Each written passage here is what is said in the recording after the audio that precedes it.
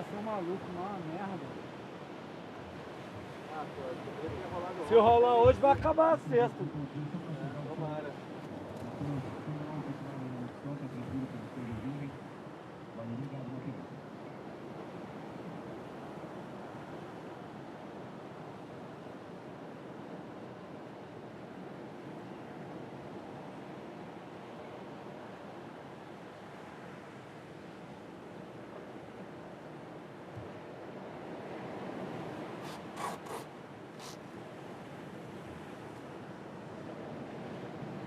Tá uma merda. Os caras são malucos botar o campeonato. Só se o vento entrar mais de terral, né? Tá maior que ontem, mas tá uma merda.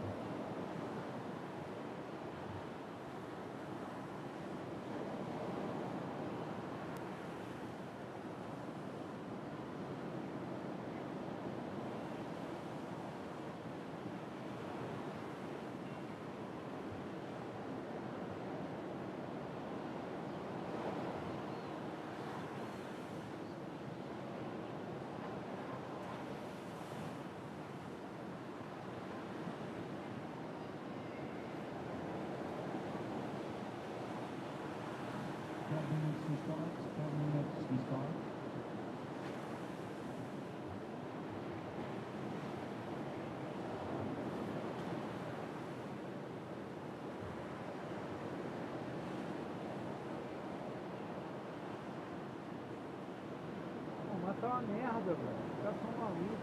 Ontem tava bem mais lisinho, mais definido, menor, mas tava lisinho. Hoje tá uma merda balançada, um pouquinho maior. A onda não tá longa, a onda tá picada, ventando. Esses caras são malucos. Sabe o que é isso? Eles devem estar querendo acabar na sexta.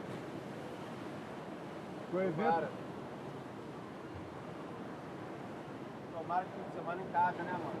Ah, é.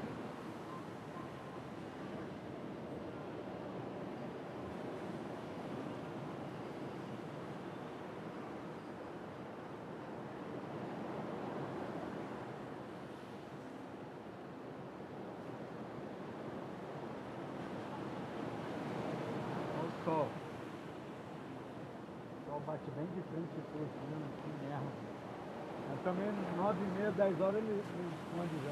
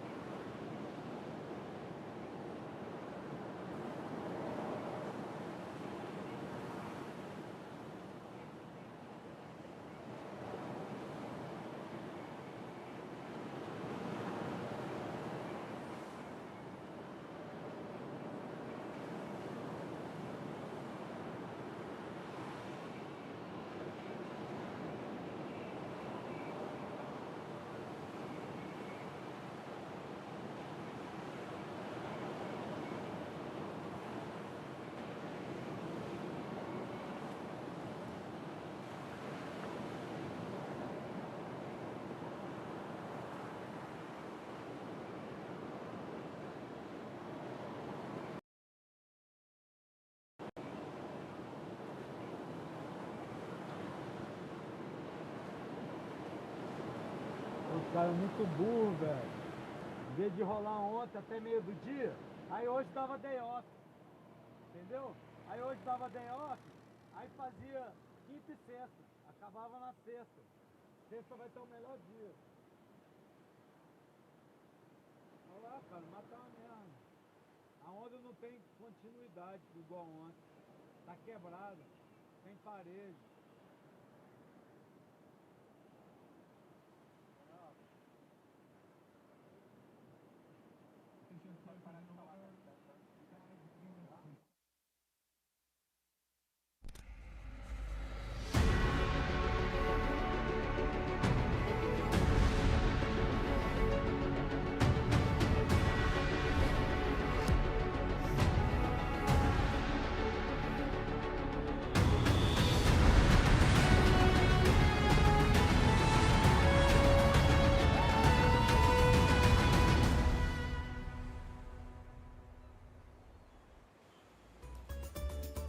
Bom dia, Saquarema, the Banco do Brasil Saquarema Pro, presented by Cero.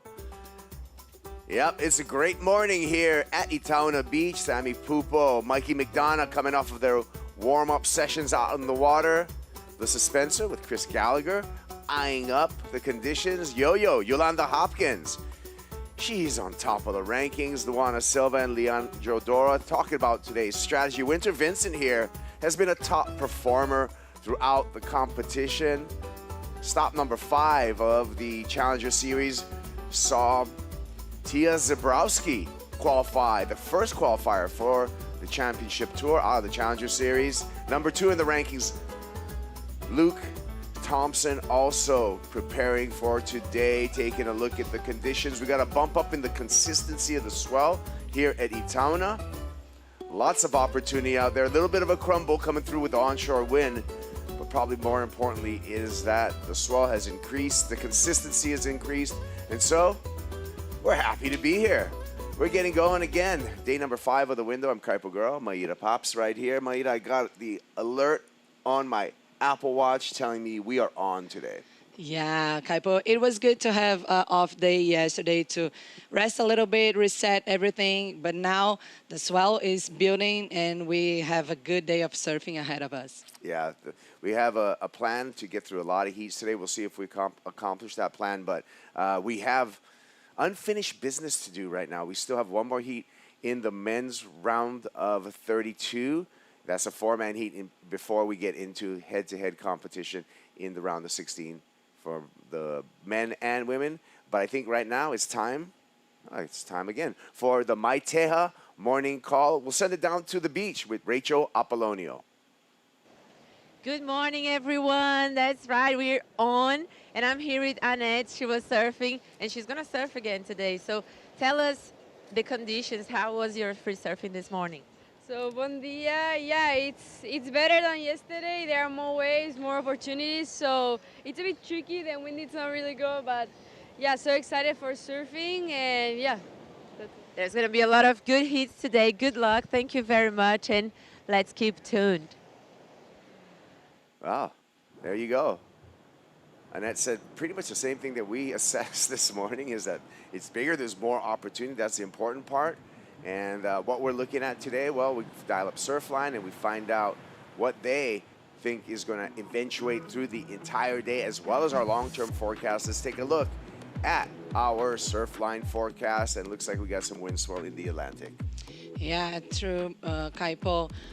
The swell is building. We're seeing like the wind a little bit more strong this morning, but the swell is pushing, and so probably we're gonna see like good waves, 2 to 3 feet on the faces this morning, 3 to 4 feet during the afternoon.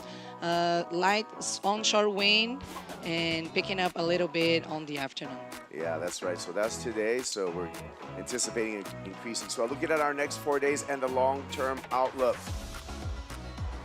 Yeah, Tuesday 3 to 4 feet offshore wind in the afternoon, just a little bit smaller. But on Friday again, we have 2 to 3 4 feet and onshore winds.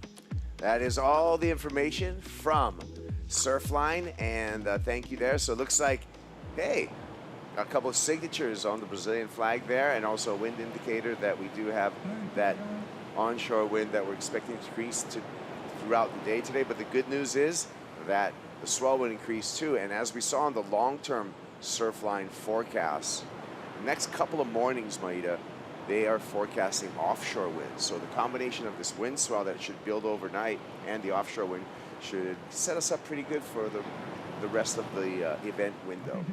Yeah, Kaipo. I mean, I think on Thursday and Friday we'll have like plenty time to pick the best time to finish the competition. So, and this is the first heat of the day. First heat of the day is a really important one. Mateus Hurdy is out there in the red jersey. He's number 4 in the rankings coming into this event. Caius King, the number 1 QS surfer out of the Australia region, is out there in the blue jersey. Luke Thompson, number 2 on the Challenger Series, out in white. And Keijiro Nishi, the Japanese surfer, in green, has been a winner so far. He's been in, coming off a victory. But let's talk about Luke Thompson right here. 21 years old, from South Africa. Lydia, he makes the final. We're going to see another South African on tour in 2026. My God, it would be huge for him, like qualifying here just like with 2 events still remaining on the season. And that's why this heat is so important. We have 2 guys that can qualify here in Saquarema. Matheus Erdi as well. If he wins here in Saquarema, he can qualify. So a very important heat right now. Yeah. Mateus, 24 years old. He's been a rising star throughout his young professional career. Number 4, he wins this event, and he is on the championship tour. Here's the first look we have at Mateus Hurdy. Looking for something, he's not going to find anything, so it's going to be important for Mateus to not get frustrated. Like I said, qualify by winning the event. But the story with Mateus is this particular break has been a challenge for him, because for Mateus, both in 2023 and 2024, came up just short right here at Itaúna for his qualification. He was number 12, took the top 10 those 2 years, as we do this year, so he's going to have to wash that off. Big heat for him. Yeah, for sure, Kaipo. He was talking about this, how he was very excited to surf here in Itaúna without that pressure that he has been previous years. But for sure, this comes like in the back of his mind.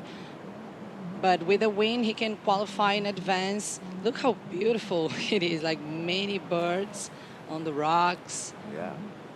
Maybe they're not flying just because of this wind. That's exactly, that's a wind indicator right there. When the seagulls are like, you know what, we're taking a break. It's kind of too hard to stay in the air right now. There's a lot of turbulence. Caius King right here from Byron Bay, Australia, 25 years old. Number 1 in the Australia Oceania QS region, qualifying series region. He has been a surfer that the surfing media has had eyes on ever since he was 11, 12 years old.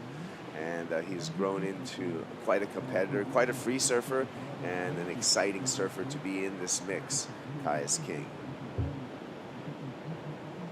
Yeah, look the texture of the ocean. Seems like we have someone. Keijiro Nishi, the Japanese surfer, blasting off the top. Nishi, 27 years old, with his signature pink hair. Can't miss him. And we'll see how that eventuates as far as the score. That's going to really set the scale for today, coming out of Chiba, Japan, a wonderful prefecture of Japan, and a rich surfing culture there. The South African here, Luke Thompson, just a couple slashes on the backhand on the Smith-shaped board. So a couple of rides, but it does, what it illustrates to me right now, Maida, is that it is difficult out there. Yeah, it is, Kaipo. I think with these conditions today, surfers are going to be looking for those like big sections just just one turn, big section. This wave was great, like two decent slashes right there. And this is the Japanese surfer, open riding. Beautiful turn, but the second one looked great and very aggressive, sliding the fins over the lip line. Whoa. Yeah, so what do you think, Maida? Who got the best of that first exchange? I think Nishi. I agree Yeah. with you. So wait for those scores to come through. 25-minute mark. We start with a 30-minute clock. Yeah, because, I mean, the second turn for Nishi was really, really radical. That's what I think the judges are going to be looking for, like shorter waves. And so you have really to push on those sections. Our Banco do Brazil fan picks overwhelmingly going in the favor of Matheus Herdy. So the two top seeds in this heat, also the picks of the fan. Watch out, 7% of you, I feel what you're feeling. Keijiro Nishi has been a dark horse in many CS competitions. Meanwhile, large expectations for Matheus Herdy here on camera. Yeah, what I think about Nishi is that he looks like very self-confident in every heat that he approaches. So we've been seeing him like he's surfing so good here in Itaúna.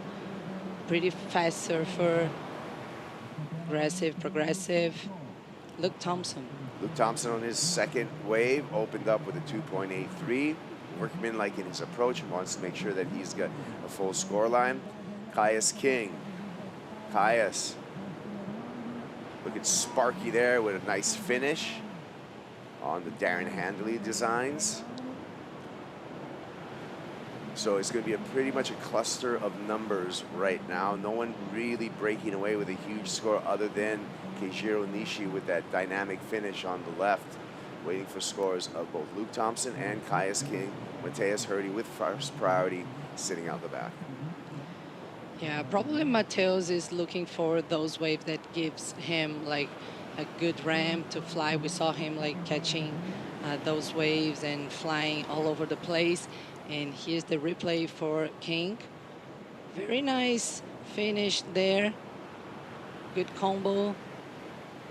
Luke Thompson just stabs it, and that one looked even greater. So still on standby, still waiting for the scores for both surfers that we just came out of replay with, Caius King and Luke Thompson. And Matheus, with his positioning, looking like he's on the far side of the sandbar, probably looking at the left. I think it was the last day of competition that we saw him like catching a right and pulling like two airs on the same wave. So, but we've been like today, I think we didn't see any right served until now. So. And as always, the Japanese forest, and actually it's growing. I mean, it's like a snowball effect, I feel, for the surfers from Japan, in that they get a lot of support. They come down to the beach, they're bringing their flags to every single event. We saw this quick shot of Amaru Suzuki. We'll see her in the women's round of 16 when we switch channels into that women's round of 16, which we are scheduled to get straight into after this final heat of the men's round of 32. Keijiro Nishi, looking quick, looking like he's flourishing in these challenging conditions. True,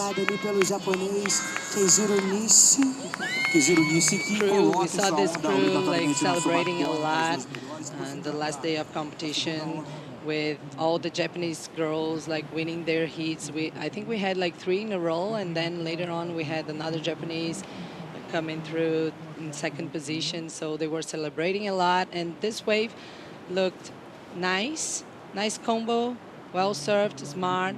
He's building his score line. This one is gonna back it up, the 5.83.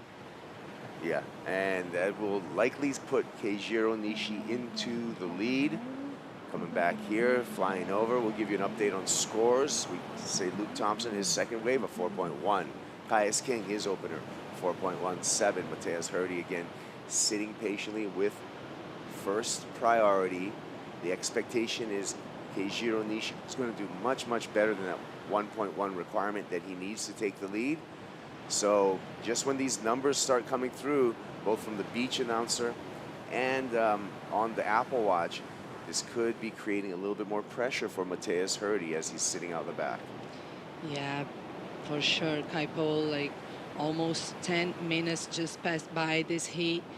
He is with priority. I feel that sometimes he starts things pretty quick, like trying to stay busy and catching so many waves, but now he's been kind of a little bit like patient and picky. Yeah, Luke Thompson right here on camera, Maeda, had a big win in front of a hometown crowd over in South Africa on that stop number 2 of the Challenger Series, the Bolito Pro, presented by O'Neill. Let's take a look over there at what happened in Bolito. Waves were great, and so was the surfing from Luke Thompson. Look how great it was, like beautiful walls, like larger waves, just so on point with his surfing in front of all these grooms, and everyone was cheering for him, even like tube riding over the falls. The guy did everything he needed to do to win the event in a clash style. That's right. Nothing better than getting cheered up by your homies in the country you represent, the South African flag on his shoulders.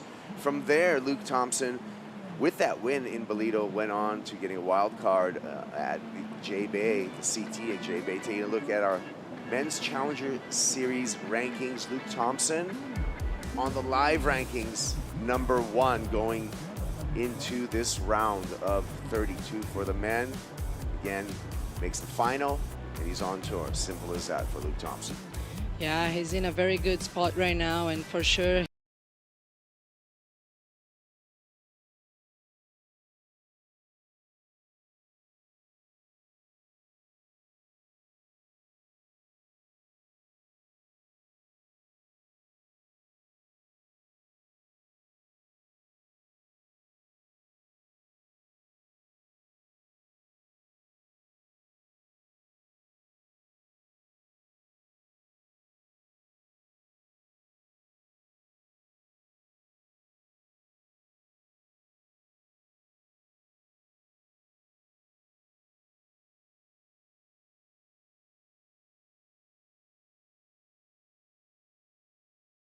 just a short wave, but really well served, like right in the pocket. The first snap right there. The second one looked great as well.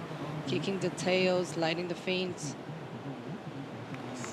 Probably this could be his best wave of the heat. He has 4.17. Mateus Herdy, after holding priority, finding this left with some ample opportunity. 2 snaps off the top though, and the wave lets him down just a little bit. There's his coach, Leandro Dora, assessing that decision and that performance.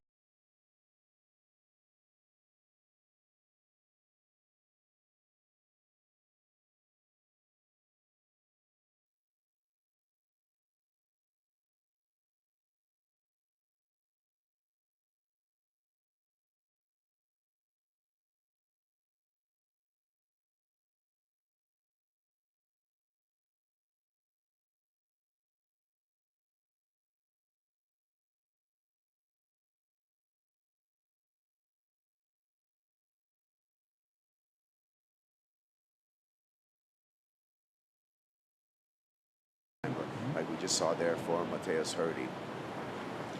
Yeah, so for sure right now, Mateus is in a little bit of pressure. The last score, it was at 3.27. This is the replay for King. Yeah, a couple good turns. But I think this wave won't affect his score line. Yeah, Caius King right here Sharp surfing on this wave, but just a 3.37. Previous wave though for King. Actually, this is another replay of a 6.33 for Caius King, and this is the only meaningful score for Mateus Herdy at 3.27. Yeah, good snap to start things off on this wave. Looked great, but then unfortunately the wave didn't offer that much, and this is the 3.27 for Mateus. Oh my God, looking a little bit concerned about concerned the in the water. opportunities. Yeah. Concerned on the beach as well. You can see, you can feel the energy right there from Mateus's coach Leandro Dora, who's the proud father of our new world champ Iago Dora. Congratulations again to Iago Dora. Here we go, Mateus. A couple of easy carves to begin. Working this wave over, sloshy section on the inside. Needs a big number because this is going to have to chip away at it. Needs a 7.23 to move into second in advance out of this heat. We're going to take a break right now. We'll see what score we got for Mateus Herdy. Currently, Keijiro Nishi in the lead.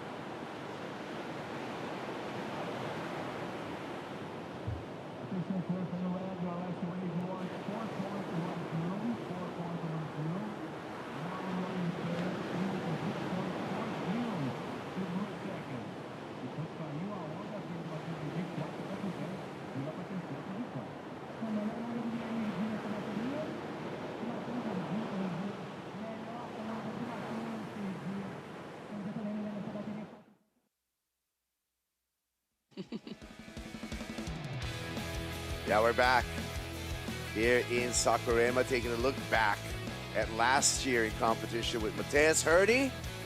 Backflip, 10-point ride. Yeah, so smooth this landing and really high flip right there. Look, throwing to the air. We know how good he is. And look, everyone asking for a 10. It was a 10. Wow. For sure. Well, Mateus could use a 10 right now.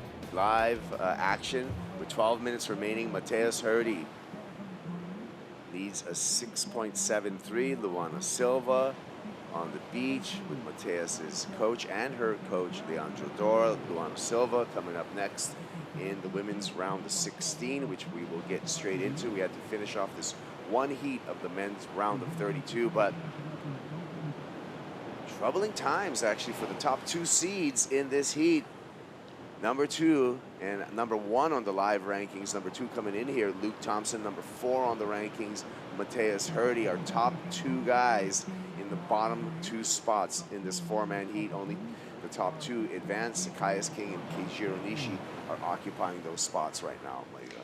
Yeah, and the requirement for both of the surfers are exactly the same. Both of them need a 6.73, and like in this context, it's a high score because it would be like the best score of the heat, like a 6.73. So yeah, a little bit of pressure in both surfers. Luke Thompson in his favor, he is with priority right now. Mateus is with 4th priority, so he will need to have everyone like surfing before him. So he's looking at the beach, trying to see if he can just sneak around like and hunt some leftovers, Kaipo. Yeah, you can see the positioning, fourth in priority. So Mateus is going to stay way clear of the other three surfers that have a priority ahead of him. A smart tactical move with as far as strategy. And he's going to get a little corner here on a left-hander, deep on the left-hander, but that was just not at the right section of the bank. So Mateus was hoping for something to stand up, but not the case. Keijiro Nishi does have priority over Mateus Hurdy, so Nishi takes this left-hander. Good looking double up on the inside here for Keijiro. And again, throws the tail, punches the fins out the back for the finish. Nishi looking to better a 5-point ride that he has and give himself a more solid position in that second and advancing spot. Yeah, he's looking to increase his 5-point ride, and this wave looked pretty great for him. Look, bottom turn, beautiful turn, spraying a lot of water. Another one, just more a setup carve right there, and the finishing. It wasn't the finishing, but it was great. Punching, throwing the fins, sliding. Yeah, he's been really in tune with the ocean right now, Kaipo. Yeah, and I feel, coming from Japan and surfing a lot of beach breaks there, a lot of times not optimum conditions. So this is not a strange type of setup for someone like Keijiro Nishi, who probably has spent thousands and thousands and thousands of hours surfing beach breaks in onshore conditions just like this. Mateus Hurdy under priority, wants to make something happen, needs to manufacture something, needs to also keep his wits about him and not get frustrated on what's happening, because now he just dropped back down to fourth priority with that up and down. Yeah, we are seeing the concern of Luana Silva and his coach.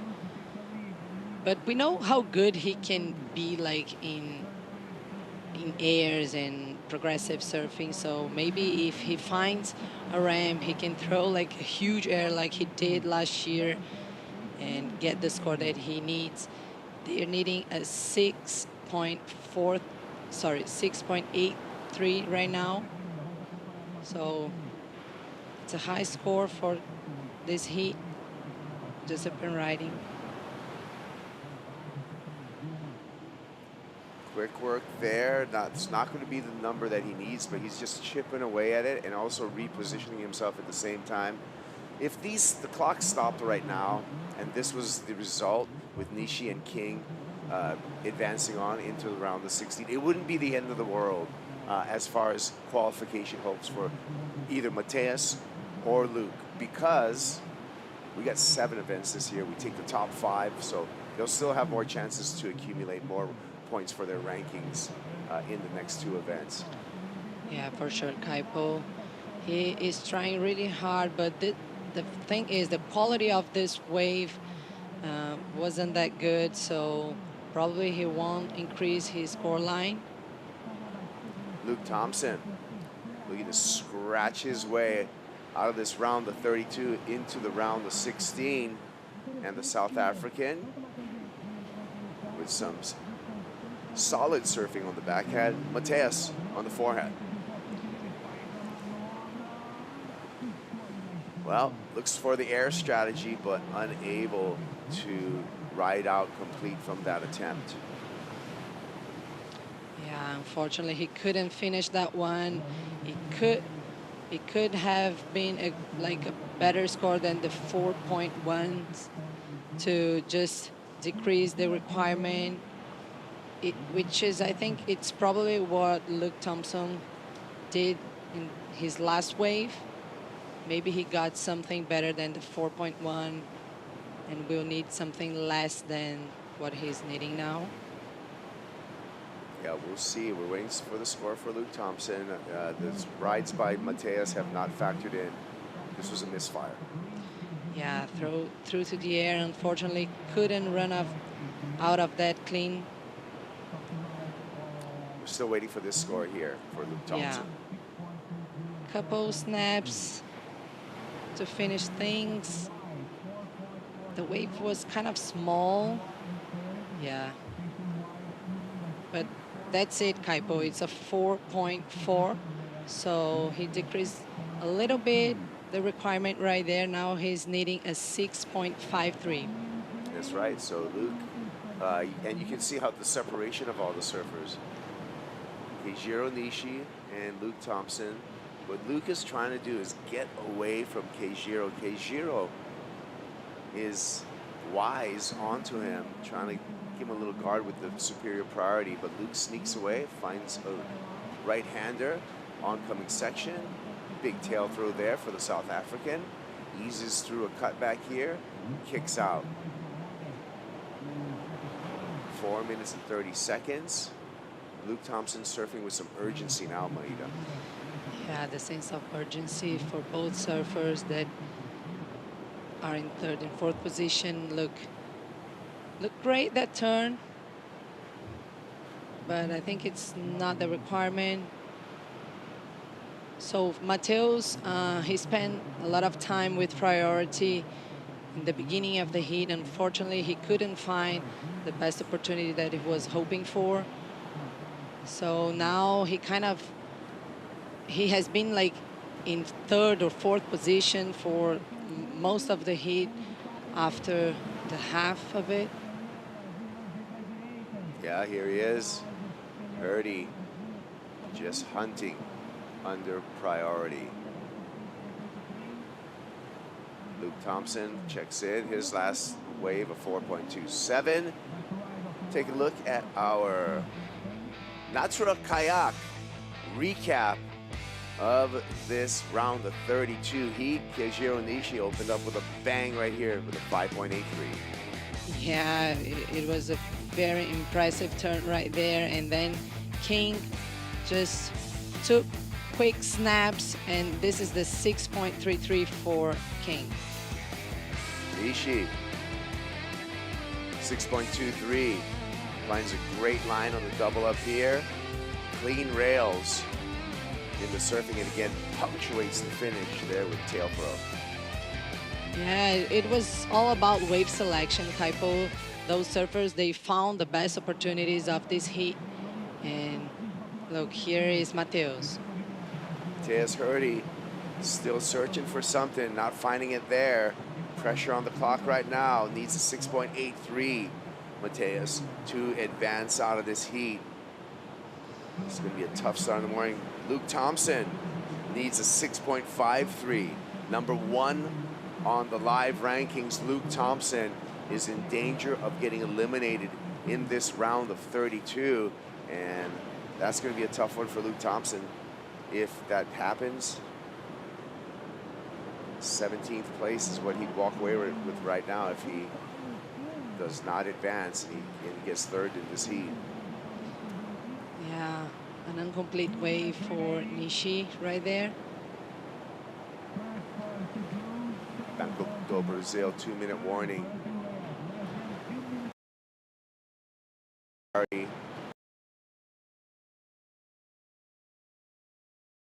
Priority. Luke trying to get away from Caius just a little bit so that he has an opportunity. Yeah, he's gonna hunt him like in this 9 seconds left. Look, concern of Leandro.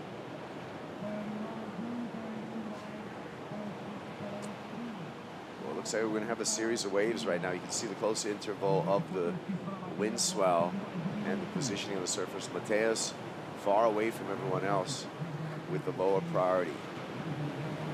Wave coming through here. Mateus is out of position for the first one. And that left looked like it had some potential. Yeah. Using priority. Oh, That was potential credit card right there. And looks like Caius is okay.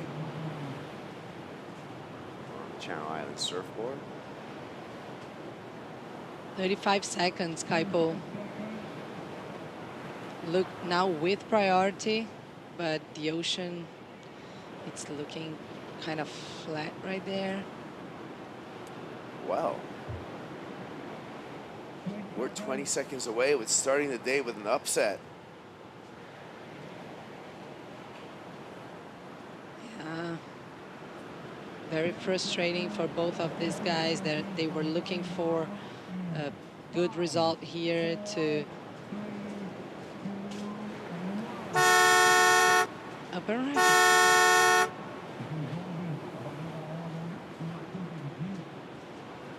All right, it's all going to come to this inside section for Mateus Herdy.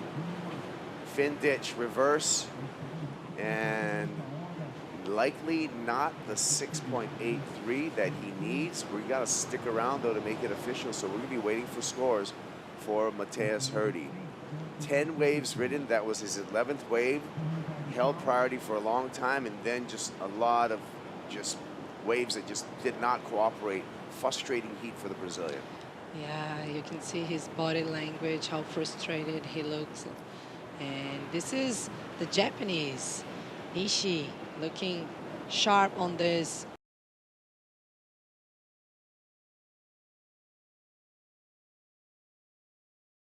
With Keijiro Nishi, the search and the effort for qualification for Luke Thompson and Mateus Herdy will continue on into stop number 6 at Pipeline.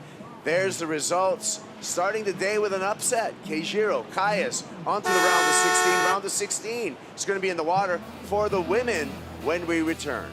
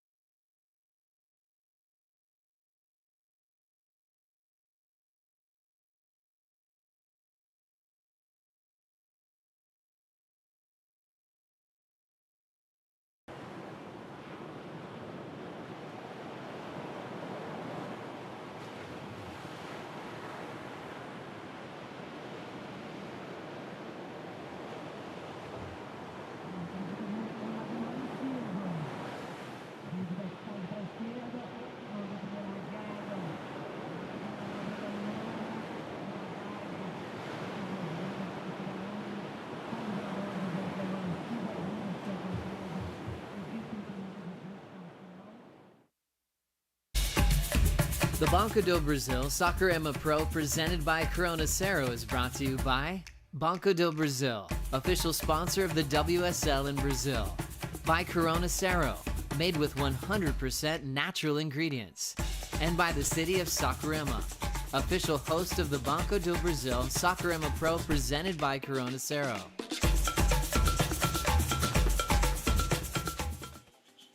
The women's round of 16 out there in the water right now here of the Banco do Brasil Saquarema Pro presented by Cero, the Championship Tour Surfer finalist at this year's CTE event in Saquarema. Luana Silva in the red, and head-to-head competition for the first time against Annette Gonzalez Echevarri representing the Basque Country, and the European surfer looking to consolidate her place inside the top 10. She's number 15 coming into the event, but she is looking for her career best result, a potential victory later on this week.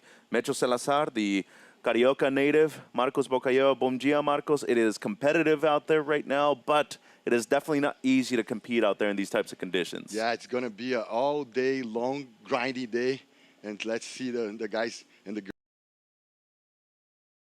We just saw what happened with Mateus and Luke Thompson. So, good morning, guys. Good morning, Mitch and surf fans. Going to be a heavy day for surfing today. Yeah, typically you see onshore winds, you're thinking to yourself, plenty of waves, plenty of quality of waves eventually. There aren't a ton of them out there right now, but this is the Challenger, and within the name says the word challenging right there. Perfect, analysis, Mitch. You're going to be a super full day of heats, and we're going to see a lot of glory and drama unfold over here. So a couple of waves being ridden already, Marcos. The Banco do Brasil replay. The Brazilian surfer Luana Silva already opened up with a 3. Nice rhythm for Lulu. Trying to squeeze all the power from that wave. And then Annette behind her. She already has a couple of waves, a 1.5, and then a 6.83 for the surfer representing the Basque Country. Has a semifinal finish at the U.S. Open this year. I love the traction on the couple of bottom turns and nice upside down turns. Check it out. She has such a clean rail game. Beautiful rhythm. Sister Yanita going to be competing in the 4th heat of this round, so they can actually meet up in the semifinals, which would be fun. They've surfed a lot against each other within the European region, but here on the Challenger Series level, obviously a lot of stakes on the line. People want to qualify for the very first time ever. And Annette actually did win a QS event right before the Bolito Challenger happened. And it was interesting because that kind of put her in a good spot, especially at a beach break so complicated like the one we saw over there. But speaking of, people that have really risen to the occasion, our current world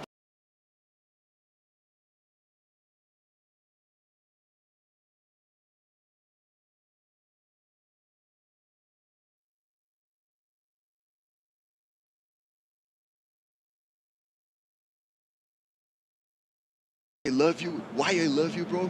Because Andy used to push me as the same in the same matters, in the same energy that he pushes you also. So I love to watch those sibling clashes, the siblings like push each other to. just under 25 minutes remaining in this one. And Marcos looking to improve on a 1.5. And coming from the Basque Country, there are plenty of good waves. But I would say most days out of the year, especially when you're growing up after school, you're probably surfing a lot of conditions that are much more similar to right now. Oh yeah, it's almost the same blueprint, the same rhythm of type of wave. You gotta do big turns on the outside and try to connect, regain, speed, and trying to connect the dots inside. So coming out of Zumaya, an area that is close to Zabrowski, as you said. Mundaka, probably the most well-known wave in the region right there. It doesn't break very often, though. I mean, you're lucky if it breaks a few times a year, even if that, but... You got Guetari also around. What's so interesting to me about the region, though, how many great surfers come out of such a small population and not that big of an area either. The Basque Country has always had a ton of incredible surfers either qualify for the tour or come close to it. 23:20 on the clock. First winner of the morning, Keijiro Nishi, is downstairs with Rachel. That's right, Mitch. Keijiro, congratulations. It was a very tricky heat, but you had your best result of the year so far. How are you feeling? Yeah, so I'm so happy. So last year was ninth place here, and this year ninth place too. So I'm so happy. After this long wait for your heat, how was it for you getting the green light and preparing yourself to have such a great wave selection in this heat? そうですね、朝の練習で結構いいレフトを何本も見つけれてたんで、それに乗れれば自分のサーフィンが出せるかなと思ったんで、それに乗れてよかったなと思います。Thank you very much. Congratulations. Back to you guys. Obrigado, Rachel, and omedeto gozaimasu to Keijiro Nishi. 2 best results so far this year, 17th at the U.S. Open in Huntington Beach. Already at least a 9th place guaranteed here, which is his personal best. Also got a 9th last year, Marcos. Seems to me like the beach breaks really suit Nishi's style. Textbook surfing for Keijiro. Amazing flow. The board was super responsive. I think he was surfing using a magic stick with a full carb wrap. So I love the flow. and he has moved up 9 spots. 2 live rankings now have him at number 25, so just outside of requalification zone. 11 through 20 on the men's side do automatically requalify for the challenger for next year. Still potential ahead for him too. I like the activity from Echevarri. She knows that she's only going to serve 1 time today. Might as well go all out in the 30 minutes they have available. Already her 4th wave ridden in 8 minutes. Oh yeah, and I've been loving to watch and analyze those like big, bottom turns with a lot of fading in action. She always like dropping into the right, path, and then she turn around and do a big, bottom turn and engage the rail on the snaps. So the previous ride did increase her lead, a 3.67, 21:20 on the clock. Silva now needing a 7.5, would have to be one of the best scores we've seen out of the women's division so far in the event. But when you just look at the trajectory that Lulu's had, she came up through the surfing scene in Hawaii, where she was born and raised, eventually did very well in the U.S. Championships over at lower trestles, had competed under the Hawaii flag before, but now several years down the line representing Brazil. She's qualified for the tour multiple times. She's been an Olympian already as well, but most importantly, the thing that changed this year, and she was very vocal about the way she was feeling before heats and after it, it all came down to the way she was able to prepare mentally. And that work with Leandro Dora that she did, a lot of camps, a lot of different locations, seems to have been paying off very well. She's already into her 3rd year on tour, but most importantly, with 2 finals this year. Major difference. She hadn't made a final up until this season. Oh yeah, that's why she find out the blueprint. Now she's replicating all those turns, all those, mindsets. And I have the privilege to have like more than 30 years friendship with Leandro. Now I live in Leandro Street in RTMF neighborhood in Florianopolis. So I'm gonna do the camp itself after here. You're doing the Aprimore, okay? Yeah. Actually, I did last year. I was the announcer for the last, special session heat, and I put the sound system blasting good tunes like from Momentum Era, mixing with a little, more, fresh Let tunes. me ask you this. What makes him so different to a lot of other coaches out there? Why is he so successful? Oh, man. I think it's one thing is I think he's pretty much focused on. He has like a different, way of doing it. Filming everything, recording, analyzing, doing post sessions, analytics with the girls and boys, and the body, mind, soul. Well, speaking of just recording, repetition over and over again, Annette, who was up and riding, only looking to improve on a 3.67, probably will be replacing that and getting a bit more as well. 19 minutes to go. She works with Julian Lassa, also I'd have to say one of the very best in the world out of the Basque Country. His son will be competing later on in the round of 16, Keone. And it goes to show you the importance of being able to have somebody in your corner. Maybe, it's just 1 season, it's 2, maybe it's for 20. I mean, we've seen that happen with Jordy over the years, nearly 20 years on tour. His dad is at nearly every stop. But it also seems like Annette so far at 18, nothing has phased her in her career. Oh yeah, she's connecting the dots there, putting a lot of effort on that performance. And one thing is pretty easy to see about, talking about the matter of the coaching. Back in the day, in the 80s, 90s, the surf coach used to be pretty much vocal, and nowadays they're pretty much more silent type of coaching.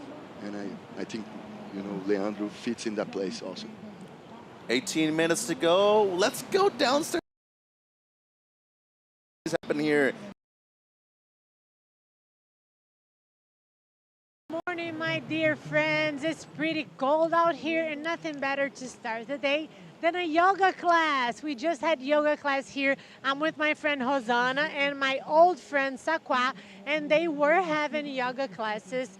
Eles estavam fazendo várias posições de yoga, né? So I'm going to ask them to do some yoga for you, because I know you're going to like it, and I know you're going to laugh of us, but it's okay. Vamos fazer então, pessoal, uma postura de yoga bem bonita pro vídeo. Olha lá, ó. Bora, Saquá. Vamos respirar. Let's breathe. Oh, feeling so refreshed and relaxed. Did you like the yoga class? Você gostou da aula de yoga? Muito, muito, muito. Com esse visual, com o barulho desse mar maravilhoso, a aula foi excepcional. So she loved the view and the sound of the ocean. Você gostou da aula de yoga, Saquá? Double track for Saquá loves Saquá. everything. Saquá is always in a good mood. É isso aí, pessoal. That's it, guys. I talked in Portuguese. Just going crazy here. Well, Saquá is definitely a bird of few words. We thank Manu, we thank our great yoga instructors and Saquá, and of course, our amazing sponsors that without them, none of the activities both in and outside of the water could happen, especially Banco do Brasil and Corona Cero. Major shout out to them for making this event happen once again. Top 5 of the 7 that we have now on the Challenger Series Tour. Last of Echevarri out there in the blue, she extends her lead of 4.5, and to the surprise of nobody, she is up and riding again. 6 waves already in 14 minutes, and she is just a ball of energy out there. Oh yeah, there is a cheat code here that you can do, is trying to go for the ones that seems to gonna close out, and then you're gonna be able to at least put some, you know, upside down, more vertical turns there. Maybe the fact that Saquá was also wearing a blue jersey is helping her out at the moment, sending There's good some vibes. quantum physics going on. So priority with Silva, she needs an excellent score of an 8.33. We've already talked about how Lulu has not only very appropriately represented Brazil on the World Championship Tour. Before here at this event, it's been a pivotal one. She's gotten some great results, but it's also been the place for some heartbreak for her, unfortunately, in the past. But this is an event where there's no pressure at all. You've already got your place on tour for next year. But for this young lady, well, she's trying to make it there for the first time, only 18 years of age for Annette. 2 turns combo in a leftover, not bad at all. Nice rhythm from the Basque girl. And I think for Lulu's side, you know, she have the priority right now, and she's surfing so pressure-free. There's no necessity of going through. She's just here cruising with João, hanging out with Mateus and Leandro. It's basically surfing an event on your vacation. Whoa, yeah, It sounds fun, right? It's almost like off and on season for her. It's like, hey, we go down to the beach. If there's waves, we surf. If not, we just lay on the beach in the sunlight the entire time too. And, you know, that's a really good thing about having this one as both a CT and a CS stop. You're able to do that freely if you want, and she is doing so far. But Annette Gonzalez Echevarri in the lead convincingly so far with just under 15 minutes remaining. Be right back.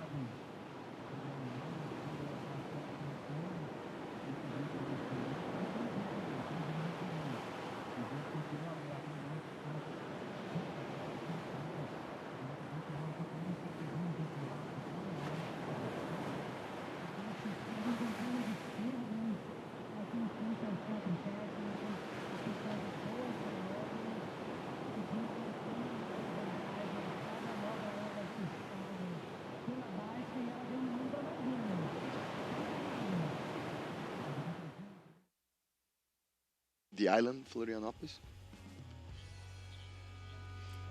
Back in heat number 1 of the women's round of 16 for the Banco do Brasil Saquarema Pro, presented by Corona Cero, Mecho Salazar with Marcos Bocayuva, local legend right here in the state of Rio. Annette Gonzalez Echevarri leading against the Championship Tour surfer Luana Silva at the moment.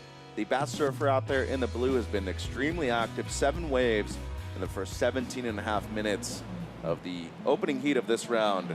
Taking a look at the last one, it doesn't change anything this during the break, Marcos, but another wave for Annette, 2.6, and activity seems to be the name of the game for her, obviously, but growing up in a lot of different beach breaks, Going right is one thing. Going left on a wave that seems like it's standing up a bit more might be the key to success. Oh yeah, that's why she was fading all the waves. She was fading so much.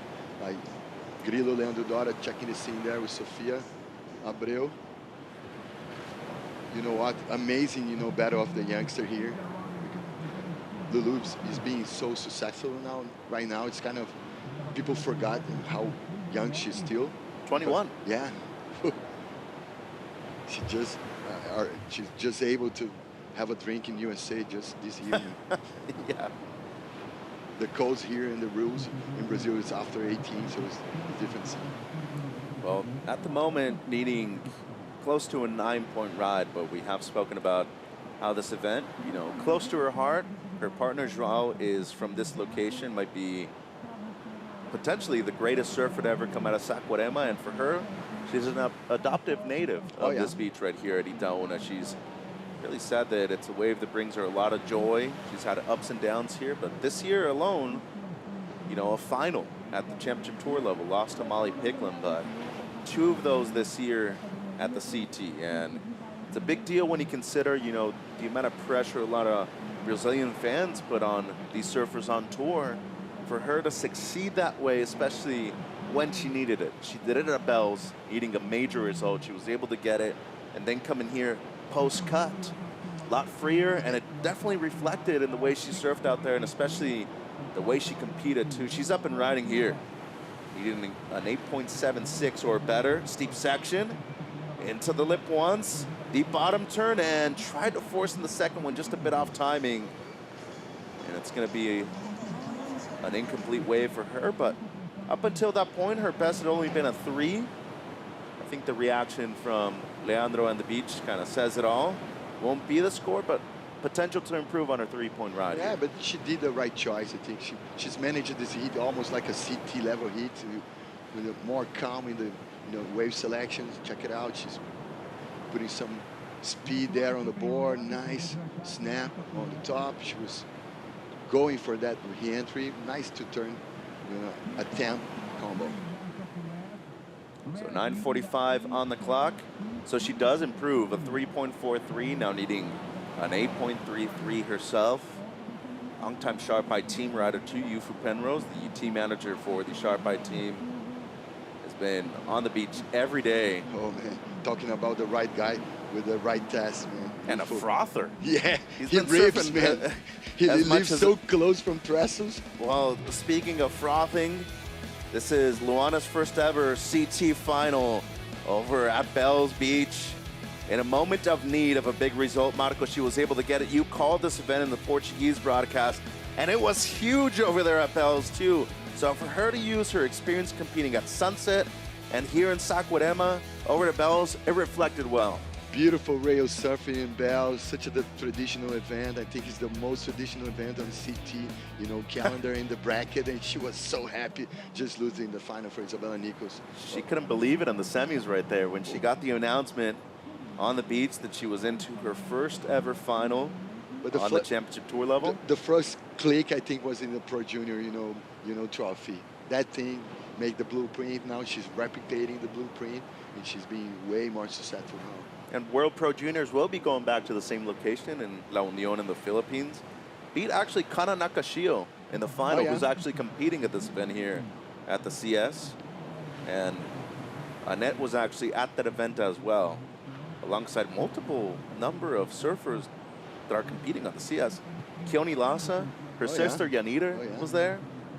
Arena Rodriguez got third. She's going to be competing in a few heats right here in the round of 16. So I'm a big fan of the juniors. I think it really elevates the level. It gives them a platform, and especially now with the broadcast, I think that it puts them in a good position to succeed. But what I will say too, it is important to do well there. You get exposure, but first place automatically gets a spot on the challengers. And since Luana was already on the championship tour, that spot got allocated to somebody else.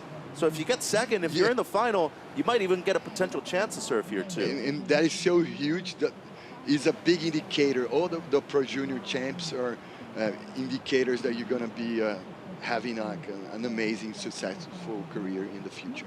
Look at the names that have come through there. I mean, the Jordies, the ADSs. Gabe Medina won the World Pro Junior Championships in the southern part of Brazil. Here. Months before. In my town, in Florianopolis. And months before, he went on to beat Joel Parkinson the year of his first world title on tour. Oh, yeah. I was the reporter for Medina Championship, World Junior Championship in Florianopolis with 2 Aussie on the booth. And now with the different stages of competition, it's led here to the Challenger Series. 6 minutes and 45 on the clock in Heat 1 of the women's round of 16. The young surfer out of the Basque Country, Annette Gonzalez Echevarri, in the lead, 6.83 and a 4.93. And then Luana Silva in second, top score 3.43. She's needing a low 8 at the moment to move up into the lead. Positioning today, it changes. First time we've seen head-to-head matchups so far in the event. Actually, the very first heat. But right here, looking at these conditions, as we see the Vivo surf conditions, 3 to 4 feet. Tide is rising at about 2 feet at the moment. Water still cold, 63 degrees, and the wind coming out of the south-southwest. And for a lot of locals, they tend to say it wouldn't necessarily be a day that I'm really stoked on to surf. But for some locals, they want to surf these waves because eventually you're going to have to compete in them. Oh, yeah, and sometimes they can, scratch the surface with some, alternative tools like longboards, mid-leads or fishes those days. And over there, we just watched the Laje Terra, the first laje they call here Terra. That big piece of rock over there they call laje is a sledge.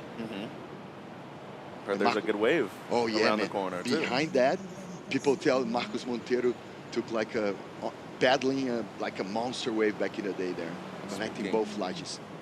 A monster competitor on screen right there. Tia Zabrowski, she's already qualified for the tour. India Robinson, live rankings have her at 6. She's looking to re-qualify herself. A former CT surfer. That's going to be our next heat coming up in about 5 minutes. The next one, so we can call like a CT level type of CS heat. It is. It definitely is. As we take a look at the Natura Kayak heat recap of the opener of the women's round of 16. Marcos, 7 waves so far for Annette. Has a 6.83, has a 4.93, and still throwing away a 4.5 in the process. Drawing beautiful lines, connecting all the way, connecting one maneuver after the other, good flow, beautiful rhythm. And then her backup right here, the 4.93, under priority as well. And it seems like with these 2-person heats, she kind of knows where to position herself given surfing at a beach break. And not that Lulu hasn't had the chances, but she's just been in a better rhythm, and it seems to be the most important thing, if not the case for these successful surfers out there today. For sure, the main key is that rhythm, finding the right nuggets to try to draw the beautiful lines that she's drawing. Amazing effort for Luana. That was a 2-turn combo at 10. If she nailed that one, I think we'll be closing this heat. 3:50 on the clock. Strong lead, and especially with priority 7 waves for Annette, for Silva. Got a question for you, because you lived in both of the regions that are represented in the water right now, as we see that Lulu needs an 8.33. From your perspective, your opinion, what's the major difference that you see with surfing styles from Brazil in comparison to Europe? Oh, because they surf more into point breaks and reef breaks there. I think they are a little bit ahead of Brazilian game in the rail game. And the girls from Brazil, they have more X factor maybe because they surf soft waves, like shifty beach break condition all over the continental area of the coast in Brazil. So I think that's the main difference. I think they engage better in Europe, the rail, but they are a lot more loose and crispy surfing in Brazil maybe. I think your case in point right there, because that was a pretty hefty turn. The Banco do Brasil replay from Annette right here, looking to replace a 4.93. Almost like he entered into a lip slide. And good pressure by Lulu, too. She forced her to use her priority and go on that one. But, I mean, looking back on it, you're like, wow. For the one section that was on it, you could not have done much more on that wave right there. Yeah, just the cherry on top, no cake, no ice cream. And judges agree, a 5.3, so whether it's a milkshake, whether it's a banana split, anything you want dessert-wise, It worked out for Annette. Don't do that with me, man. I'm still in my fasting. 12.13 heat total now for the heat leader, Gonzalez Echevarri. Silva now needs an 8.7. Does have priority, though, as we're hitting the Banco do Brasil 2-minute warning here in the opening heat of the women's round of 16. India Robinson, Tia Zabrowski coming up in the next one. Oh, man, that's starting to be nerve-wracking type of end of the heat. Once again, though, Lulu, win or lose. Oh, yeah. You know, she's going to be, you know, stoked on just coming here, already doing well within one round. A much more necessary result right here for Echevarri, the 18-year-old out of the Basque Country, who already has one keeper result at the CS level this year. That was a semifinal over at the U.S. Open. And you know what, Mitch? I think she's going to cruise around because next Tuesday, I think the wave's going to be insane here in Itaúna. So she's have an amazing, you know, space for training here. Lulu, you mean? Yeah, with the support that she have from João and all the crews here, all the OGs. It's a beautiful flag right there. And it is quite windy this morning, and it's been windy really since we woke up, Marcos. Wiggling all the way, a lot of autographs, a lot of tags with different names and big names there. Well, we call that air wind. So hopefully we get to see some of that later on in this round. And our men's round of 16, which is scheduled to surf later on today. Lulu here, needing the first excellent score of the day. Ooh, big combo right there. Gets into the lip once on the right, but had a strong carve before that. 20 seconds. It's a mix of being like blasting and cruising almost. And Leandro's like, probably not the score that she needs, but good right there at the end. And Echevarri did split the peak. She got a wave. Let's see if she was able to increase her lead, replacing a 5.3 in the process. Would do that, Marcos. She's just been on a tear in this heat so far. Oh, yeah, we can feel the sense of urgency there on her surfing. Nice, you know, three-turn combo. Almost, oh, okay, she fell in the last one, but the damage was done. The first two weren't bad. She's using the foot placement that she's, doing right now. It's textbook perfection. So incomplete on the last, but did a good amount of work before that. And then Lulu right here, one of the few rights we've actually seen completed so far, all the way to the beach. Oh yeah, a little barco flow there in the net, the third snap. Beautiful, almost like a entry again into a lip slide. So looking at the scores, still waiting on them. And for Annette, she's already made it into the semifinals once this year. Actually lost to Tia Zabrowski in the semifinals over there in Huntington Beach. So looking to at least match that. If she makes it out of this round, she'd be at least guaranteed a fifth. Lulu scores coming through. It's not enough, but it is her best. It's a 5.43 for Silva, so she's going to be eliminated here in the round of 16. But you can already notice body language so much more different to when it was before, after a loss.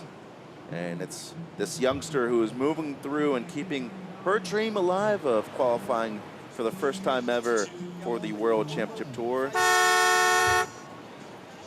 And then we got a big heat coming up. Echevarri moving through, and she's going to face the winner of the next heat, India Robinson, former CT surfer, facing off with next year's first qualifier, Tia Zabrowski, when we come back.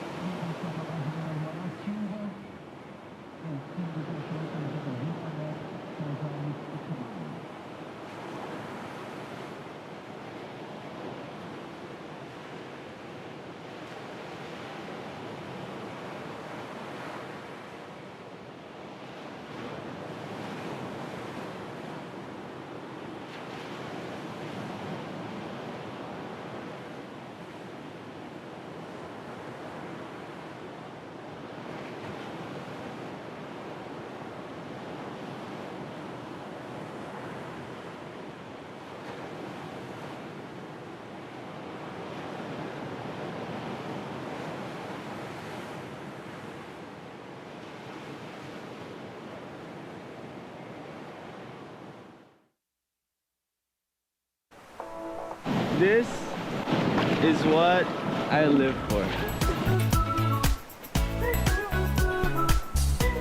A gente aproveita para jogar uma altinha, manter aquela brasilidade. Mas é isso, é poder aproveitar, curtir a natureza e se reconectar.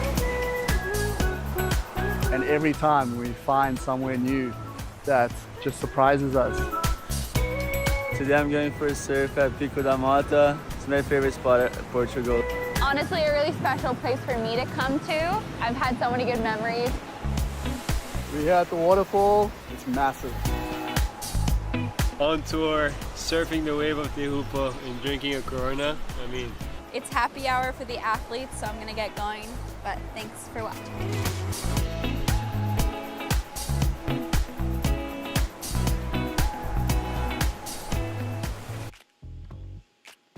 There's a reason why it's called the Dream Tour and why everybody wants to qualify for it, including that young surfer who's just into the quarterfinals, Annette Gonzalez Echevarri.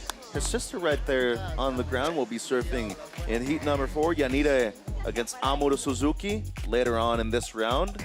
They have a chance to meet up in the semifinals later on in the event. But before we get there, Marcos, round of 16, heat 2, India Robinson, the former CTer in the red, number 6 in the live rankings. And Tia Zabrowski, she's already qualified for the tour for next year, the youngest ever out of France, number 1 on the CS. This qualification, bring me some, flashbacks and some glimpses from when Kelly Slater joined the tour back in 1991. In the first Euro Tour that I watched, Kelly blasting in La Canoche. He was a runner-up for Tony Ray, the Aussie guy. And when I see the first carves of Tia Zabrowski, it reminds me so much of Kelly. Well, she's going left to start things off in this heat. First wave of the heat. And, the carves are one thing that you're saying, but her explosiveness, once she gets to the lip, she's not very tall. And you see her in person and you're thinking, how do you get so much projection out of hitting the lip? And I just feel like her maturity with her bottom turns, the way she places her board, there's a reason why she's number 1 in the ranks, but there's also a big reason why she's already qualified for the tour, as you said, the youngest ever to do it. Oh yeah, with a lot of anticipation, and it's amazing to watch. And I think I can attach those analyses to Felipe Toledo, because I think speed provides power, and Felipe is one guy that can provide power with a lot of speed. Excellent point, Marcos. We've seen that with him over at Burley this year. We've seen it at Jeffreys Bay before, and I'm excited to see Tia compete on tour for 2026. First time ever, she's going to be on the World Championship Tour. Not even, a full year on the CS either. Last year, she competed as a wild card in Edeseda, got second over there. This year, she won the event. And now here in Saquarema, first time ever, she's already on tour. And looking at the replay by Banco do Brasil, once again, very explosive on the last one. Man, I'm having goosebumps here. I met Tia and the whole family in Cero. She was blessing last year. And I should throw some shout-outs to her coach, breeding coach, is Rafael Maldonado. He gave me some tips. He's my friend. He always give me some tips of breath work, and he works with Jackie Robinson also. I'd like to do some breath work eventually. I feel like I might need some. Yeah, it's super calm and collective. I'm an amp guy. I need breath working every day, man. I don't think I've noticed that about you. Sarcasm 101. Oh, yeah, always. I'm signed for you, Larry David, right now. 517, the opener for Tia Zabrowski. There are the 5 scores from the judges. Pretty close numbers right there. Meanwhile, India Robinson out there in the red, we had a great chat with her. She was in the booth the other day as we look at the French camp. Kali Vast right there on the left, Justine Becret sitting down, and Super Coach Joan Duru in the orange hoodie. They've had a lot of success so far in this event. But India Robinson coming out of Victoria, Australia, one of the colder places in the country of Oz. She's very excited to be back to 100% health, compete, and seems like her boards are doing extremely well too. Robinson riding for Paisel surfboards for quite a long time. Nice clash between a girl from Paisel team and a girl from Sharp Eye team. And talking about her region, man, a lot of tradition coming from there, a lot of heritage legends there. No doubt. Zabrowski, though, her second ride. Robinson still hasn't caught one. Big snap right there on the backhand once again, and it seems like most coaches, most surfers, before they paddle out, have really identified that the lefts just seem to stand up a bit more with this south-southwest wind that we have on hand. Oh yeah, actually normally the left is the winner here, and is way more stiffy than the right, almost like the lower coping more to the left, and the right is always longer but a little more flat and mushy. Number 6 in the ranks currently for India. They actually matched up in the final in Adelaide. India's best result so far this season. The runner-up over there in Portugal. Well, her surfing style fits so well, the long wave, long wells of Ribeiradilhas. And she has won a Challenger Series event in the past over at Snapper Rocks on the Gold Coast. And Zabrowski here looking for the first right of the heat. She's found it into the lip once. Major turn right there from Tia. Another one and done. And, mixed right there, golf clap. Some were a little bit more excited.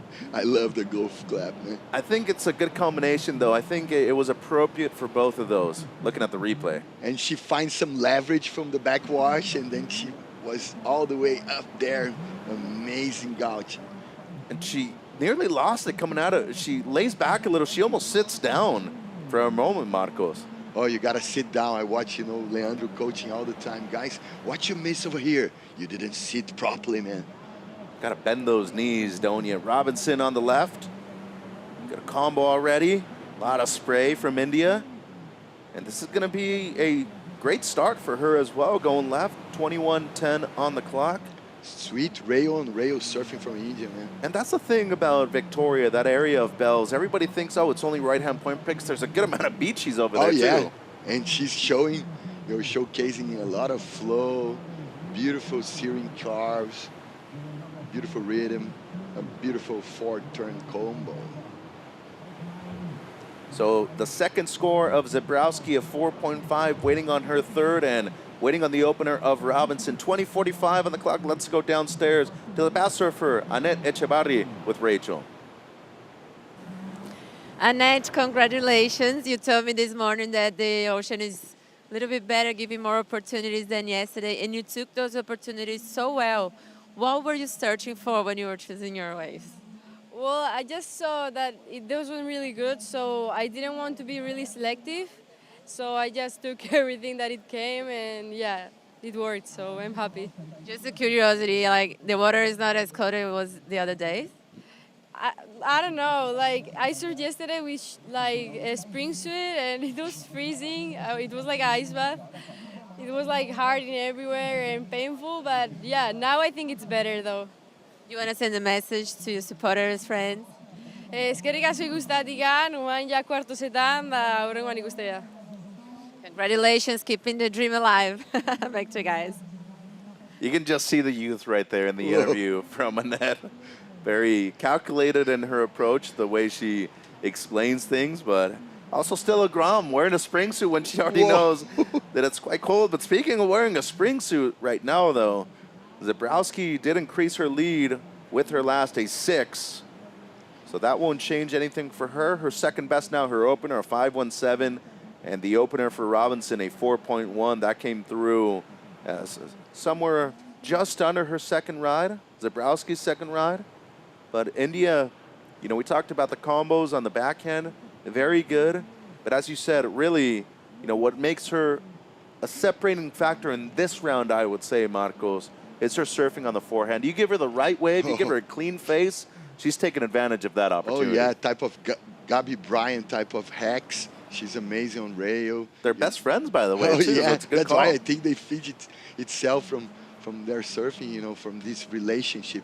Amazing to have like a sparring in that level, someone that you can trust and surf against every day, every session of training. And India, well, she's had a breakout moments on the CS.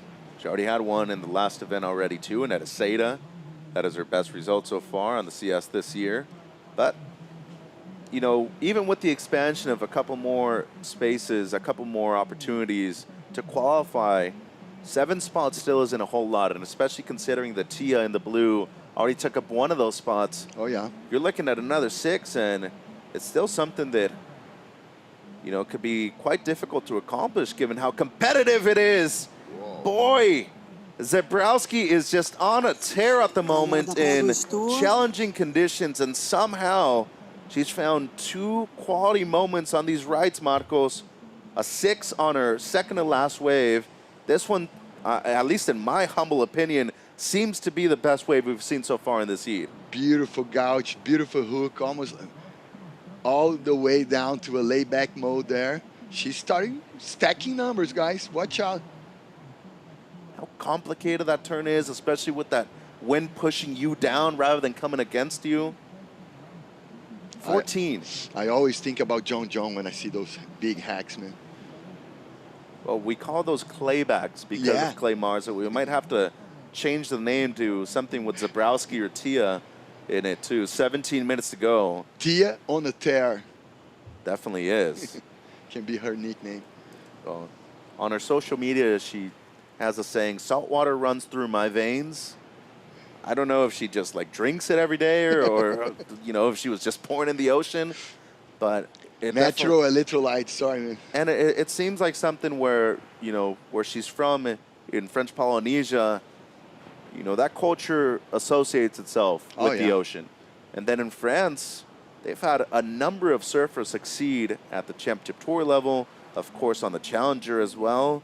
And now with her name being added to that too, to the history books, well, you got to be thinking right now, what is happening with their federation, with the kind of support they're giving out, because Zabrowski just dropped the best of the heat, a 6.83, and increases her lead. Destruction with one turn, amazing power. That's it, man. Almost like already a CT level girl.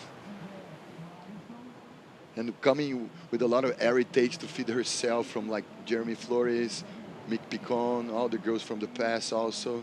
Nadu Lecar, the grinders from the CS. Yeah, Paulina Du, also there, Joanne Defay, obviously. J'aime beaucoup le surf de Paulina Du. 15:50 on the clock. Robinson now needs an 8.73. India more than capable of getting that score. But she has just run into an unstoppable force at the moment in Zabrowski. It's almost like a big wall to try to overcome. 15:20 to go. Robinson needs an 8.73. Let's see if she's able to get the chance in the back end of this heat right here. Heat number 2 of the round of 16 in the water in Brazil.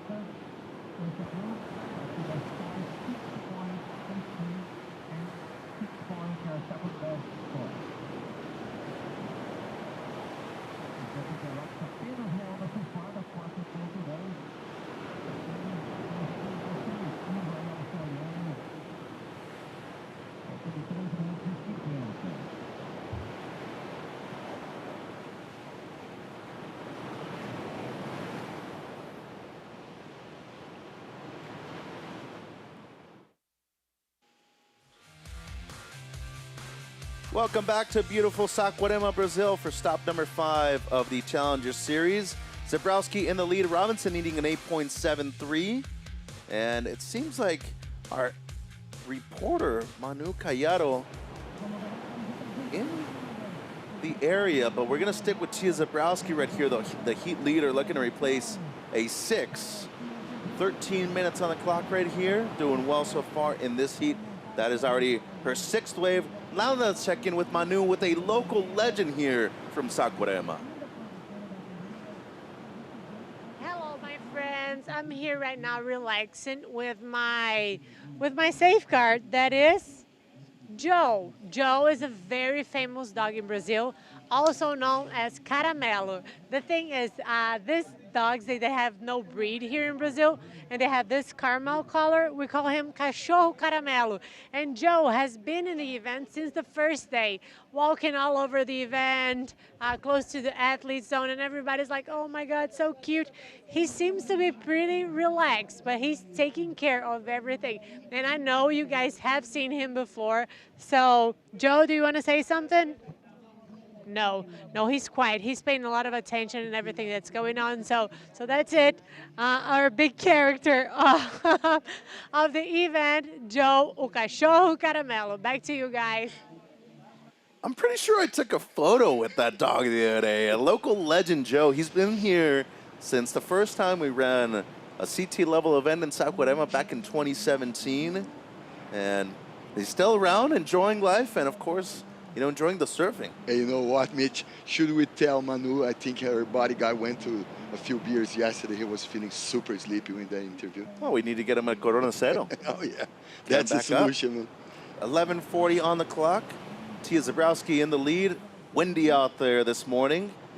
But Annette did say in her post-heat interview that there are plenty of opportunities out there. Looking at the live rankings on the CS, Zabrowski, she's already qualified. That's one spot that's taken out of the 7. Laura, Kira, Alyssa still in the event. She's going to be competing later. So they're just outside of qualification if it were to end today. Look at where Amuro Suzuki is at the moment. She's actually surfing against Annette's older sister, Yanire. And Sally Fitzgibbons, she's coming up in a few heats. She's at number 3. Yo-Yo Hopkins, the Portuguese surfer, with close to 27,000 points. Right now, you'd be thinking she's safe. But, I mean, she's been so close to doing it a few times. I have a sensation that this is the year. Oh, for sure. Yo-Yo is such a, tunnel vision type of surfer, so dedicated to her craft. And we're talking a lot about this event no longer being like super dramatic because it's no longer the last, slot on the bracket. So, but we can feel the, the pressure start boiling here. The entourage from the French girl, João Duru, Caulivas, good chatting there. Well, Sally Fitzgibbons, who is, in the top 5 right now to qualify. Last year she had 32,000 points to be able to qualify. That was, in a 5-event season. So far, with 7 events, counting your top 5, Tia Zabrowski has more than 31,000 in 5 events. It's not even finished yet. Talking about being above the curve, high level of surfing, guys. I took a picture with Tia, so in the near future when she clinched her first CT, championship tour event, I will say, I already know. Yeah, and unfortunately for Robinson, had the 4.1 at the beginning and took her over 20 minutes to get a second ride here. At least gone by in the heat. We know how talented she is. What she's capable of, has already won an event in the past at this level. She's coming off of the final against Zabrowski and Edeseda. But there's times when it's just your day, you're on a roll, and you're truly unstoppable. And it kind of seems like it's the thing right now for Tia. You find comfort in anywhere you go, the waves that you're selecting, the surfing that you're presenting, obviously. And Robinson's been in that position herself before. When she qualified, there were moments where you're like, is any going to be able to beat her? And right now, she just needs to be on the right wave. Oh, for sure. Wave selection is key in every event. And over here with this, lack of push in the swell, with this variation, beach break conditions is shifting all the time. So you got to adapt, you got to, attack, and sometimes be able to defend yourself. Robinson looking at the right. We've had a couple of big scores already from 1 turns on the right, and India got one right there, and just a little too late on the forehand, but a good attempt for Robinson. Older brother's engaged, and she's gonna try to be present at both weddings if possible, but sometimes you have the task at hand, and you got a job to do, and she's done it well so far in 2025. Just, unfortunate right there, off timing for the one turn, Marcos, and just goes to show how difficult and, why surfing is so different to other sports. Oh, yeah. And when you say those married things, marriage scenarios, I got to recall, Isabella Nichols last year missing her sister wedding. Twin sister, by the way, her best friend, yeah. Yeah. Like myself, I got a twin. I know the responsibility that is involved. It worked out, though, for Bella. She made the final. I mean, in the amazing fashion, man. Yeah, into a good result. So at least, it worked out for her in that sense. Tia now, the heat leader. And just flowing through everything at the moment. That sharp eye just looks like it's going Mach 10 right now. Oh, yeah, man. Everything is clicking for Tia. Do you remember the first time you heard, the name Marcio Zubi and his sharp eye label? Oh, yeah, because he's from a neighborhood quite close from Leblon, the neighborhood I was born and raised. And then Marcio is from Gávea. And I still recall Julio Adler talking about Danny Mercado, Dean Randazzo, East Coast surfers from USA surfing with some gear from Brazilian legend. Back in the day, he was like shaping in Brazil, and then he moved himself 3 decades ago to San Diego, North County. And long story short, now he's a super shaper. Saw the results right there on screen from Zabrowski. She hasn't missed out on a quarterfinal so far in the first 4 events.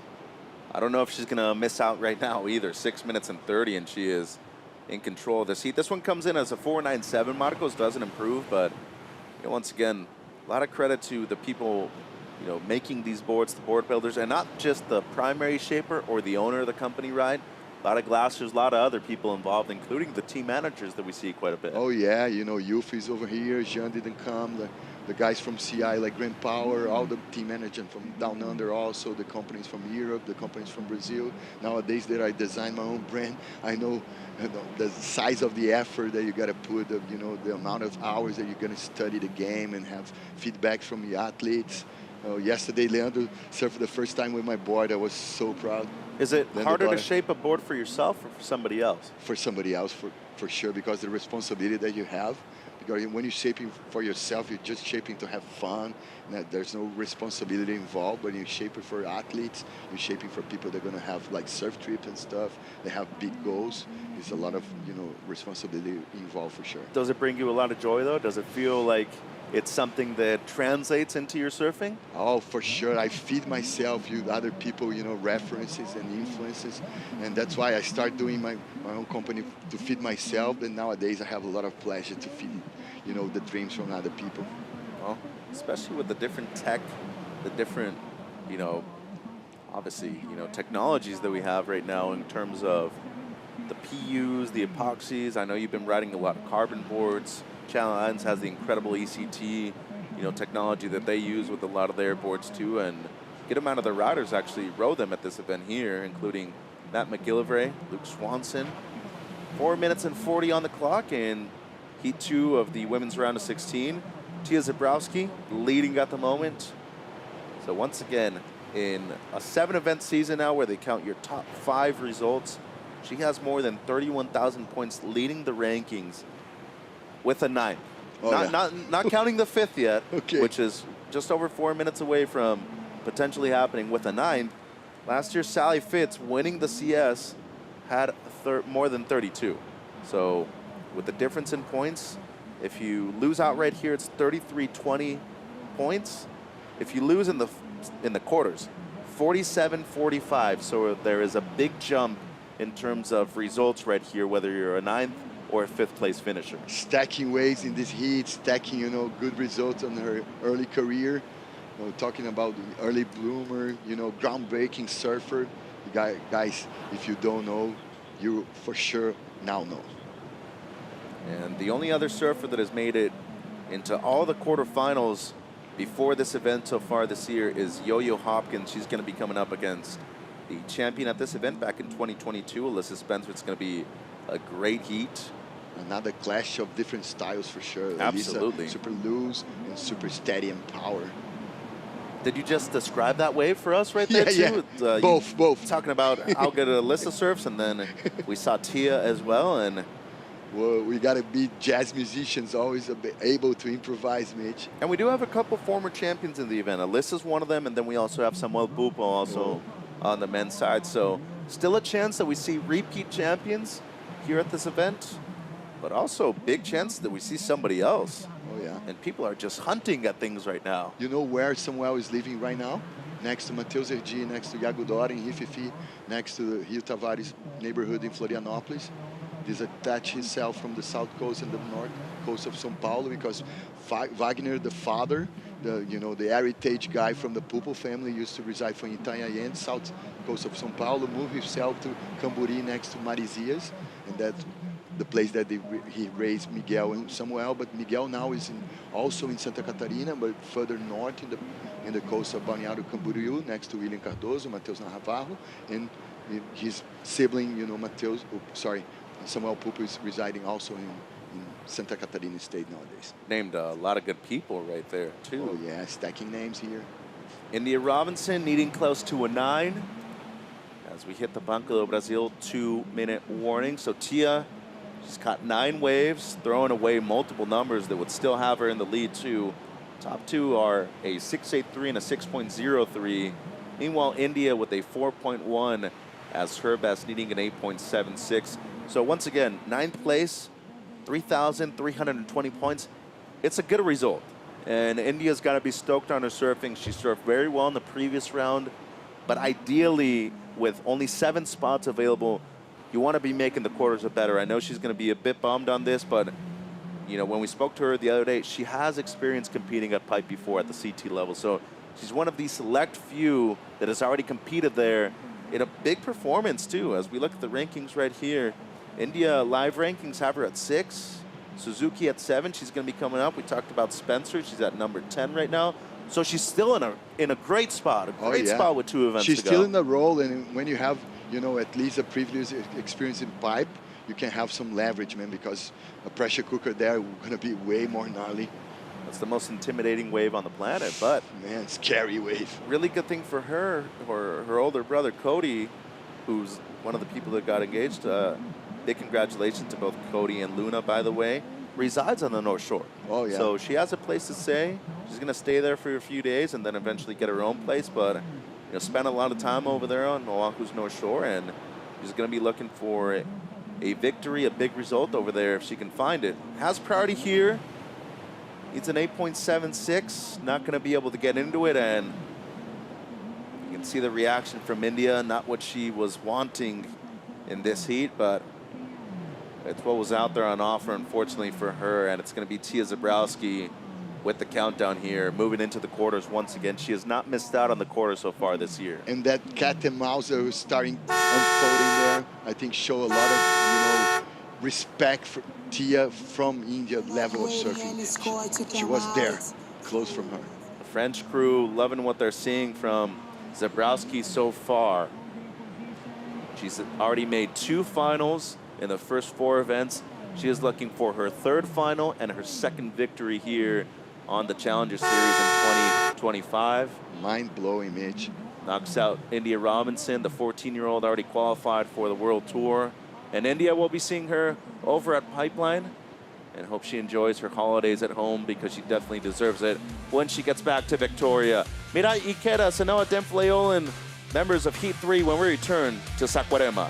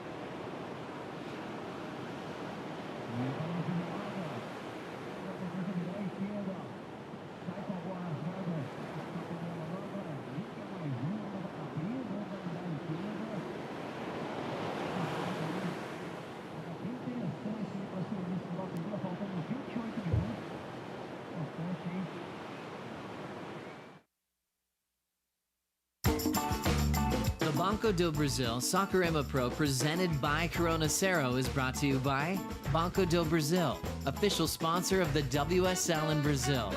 By Riachuelo, official apparel of WSL Brazil. By Natura Kayak, feel the power of freshness. By Vivo, official sponsor of WSL Brazil.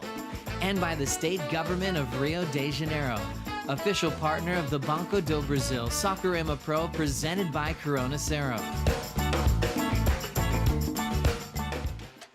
Tia Zabrowski waltzing up the beach, walking right into the quarterfinals here at the Banco do Brasil Saquarema Pro presented by Corona Cero. High fives around the horn from the French camp, and Tia Zabrowski already qualified for the championship tour and just running through the field here in Saquarema, Kaipo Girl, along with Maida Paps, and we're on to another heat here. Yeah, Kaipo, Tia Zabrowski, she really looks in tune with the ocean here in Saquarema.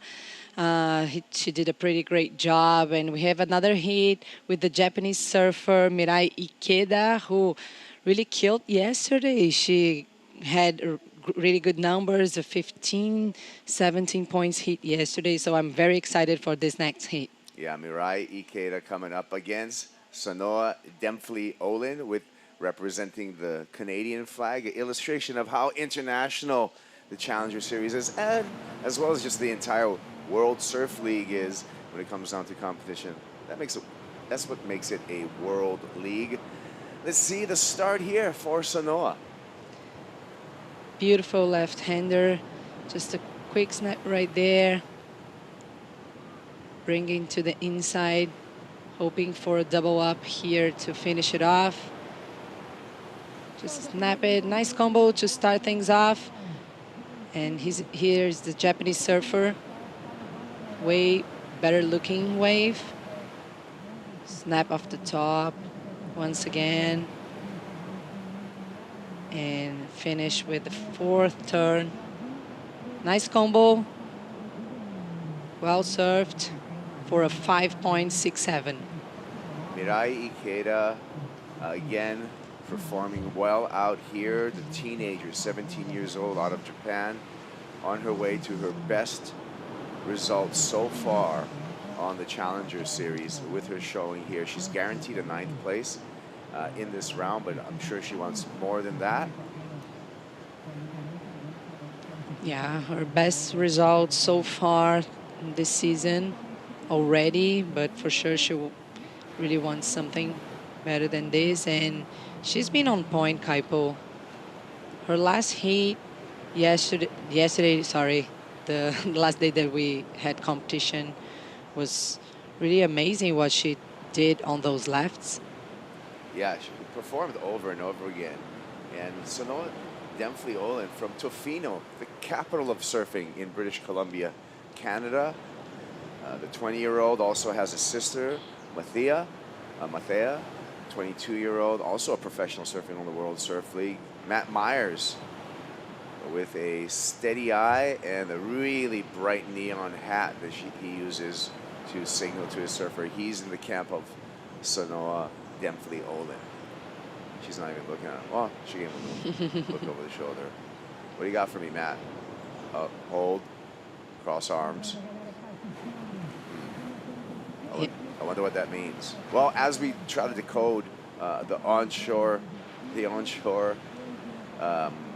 coaching, we'll hear from Tia Zabrowski, who's been on an absolute tear, Rachel. Hi, for Tia Zabrowski, congratulations again and again and again. How are you reading the ocean out there? Anything that stood out about the lineup today? Well, in the beginning of the contest, it was more like in the middle. But since yesterday, I surf more in the right side. It was like the wave was way better. So I just put myself on that lineup, and I got a lot of waves since the start.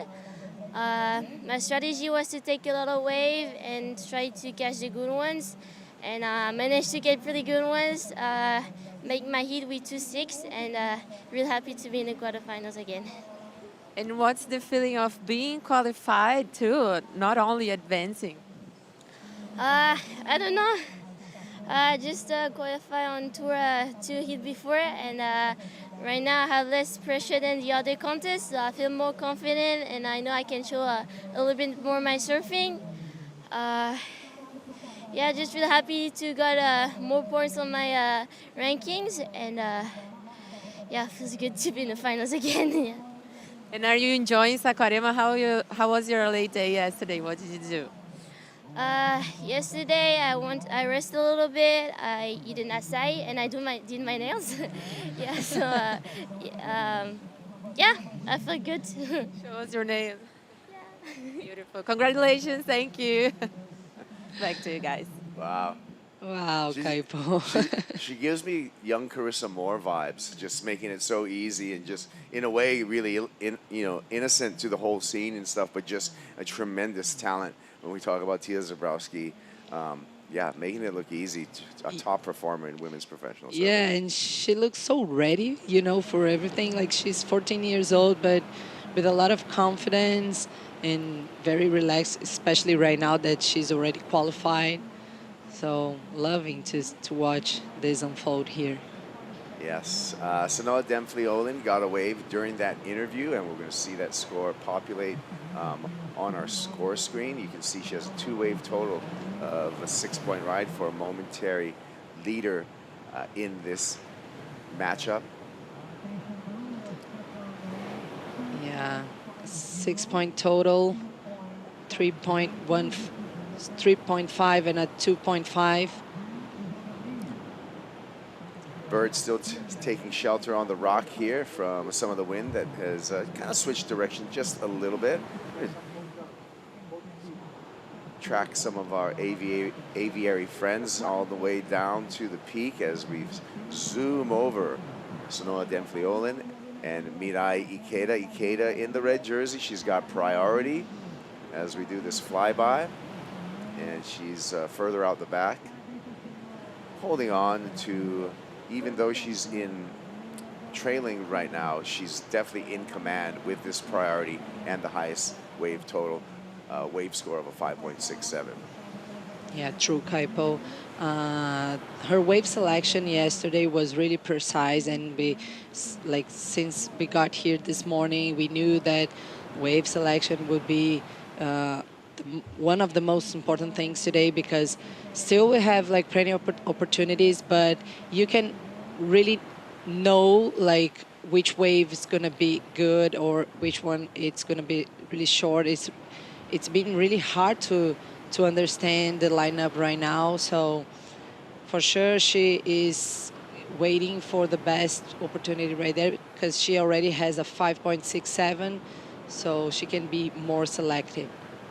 Yeah, really, it is kind of the seesaw battle, the control, and it's a very mature surfer in her approach and in how steadfast she is, only at 17 years old. She's already illustrated that. She's already shown that to us throughout this competition here. So I feel we're looking at, kind of a rising star coming out of Japan in when we look at Ikeda. Yeah. Yesterday we saw all these Japanese girls winning their heats, but for sure Mirai Ikeda stood really strong on that one, because the result of that heat was really high, 15.17 total, and I think she rode something better than a 7-point ride. So yeah, yesterday. Well, actually, the last running day, Mirai Ikeda in the 4 surfer heats was able to pick out some of the best waves in those heats. Here we go. Let's take a look back at the performance by Mirai Ikeda with a 15.172 wave total. That's giant, and some giant turns coming from Ikeda on the backhand. yeah, look how beautiful she was surfing, and what we've mentioned before, like pretty good wave selection, found that jam on the left-hander and just smash it with a strong backhand surfing.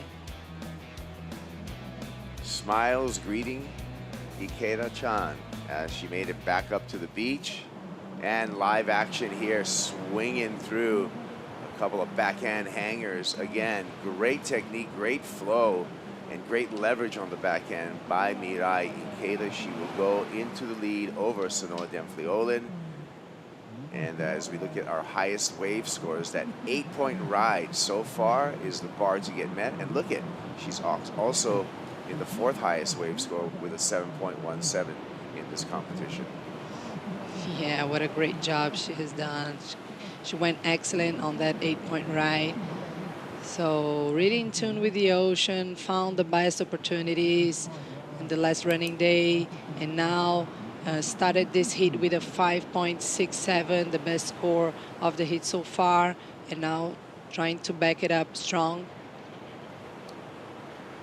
Yeah, Janiri Gonzalez Echabare, another top performer here as we look at the top 4 wave scores for the women. She's going to be coming up next against another Japanese surfer, Amuro Suzuki, as she gets her Apple Watch all set up and gets her jersey from the Beach Marshal. You know, the story of the last day of competition was the dominance of the women, the Japanese women out here, with Mirai winning her heat, Amuro winning her heat, Nanaho Suzuki winning her heat, and Minami Nonaka in heat 7 also advancing. So it was the day for women, Japanese women's professional surfing when we last ran the event. We'll see if they can continue with that momentum going through this round of 16 for the women. Again, winner moves on into finals day, into the quarterfinals. Yeah, and Nishi won today as well, so big congrats for Japanese crew. And this is the replay for Mirai Ikeda. Couple snaps, good to back it up, a 5.5 ride, and this is live again. Under priority, again, great technique, great leverage, just one bang on the backhand there, so not going to change her score number, but staying busy and continues to apply pressure to Sanoa Demfleolin. Sanoa sitting out the back, has halfway mark through this heat. One more replay, take a look at this. Bang, just one turn right there. It will not affect her score line, just a 3.3.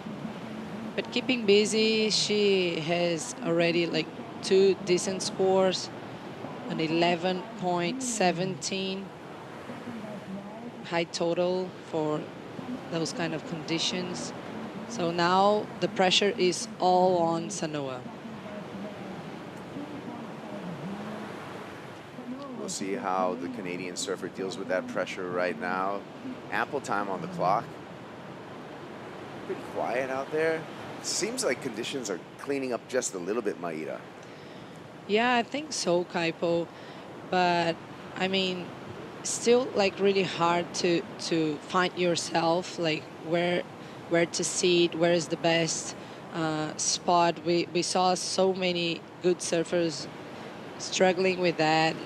Even like Matteo Zergi, he spent like almost half of the heat waiting for a good wave and struggled to find the best opportunity. So the waves are when you find a good one, like we saw the Japanese surfer Nishi like throwing 4 or 5 turns in a wave, but it's been kind of hard to find that jam. Yeah. Well, while they're waiting for the next set to come through, we're going to step away. We'll take a break here. We'll be back with more action here. Right now, it's the Japanese surfer Ikeda in control. Back after this.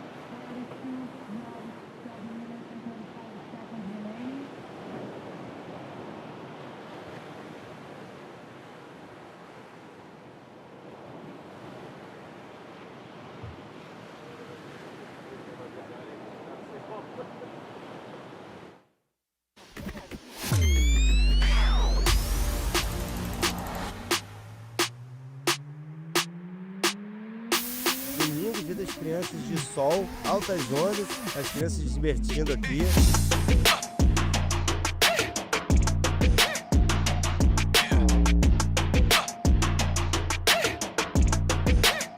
Valeu, WSL! Cara, o evento tá sensacional. Primeira vez que eu tô aqui. Parabenizar o evento, parabenizar o campeonato de altinha, que tá crescendo demais, tem tudo a ver. Então, sucesso, tamo junto e até os próximos.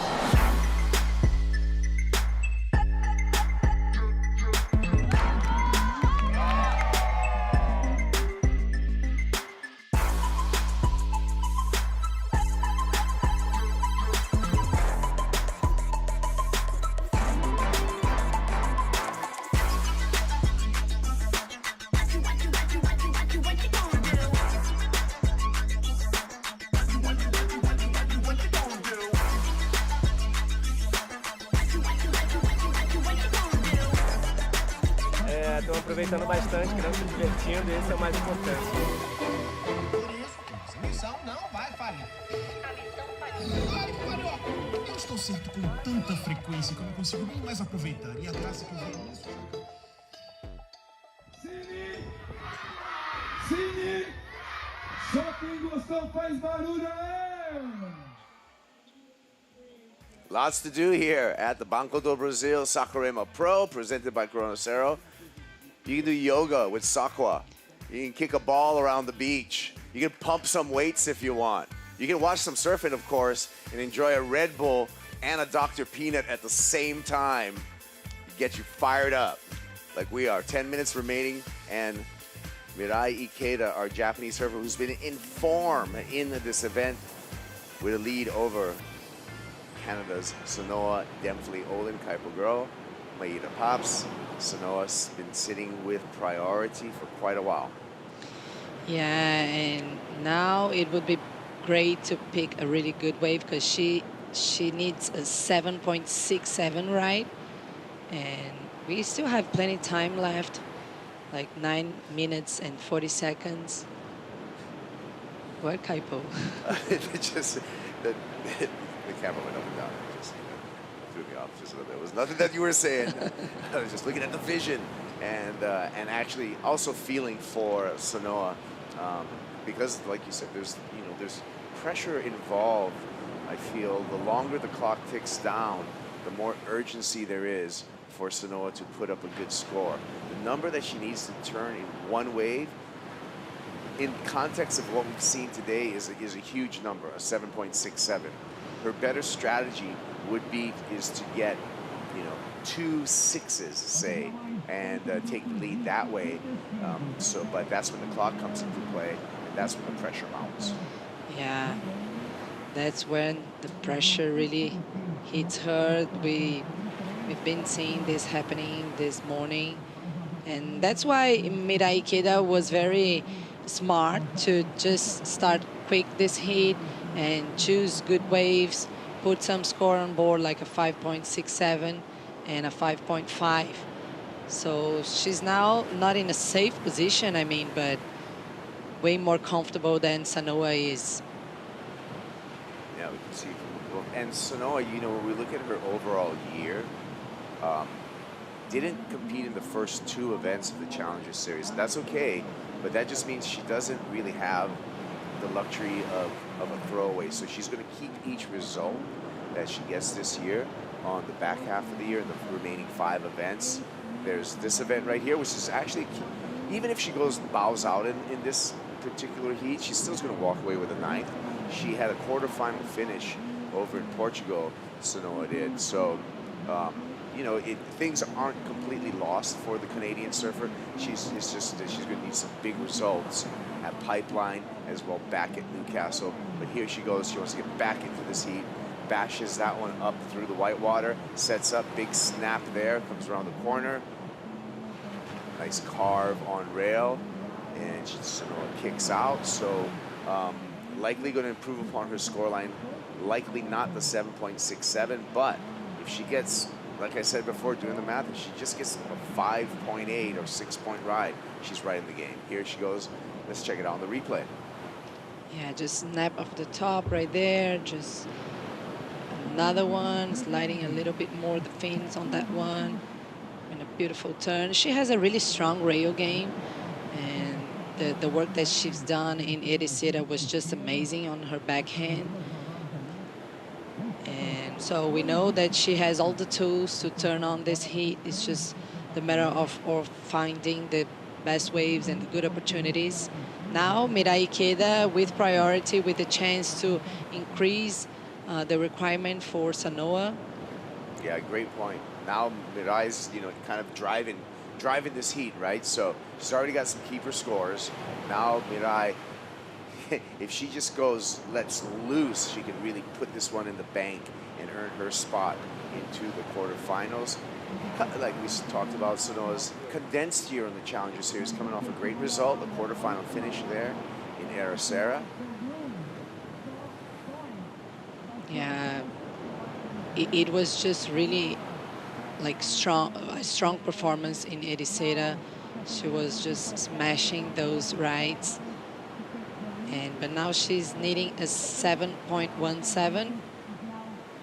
Yeah, so the requirement reduced a bit because she just clocked in a 4-point ride. Here comes a set, good looking set here. She's under priority, but she may be in a better position for this wave. We'll see what happens here as this wave, well, close intervals, keeping these two chunks of water pretty close together. Yeah, those two waves are just way too close together. Yeah, not many opportunity there right now. And Ikeda now sensing almost a defensive kind of position right now in the final 5 minutes. A little early to play some defense, but Mirai does have the lead and does have priority. So you can see she's kind of playing the game right now, sticking really close to Sanoa in these last 4 minutes. Let's check out a recap, natural kayak recap of the action so far. Strong backhand performance by Mirai Ikeda. Yeah, starting pretty fast this heat and found this good wave to pull like 3 decent turns and then finish it off with a hammer right there. And this is the 5.5. Like dealing pretty well, like with the backwash, the bouncing wave, and well timing those turns. And this is Sanoa trying to answer back. Yeah, gets right back in the heat, reducing the requirement. 4-point ride for some great surfing on the forehand from the Canadian surfer. She's got a challenge as we come back to live action. Under 4 minutes, and Ikeda in the lead. Nice overview of the lake and the town of Saquarema. Yeah, if this heat ends like this with Mirai Ikeda on top, it would be like huge for her. Her best score, her best result, sorry, in the Challenger Series so far. Yeah, that is, first year for the CS. I feel like it's kind of like a learning experience for Mirai, but the confidence she will get from a finals day result here could really get some momentum going for the young Japanese surfer. Currently, she's 29th on the rankings, I reckon.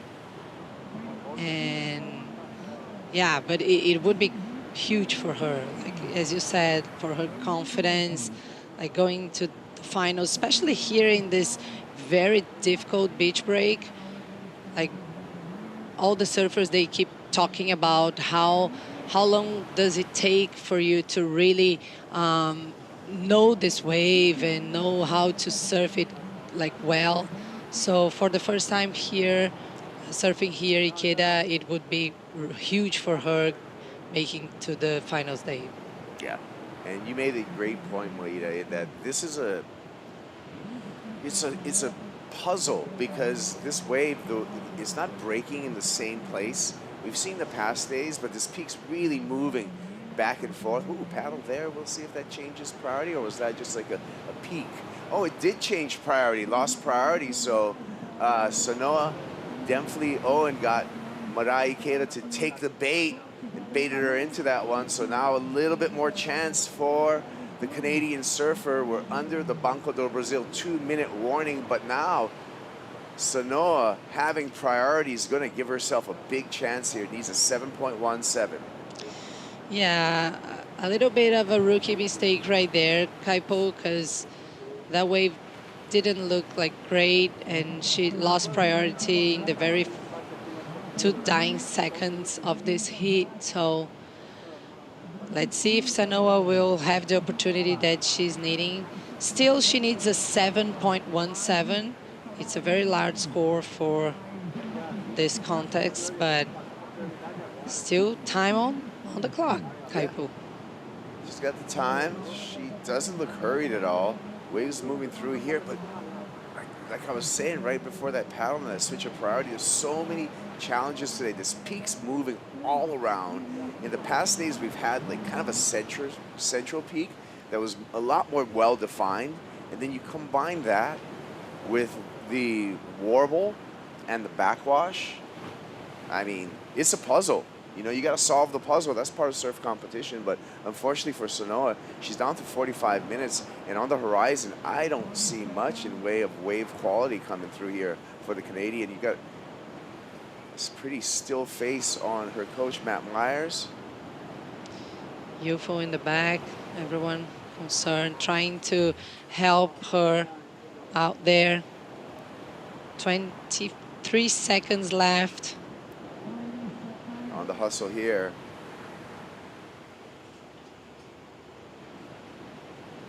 Well, Japanese surfer pretty close to have a huge result on her career.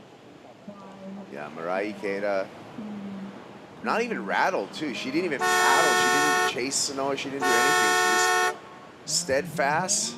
The teenager out of Japan is going to move on into the quarterfinals. That's going to be the best result for her on the Challenger Series. We talked about last day of competition, the movement right there with the women of Japan. Well, you know what? That movement continues because Mirai Ikeda moves on into the quarterfinals. We're going to have another Japanese representative when we come back. Amuro Suzuki is going to be out representing Japan up against Yanire Gonzalez, Exabare, when we return to more action from the Banco do Brasil Saquarema Pro presented by Corona Cero.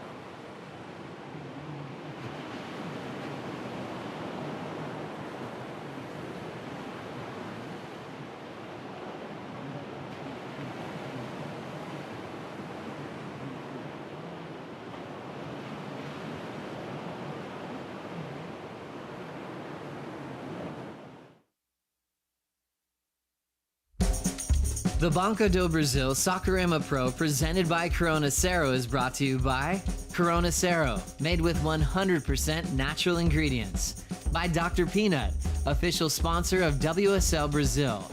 By Probiotica, for real achievements. By My Teja, official sponsor of WSL Brazil.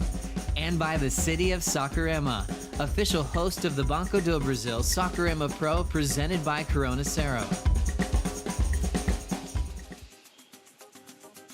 We're in Brazil. In the round of 16, heat number 4, Amaru Suzuki, Yanire Gonzalez Exabari. Head-to-head competition between the Bass surfer and the surfer out of Japan.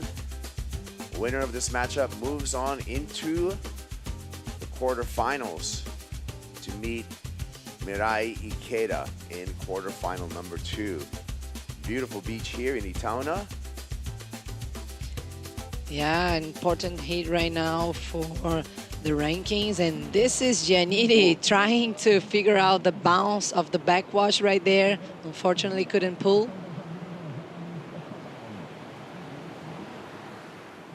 Yanire Gonzalez Exabare out of the Basque Country already has seen her sister, Annette, move on into the quarterfinals. So that's some result. That's some motivation for the Bass surfer. Also for Janire is her best result so far on the championship tour. Here's our 2019 World Junior Champion, Olympic bronze medalist, Amaru Suzuki. The paddle there, and if Janire is out near the peak, she would lose priority, and she does. But looks like she's got an open wall in front of her. Suzuki, one big turn. Can she hang on right in front of the whitewater? And she does for the completion. Wow, I really like that one. That's what I was saying. Those big sections, like strong sections, would be very important today in these conditions. A really beautiful snap for Giannini. Janire just unloaded on that first turn and kicks out, cuts it a little bit short too, so she can paddle back out and regain priority over Amaru Suzuki. And it's a race to the peak right now between the two surfers. Yeah, Giannini looks like she's a little bit further than Amuru. But look, beautiful face, snap it, well timed because the bounce was there. And then quick turns. She saw Amuru paddling out and tried it to get ahead her. And this is the big turn for Amuru Suzuki. Strong section. Look, really well timed, aggressive. Holds on, stay on her feet. Yeah, it's gonna be a good number for her to start things off. Yeah, nice exchange between the two surfers. We're at the 24-minute mark. We're waiting for those scores. Who do you think got the advantage on that? I really think, I don't know, I think Amuru, it's just one turn, but it seemed more radical, more aggressive, like more committed. But I don't know, like Giannini was a nice combo as well. I'm not a judge, but it's just how it felt for me from here. Let's zoom by our site here all the way to the main stage. And flying over there where we've had live concerts, we've had movies. We saw Lilo and Stitch, free popcorn. We have had magic acts there. We've had DJs. We've had so many activations. Upcoming weekend, if we're still running competition, we'll still have more activations. The numbers are in. 5-point ride for Suzuki, a 6.67 for Gonzalez Exabari. So we now just had a huge mistake by the comment here because the judges okay. didn't felt like this, like Giannini with a 6.67. Yeah, I think the combo, I really would love to watch again that wave because yeah, it was a 6.67, a decent score for start things off. Let's hear from Mirai Ikeda on to the quarterfinals and with Manu Callado up against the glass. Yeah, hello guys. Mirai did a really good job in tricky conditions. What was your mindset out there? Congratulations. Thank you so much. Today wave was different yesterday's one, so but I know which one wave is good. So, yeah, just having fun. Yeah. Great. Do you want to say some words in Japanese, especially to all your friends from Japan that are also winning hits here, and friends, family, everybody? Okay. 応援ありがとうございます。次のクォーターファイナルにつなげることができました。ちゃんと体調を良くして、サーフィン万全にして、次のヒートも頑張ります。Thank you so much. Arigato, Mirai. Good luck. Back to you guys. All right, yeah. 9:46 p.m. back at home in Japan. Congratulations to Mirai. Janire currently leading the heat, and she is going to have a nice backup score with this performance on the left.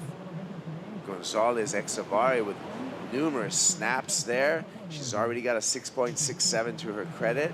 She's going to throw away that fractional score, and she's going to put a lot of pressure on the Japanese surfers, Amuro Suzuki. Here's the replay. Yeah, beautiful turn. Just look how she connected all those turns. Beautiful. Connecting the dots, another snap. Yeah, for sure it's going to be a very decent backup score for her. Look how quick was that one. Yeah, that Sharp Eye surfboard looking fast through these conditions here. Quick and snappy. So waiting for the score, waiting for the situation, 20 minutes remaining. Yeah, this hit started like stronger than the last one that we watched, Kaipo. So if Yanire is able to move through this heat, and her sister Annette won the first heat in the round of 16, they're on the same side of the draw. So the sisters, if they continue to progress, would be meeting up in the semifinals. So that would be a pretty cool accomplishment if you had an all-Basque semifinal and two sisters going up against each other in semifinal number one. That's the way the brackets work out right now. So there's the potential for that for Yanire Gonzalez Exavari. Yeah, we've been watching these girls like matching up their performance one after the other, and it would be awesome to see this heat on the semifinals, because I can't imagine how many times they train together and how competitive they are, like one to another. So it would be great to see both of them making to the semis. Yeah, it would be a great moment also for bass surfing. A small country, but with a lot of talent here on the Challenger Series, both on the men's and women's side. Janire just kicks out, a little repositioning. She is under the property of Amuro Suzuki, but she's going to hear from the beach announcer. She got a backup, and it's a hefty backup. A 6.43 for Gonzalez Exavari. So she's in a strong lead over Amuro Suzuki, holding priority, but that 13.1 heat total would statistically get you through most heats in the round of 16. Yeah. It's like she has two waves with more than 6 points. So very strong start. Still more than half of the heat remaining. Amuro being a lot of patient right now.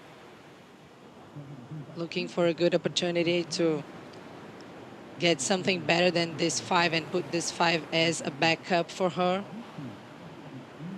Yeah. If she wants to do it in one wave, you can see that needs an 8.1. Amuro Suzuki takes a look at that little left end. Nothing going on there. And we know that she really can go excellent in Ericeta. She was like getting so many high scores. I think she got an 8 and an 8.5 point ride. So a good result as well there in 5th position. Yeah, she ended up at a quarterfinal, Amuro Suzuki. She started with a quarterfinal finish also in Newcastle. She's currently, and this is important heat for Amuro Suzuki, she's currently number 7 on the live rankings. She's up 3 places since she's arrived here in Brazil. So if she wants to keep on climbing, she needs to make it through this heat. And That number 7 is an important ranking because this year we're taking 7 women onto the championship tour. So Amuro right on that cut line on the live rankings. Yeah, it's been so competitive, these rankings on women's side as well. And now we already have like 1 spot gone. Tia Zabrowski already qualified. So we have like 6 spots left. So every single hit, it really matters, really important for the rankings. So as you said, really important hit to Amuro. Almost half of the hit already gone. She's with priority, just 1 wave ridden, 5-point ride. Yeah. Amuro Suzuki did get a chance on the championship tour in 2021 when she was the injury replacement for Lakey Peterson. So that was the condensed year we had during COVID. We had the Aussie Quaddy going on, and Amuro Suzuki was able to compete in those events in Australia, those CT events in Australia. Yeah, and also she knows like this place here in Brazil. She has already made semifinals and she's up and riding again. Swooping first turn for Suzuki. Waits off the bottom, big aggressive snap. It gets just smashed by the oncoming Whitewater, incomplete, and that's going to put her in a vulnerable position right now at the 16-minute mark. Yeah, really hard to read that backwash. Taking a break, coming back with the conclusion of this Heat 4 of the round of 16 in control. Yanire Gonzalez Exabari.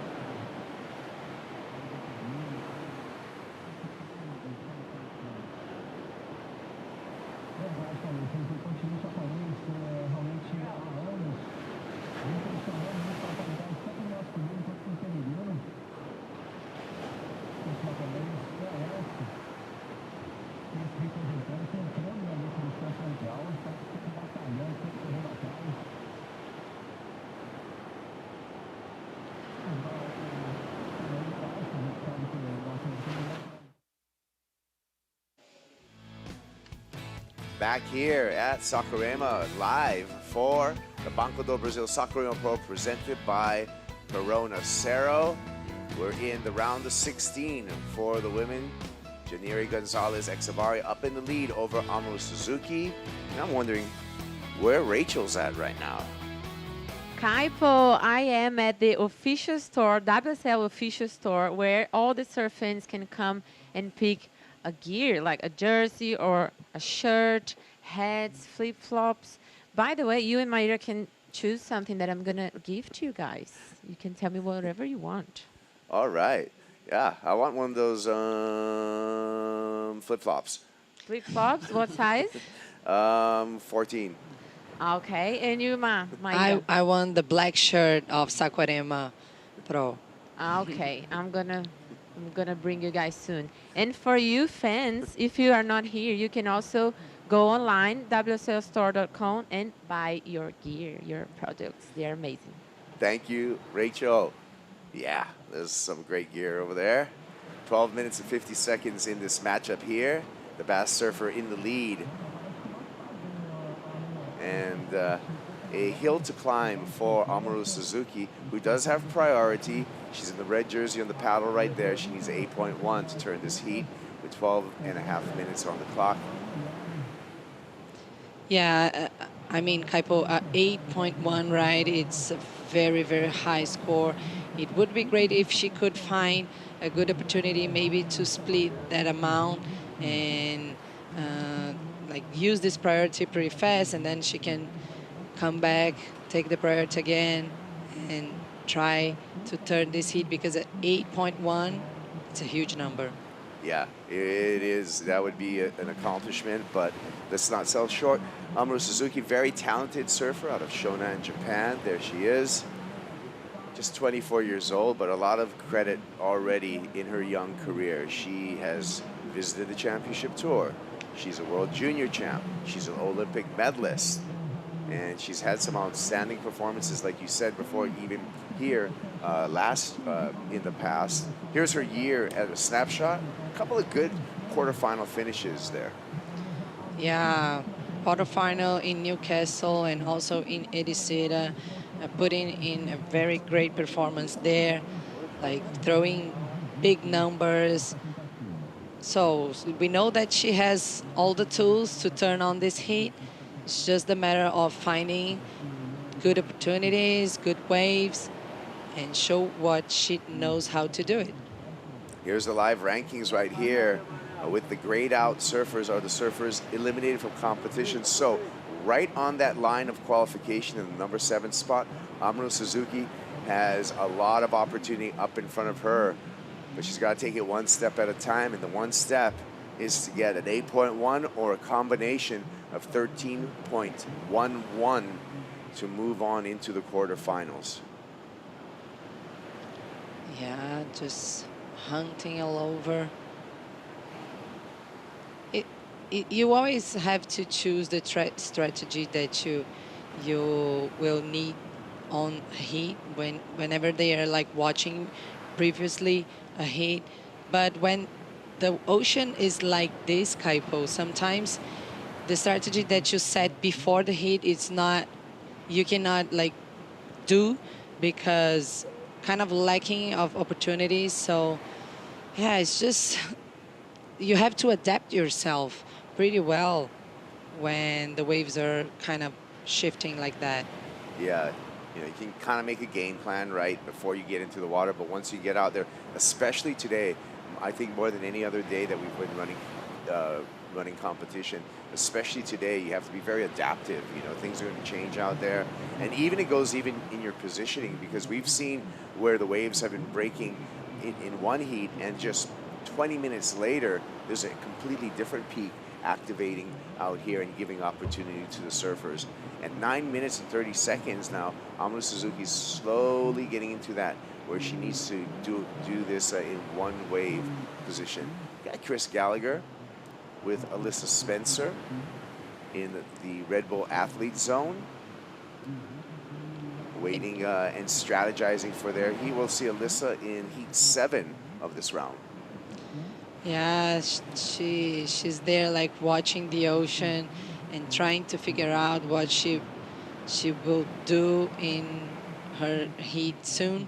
But that's the thing. Sometimes you can be very stressed by like watching and trying to figure out, trying to make a game plan. Yaniri taking a look on that one. Yaniri. Couple of S turns to get through that flat section, and just had to take a look at it. Maybe trying to bait Mamoru Suzuki into that wave, but she'll remain in the lead.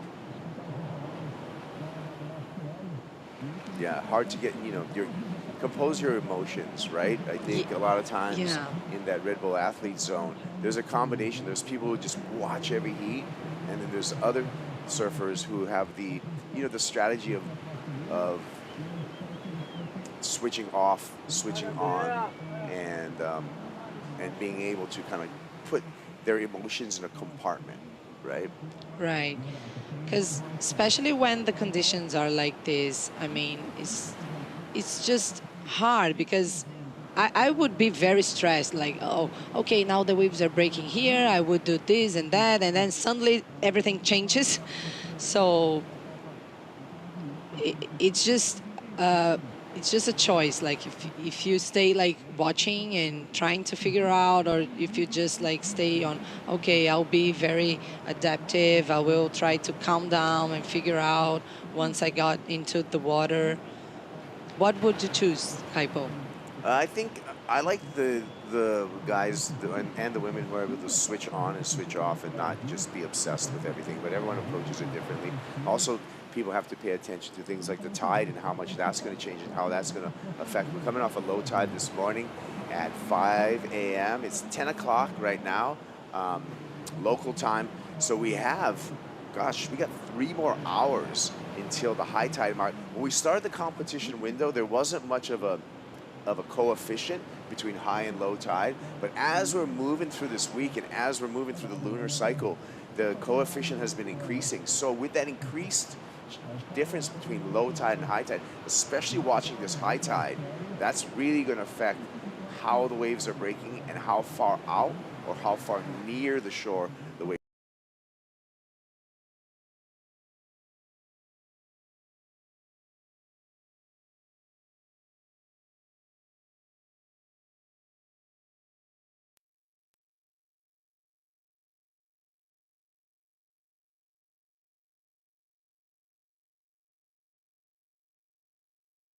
Years past, but no, we got an extended Challenger Series this year.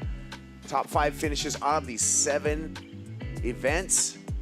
After this, pack your bags and feel the fresh breeze of the trade winds, because we're going to go to Hawaii, the island of Oahu, out on the North Shore, Ehukai Beach Park, January 28th through February 8th. One of my favorite places in the world. Stop number 6 is going to be at the Bonsai Pipeline.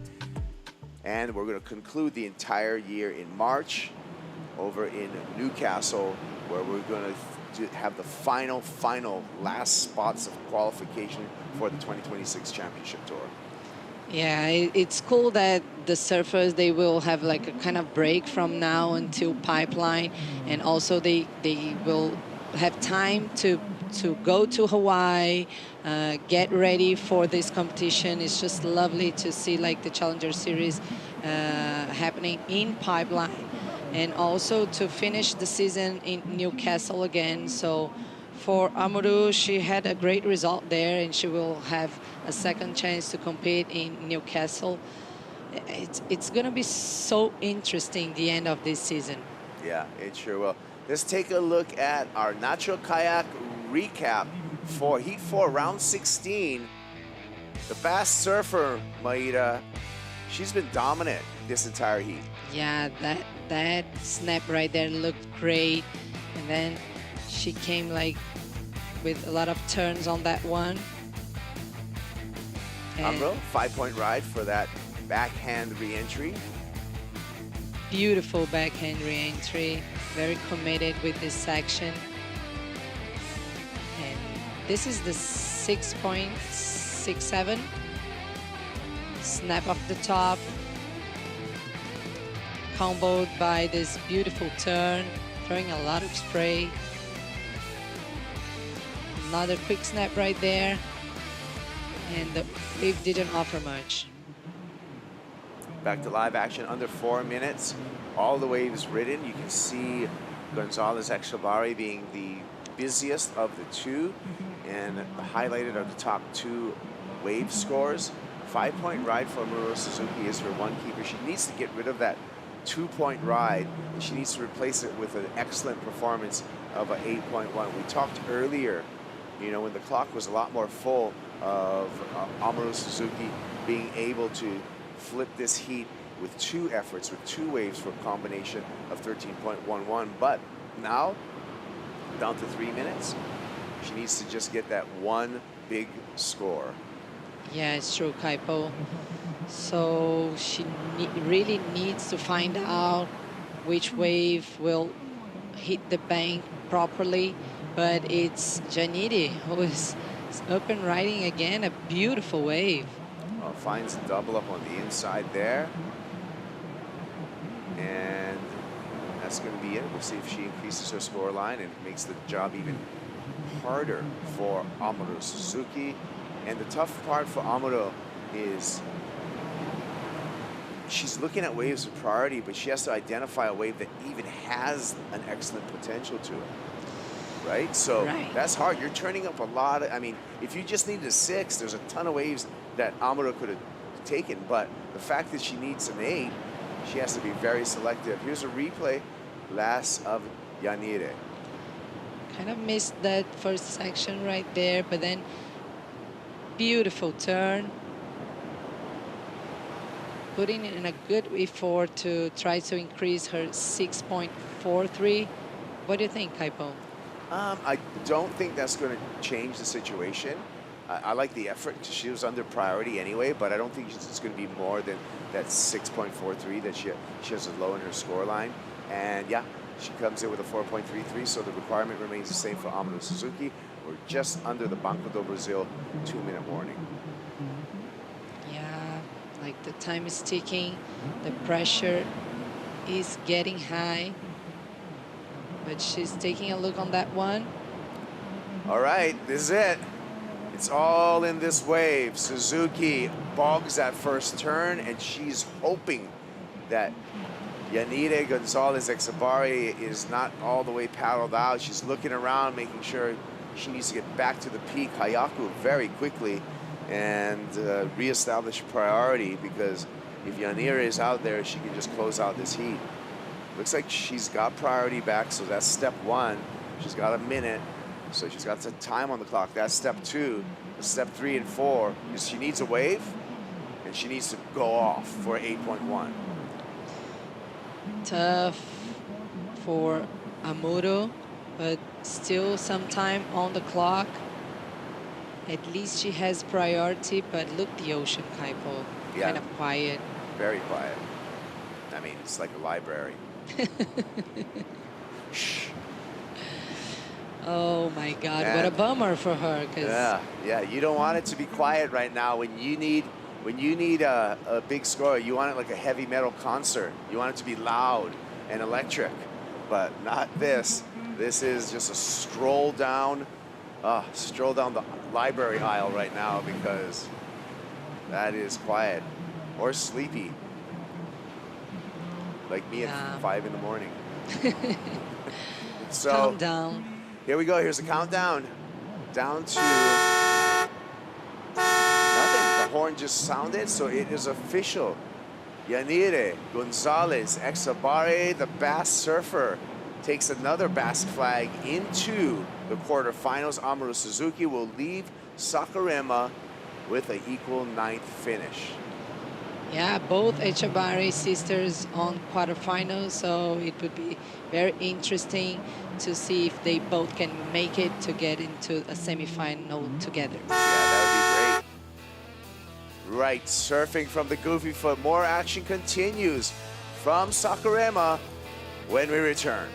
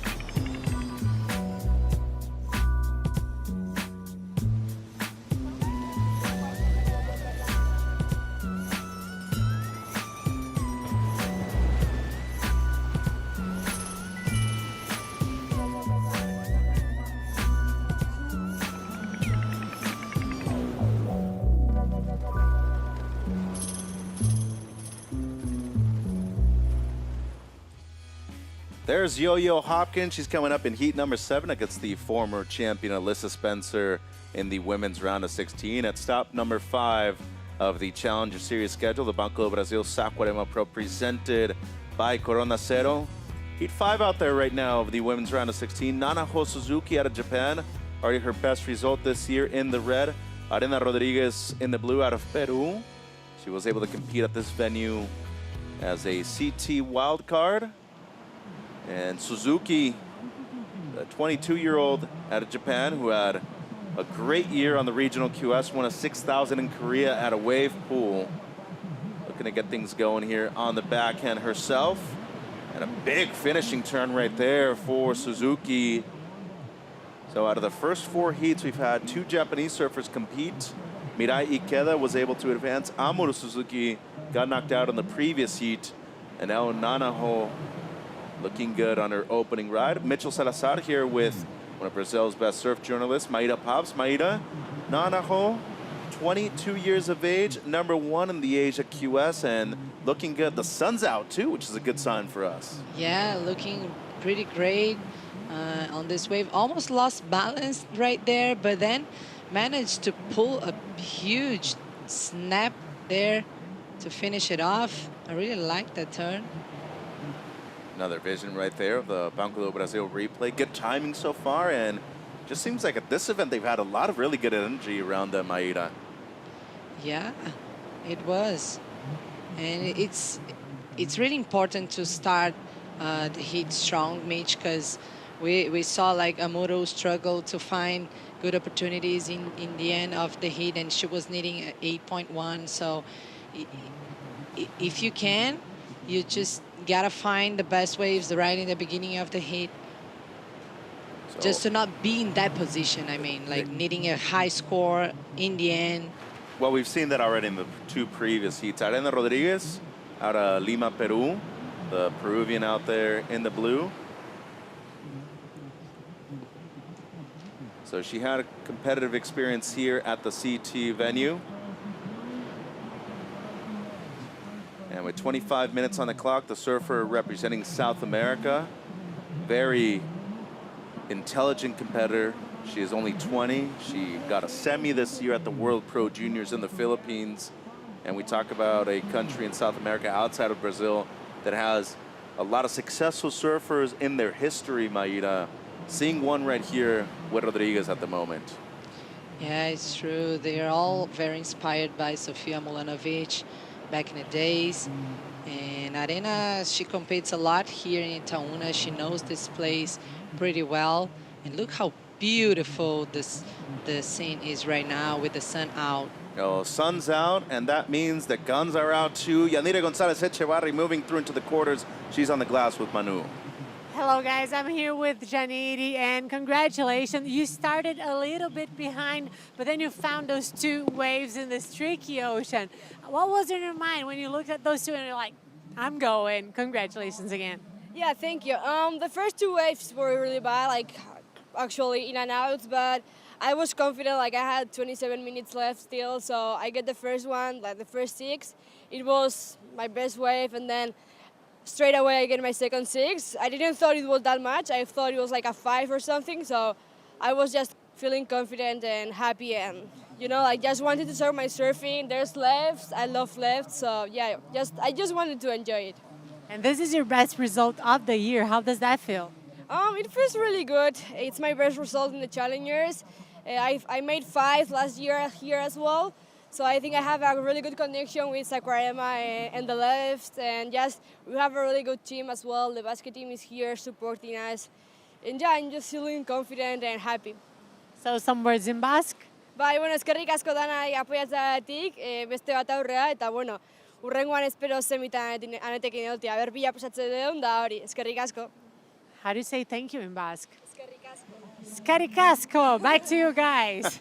Scaricasco, Manu. Sorionak to Yanira Gonzalez Echevarri, the older sister of Annette, and both of them in the quarters already. It's the best result of the year so far for Yanira, joined by Marcos Bocayua, the Rio local, and heat number 5 out there at the moment of the women's round of 16. Marcos, both you and I were just in the Red Bull Athlete Zone chatting to a couple of surfers while watching the action, and the sun's out. It seems like the waves potentially have gotten just slightly larger too. But all in all, as Yanira was saying, one turn makes a big difference out there if you get the right section. Oh, you got to put some risk on the turns for sure.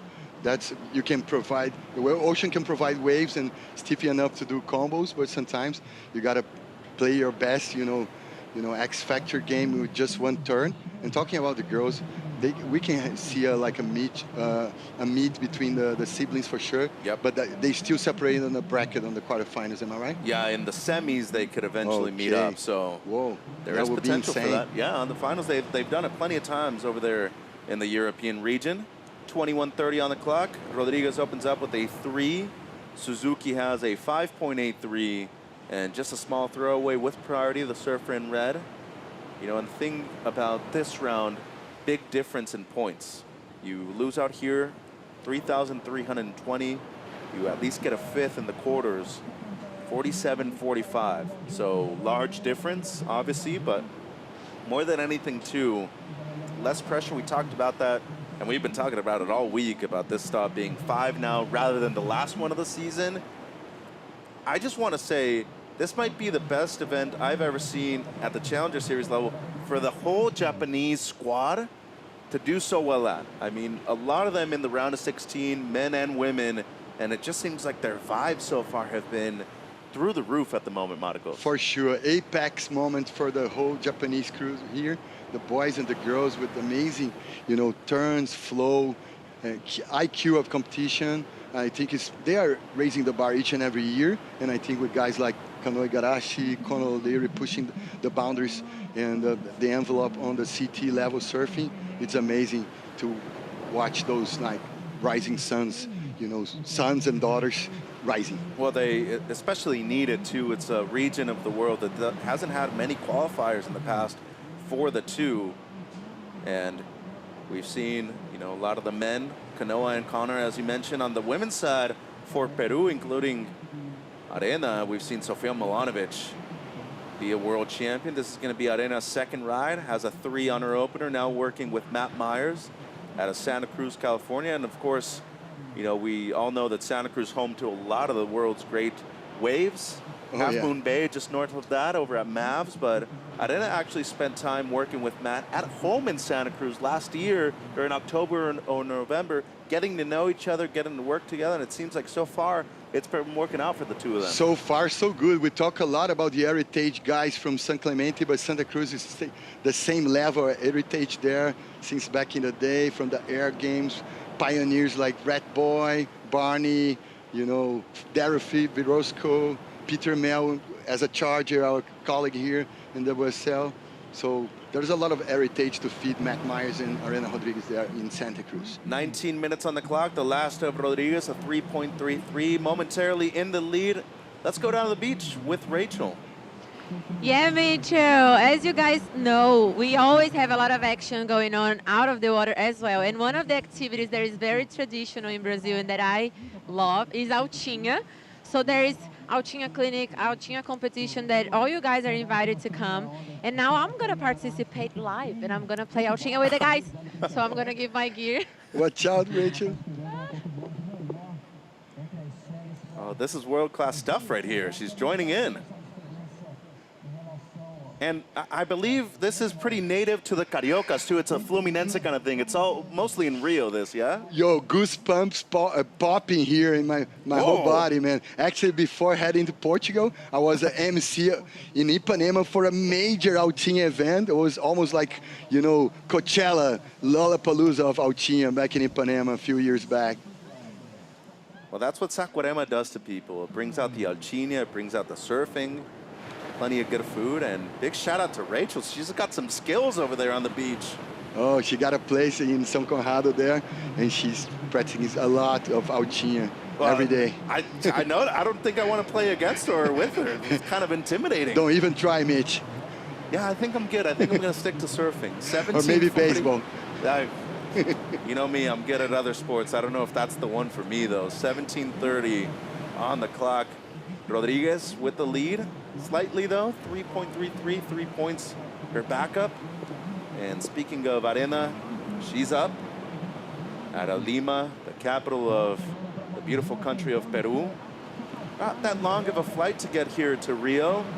And a big finisher right there for Arena. She's going to be able to hang on, too. So the Sharp Eye surfboard working well for the young Peruvian, 20 years of age, and looking like she's going to be able to extend her lead as Suzuki still has a small backup score at the moment, Marcos. Beautiful rail surfing, steering the first snap, just providing some power source, that wedgie there, a little shoulder going off on the re-entry, you know, steady, strong stance. In the cultural aspect of this clash between a Peruvian girl and a Japanese girl, there is a lot of interracial things going on. An interesting thing also, because back in the day, Peru used to have a president that would have the Japanese heritage, Alberto Fujimori, and the national dish in Peru, as mostly surfers know, is ceviche, have a major influence from the sushi from Japan.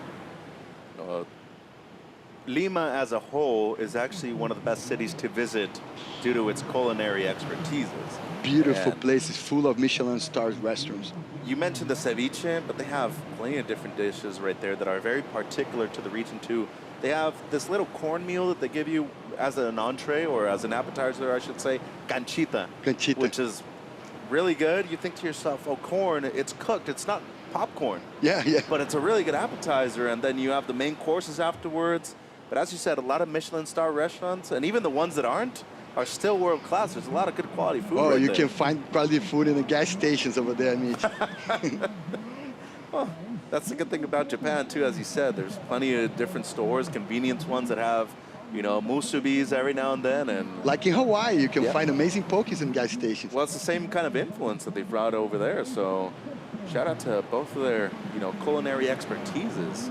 15:20, the last of Rodriguez, a 5.1, so her best. She does extend her lead. Suzuki does only have a small requirement, though, at 2.6. And, you know, you mentioned how different they are, you know, different sides of the world, obviously. But really, when it comes down to their essence of competition, they have both had really structured competitions in the past. Both of them very good competitors historically as well. And especially Japan, they have a very successful local tour, the JPSA tour. A lot of those people actually don't even need to travel worldwide to be successful surfing. Almost the same scene in Hawaii. People have amazing waves there, so they're the one that excel and go to the tour, that the other guys that stick around in the islands, like just surfing the national tour there. Or Peru have like a strong, you know, heritage since the, you know, the ages, like 1800s, the Cabalito de Totoro scene there. They're the Mecca of South Africa before Brazil. Here goes Rodriguez now. That's going to be a quick one for her. Suzuki needing a 2.6. And here she goes, using priority. This wave has potential. We have seen some of these lefts turn into good inside bowls on the inside. And case in point right there. Only needs a 2.6. So with all that wind, all that chop, you got to be thinking eventually once it hits a certain part of this bank, it has to clean up, right? Oh, yeah. And once it does all the way through to the inside, close to the shoreline, by the way, you're able to get a good reform. Banco do Brasil replay, she takes the lead with a 4. Oh, yeah, she managed pretty well the speed bumps on the outside session. She was like just cruising, slicing and dicing all the way to the inside, and then click this sting, the entry there. Nice effort, super methodical. Really like the angle of attack right there at the end too. So she's up into first, and this wave under priority of Suzuki, but it doesn't change anything for Arena. She's really struggled to be able to get anything after that 5. A couple of 3s to start off the heat for her. Sometimes you gotta just throw the dice, you know, try to fish some waves underneath the priority of your opponent. She did prove, though. I mean, the previous round, she's got some skill. She dropped a couple of hammers on the backhand, a 6.77. Especially, I think, with somebody so calm, the presence of Matt Myers could potentially make a big difference down the line for her if she wants to qualify. Oh, yeah, she's always methodical. She's never super analyze the heats. She just, you know, have the big plans, plan A all the way to the Z. And big shout out too to Luis Escudero. He was here coaching her during the Championship Tour event. She eliminated Gabby Bryan from that event too in the women's elimination round. Big scalps, Mitch. Well, so far it is the biggest accomplishment of her life. You know, we spoke to her afterwards. She was ecstatic just given the conditions, and beating somebody who eventually was number 3 in the world was a big deal. Oh yeah, and sometimes those clash doesn't provide you, you know, enough points to qualifying, but they can hit you with in the mindset, throwing some power in your, you know, on your mindset just to succeed later. Speaking of mindset, Sally Fitzgibbons checking in with the Beach Marshals, getting her Apple Watch. She is coming up against Taina Henkel in the 6th heat of the round of 16 for the women. Probably the most experienced surfer, maybe not just on the Challenger Series, maybe just worldwide, alone in competition, up against perhaps the most inexperienced at this level, Henkel, the Banco do Brasil wildcard. It's going to be a fun matchup, the next one. Oh yeah, those cliches of like clashes between generation clashes are amazing to watch those things and do the analytics in those clashes, generation clashes. Watch out for Taina though. She surfed great a few days ago, and dare say with these lefts on hand, she could potentially be dangerous to make it all the way to the final too. Oh, she can be like those giant killers case, you know. Back in the day, we used to have one of those guys in Brazil, Danilo Costa. He went all the way without fame in the Tahitian stop of the tour back in the early 2000s. He, you know, he makes scalps of big guys on the tour. Nanaho Suzuki in the lead with a 5.83 and a 4-point ride. It's the Peruvian out there, Rodriguez, needing a 4.74 or better in the 5th heat of the women's round of 16 in Saquarema. Be right back with more action. Henkel and Fitzgibbons in Heat 6 when we return.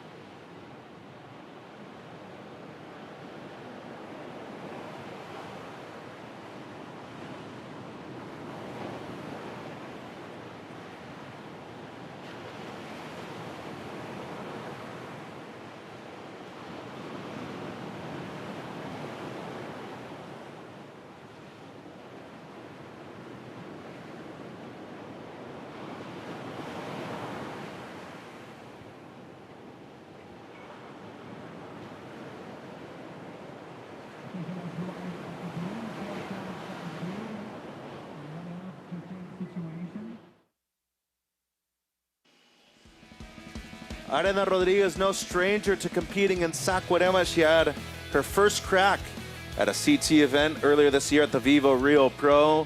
5th place finish, defeating world number 3, Gabby Bryan, in the process in the elimination round. And she only lost, Marcos, to eventual event champion and eventual world champion Molly Picklim. But as you can see, talented, skilled, and with a lot of support on the beach too. And she felt the sense of maybe she belongs on the CT.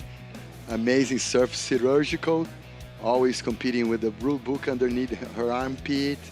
Now with Myers, you know, sharpening her Ginso knife. Oh, gonna be amazing to see her career unfold. Yeah, Luis Escudero, the coach that she was working with at that event, a great friend and somebody who has really done some amazing work with not only her, a lot of other young Peruvians too. This during the break, Banco do Brasil replay, Marcos. This one, her second best, not enough for the lead, just under a 4.5 for Arena.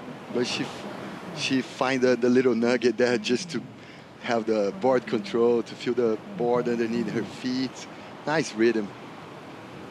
It's cool when you see a lot of, you know, surfers have names that have a lot to do with the ocean, with the beach. Arena literally translates to sand. Yeah. And there's a lot of sand right here on this beach. There's a lot of sand on the bottom too. This is a beach break, so sand bottom, it changes a lot. And just from a few hours ago when we started, I'd say it's probably grown a few feet, and it's probably changed positions a couple of times too. Yeah, we see these things unfolding all the time, you know, depending on the how the tide works. Sometimes shut down the right, sometimes shut down the left. Right now, since the beginning of the morning, I think the lefts are still running good. I think that they are the winners. 7 minutes on the clock. Speaking of sand, they're a great drone shot.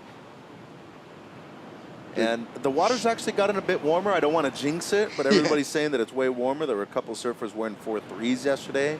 We're down to 3.2s. When you start seeing those, like, you know, light green, you know, dots there, stains, it means in the southeast, the south is coming to play and put a little warm, you know, feeling on the water. And when it's blue, it means it's nice. Yeah, grab your food. Oh, blue is nice, but dark blue, kind of brown. Yeah. Oh my God, watch out, man. Bring, like it was a few days rubber. ago. Yeah, bring rubber, extra rubber.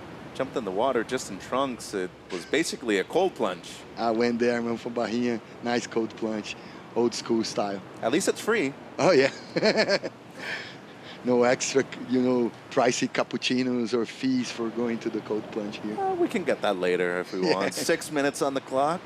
Suzuki in first, her backup score a 4. Rodriguez needing a 4.74 if she wants to move up into first. And it seems like Nanaho here, having a look. She's up, going left once again. She's caught 4 waves, including this one. And she's surfed a very smart heat so far. A couple of beautiful carves on the backhand right here. And just gliding through that flat section. That's very impressive to do, and I say that. And she catches a rail coming out of that last turn, but still, first 2 had a lot of quality in them. And with just over 5.5 on the clock right here, Marcos, there is a chance that she does improve on her low score. Oh, she's surfing like with almost like local knowledge. She's found like a sandbar underneath the outside section. Beautiful carves there, nice momentum. The way it kind of tape off on her, but she squeezed the lemon all the way. I think that mayhem under her feet has a lot to do with it too. I love those like low enters type of, you know, rocker on the nose, on the back, on the tail. Also, they sink so well on turns. Yeah, well, every major label that we see at the event typically has one of those stock standard boards that, you know, given the right wave, the right surfer, they're going to perform. Typically, Sharp Eye 77. For the Mayhem, it's either going to be the sub driver or the driver 3.0. And for Channel Islands, they've been working on a couple of major things too. I've seen some silver surfboards also in the locker rooms over there. A lot of CI pros also. Yep. And of course, the ECTs that they have. 4.8, the last of Suzuki. That means that Rodriguez's requirement just slightly higher. 5.54 or better, what she needs. Just over 4 minutes now. Beautiful, smart surfing from the Japanese side. She's still on the game, just 4 minutes to go. She still have plenty of time. She can bounce back with the priority, so let's see. Had the chance myself in, you know, my competitive career to go up against a good number of Peruvians. A lot of them I traveled with too.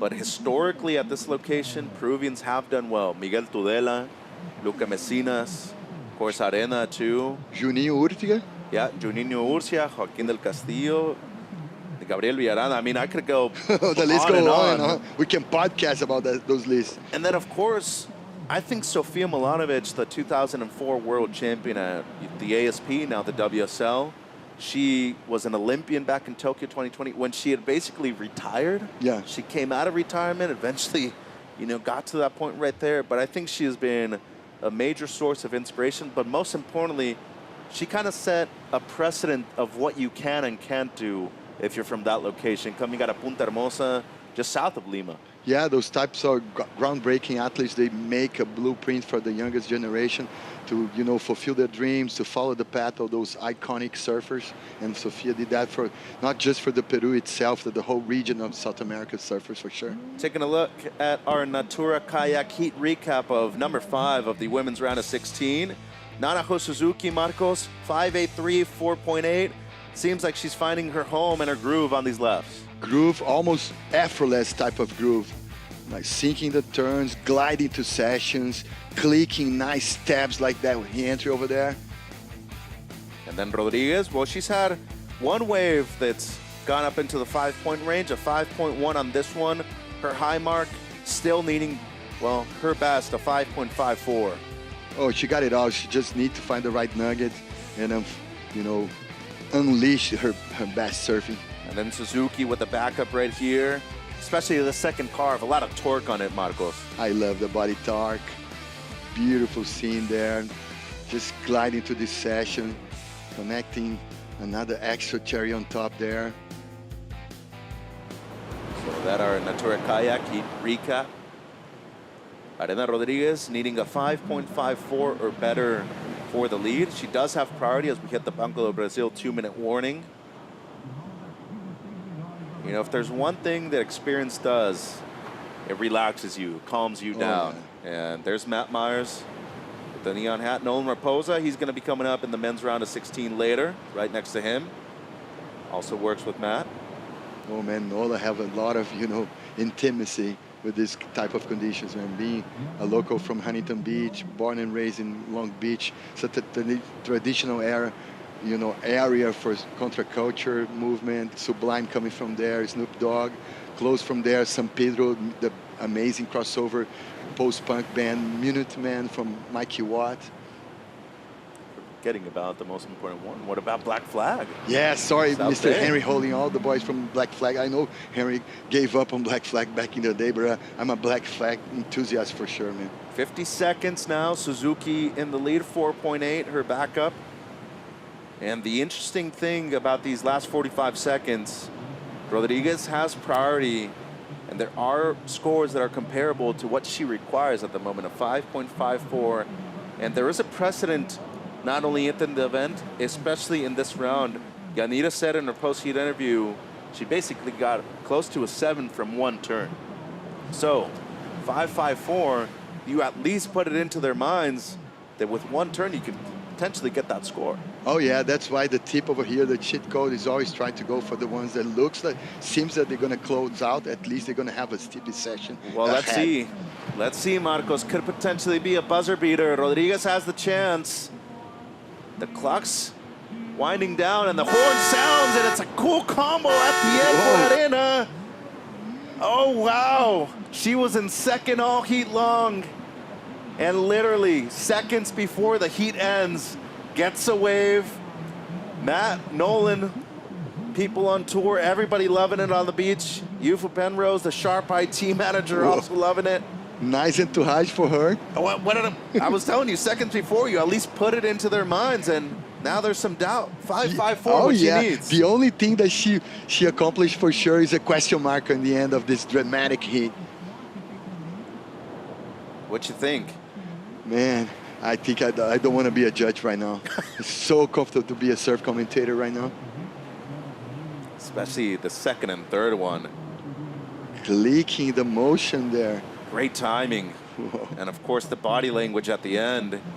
She should be stoked. She should be proud more than anything. Head high anyway, doesn't matter the result in the end. So needing a 5.54. So this result already, at least a 9th, matches her best so far this season. But a 5th, we already talked about it. Big difference in points. And she did get a 5th at the CT level as a wild card because of how well she had done in South America, especially on the Challenger Series. She's a strong force to be reckoned. Waiting on the score still, 5.54 or better, what she needs. Whoa, we can slice the atmosphere here with the knife here right now, guys. Well, there are two waves that are, very close to what was needed, comparable, and it's more than enough. It's a 6.03. Whoa, talking about buzzer beater, guys. Well, there's the score, Marcos. So all 5 of the judges gave her more than what she needed, and it was unanimous. Arena Rodriguez is advancing into the quarterfinals, and a great effort. Unfortunately for her, just not enough at the end for Nanaho Suzuki. She's gonna have to be content with a 9th place finish right here in Saquarema. And the Peruvian moves through into the quarters, into finals day for the first time this season on the Challenger Series schedule. So Heat 5 done and dusted of the women's round of 16. Heat 6 coming up. Tainá Henkel, the Banco do Brasil wildcard, going up against the multi-time Challenger Series champ, Sally Fitzgibbons, when we return.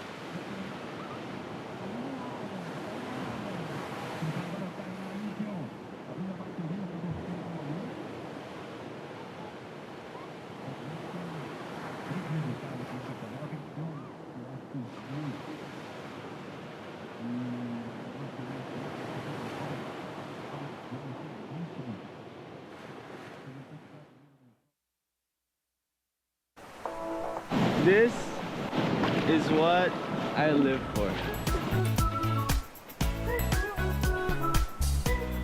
A gente já aproveita para jogar uma altinha, manter aquela brasilidade. Mas é isso, é poder aproveitar, curtir a natureza e se reconectar.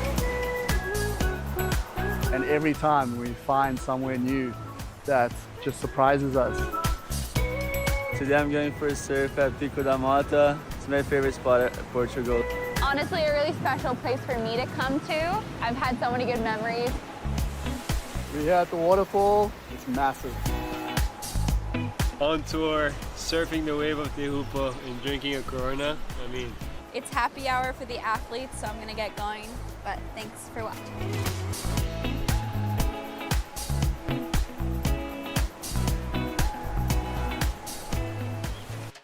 Big thank you to Cero. This is Living, round of 16, heat number 6. Tainá Henkel, the Banco do Brasil wildcard in the red, up against the former runner-up to the World Championship, Sally Fitzgibbons, number 3 on the CS rankings, in the blue. Literally with seconds remaining, Manu, Arena Rodriguez moves through into the quarters. What does she have to say to you?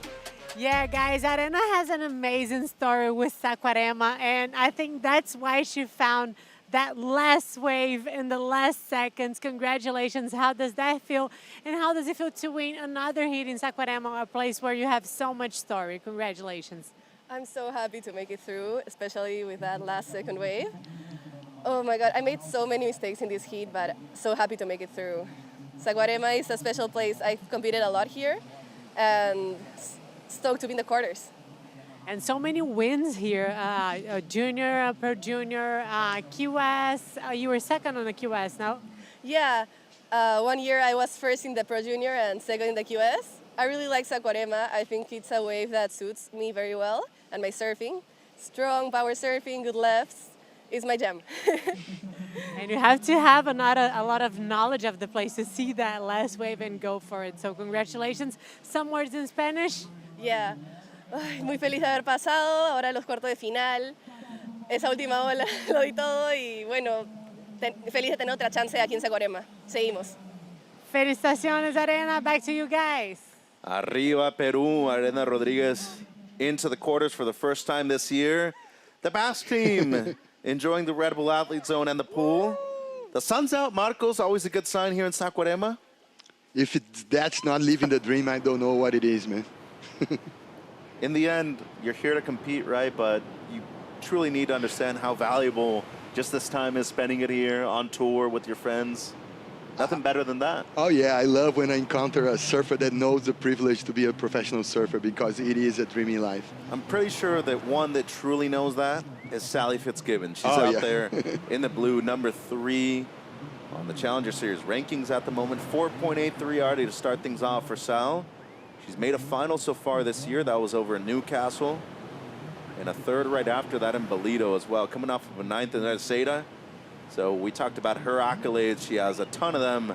But in this heat, a 4.83 already, looking at the Banco do Brasil replay. Fast snap to start. Second one, super crispy. Third one, a little lack of variety, but good effort and good flow. Amazing to watch those united colors of surfing with a Australian surfer surfing with a Hawaiian gear. And now the Banco do Brasil wildcard. Ooh, quick mishap right there for Tainá Hinkle. And Tainá actually got the Banco do Brasil wildcard because she won the Saquarema Surf Festival QS 6000 earlier this year at this location. Oh, she's a legend in Brazil.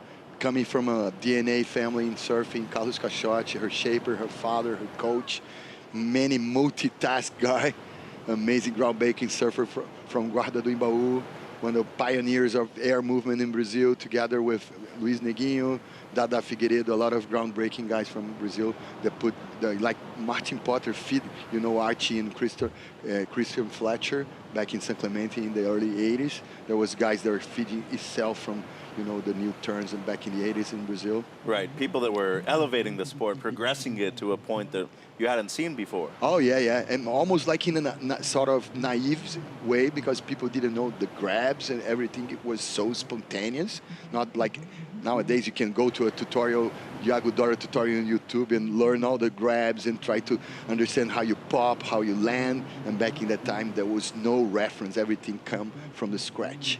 Well, Sally's been around long enough to know that magazines were everything. Then you had to transition into the broadcast that we see nowadays and the impact that social media has had, not only on surfing, worldwide in sports too. Number 3 on the CS ranks. And talk about an illustrious career. She can qualify once again for the CT by winning the event. She is 4 heat wins away from accomplishing that once again. Traveling with her father, as usual, and really, you know, staying by herself most of the time with her dad. It's pretty cool. They still have a personal relationship that they can talk about anything at any given time, any day of the week. I love to watch those, you know, relationships unfolding. And she's so precise on the water, always methodical. Well, here she goes, 4.83 on her opener. A couple of nice hacks on the backhand so far. Good energy from Sally on this one with that Town and Country surfboard. She's gonna kick out. 21:45 on the clock right here. Meanwhile, Hinkle, just a couple of small scores. She's gonna be needing something hefty after this way from Sally. Once again, just good energy from Fitzgibbons. And the one thing I will say, regardless of skill, talent, you know, the kind of study that you put to a certain break, the one thing that I feel has really separated Sally from most has really just been the way she prepares physically. Oh yeah, she's an athlete, all around athlete. And look at the leverage that she bring it on in those, you know, cutties and snaps. And, you know, the backwash sometimes can drop you down, but sometimes it brings some leverage like this bottom turn with a backwash there, the third one. 3 in a row that were gnarly, for lack of a better word. Like a machine of turns, man. She's definitely put the coin in the machine to get a few waves at the beginning of this heat. So waiting on that score. Extra gear there. But it makes a difference, especially with confidence, doesn't it, Marcos? I mean, the more prepared you are, usually the more confident you are, too. Man, just talk about Kelly Slater, the mind game that they provide along 11 world titles is a blueprint for how important it is to have like a strong mind. Sometimes we don't manage to understand so much how a mind game is surfing. 5.5, the last of Sally Fitzgibbons, her best, into the double digits now with more than 10 points. Hinkle still only needs 1 score, but probably gonna want to break it up into 2. A 9.56 or better is what she needs for the lead. 10 minutes gone by in Heat 6 of the women's round of 16. Heat 7 gonna be a stacked one. Alyssa Spencer, former champ, against number 2 in the rankings, Yolanda Hopkins. And Marcos, you know, an interesting thing about surfing is how you explain it to a non-viewer, right? Because we've said it multiple times, not only on this broadcast throughout our lives, only a surfer truly does know the feeling. But in athletics, a true athlete is never 100% okay. Oh, you yeah. know? Oh. And throughout such a long career for Sally Fitzgibbons, we're talking about close to 30 years of competition. Oh, yeah. And she's in her mid-30s at the moment. How can you explain to somebody how a surfer has to manage all these difficulties, especially the strain on your body, when you go to waves that can be so complexly different? You come from Metaceda, it's a point break, and then you go to a beach break, your body must adjust too. I'm going to try to do a proper analysis and analogy after this wave of Tainá. Let's tag along with Tainá. Beautiful snap as a first turn, second one, nice flow. A little stiffy session there. No, the wave didn't provide enough energy for her, but coming back to the analysis, it's almost like if I'm going to throw this metaphor into the fighting world or boxing or even MMA, you're going to have a big, you know, UFC tournament, and you never know who you're going to encounter in that part of the ring. The variety that you got to have in your game, in your tools, the strong mindset to serve different conditions, the different gears you got to have. You got to go super specific in heavy water. You got to change your fins. You got to think about construction for those specific type of waves. So there's a lot of things taking place that sometimes people don't understand, but it's almost like ballet at the water. Ballet? Yeah. The one that can dance better gonna win. Okay. I never heard that reference to Hey, wave surfing keep Red before. Galax sometimes use that ballet reference also. Well, some dancing going on this wave from Sally. Disco and Frisco there. 4.83 her low score, 18 minutes on the clock. Saw also the best of Tainá Henkel on her third. So depending on if Fitzgibbons improves on this wave, she could potentially need more than a 9.56. And looking at the Banco Brasil replay, and yeah, I mean, a ballet is pretty hard to do. I'll give you that, but I think, you know, a tango, which does take two at the very least, but also maybe a good little cumbia or something like that could also work here in South America. Maybe some samba here also. It's the folk music official from Brazil. Nowadays you have so many different genders and, you know, rhythms here in Brazil. There's maracatu in the Northeast. There is gaucho music down south. So we are a continental country and we love drums, percussion. So there's a lot of different music movements going on in Brazil all the time. And actually, getting back to your point about maybe given every day how often it changes, you could be fighting, you know, Conor McGregor one day, you could be fighting Cain Velasquez the next day. Yeah. Different styles, obviously. But another big thing too, music is actually something that prepares you very well because of rhythm. Oh yeah, yeah. And sometimes you're listening to music that get prepared based on the conditions. You want something slower or something faster to get you going. I have the privilege to receive as being the first reporter that received in the airport of Florianopolis, Iago Dora, coming from Fiji. And one of the first questions that I tossed to Iago was about the soundtrack, the music that he was listening before heading to the finals against Griffin. He was listening to Metallica, and he didn't choose like The Doors, more a groovy type of classical rock and roll that he normally listens. Some like Nirvana acoustic in New York. He went all the way to the amazing thrash band from California, Metallica. You know, James Hetfield and the gang. Pretty sure it reflected in the surface. Reflecting even the first wave itself. It was seek and destroy from the get-go right there. Yeah. Ride the lighting. Iago, just under 16 minutes, scores are in. The second to last of Sally Fitzgibbons doesn't improve. It's a 4.43. And the last of Tainá Henkel out there with priority in the red, a 5. So she's in the mix now, needing a 5.34 to move up into the lead. Experience versus youth out there in the water at the moment. Henkel, the wild card here at this event. She won the 6,000 earlier this year at the QS level to guarantee her spot in the event, her only Challenger Series event so far on the season. Meanwhile, Fitzgibbons number 3 in the rankings. She can qualify once again for the tour if she makes the final.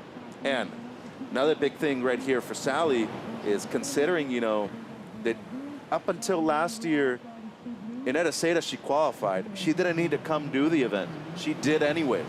That's the kind of athlete, the kind of competitor that she's always been. She loved to compete. She loved to grind. It's the same. I can toss the same example as Cano Igarashi going to Ribeira Gilhas and the CS, just cruising, hanging out with his Portuguese friends. Cano always does those plans. He don't like to have like super huge off seasons. Same thing for Sally back in the days. But right now, she's trying to rise to the occasion. She's trying to, you know, force to be reckoned against a new generation surfer. Here goes Sally now, under priority, quickening it up for her, 14:30 on the clock. In heat number 6 of the women's round of 16, it's top 5 of the Challenger Series schedule, the Banco do Brasil Saquarema Pro, presented by Corona Cero. Be right back with more of Heat 6.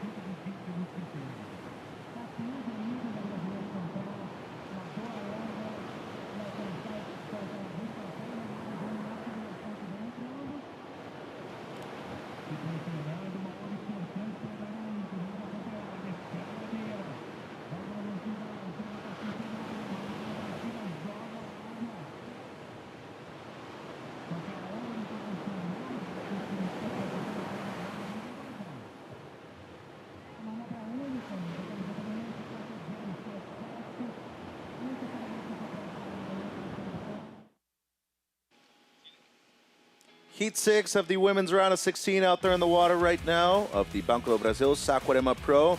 Looking at our Banco do Brasil fan picks, Marcos, 68% going with the 34-year-old, the veteran Sally Fitzgibbons, and 32% going for the winner of the women's QS 6000 earlier this year, the Banco do Brasil wildcard, Tainá Henkel. Those numbers make totally sense because, look, one girl is runner-up many times at the CT level. The other girl is just a upcomer from Brazil. With all due respect, but it's normal to watch those numbers. So let's see who's going to end up being a winner of this heat. It's a traditional generation clash. I love to see those and to call those heats. Well, eventually, if you want to be the best, you have to beat the best too. And of all different types of generations. And you reference Kelly Slater all the time, but he's probably the one guy that you look at and you'd be like, space surfers from the 80s, the 90s, the 2000s, and he went through 5 or 6 different generations on tour. And for Tainá, as we look at a replay that we hadn't seen so far in this heat, she's definitely risen to the occasion certain times, and especially going through such a tough region in South America. She's also had to go through a lot of different names, especially the current ones right here in South America. Oh yeah, surfing, professional surfing have so many layers. There's the regional layer, the underground, hero thing, and then the regional layer, then national layers, and then, regional, South America, North America office of WSL, and then the top of the notch, the CT level. So there's too many layers. The sports of surfing grow up so big, so huge nowadays. You have the, the free surfing, the air guys, the chargers, and here, this is the place to be for a Reaper from Brazil. So amazing to see. 10:50 on the clock. The last of Hinkle, not enough for the lead, a 5:13. There's former champion Alyssa Spencer. Chris Gallagher, her coach, to her right. Former CTer himself. And there's Yolanda Hopkins, the always happy Portuguese surfer. Coach John, who runs Pig Dog Surf Camp back home in Portugal. Very enthusiastic lad. Oh yeah, and you saw in the elbow there, yo-yo with a tattoo with the marks from the Olympic Games. She's such a well-rounded surfer. Amazing to see the support that she has in Portugal. They called her yo-yo. Out of the Algarve region. More to the south? Oh yeah, all the way to the south, almost crossing to Spain there, in Gibraltar Rock there. And my twin brother used to reside there in the 90s throughout the year, Algarve. Anywhere you guys haven't lived so far worldwide? Yeah, I want to live in Asia further on, maybe. That's a collective decision you got to make with your wife, though. Let's see if she. Oh, she's a globetrotter already. Fitzgibbons, the heat leader, up and riding. 9:30 on the clock. Second best wave is a 4.83. She's caught 8 waves, including this one. Throws the reverse at the end of this left and going to be incomplete. And now a chance for Hinkle to take the lead. But I love the disco, you know, reverse attempt. Well, she's definitely been at the forefront of progressing surfing on the female side for a number of years. She's done a couple of big airs during events before, and of course, on the championship tour, many great accolades. Runner-up to the world title, World Pro Junior title early on in her career too. Last year's Challenger Series champion overall. And number 3 at the moment. And when we talk here in the booth about, you know, progression in surfing, female surfing, I got to toss, you know, Silvana Lima at those names because she was so groundbreaking here. You know what, Mitch, back in the day, she used to compete with the boys in the beginning of her career. I think there's, you know, a good amount of female surfers nowadays that are unpredictable, and it's something good. Erin Brooks a few years ago won the event back in 2023.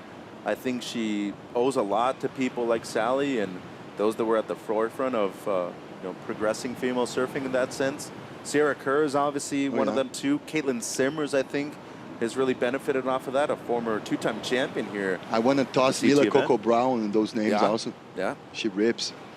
Well, there's a lot of them. Now, 8 minutes on the clock in heat 6. Hinkle still needing the 5-2-1. She does have priority and a lot of distance in between the two surfers right here. And Fitzgibbons is going to take advantage of that big section right here.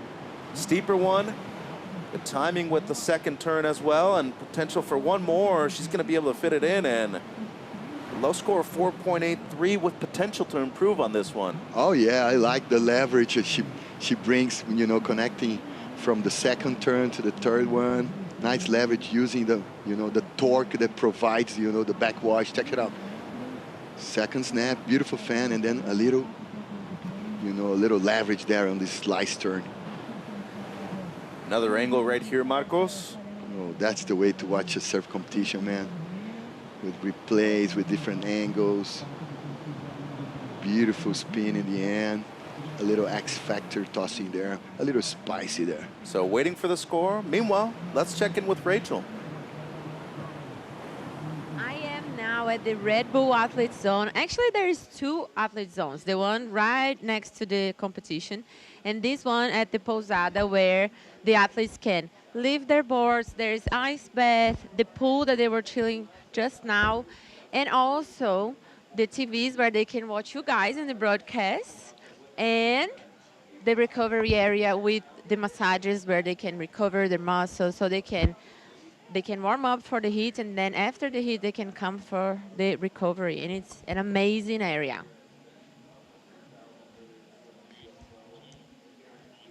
Almost like a wellness center from WSL here in Saquarema. Well, main thing, the sun's out today, which is already a huge beneficial thing, but the fact that there are physios, we saw Dr. Carlos Valle right there on screen too. He's been a big part of the success of this event in the past too.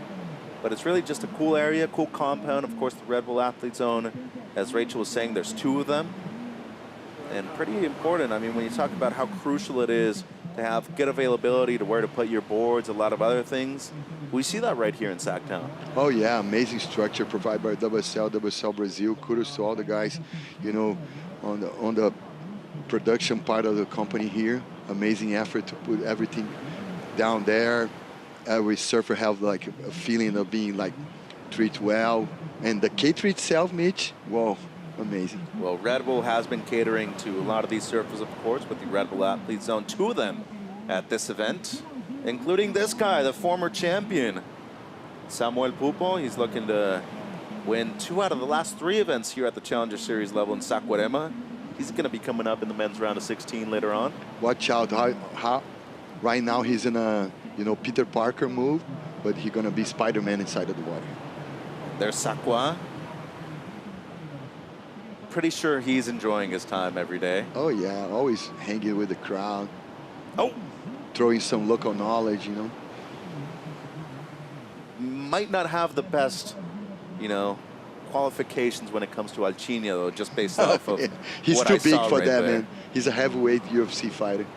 I already told you, we got to get him on a board. 60 liters plus, and I think he's going to be out there eventually. Just under 5 minutes.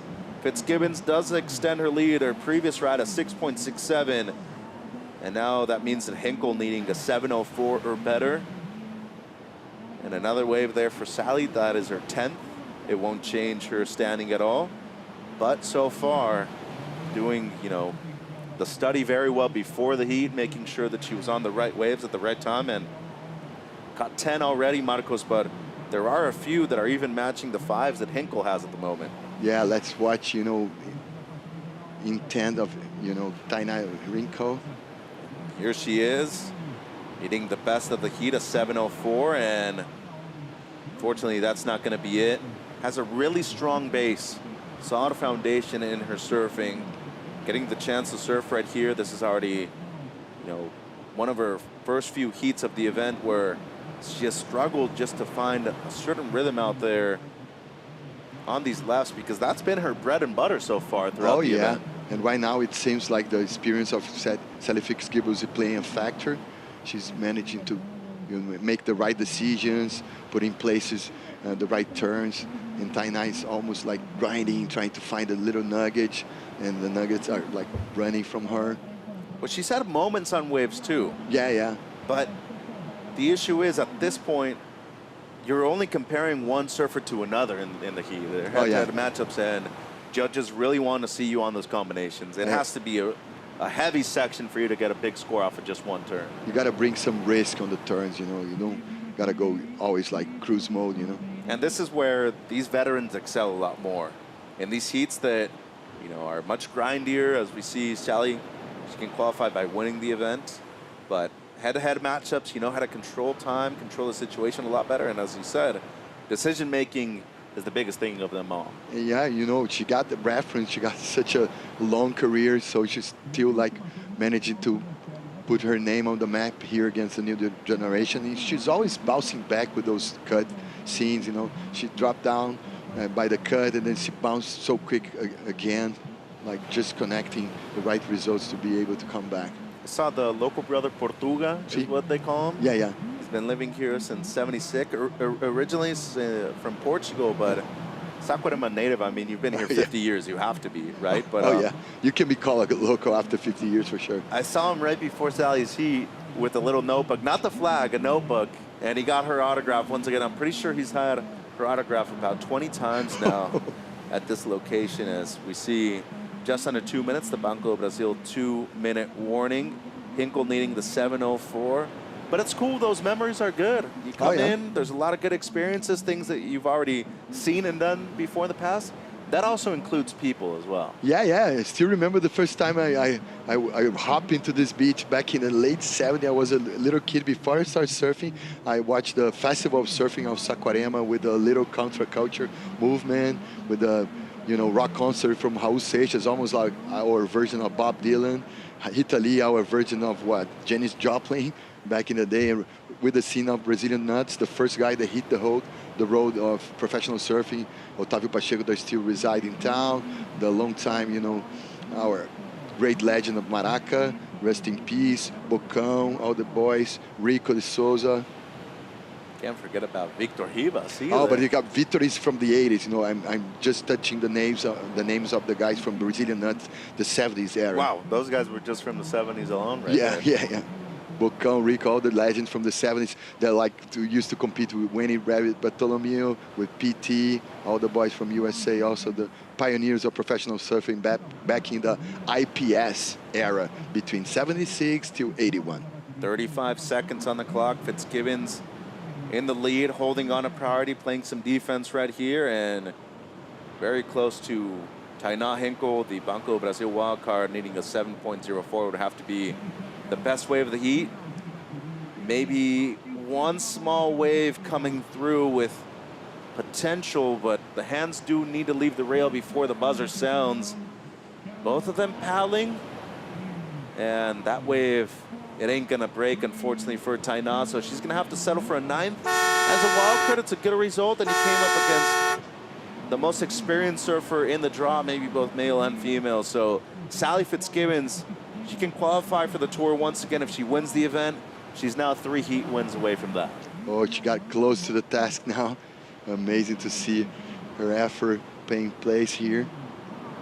Making the good choices, choosing the right ways, and providing a lot of energy to accomplish a lot of combos in this heat. That's always it. Good decision making by Sally Fitzgibbons into the quarterfinals. We'll hear from her in just a few minutes. It's the former champion Alyssa Spencer and Yo-Yo Hopkins when we return to Saquarema.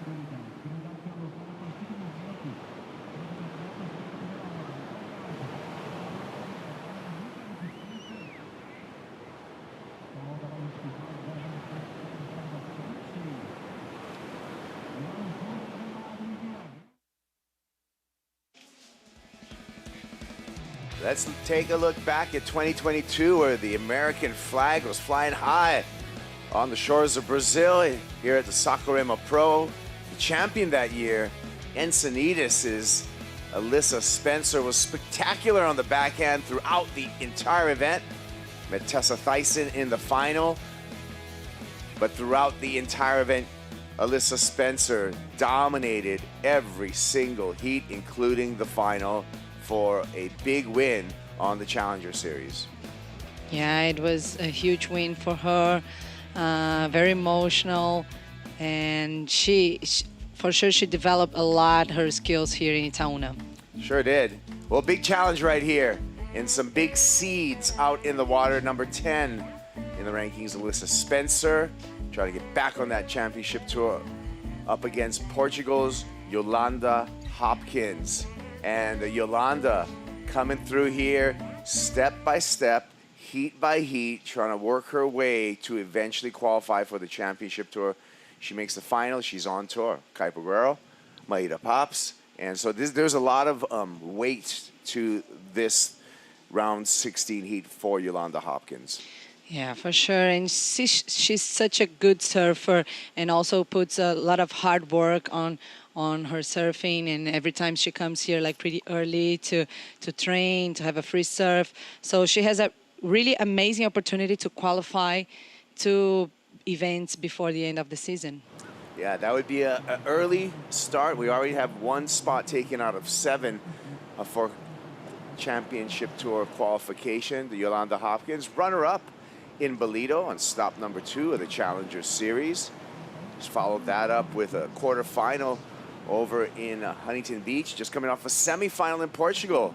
That put her into the position right now where makes the final, and she is on the 2026 championship tour. Her opening ride here, looks like Yolanda found a nice left. Yeah, very nice snap. The first to open this thing, and then comboed with a quick snaps. The numbers are still coming in, and this is the replay for Alyssa Spencer. Just trying to find something else in the inside. And the wave kind of provided. She snaps it. Go to the other side. Going right now. Unfortunately, that was it. Yes, so numbers are in, and it is a 4.67 for Alyssa Spencer, 6.33 for Yolanda Hopkins, who's gliding into this one. Strong paddle, and is going to lose priority. Looks like she had that, but that wave just doubled up, and we talked about it last time we were in the set. The tide filling in right now, so that wave just was a mirage for Yolanda Hopkins. 11:16 local time, and we have a high tide at 1:02 p.m. So that, I feel like the high tide factor did have that wave just not be able to feel the bottom and break. Yeah, it's true, Kaipo. And we know that when it's high tide here, things get really gnarly sometimes with the backwash. So this is another factor that they will have to adapt themselves. Yeah. Yolanda's coach, John, disappointed in the priority switch. It's just step by step. It's little things that happen within a heat, whether it's, you know, falling on your closing maneuver or losing priority. All of these things are little mistakes can add up and compound themselves when you're in a heat. So you try to really minimize any kind of mistake. So Yolanda's going to have to come back on that. Alyssa Spencer, she's happy to have priority right now. The 22-year-old, we looked at her back in 2022 when she won here in Saquarema. In 2023, Alyssa Spencer took a win in Ericeira, Portugal, where we're just coming off of the last event. 2023 was the year that Alyssa Spencer qualified for the 2024 Championship Tour. There is Alyssa's coach, Chris Gallagher, former CT surfer himself, great shaper, great mentor, great coach. Yolanda, under priority, finds this little left with a little bit of flow, but the inside kind of gutter section doesn't allow for the short break double up for Yolanda Hopkins, but she will get a backup score for her 6.33. Yeah, she started this heat like pretty strong, a 6.33 to open things up. It's really good for your confidence. Let's have a look again on that one. So quick snap. Look the bounce of the wave, as you mentioned. Like the tide is getting really high right now, and this wave totally disappeared in front of her. Yeah, we're going to see how the surfers adjust to the changing conditions that we're seeing right now. There we got a little bit of well, we had the wind pretty much all morning. A little bit of the chop has kind of jumbled it up a little bit more. I feel the jumble is also due to, like you said, Maida, more refraction, more bounce from the beach. There's a steep sandbank on the beach right now, and that brings, there's always a backwash, but it varies in degrees of how severe the backwash is. And this is one of those that, you know, the high tide definitely brings more of this up and down backwashy kind of vibe out there. Yeah, true. But both of these girls, they have been putting a lot of work here in Itaúna. They know this wave pretty well. Alyssa Spencer with a huge result, winning in 2022, and also Yo-Yo. She has great results here in Saquarema as well, and also always coming like pretty early in the morning, training, trying to figure out this bank as the best way as she can. So 21 minutes and 30 seconds left.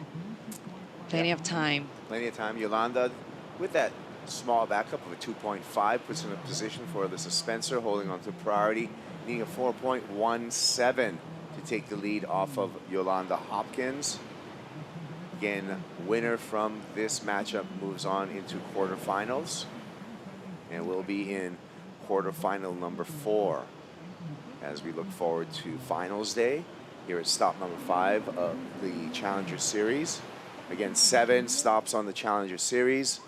5 of them count towards your rankings. This year, the expanded women's field. We took more surfers off the Championship Tour onto 2026. We're taking more surfers from the Challenger Series on the women's side to the Championship Tour, taking 7.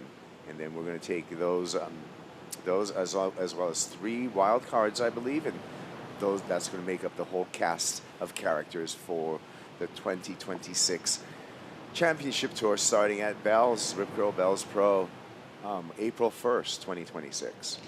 Yeah, I'm so excited for next year. Like, with this larger field for women's surfing, and all the girls like Tia Zabrowski, very young, and how all the CT surfers are going to deal with that, because this girl comes like really fresh and with strong surfing, with nothing to lose because she's so young, and she will just be there like to prove herself in a big league.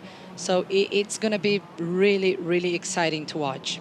Yeah, I anticipate that, and it's going to be a learning curve, right, for Tia Zabrowski when she's faced up against the world's best, the cream of the crop, the very best in the world, as we see Yolanda Hopkins up, out, and she's just going to start sneaking under priority. When we got a little bit of a break, let's go down to the last heat. We're talking about experience, but keeps on doing it. Heat and heat, event all over again.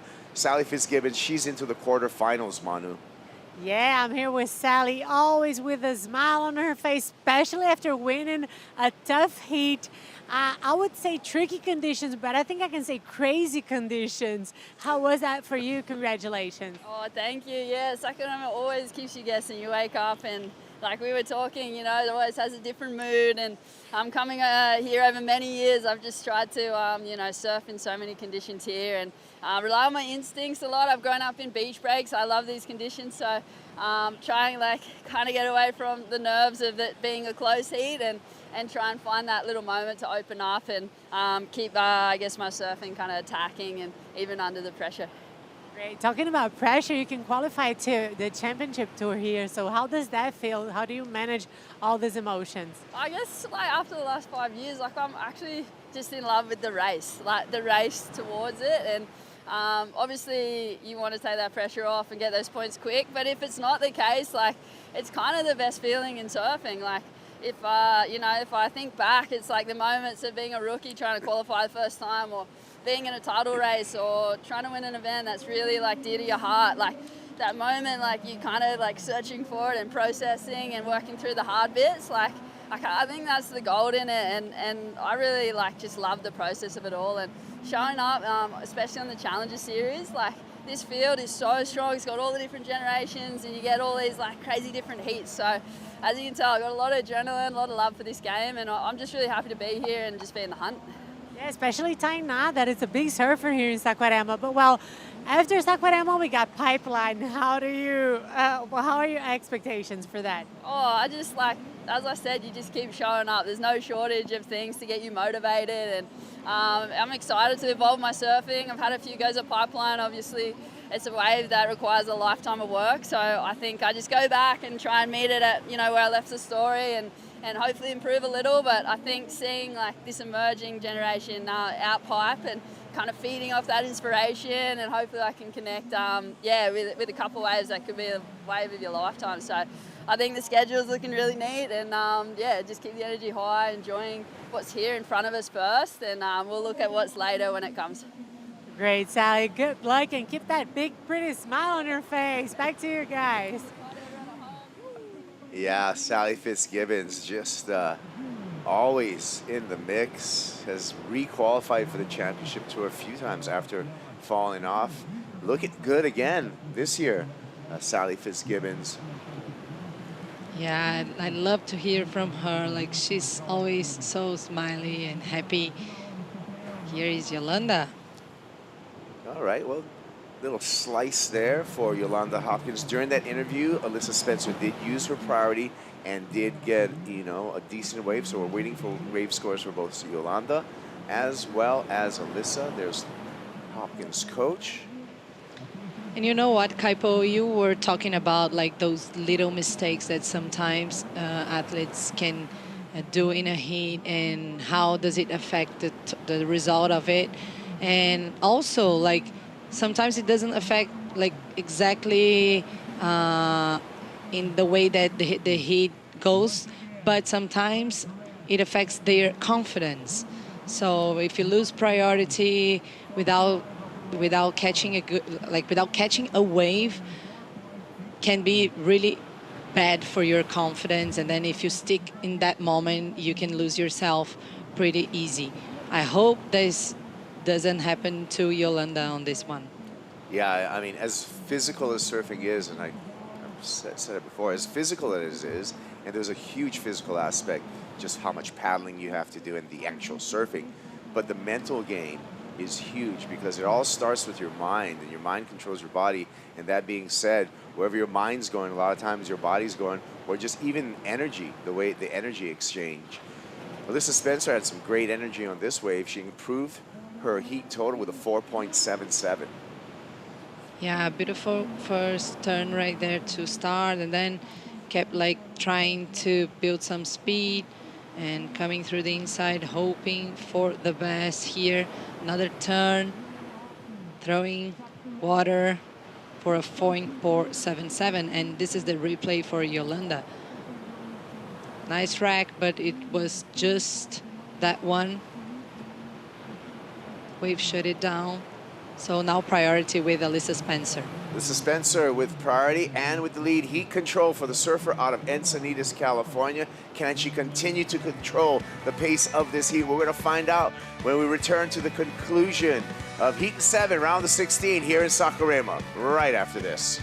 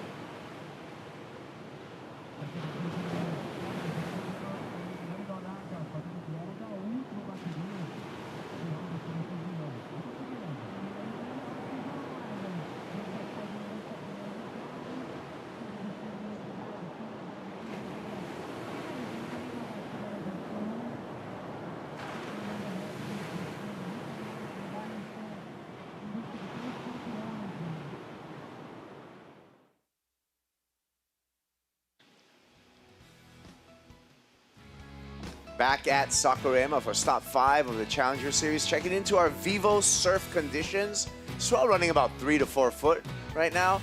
High tide on the rise with a peak at 102 this afternoon.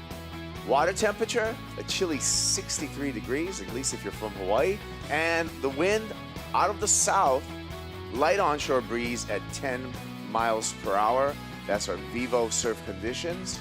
And the conditions are working out so far so good for Encinitas' Alyssa Spencer, who is in the lead in a semifinal up against Yolanda Hopkins. Hopkins right here has just turned the heat with a 3.5. Yeah, a short wave for Yolanda there, but look, she placed pretty well that turn, and it came out as a 3.5 to turn the heat. So that 3.5 puts pressure now on Alyssa Spencer. Looks like Spencer just had a quick up and out. So for Alyssa, she will try to regain priority. I feel like she should be further out in the ocean compared to Yolanda Hopkins duck diving that wave. So once Alyssa gets to the peak, she should at least secure first priority. She'll be looking for a mid-range score of a 5. Yolanda Hopkins kind of knowing about the priority game, so spins around halfway out, takes this reform on the inside, tries to sneak one under the priority of Alyssa Spencer. Great effort, but no opportunity there. Portugal. Yeah, Portugal. The very famous fan here in Saquarema, He's usually Portuga. But he usually has the Brazilian flag, though. Why does he have the Portuguese flag now?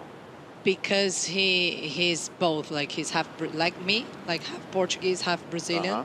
So you have both flags as well. Yeah, kind of, Okay. yeah. All right, cool. And he's always like cheering for every Brazilian and every Portuguese. His nickname is Portuga, so Oh, it's Portuga. yeah. Wow, Yeah. everything's making sense right now. And someone who's trying to solve the puzzle out there and make some sense of the conditions is the support squad for Yolanda Hopkins. With more insight with that, I think we got Mitchell Salazar out in the field.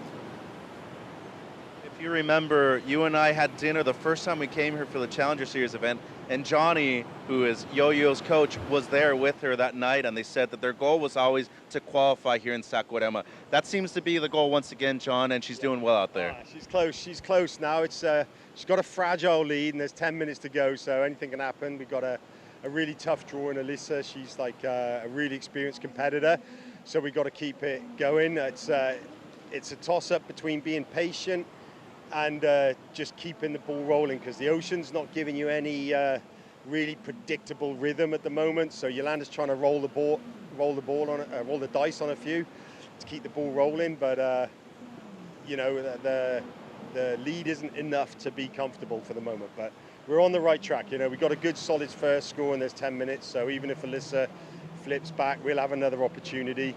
And now Alyssa's pulled the trigger on one, so that's flip back priority to us. Exactly an example of what we just suffered. Is just flip back on Alyssa. So it's going to be a back and forth with this priority and the messed up ways. But yeah, it's feeling good and wanting to get this qualification done and dusted, go to pipe stress free.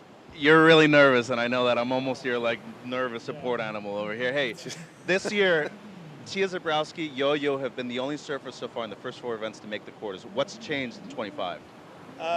I think because of the finish last year, it enabled us to take a year off the QS, so we wasn't overloading on work all the time. It's just because we have a lot of QSs in Europe, so Yo took a year off, and that gave Tia the chance to qualify, because the 2 years before, Yo won it all back to back, and Tia was there for them. But this year, Yo didn't go, and that just let her brain free up a little bit and just focus more on her own surfing. And I think the result here last year just made her realize that if she just takes her time and lets her own surfing come out and doesn't try and change her surfing, she's got the tools for the job. So, and I think that just changed her mental attitude. All right, best of luck. Congratulations. Kaipo, I think this man needs a hug. I'm about to give him a big hug right here before we send it back out to you. Yeah. Wow. Yeah, like a nervous guy expecting that. I don't know what to take from that, but you know, you can hear from John. He's very supportive. He's a very knowledgeable surf coach. British accent. Yolanda's mom is British.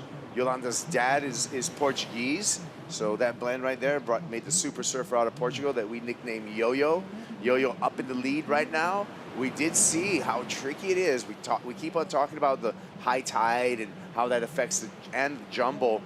And so we've seen, you know, unforced errors from both Yolanda Hopkins as well as Alyssa Spencer when it comes to priority. So we'll see if that comes back and is going to be, you know, we talked about like little errors that can catch up to you in the heat. We'll see if that catches up to Alyssa Spencer. Yeah, now she's looking at that one, but more a positioning thing, trying to run away from Yolanda, which is really like seeking her. That's right. Yeah. And this is Yolanda. This is kind of an aggressive move, I feel, because it's still a little early in the heat to just be tracking someone down with priority. And it's not going to really work out because Alyssa's going to find a little right-hand inside double up. Remember, she needs a 5-point ride. Times that with the backwash, that accentuated, like I said, the backwash, it can be your enemy, it can be your friend. She timed that perfectly with the bottom turn onto the backhand slash, but she's leaning on just one maneuver for that 5-point ride. Yeah, but I mean, it was a nice effort for her because she wasn't with priority right there. So just a quick snap to set it up for this one. Timed pretty well because the wave kind of come double up. And yeah, she needing a 5.07. She's got the 5. Yeah. I just, again, hey, my opinion doesn't matter, but I'm on my commentary, and you know, her crowd there, right there, Taro and Levi and Coach Chris Gallagher, they like what they saw too, with some applause. I think she gets the 5. I'm with you, Kaipo. I think so.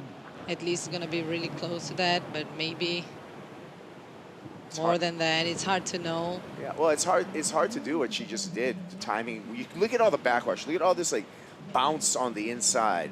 You know what I mean? Like that's way more bounce to the ounce than you would want in your typical surf session, and it makes it for a very, very difficult situation. But she really exploited that backwash. Let's take a look at our natural kayak recap of this heat and see what happened. Yolanda Hopkins was solid on the backhand.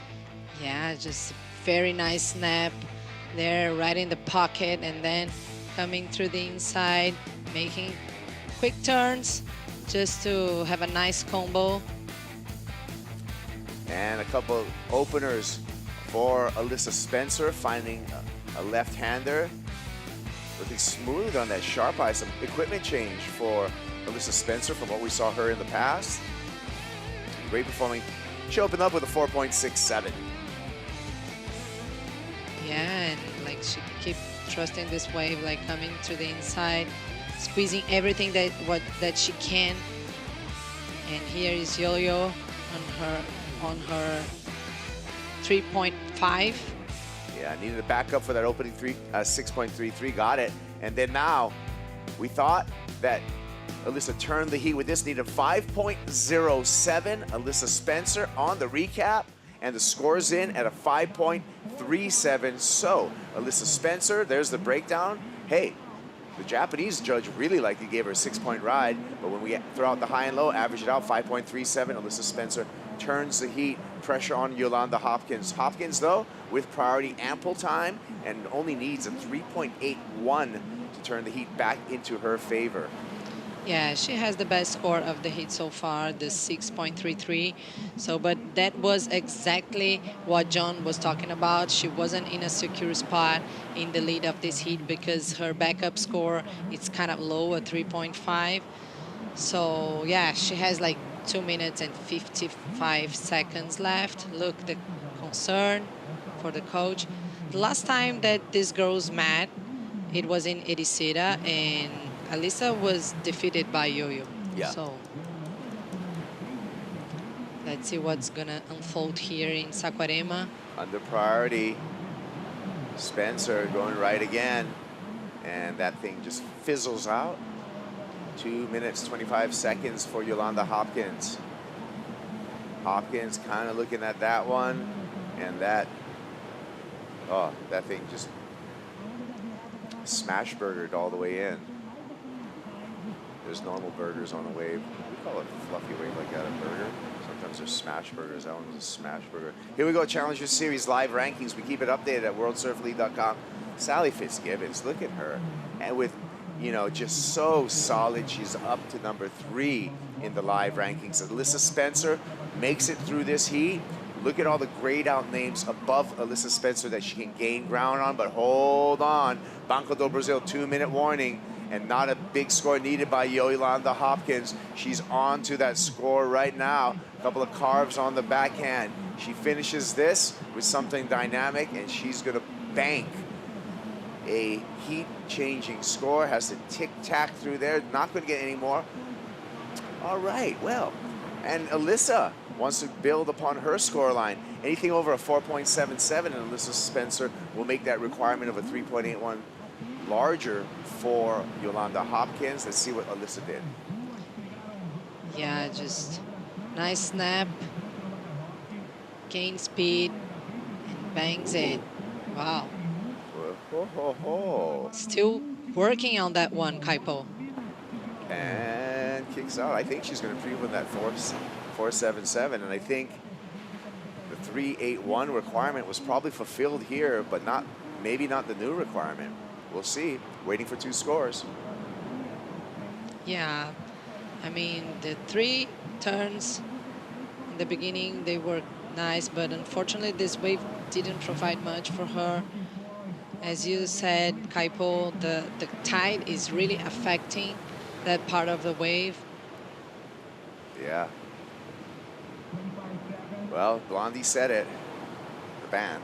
The tide is high, but only one can be moving on. I can actually paraphrase that.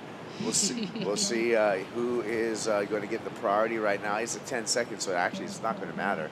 It's just you're either going to turn and burn or nothing at this point. So there's exactly what Yolanda Hops is going to do. Takes off in the whitewater, hoping, praying, waiting for a reform. No reform, so it's going to be the previous wave. We still need the score for the left for Alyssa Spencer and the left for Yolanda Hopkins. What's going to be the judge's decision? Yeah, tough call right there. Like, they're for sure watching the replays, comparing things. What do you think, Kaipo?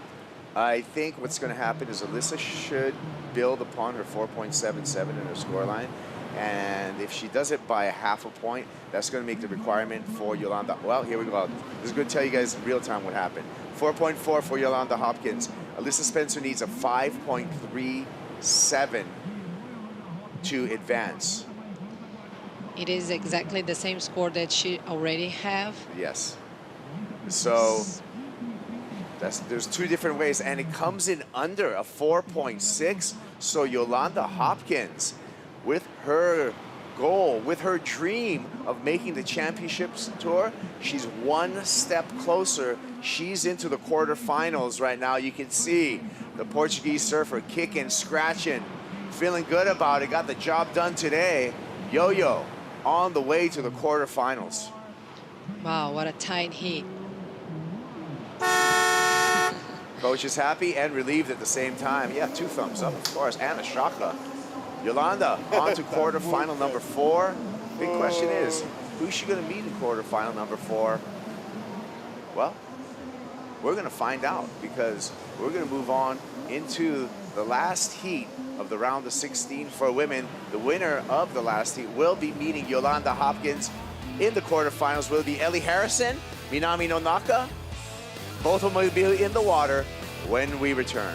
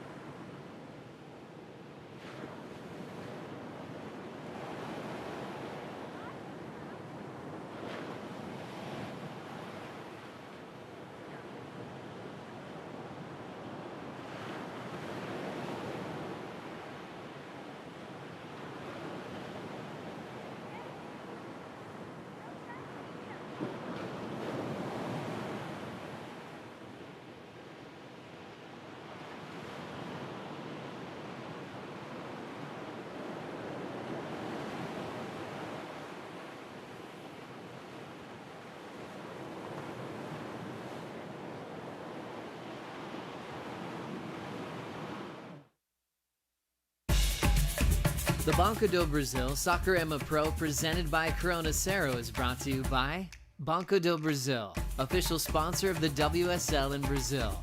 By Cero, made with 100% natural ingredients. And by the city of Saquarema, official host of the Banco do Brasil Saquarema Pro presented by Cero.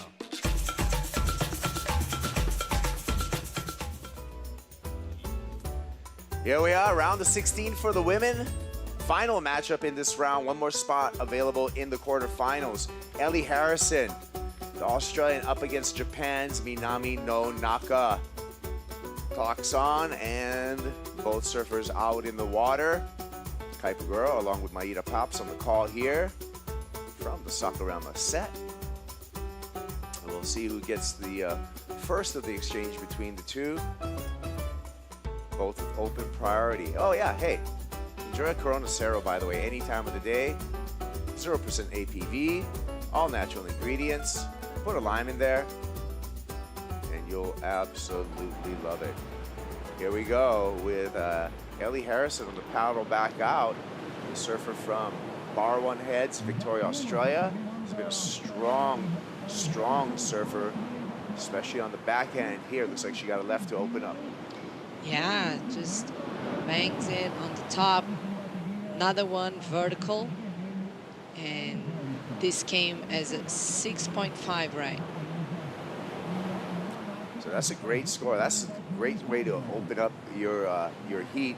20-year-old Ellie Harrison, like I said, from Barwon Heads, Victoria, Australia. She's had a couple of showings in Bells as a wild card, where she won the local trials, both in 2004 and in 2024. I'm sorry, 2025. Yeah, Eli, she's really good on her rails, and we love to watch her surfing in Bells. And her surfing really suits here, the Saquarema, Itaúna. So what a way to start the heat with a 6.5. Yeah, there's Minami Nonaka. She's up against a Japanese surfer, 24 years old, out of Japan. This is her best finish of the year so far here in Brazil. Hometown in the prefecture of Chiba in Ichinomiya, a great surfing community there in Japan. Lightweight surfer, under 100 pounds, 80 pounds probably soaking, but 4'11", 4'11" in height. Minami Nonaka competed in 3 Challenger Series events this year. Took time off and wasn't at the U.S. Open. Nonaka's been dependable on her backhand on the lefts. Glides up there through the lip. Comes around one more time for a carve, and that's all she's going to get. So advantage to Ellie Harrison after the opening exchange. Yeah, for sure, Kaipo. But at least like Minami found that wave right there, put some her feet on the wax and snaps it. Small turn. Unfortunately, the wave kind of fades ahead her. Yeah. Well, taking the heat at the buzzer was Yolanda Hopkins. Let's hear from Yolanda. She's with Rachel. Yes, Yo-Yo, congratulations. Now you can relax a little bit. We are all wondering what was going through your mind in the end of the heat. Like, did you think you made the score? It was pretty hard conditions. I mean, I always imagined Saquarema having these gnarly, like, closeout sections, and that's what I love. I was trying to look for some of those, but with the tide quite high, it just didn't seem to be any, like, actual options. And I got my first good score straight away, so I was pretty happy about that. And then I didn't manage to back it up with anything decent. And I saw the wave that she took off. I didn't think it was going to have anything in it because I had priority. I could have blocked her, but it didn't look like anything. And then she got the wave to turn it. So then I was a bit frustrated, but I knew I still had about 4 or 5 minutes. I just needed like quite a small score. So I just tried to calm myself down, just do a couple of turns. That's all I needed. And lucky, I had like a decent sized wave that came my way. But it was tricky because then I looked back and she caught one too. I didn't know what she did. So when I heard the score that I got enough, I was really happy. And then I thought to myself, oh my God, why was she up as a backup in the last wave? So yeah, hard moments in those last couple of seconds of the heat. But super relieved I made that one. Now you want to send a message in Portuguese to your supporters, fans? Queria agradecer a toda a gente que está a ver lá em casa. Eu tenho sentido o vosso apoio, não só em Portugal, mas pelo resto do mundo, por todos os portugueses. Eu sinto também aqui em Saquarema, também tem aqui uns portugueses. Eu estou a tentar levar isto até ao fim e qualificar-me. Eu acho que estou no caminho certo e agradeço muito a todo o apoio que eu tive. Especialmente senti esse apoio desde de Ericeira, do último campeonato, e acho que tem estado-me a levar este ano todo. E só agradecimento mesmo do fundo do meu coração. Incrível, parabéns, muito obrigada. See you in the quarters. Back to you guys. Yeah, Yolanda Hopkins, like I said, a step closer to qualification. Let's look at our live rankings and top 10 surfers. Only 3 remaining in competition. Remember, Tia's already on tour, 6 spots left. Yolanda Hopkins makes the final, and she qualifies for the championship tour. We'll do the math with Yolanda, though, and see if there's any opportunity for her to get there even sooner, maybe with the semifinals. Still smashing numbers there. Sally Fitzgibbons also up a bunch of spots into the number 3 position, and that's something that Sal has done year after year after year. She just eats up the Challenger Series. Yeah, it's just lovely how she approaches every season, you know.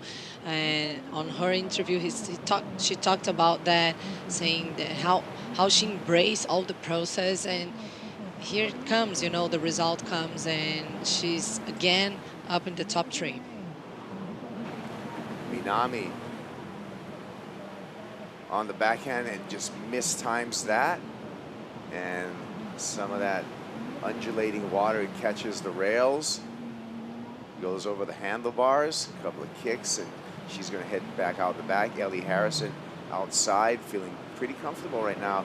1/3 of the way through this heat with a great score of a 6.5 and holding priority. Replay, what went wrong here? Yeah, I think just the bounce of the wave, Kaipo, you know, because actually she kind of mistimed on that one. But I was thinking about being so light, it must be even harder for her to deal with all this bounce of the wave here in Saquarema, because sometimes it really can throws you like away.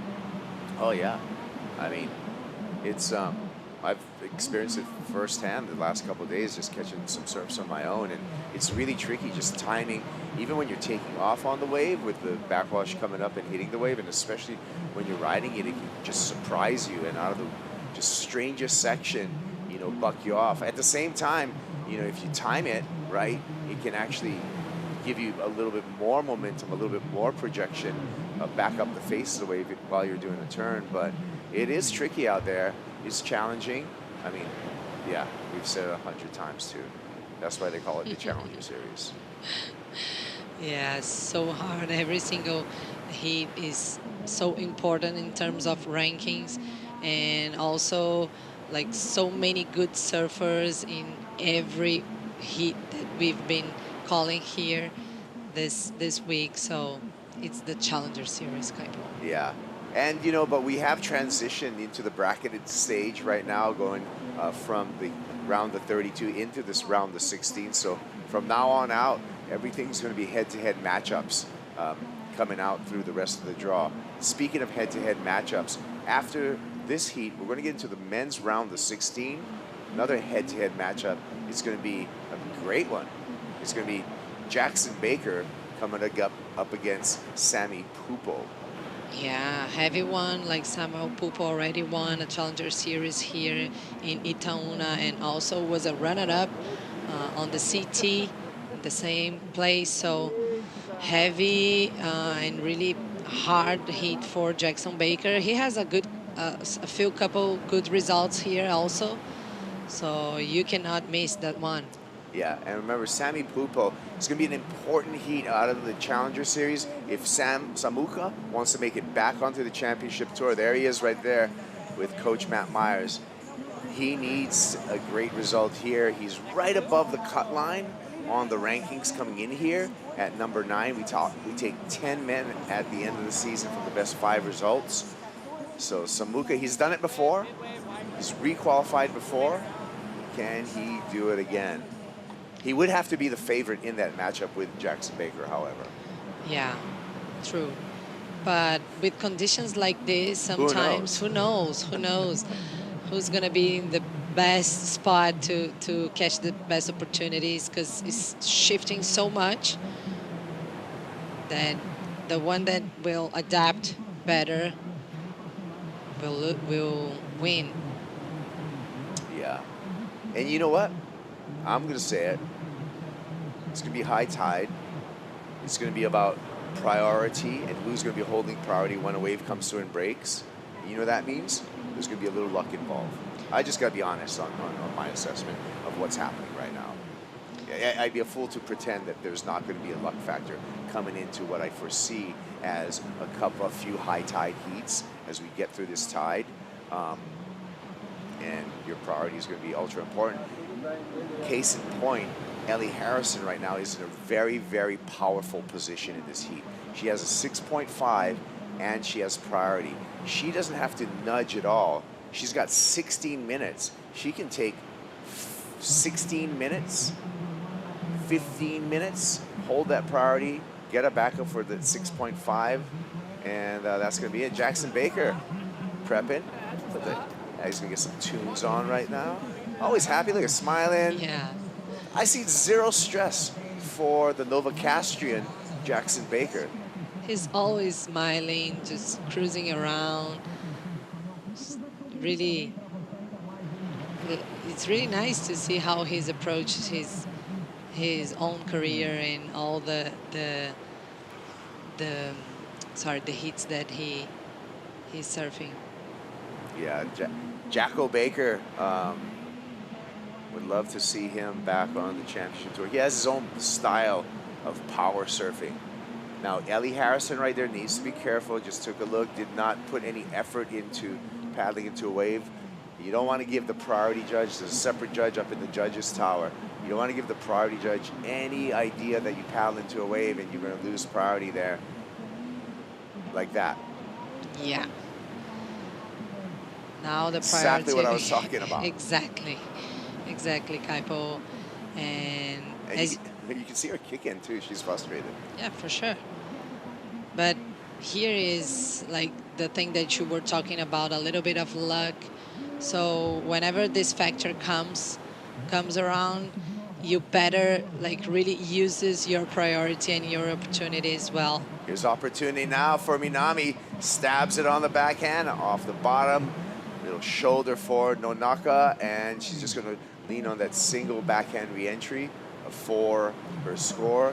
4.07 takes her to the lead. Yeah, she found, like, I mean, imagine like Ellie, if she hasn't done that mistake, it could have been her like backing up the 6.5 on that one, because the wave looked pretty great. And Minami did a nice job snapping. Small turn. Yeah, great point, Moida, because Ellie Harrison with this clean face, be able to do something like that, maybe lights out for Minami no Naka. Yeah, but it's the other option where Nonaka just scored a 3.33, 3.41, puts Minami in the lead. But back with heat control and remaining in control of the heat is Ellie Harrison, because she regained priority. She did not lose the lead on that exchange. So Ellie's basically got, second chance right now to do this play all over again, to get a backup for that 6.5. Yeah, it's true, Kaipo, but like the requirement now for Minami, it's a 3.41. So Ellie really has now to take advantage on this priority. Look at that. We can actually see the judges through what I thought was a one-way glass, but we can see their identities right there. Wow. The veil has been lifted. No, just kidding. We got an international field of judges, all great surfers in their own right, all led by Luli Pereira, who is a great surfer in his own right, Brazilian nationality, and actually brought a lot of insight to judging, providing surfers every single time with what the criteria is going to be specific to the day. We're going to take a break right now and see if Ellie Harrison can continue holding the lead and earning her spot into the quarterfinal. Back for more from Saquarema after this.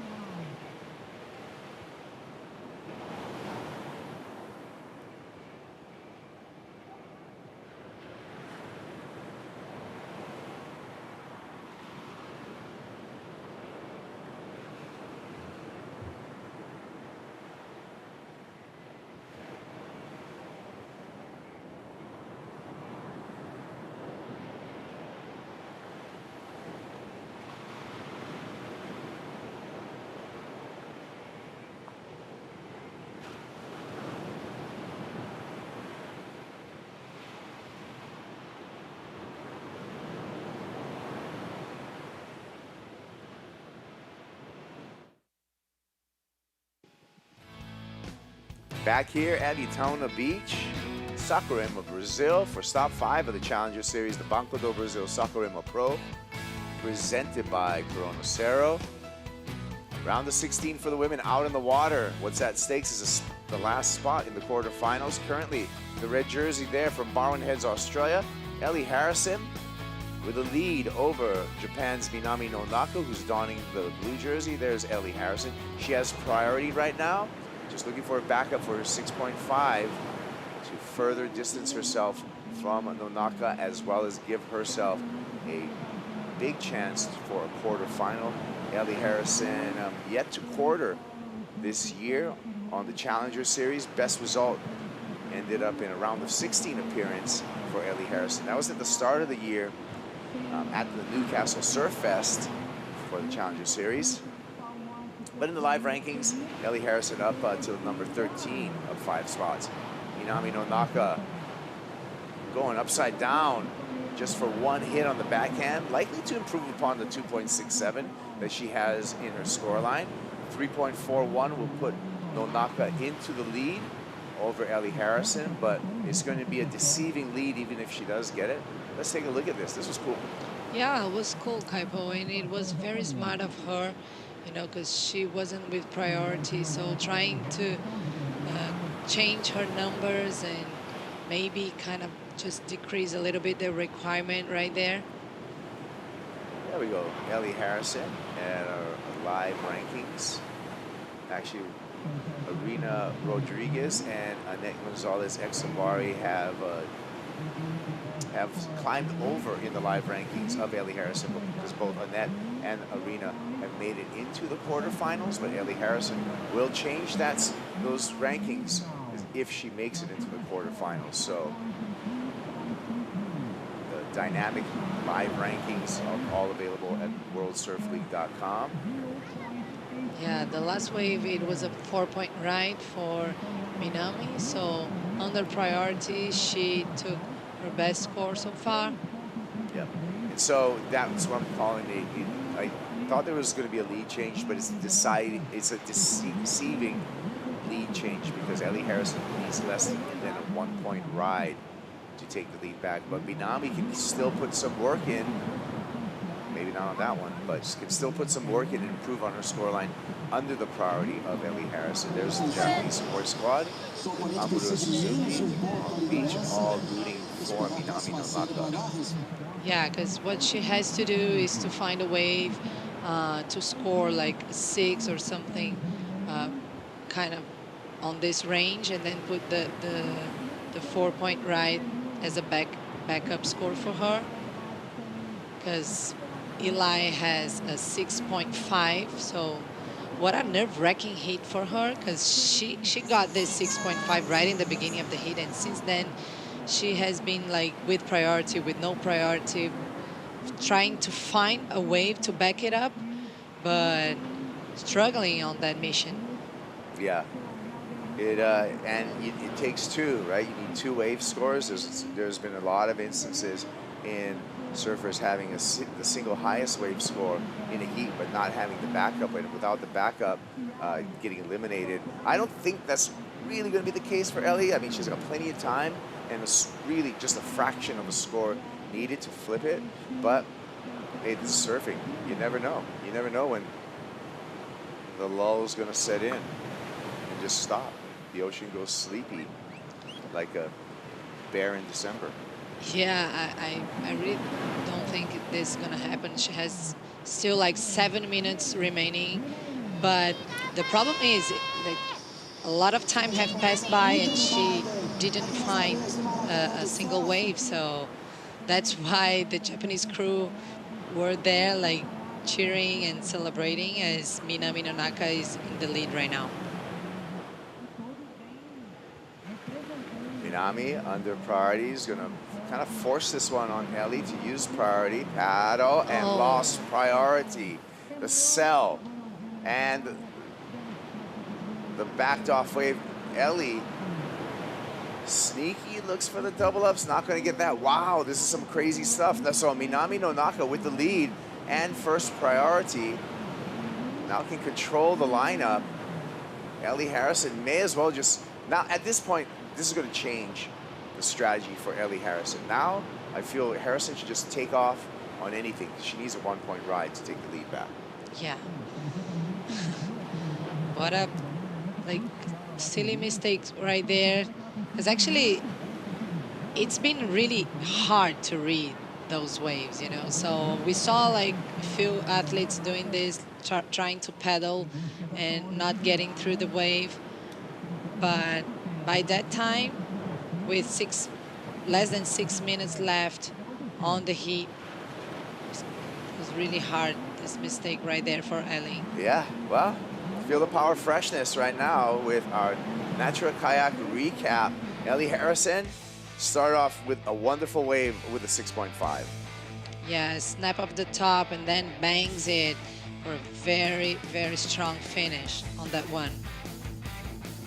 Minami Nonaka, just steadfast, tried to fight back, regained the lead.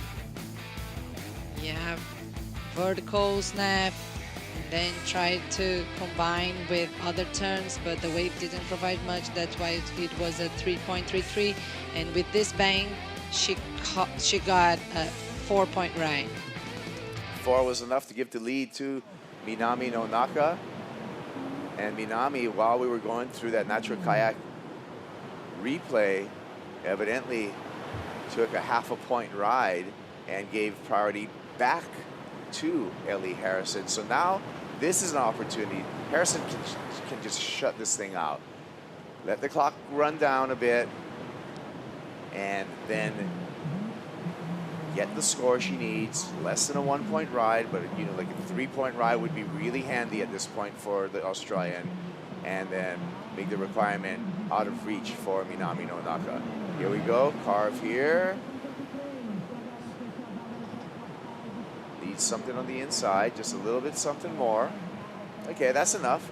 That'll give the lead to Ellie Harrison. By how much? It's not going to be a lot. Yeah, but at least she's going to take the lead.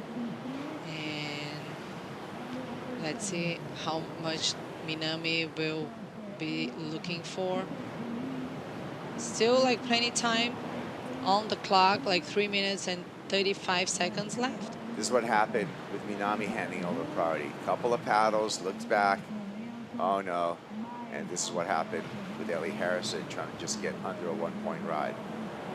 Yeah, a beautiful turn right there. Just a quick one in between and snaps it to finish. I think it will be close to that Kaipo 3-point ride that you mentioned. Yeah, it comes in at 3.03. Minami Nonaka priority needs a 5.54. Mid-range 5. Nonaka, 3 minutes remaining. So definitely not out of the game at all, the Japanese surfer, with that first priority and that mid-range score for the advancement. Yeah, it's not a high score, but she hasn't had this score like during the first like 27 minutes of the heat. Her best score of the heat, it was a 4-point ride. So she must figure out this lineup to find a good opportunity. It will be the second best score of the heat, the 5.54 that she needs. Yeah, she needs a wave to break. And that is, and she needs to be in position when that wave does break. So, and it's kind of, you're flying a little blind because there's not any inside waves or outside waves. There's nothing indicating. I mean, look at where the surfers are seeing. There's no white water or anything indicating where exactly the wave's gonna break. So it's kind of your best guess in a way of where she's sitting on the bank right now. We're at the Banco do Brasil, 2-minute warning, 1 minute 35 seconds. And our Japanese surfer, Minami Nonaka, I feel needs to almost read the future to figure out where a wave's gonna break when the next one comes through. Yeah, that's the lucky part playing off here, Kaipo. Like, gotta be lucky to be in the right spot. Yeah, here comes the line. I mean, we're up from above. I love this bird angle view, but it's hard to tell which one's actually going to break up here. You can see the swell lines, and the swell lines kind of broken up, coming from multiple directions. And this is a naturally peaky wave too, because of the bottom and the rock formation and everything. And then you add the wind swell into it, you got really super peaky waves all over the place, bouncing around. Ellie Harrison on the priority should just, she's just trolling through here, fishing for something, anything just to improve upon her standing, anything over 3.3. And she's going to make the job harder for the Japanese surfer. She might be onto something right now. Signals from the beach. Here comes the wave. Can she get there? I told you about being in the right place at the right time, trying to read the future. She's going to take the whitewater roll in. Nonaka is going to need to perform.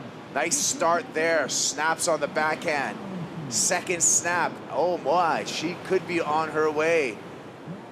Needs this wave to stand up a little bit on the inside. It looks like it's got some energy coming through the shore break. Get over the hump. There's not. It's going to be 2 backhand snaps. Yeah, the Japanese crew like it. Think she did it.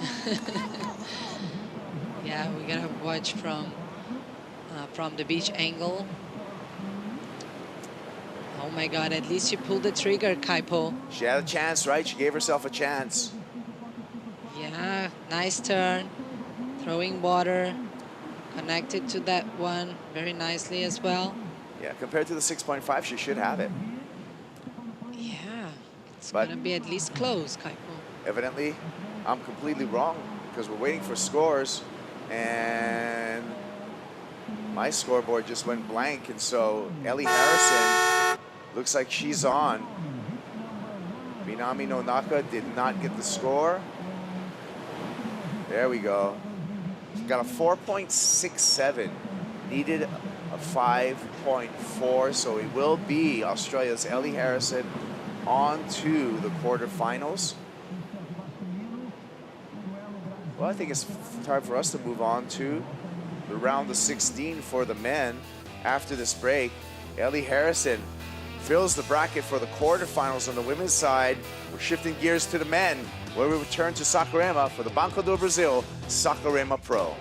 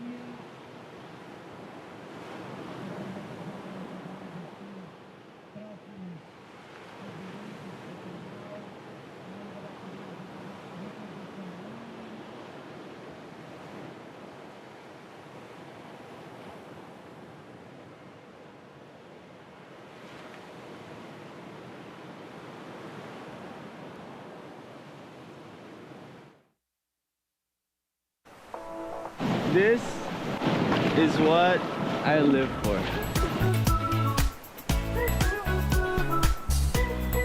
A gente aproveita para jogar uma altinha, manter aquela brasilidade. Mas é isso, é poder aproveitar, curtir a natureza e se reconectar. And every time we find somewhere new that just surprises us. Today I'm going for a surf at Pico da Mota. It's my favorite spot at Portugal. Honestly, a really special place for me to come to. I've had so many good memories. We're here at the waterfall. It's massive. On tour, surfing the wave of Tehupo and drinking a Corona. I mean, It's happy hour for the athletes, so I'm gonna get going, but thanks for watching.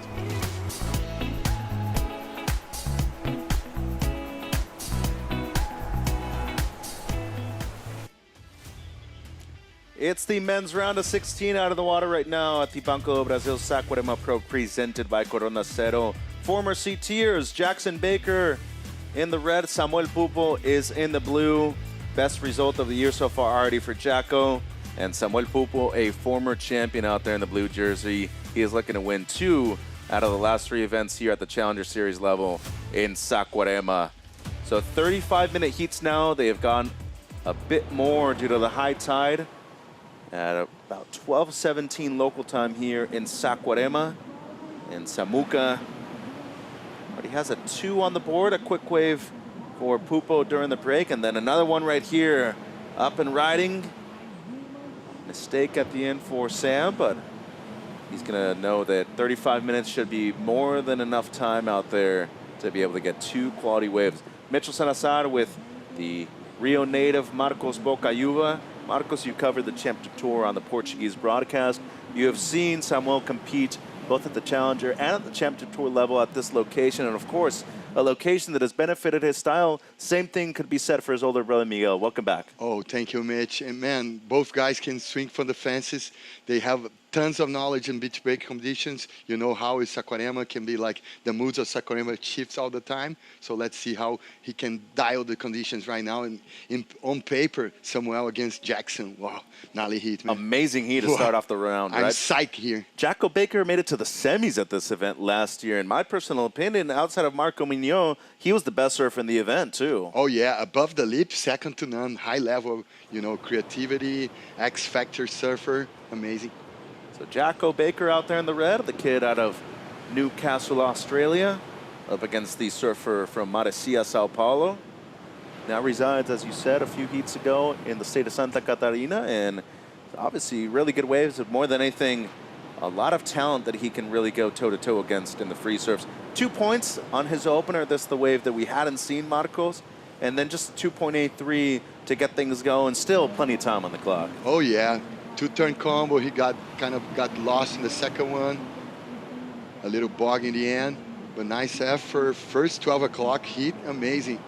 The matter is how you're gonna choose the right ones. And normally the shit code here, you gotta try to find the nuggets that seems they're gonna close out, the ones that are gonna peel all the way to the inside. But right now, there's no closeout feelings. You're gonna just try to find some dimes in the rough. There was his coach, Matt Myers, working with a good amount of Challenger Series athletes this year, Matt.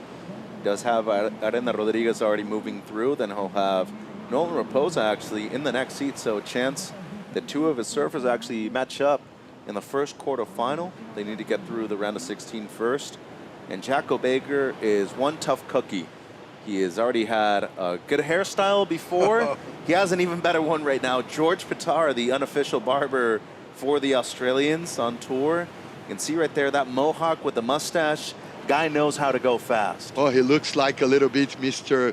You know, Iceman itself, former legend from UFC and fight business, Mr. Chuck Liddell. Oh, wow, that's a good call out. Nice call? Yeah, that's a no. Oh, I'm glad you enjoy, man. I love working alongside with you and Kaipo and all the girls, man. Amazing vibes here inside of the booth in WSL Saquarema. Adam Duffner right there, the coach for Jacko, and a good amount of surfers in the event as well. You know, and the thing that I really think separates Jackson from a lot of other people, his timing is really good, but there are a few people that have the same amount of power that he does on the Challenger Series. Really stands out in that sense. It's kind of paradoxical, the type of school of surfing from Jacko, because he's so powerful, but sometimes seems like power, you know, effortless. Everything is so natural. I think it's the DNA, you know, heavy foot, back footer type of style, like Kong Ekuto, but in a fresh style. Well, speaking of good DNA, Victoria's Ellie Harrison into the quarterfinals. She is on the glass with Rachel. That's it, Ellie. Congratulations. That was definitely a tough heat, but you managed to find a good one right in the start. Talk us through your heat. Yeah, it's definitely tricky out there, and I didn't make it easy for myself, but I was lucky to get that first one, and then pretty much from there, I literally just need to stand up again and try, I don't know, get a backup score. Yeah, I just found I kept being out of position, but yeah, it was a tricky heat with Minami. She's a really good surfer, and I've had a lot of heats with her. And yeah, I'm just happy to get through. Yeah, you can bring all this learning to the quarters. And do you want to send a message to your family, friends, supporters back home? Yes, hi to my family, mum, dad, brothers, Dava, yeah, uncles, aunties, hi to everyone, friends and cousins from England. You enjoying Saquarema? How was your day yesterday, the late day? Yeah, it was good to get a rest day. Yeah, it was really nice. I love it here, acai bowls and yeah, staying with the girls. So it's been super fun. Been playing Monopoly Deal and yeah, just cruising. Australians are doing. Who's the best player?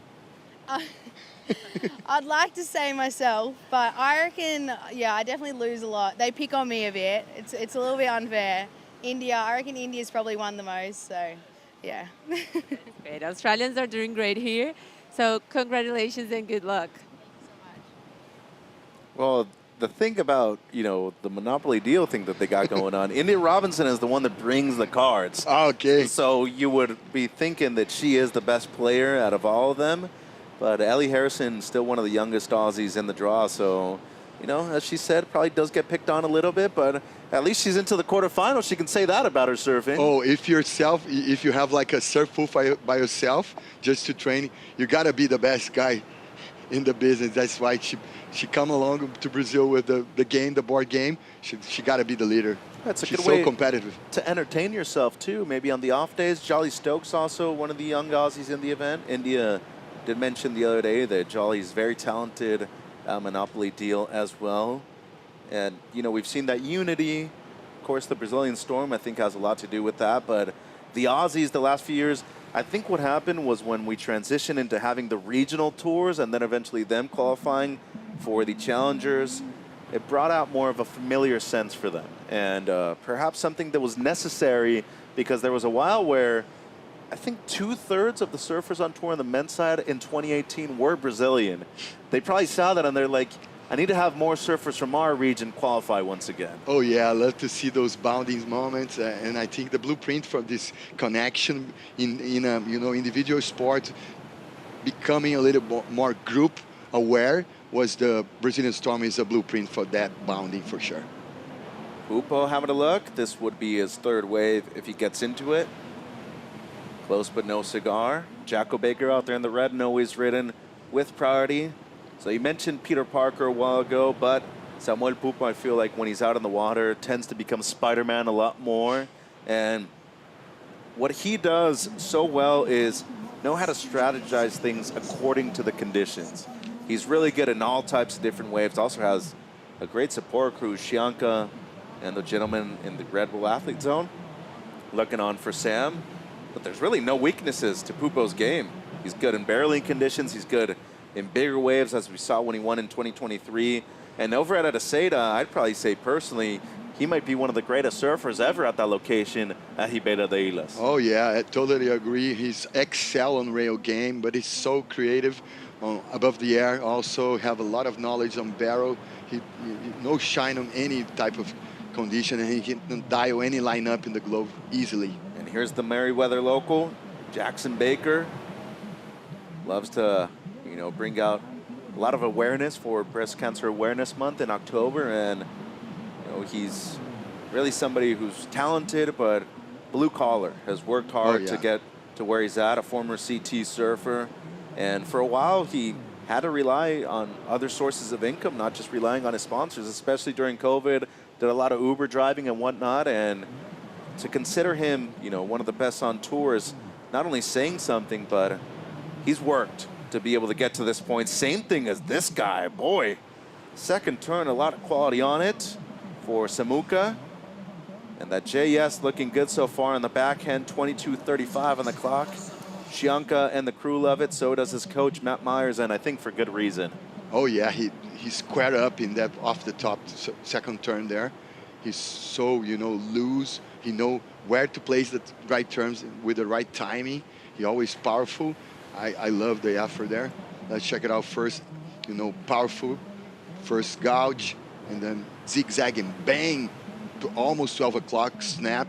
Off the top into a snap, and then some, inside little cherry on tops.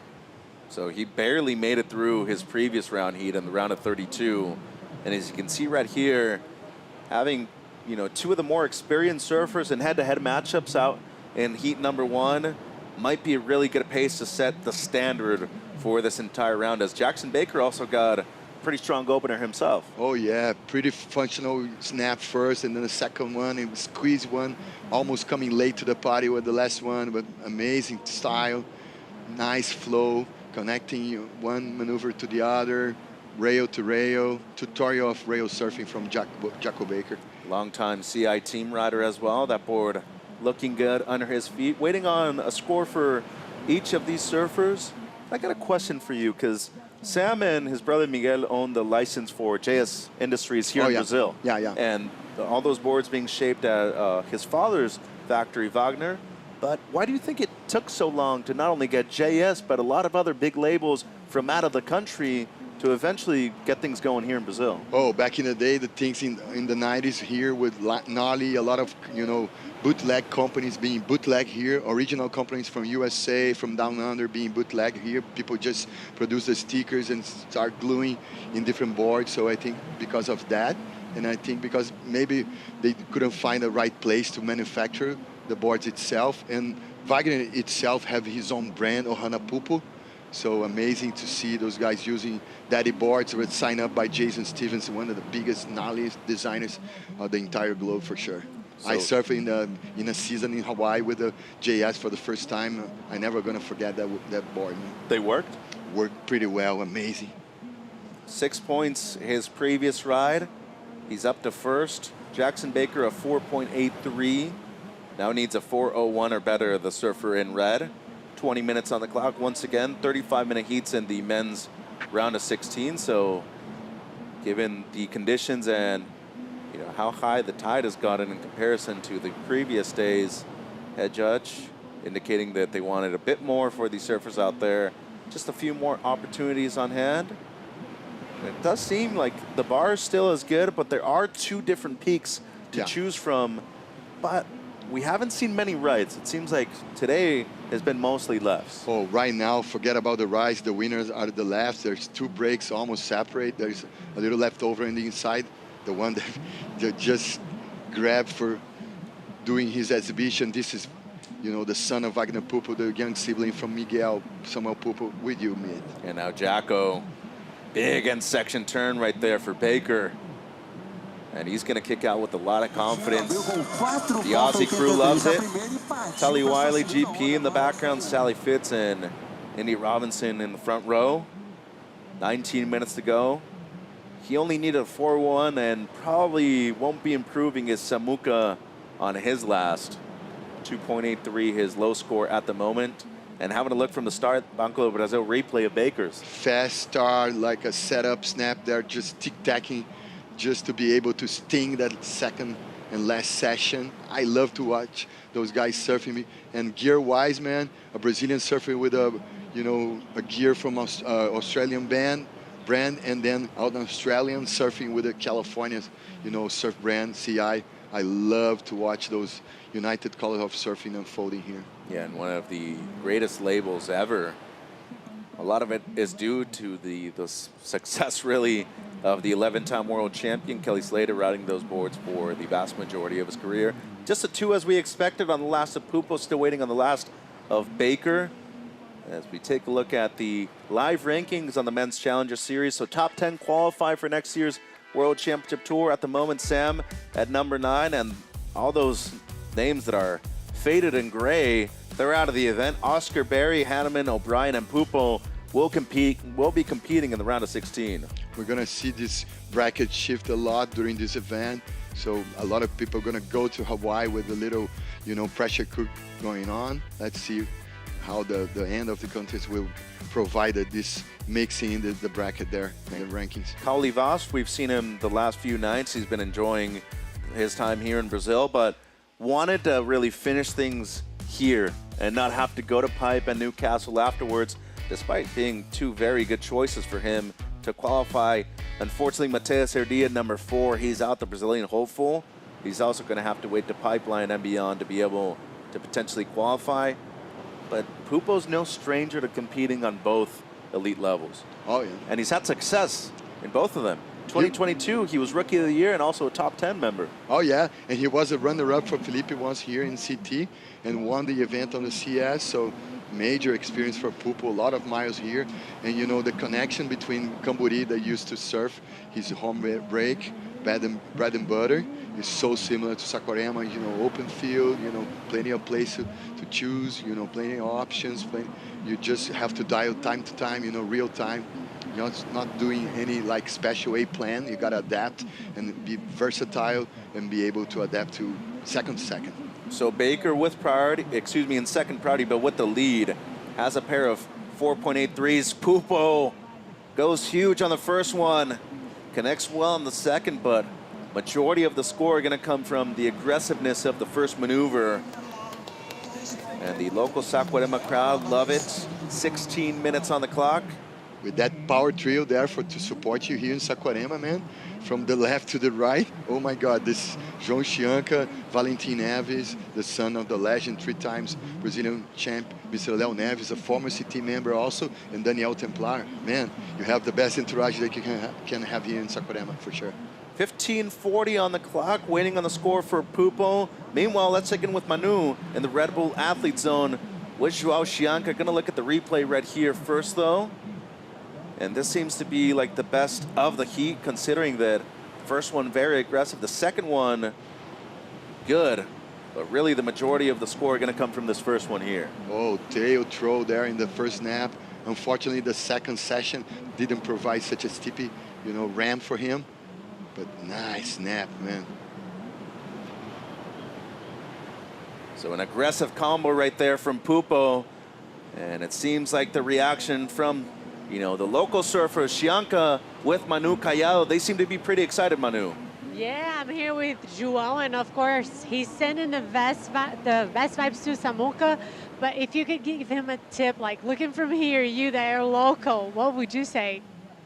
Actually, I think the best waves I'm seeing, it's further to the right, where the banks got shallower. I think it was basically where like everyone was finishing their lefts on the previous days of competition. But Samuca is playing the game really nicely, staying close to the opponent, getting waves under priority and getting waves with the priority too. So I think that's the best thing to do when you get to this man-on-man heats.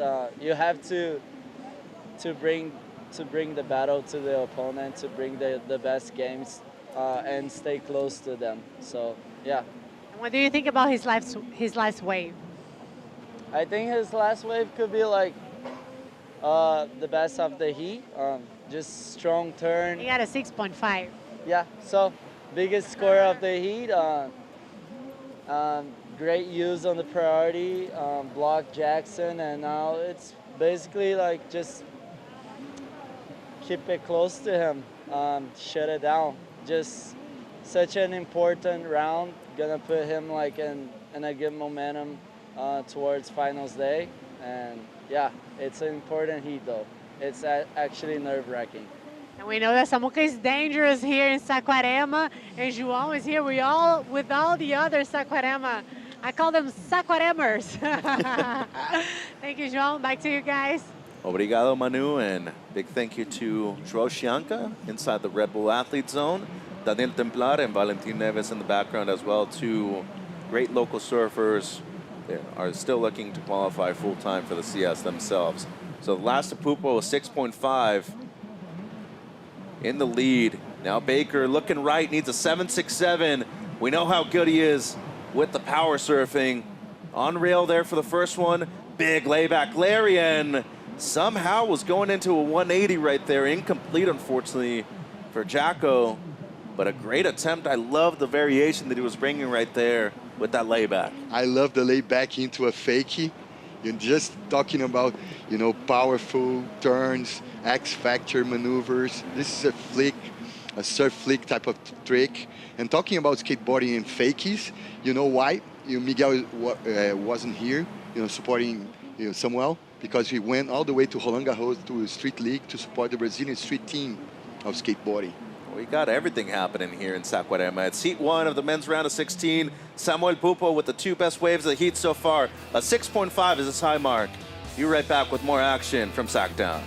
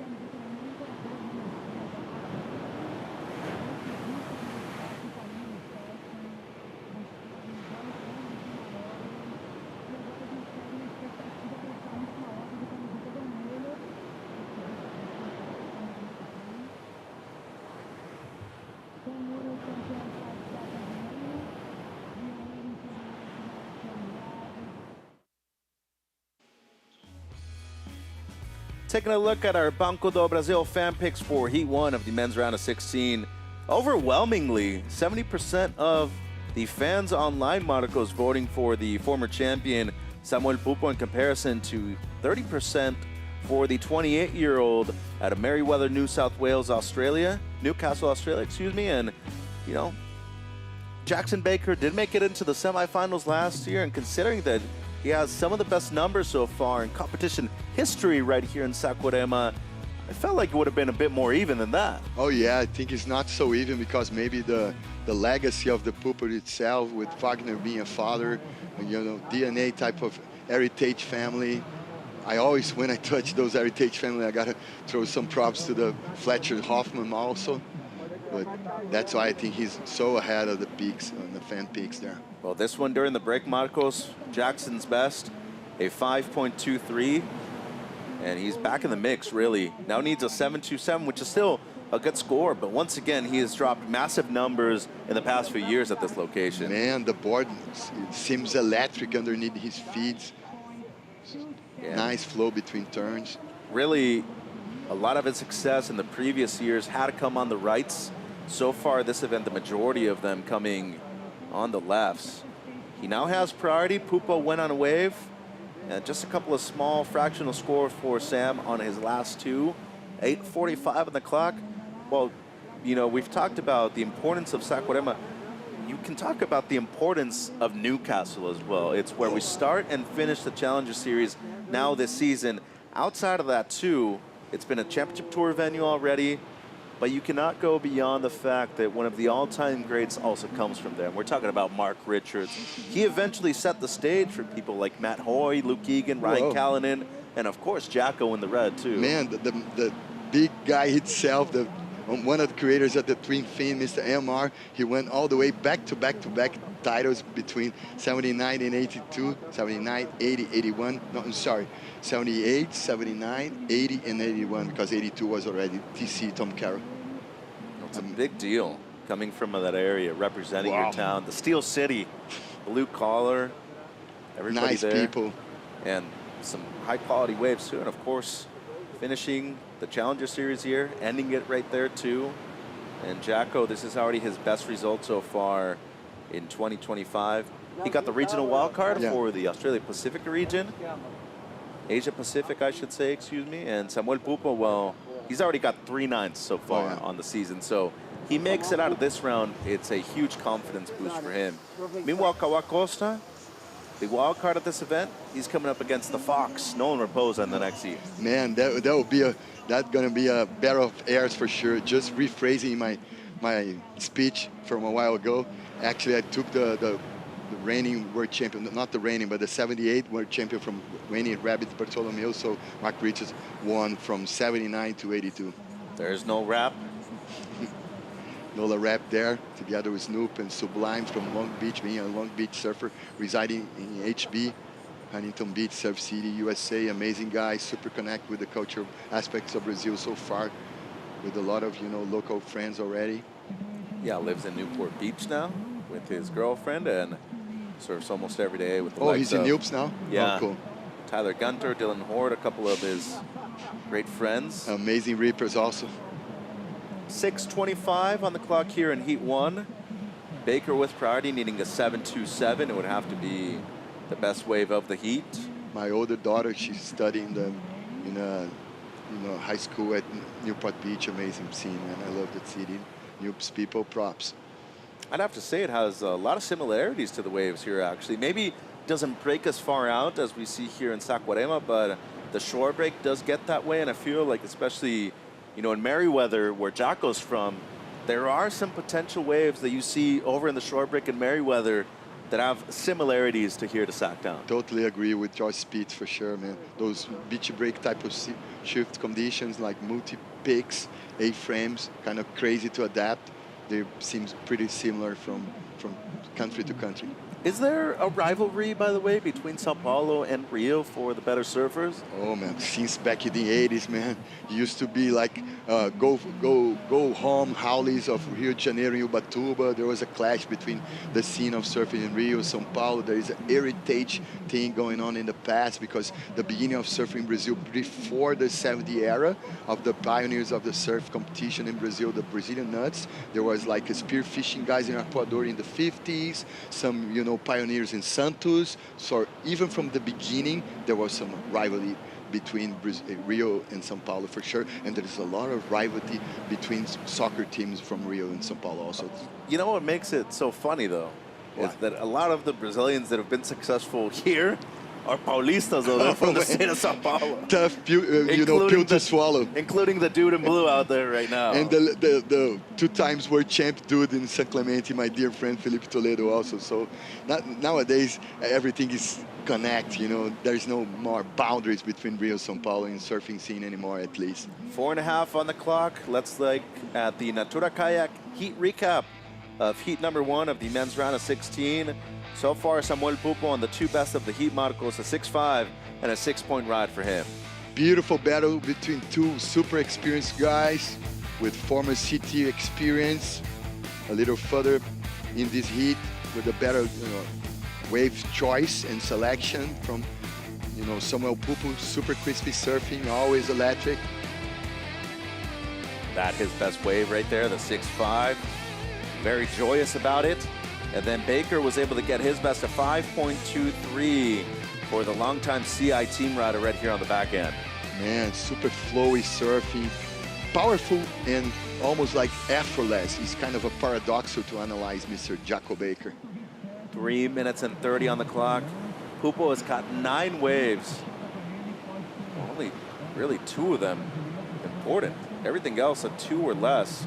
Meanwhile, Jocko, he's been a bit more consistent, 3 waves above a 4.83, but he is needing the very best of the heat at the moment, a 7.27. Luckily for him, priority is in his wheelhouse at the moment. And another big thing about Baker, we have seen a slight increase in size since we started this morning. We could potentially see a 7 come from a single turn. It would have to be an amazing turn, but I don't think it's impossible. And given the talent that both of these dudes have, I think it's something that has potential out there at the moment. Oh yeah, the shit go here is always try to go for the ones that seems that are gonna close out. So it's gonna be the same ones that are gonna provide you more CP session for more risky turns. That's why you never know what you're gonna get in the end. We can see some buzzer beater, triumphs here. That's the social distortion, lyrics is a good, metaphor for here. Death and glory, just another story. Actually, is a Clash. The Clash cover, but I prefer the, Mike Ness version. Sorry, Joe Strummer, rest in peace. 2 minutes and 15 on the clock. 10 waves now for Sam. Quick one though for him. Jacko had a quick look at that one. He's going to retain priority, though, as we hit the Banco do Brasil 2-minute warning. A competitive heat. Baker with more than 10 points on the board with his heat total, but he does need a big score, though, a 7.27. And once again, 35-minute heats in these round of 16 heats, and they still go by quick.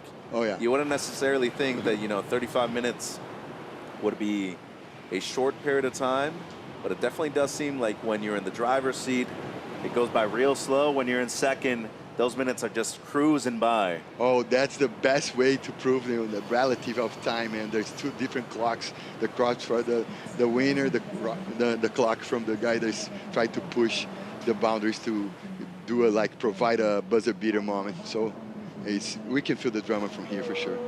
Not big drama, but at least some steaming drama. Little over a minute remaining. Saw Matt Myers, the coach for Sam. Seemed like he was pretty calm. And I'm Dufno working with Jacko Baker. There's Matt. Brady Lawrence right next to him. 45 seconds. And just a methodical approach to the heat. See, it seems like catching as many waves as possible was a big goal to get yourself on any wave that potentially has a chance. And for Jacko, more selective. But that's kind of been his case. Oh, yeah, yeah. Throughout his career, wants to be on the better waves, knows the type of wave that he needs to succeed. And with 20 seconds, he's going to let this one go. But there is a chance for one more just behind it. 15 seconds to go, and doesn't seem like this wave is going to have the potential for him to get up in time. And Sam, the heat leader, having a look. No right either for him, but he did his job in the 35 minutes that he had allocated to that heat. Local crowd loves it. There's Mom. Gianni Pupo there. The hug of relief. The relief hug. Well, into his best result this year already. At least a quarterfinal guaranteed for the former champion Samuel Pupo, and he is looking to win 2 out of the last 3 Challenger Series events held here in Saquarema. We'll see Jackson Baker compete a pipe in a few months, but Pupo looking to face off against the winner of Heat 2. Kawa Costa, Nolan Raposa will be coming up next year at the Banco do Brasil Saquarema Pro, presented by Corona Cero. And the longtime surfer Adam Macias moving through once again into a quarterfinal or better in Sacktown. A good performance, but he is looking for a victory right here at home. Be right back with more action. Kawa Costa, Nolan Raposa when we return.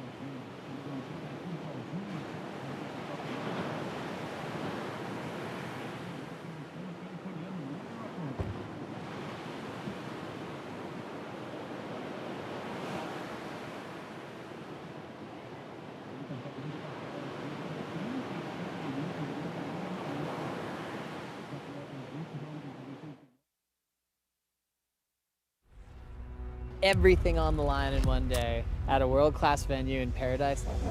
There's no hiding from your biggest rival. If you want that crown, you've got to take down the best. That was insane! Beating multiple sections, not giving up just yet. If you say you don't fear the failure, you're lying. I want to win, and I really mean that, and it's scary that that may not happen.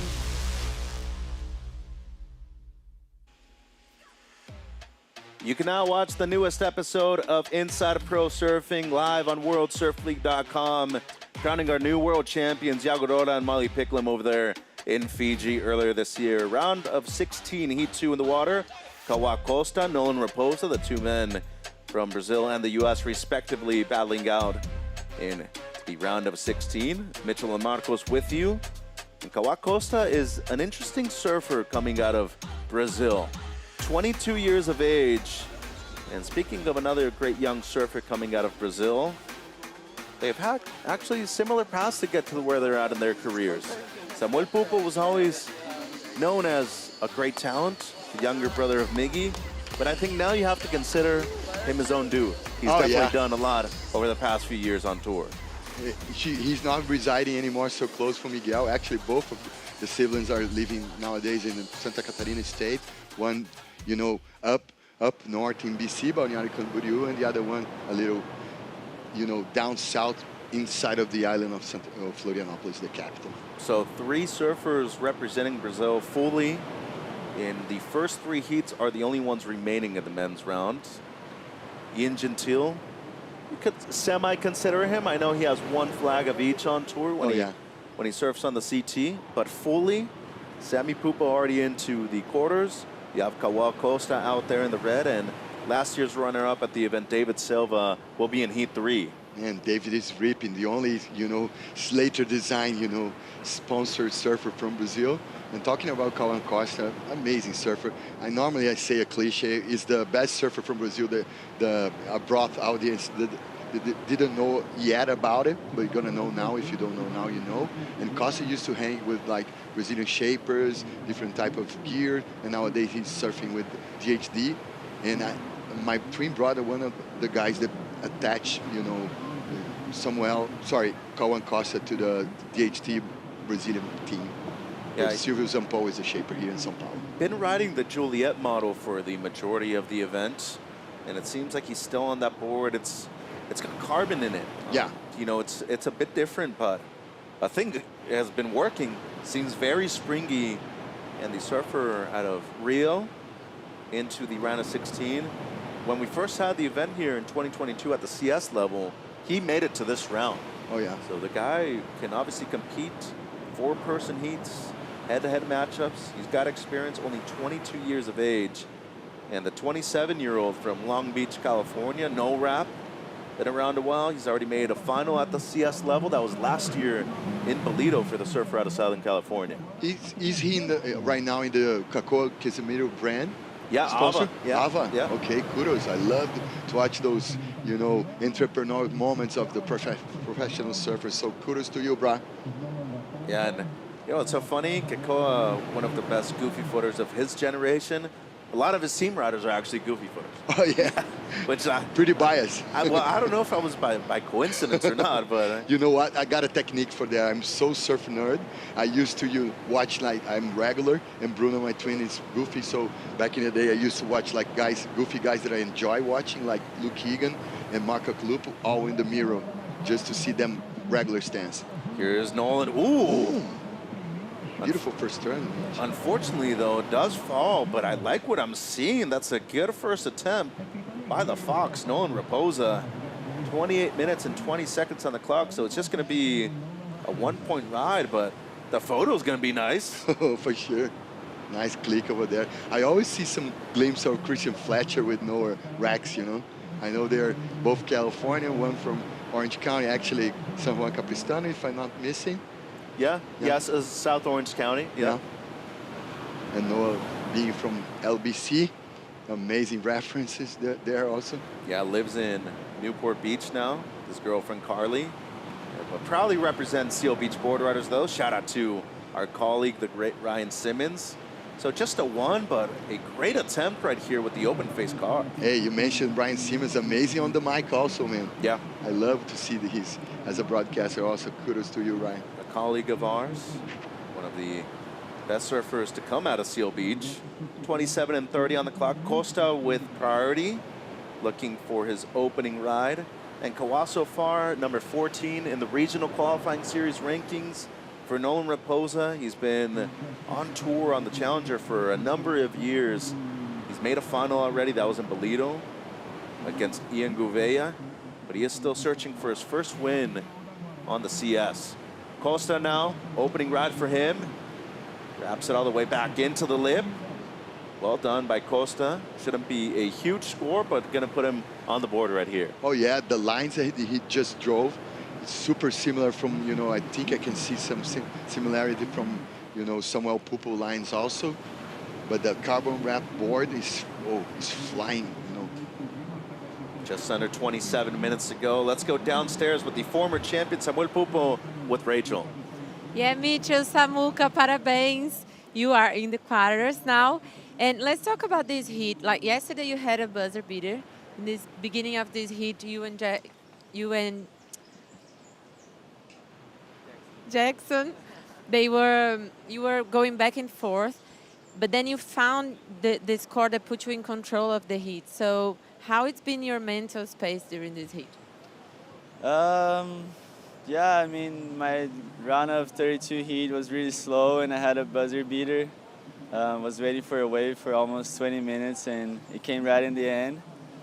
And this heat, I knew it was going to be slow again, so I decided to be more active and give myself as many chances as possible, you know, just keep riding waves and just trying to find a score on anything, really. It's been really tricky today, conditions, and hopefully it will be better next few days for the quarters and we can have some bigger scores showing up. But it's always good to make heats, and I feel like this round was really important for me.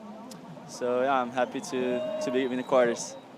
Outside of surfing, what's been inspiring and motivating you lately?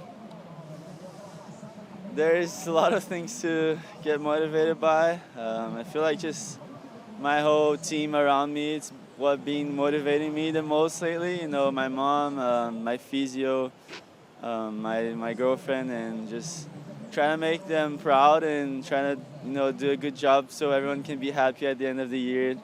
The brothers can be back on tour together, and that's my main goal. And yeah. Now in Portuguese, you want to send a message to your fans, supporters, family? Obrigado a todo mundo que está na torcida. Muito feliz de avançar aqui em Saquarema de novo. Espero que eu continue avançando, a gente tenha melhores condições para notas maiores, e toda a molecada que está assistindo também. Eu vi que minha pintura da teia uma molecada está fazendo, está se inspirando. Isso é uma das coisas que me motiva muito. Eu cresci tendo pessoas que eu me inspirava, né, no surf, e eu poder ser uma inspiração para qualquer criança hoje em dia já acho que já, né, marca muito assim minha vida, assim. Então fico muito feliz. Incrível, parabéns. Thank you very much. And I'm sorry, Jackson. Back to you guys. All good, Rachel. You're amazing, partner. So the Spider-Man, he's moving through into the quarters. And a good message right there in Portuguese at the end. I grew up idolizing a lot of guys, and now I want to be an idol myself, just like this dude on screen. Kawa Costa, close to pulling that big full rotor on the backhand. Incomplete though, but he does have a couple of scores before it, a 5.5 and a 4.33. They have him in the lead at the moment with 23 minutes and 30 seconds on the clock, and now no wrap with priority. He's looking for something close to a 9-point ride to take the lead right here, Marcos. Oh, he's surfing so smart right now, Costa. Finding some leverage, super responsive board, throwing to the air. I love like the attempt of landing on the coping there and the last wave. So we already know that it's supposed to be like a battle of airs right now. Yeah, we haven't seen any from Raposa so far in the event. Here's the opener for Kawa, 4.33 with the two-turn combo right here. Yeah, he tried to squeeze the third one, couldn't pull. nice rhythm. So far, so good for him. And this one during the interview, a 5-5. Good readjustment right here. Oh, yeah. He was trying for the punt in the first session. He had to adapt in a floater into air in the second session, then the springing like last snap. And this the attempt, Marcos. He was close to pulling this one off. Man, this boy is so gnarly above the air. He's good everywhere, really. Oh, yeah. He's good on rails, man. And he's not only a very polite young kid, he's way bigger than he actually seems on screen, too. He's very tall, athletic, but as you said, I think a good word to describe him is springy. Yeah. 3 waves so far for Kawa, just the 1 for Nolan. And he have a sibling, you know, Yanka Costa, amazing ripper, more towards free surfing nowadays, but she rips. And they both come from a heritage family from northeast of Brazil, Ceará, the same place that gave birth my mom. So they now resident, the household nowadays is in Brazil, Rio, sorry. Sometimes because I move myself so much in the globe, I call Rio de Janeiro Brazil. Because in the island of Santa Catarina, Florianópolis, I feel like I'm in Hawaii, just in Brazil. Well, technically it is Brazil, so you're not wrong. I know. A quick wave there from Raposa. Is this going to be another throwaway for Nolan? 21 minutes and 20 seconds on the clock. You know, Nolan mentioned how difficult it is not only to get waves during a free surf here, also execute in a heat. This is already his best result at this location and his best result so far this year. He's had ups and downs throughout his careers, but one thing we have always known about Raposa's style, he is very fast, and that's one thing that really separates him from a lot of others on tour. Yeah, that's why Electric hit ahead of us right now, in front of us, because both are super fast. I want to see, you know, Nola excel also. I want to see a good battle here. I never go biased to the Brazilians because here I prefer to go technical. Here's Costa now. Big opening wrap on the backhand. It's just going to be the one, though, and you saw a little bit of disappointment right there on his face. He wanted more out of it. There's the Brazilian crew in the Red Bull Athlete Zone. Well, by the side, long-haired dude, little dude is, you know, Raoni Monteiro's son. And Valentin Neves, the son of Nel Neves. In the middle there is the young prodigy from Saquarema, Rickson Falcão. Take notes of this name, guys. He's going to be battling the CS sooner or later. And really, priority not even being an issue at this moment in this heat, especially considering the scores, excuse me, they're on different banks, really, so far in this heat. And especially with the additional 5 minutes in this round, I feel like for both of them, it's beneficial. You can kind of do your own thing at the beginning of the heat.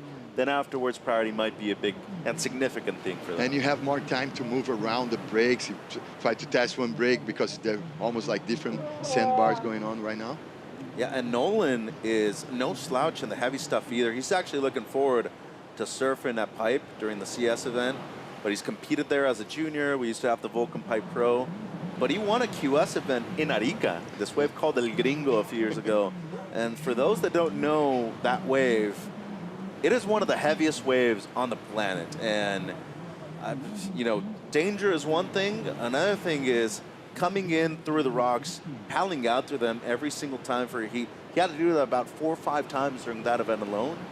And for him, it's going to be a big chance to compete a pipe where he's already been able to do so before. Costa, quick one. El Gringo is gnarly, man. Used to be first and foremost. The pioneers over there were from the bodyboard scene. And Andy won that back in the day in the first, one of the first, the search inside of CT. In 07. Oh, yeah. 18 minutes and 40 on the clock. Nolan repositioning himself. He's looking for any kind of scoring opportunity out there at the moment, as Kawhi has caught 5 waves already, although 3 of them really just throwaways. But we talked about the factor of having experience here at the QS, the Challenger Series level. Costa's been able to do it as a junior as well. And this location, once again, has been huge for a lot of the successes of the Brazilian surfers that have eventually qualified for the World Championship Tour as well. Oh, yeah. And even though, you know, Raposo is still behind the numbers, you know, Kocha just scratching the surface right now, didn't make into the 2 digits, so still open gates for Nolan for sure. And here goes Nolan. Smart pacing so far.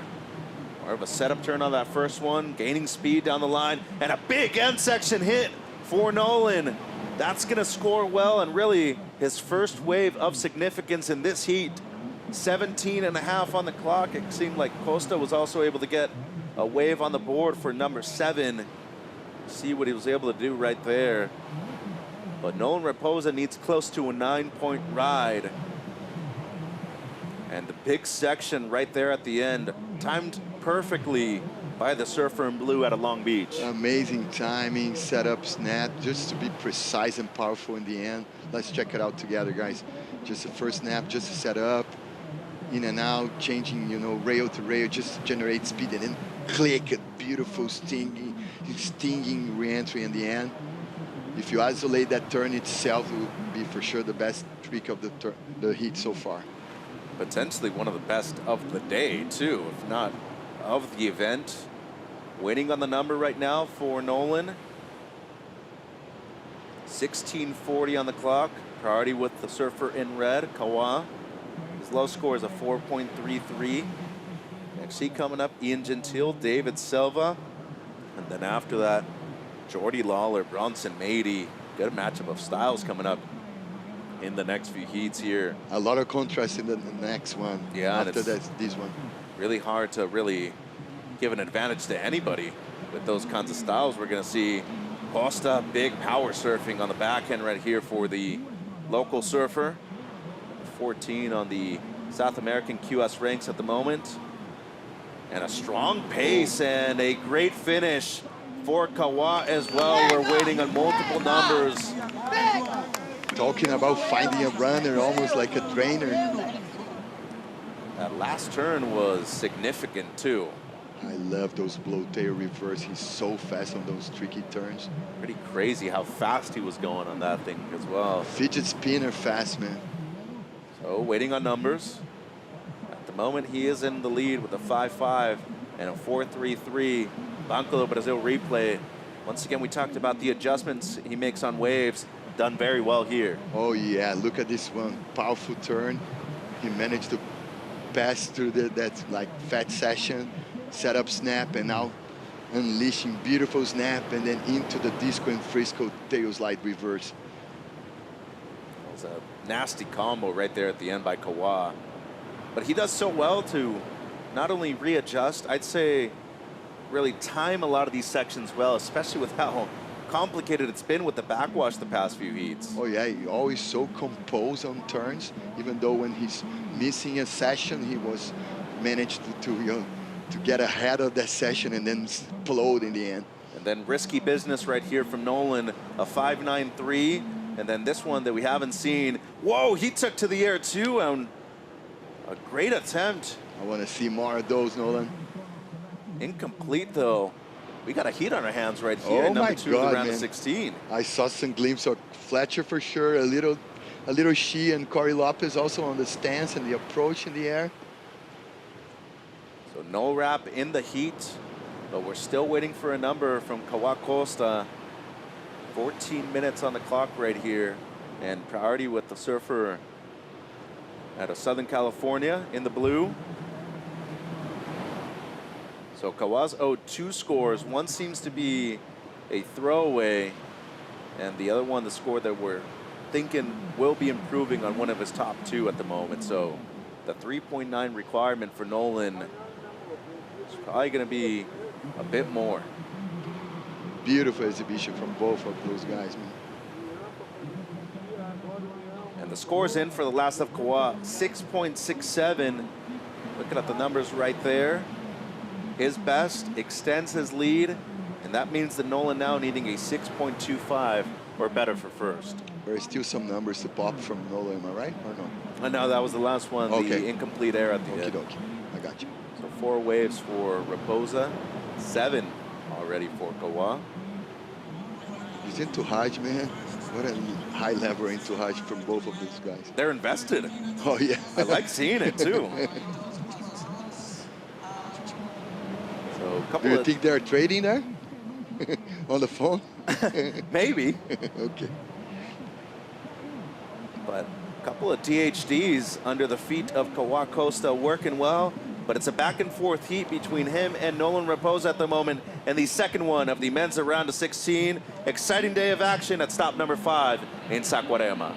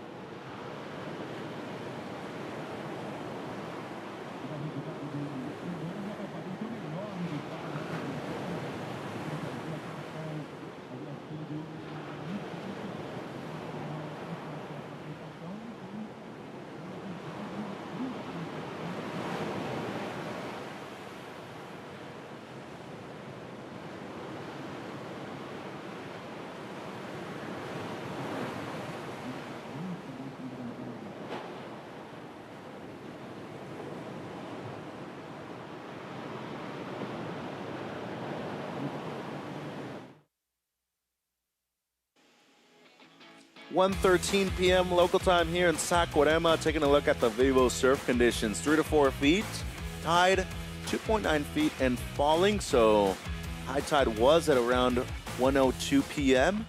Water still cold, 63 degrees, and wind has calmed down a bit, Marcos. 10 miles per hour out of the south. We're supposed to have these cleaning conditions over the evening, and you know what? This is the laje de terra, and the other one is laje fora.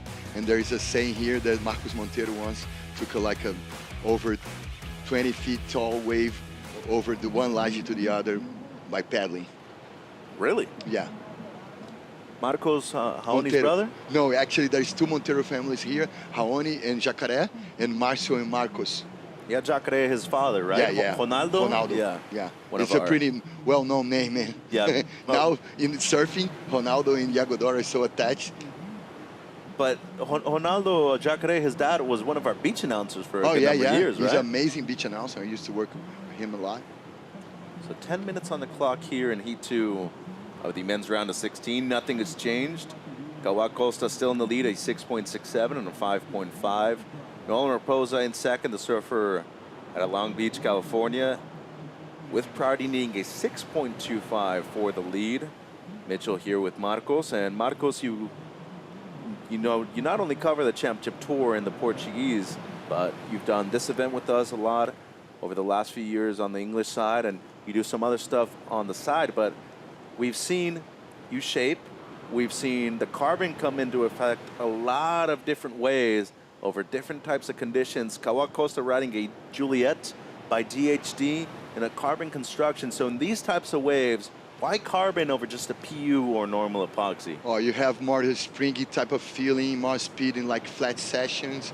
I think the major plan will be like be more specific as you can, because you never know what you're gonna get. Normally, Saquarema is inside of a tropical country. We gotta bring the rubber. You gotta bring the full suit. Quiver-wise, you gotta bring PUs. You gotta bring FPSs and maybe some full carb FPS for the small days, because you never know how it's gonna be the condition the day that you gotta run and gotta prove yourself against the best surfers in the globe for sure. And then on the other side of the coin, you have Nolan riding the 74 by John Paizel. Longtime Paizel team rider is Nolan, and that's the boy that actually won Stab in the Dark a few years ago, and of course working perfectly for Raposa out here. You know, not only residing now in Newport Beach, spends a lot of time training in Huntington, and those beach tricks down there in Southern California, especially with the town that he represents on the board rider side of things, over in Seal Beach, you know that wave on the south side of the pier gets heavy. My God, man. Yeah, there are a lot of waves that actually have potential for training grounds, just like Sacktown right here. Oh yeah, even though it's Sacramento, big days in maybe South Creek, but Seal Beach itself can be gnarly, almost like Newport Bass Wave, you know, the wedgie. Maybe even argue that Seal Beach is the heaviest wave on the south side when it's actually going. Doesn't break that often though. But when it breaks, watch out. Yes, definitely. Nolan had a look at that. Seems like he's going to hold on to priority though. 7.5 on the clock right here. Longtime standout from the North American region. And despite, you know, us talking about them being separate from each other at the beginning of the heat, a bit more, you know, a bit less proximity, I should say, at this moment now with just over 7 minutes. We're watching like a comfort that both guys like to go, you know, pure surfing almost without going too much to the tactics part of the game. So that's why I think they are surfing so abroad from each other. And that's a respect thing, right? Because they know a 6.25, what Nolan's needing, he could get that with a single maneuver. Oh yeah. Oh no. Respect is key. To be respectful, to be respect, you got to respect your opponent. Been reading some Bruce Lee, haven't you? Oh yeah, I love Bruce Lee, man. What a major influence from many different athletes. And in the mindset part, amazing. He was so ahead of his time with the mindset, with the wellness protocols, with the manifestation stuff. Be water, my friend. Oh, Adaptability. Yeah. Wow. That's Be really water surfing. in surfing, man, it's almost like Bruce Lee made that quote for us. Well, a lot of these gentlemen so far, a lot of the surfers so far today have done well adjusting, given everything going out there in the water at the moment. It's cleaned up. The wind has truly calmed down, but the tide peaked about 20 minutes ago here in Saquarema. 6 minutes on the clock.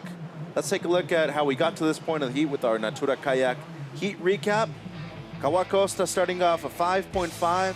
Good adjustment right here on this wave, throwing the air reverse. Finding leverage to do the launch. Beautiful surfing, electric surfing from Kawa Costa. Or looking great as well. And then Raposa answered back a 5.93 on this one for Nolan. Setting up for a major big turn with a lot of risk, a lot of intensity and authority. Intense last maneuver right there from the Southern California product. But then it was Costa being able to back up the 5.5, getting his best, a 6.67 afterwards. Lightning fast, full of turns. Nice combo in the inside, a lot of spring in that off the top. Managed to cruise around that session and still providing a lot of speed and crispy surfing in the end. Check it out, Disco and Frisco, you know, throw reverse there. Really intense wave right there from start to finish by the heat leader Costa. He's caught 8 waves, but really only 3 that you'd be thinking, okay, I could keep those, or I'd want to keep those in my score line, including the 4.33 that he's throwing away. Everything else, really a small, insignificant score. Now they're separating from each other. Raposa with priority. He's looking to move to the southern part of the bank right here, Marcos. Oh yeah, and the ocean is in motion. Check it out. And it actually might have worked out in his favor. Oh, he's gonna let this one go though. Oh, he saw that the shoulder was too flat going through the inside. A good eye, a great eye. But time is winding down though. And Costa recognizing that, he wants to gain some ground on Nolan right here and probably get just a bit closer to him.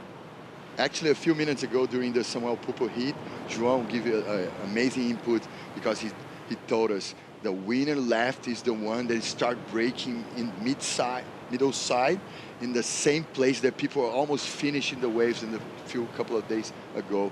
So the south throw, you know, banks there are better than the wave ahead in the outside. He also said it was shallower over there too. Oh yeah, yeah. Why is that? Yeah, because the sandbar is more prominent there than in the next spot, you know, to the left in the screen. Getting his Apple Watch, David Silva. The only surface that belongs in Brazil to the, you know, Slater company, Slater design protocol. You have the support of the same guy as that worked with Felipe Toledo, Mr. Pinga, Luis Henrique Campos. Checking in, and our last year's runner-up, He's looked solid so far in the few heats that he has surfed at this event. He's cruising around Saquarema with the whole family, kids, wife, daddy, uncle, everybody here, smiling and have a good time. Well, this is his actual, you know, way of feeding his family. So it is important for him to succeed, and not only succeed, really, you're looking to make it to the semis or better if you want to be making a good amount of money to support, what, a family of 4 or 5 like he does. Oh, yeah. And, you know, it's a two-way street, you know. You got to feed your family. They feed you back with love, support. Meanwhile, in this heat, 2 minutes and 20 on the clock. Raposa still with priority. He's got 4 waves, and 3 of them small scores. Might be having a look at this one, though. Potential on it. And he's going to end up going. This is a crucial wave in this heat for Nolan. First turn, just the setup. A lot of speed down the line. Time in the backwash, throws the air, and unfortunately for him, it just seemed like the wave was never fully cooperating. You could just see from the beginning, as we look at the Banco do Brasil 2-minute warning, he had to slightly adjust, shifted his feet back, and the wave never offered up any kind of scoring potential after that. I think he was super smart because he made almost like a setup for snap, and he was trying to manage the leverage that the backwash can give you to do the launch. He did everything right, but sometimes it's hard to place the turn in the place that you want, and sometimes the wave doesn't provide you that space and that power. And sometimes the wave just tells you no. Oh yeah, that's what happened here right now. Look, a little caught in the first bottom turn. Now he's trying to find the leverage to do the punt, and then the air went a little flat. Down to a minute on the clock. You have the other support crew in the camp of Costa. They were loving that because that means that Nolan was not getting the 6.25. Although still time. So what do you think? Did the wave just not offer up, or do you think that the maneuver selection was a bit off by Nolan? No, I think that the wave didn't provide you a stiffy session enough to launch a big air. I think he did everything right, almost like a setup, without putting too much effort in the first snap, and just preparing the launch with the backwash leverage. Everything went, you know, well in the plan. Let's see, you can pull something. He's got a chance. Costa's going to let him go, and you know, this wave could potentially double up on the inside. Nolan's got one of the quickest speeds on tour. Setup carve right there, and this wave truly needs to double up for him on the inside, and it's not going to do it. So that's going to be it for Nolan in this event. A respectable 9th place finish. For sure, had high towards pipeline for sure, my man. Where he has competed before. He's going to get knocked out right here in the round of 16. And it's because of the local surfer, Kawa Costa, the 22-year-old representing Rio. One of our wild cards right here at the Banco do Brasil Saquarema Pro, presented by Cero. He's into the quarters. A good heat surf by him, 6.67 and a 5.5. He's going to be matching up against his fellow Brazilian, Samuel Pupo, on finals day. Heat 3 coming up. Ian Gentile, David Silva. When we return, it's going to be Caipo Maeda and Pedro Brasil here in Saquarema.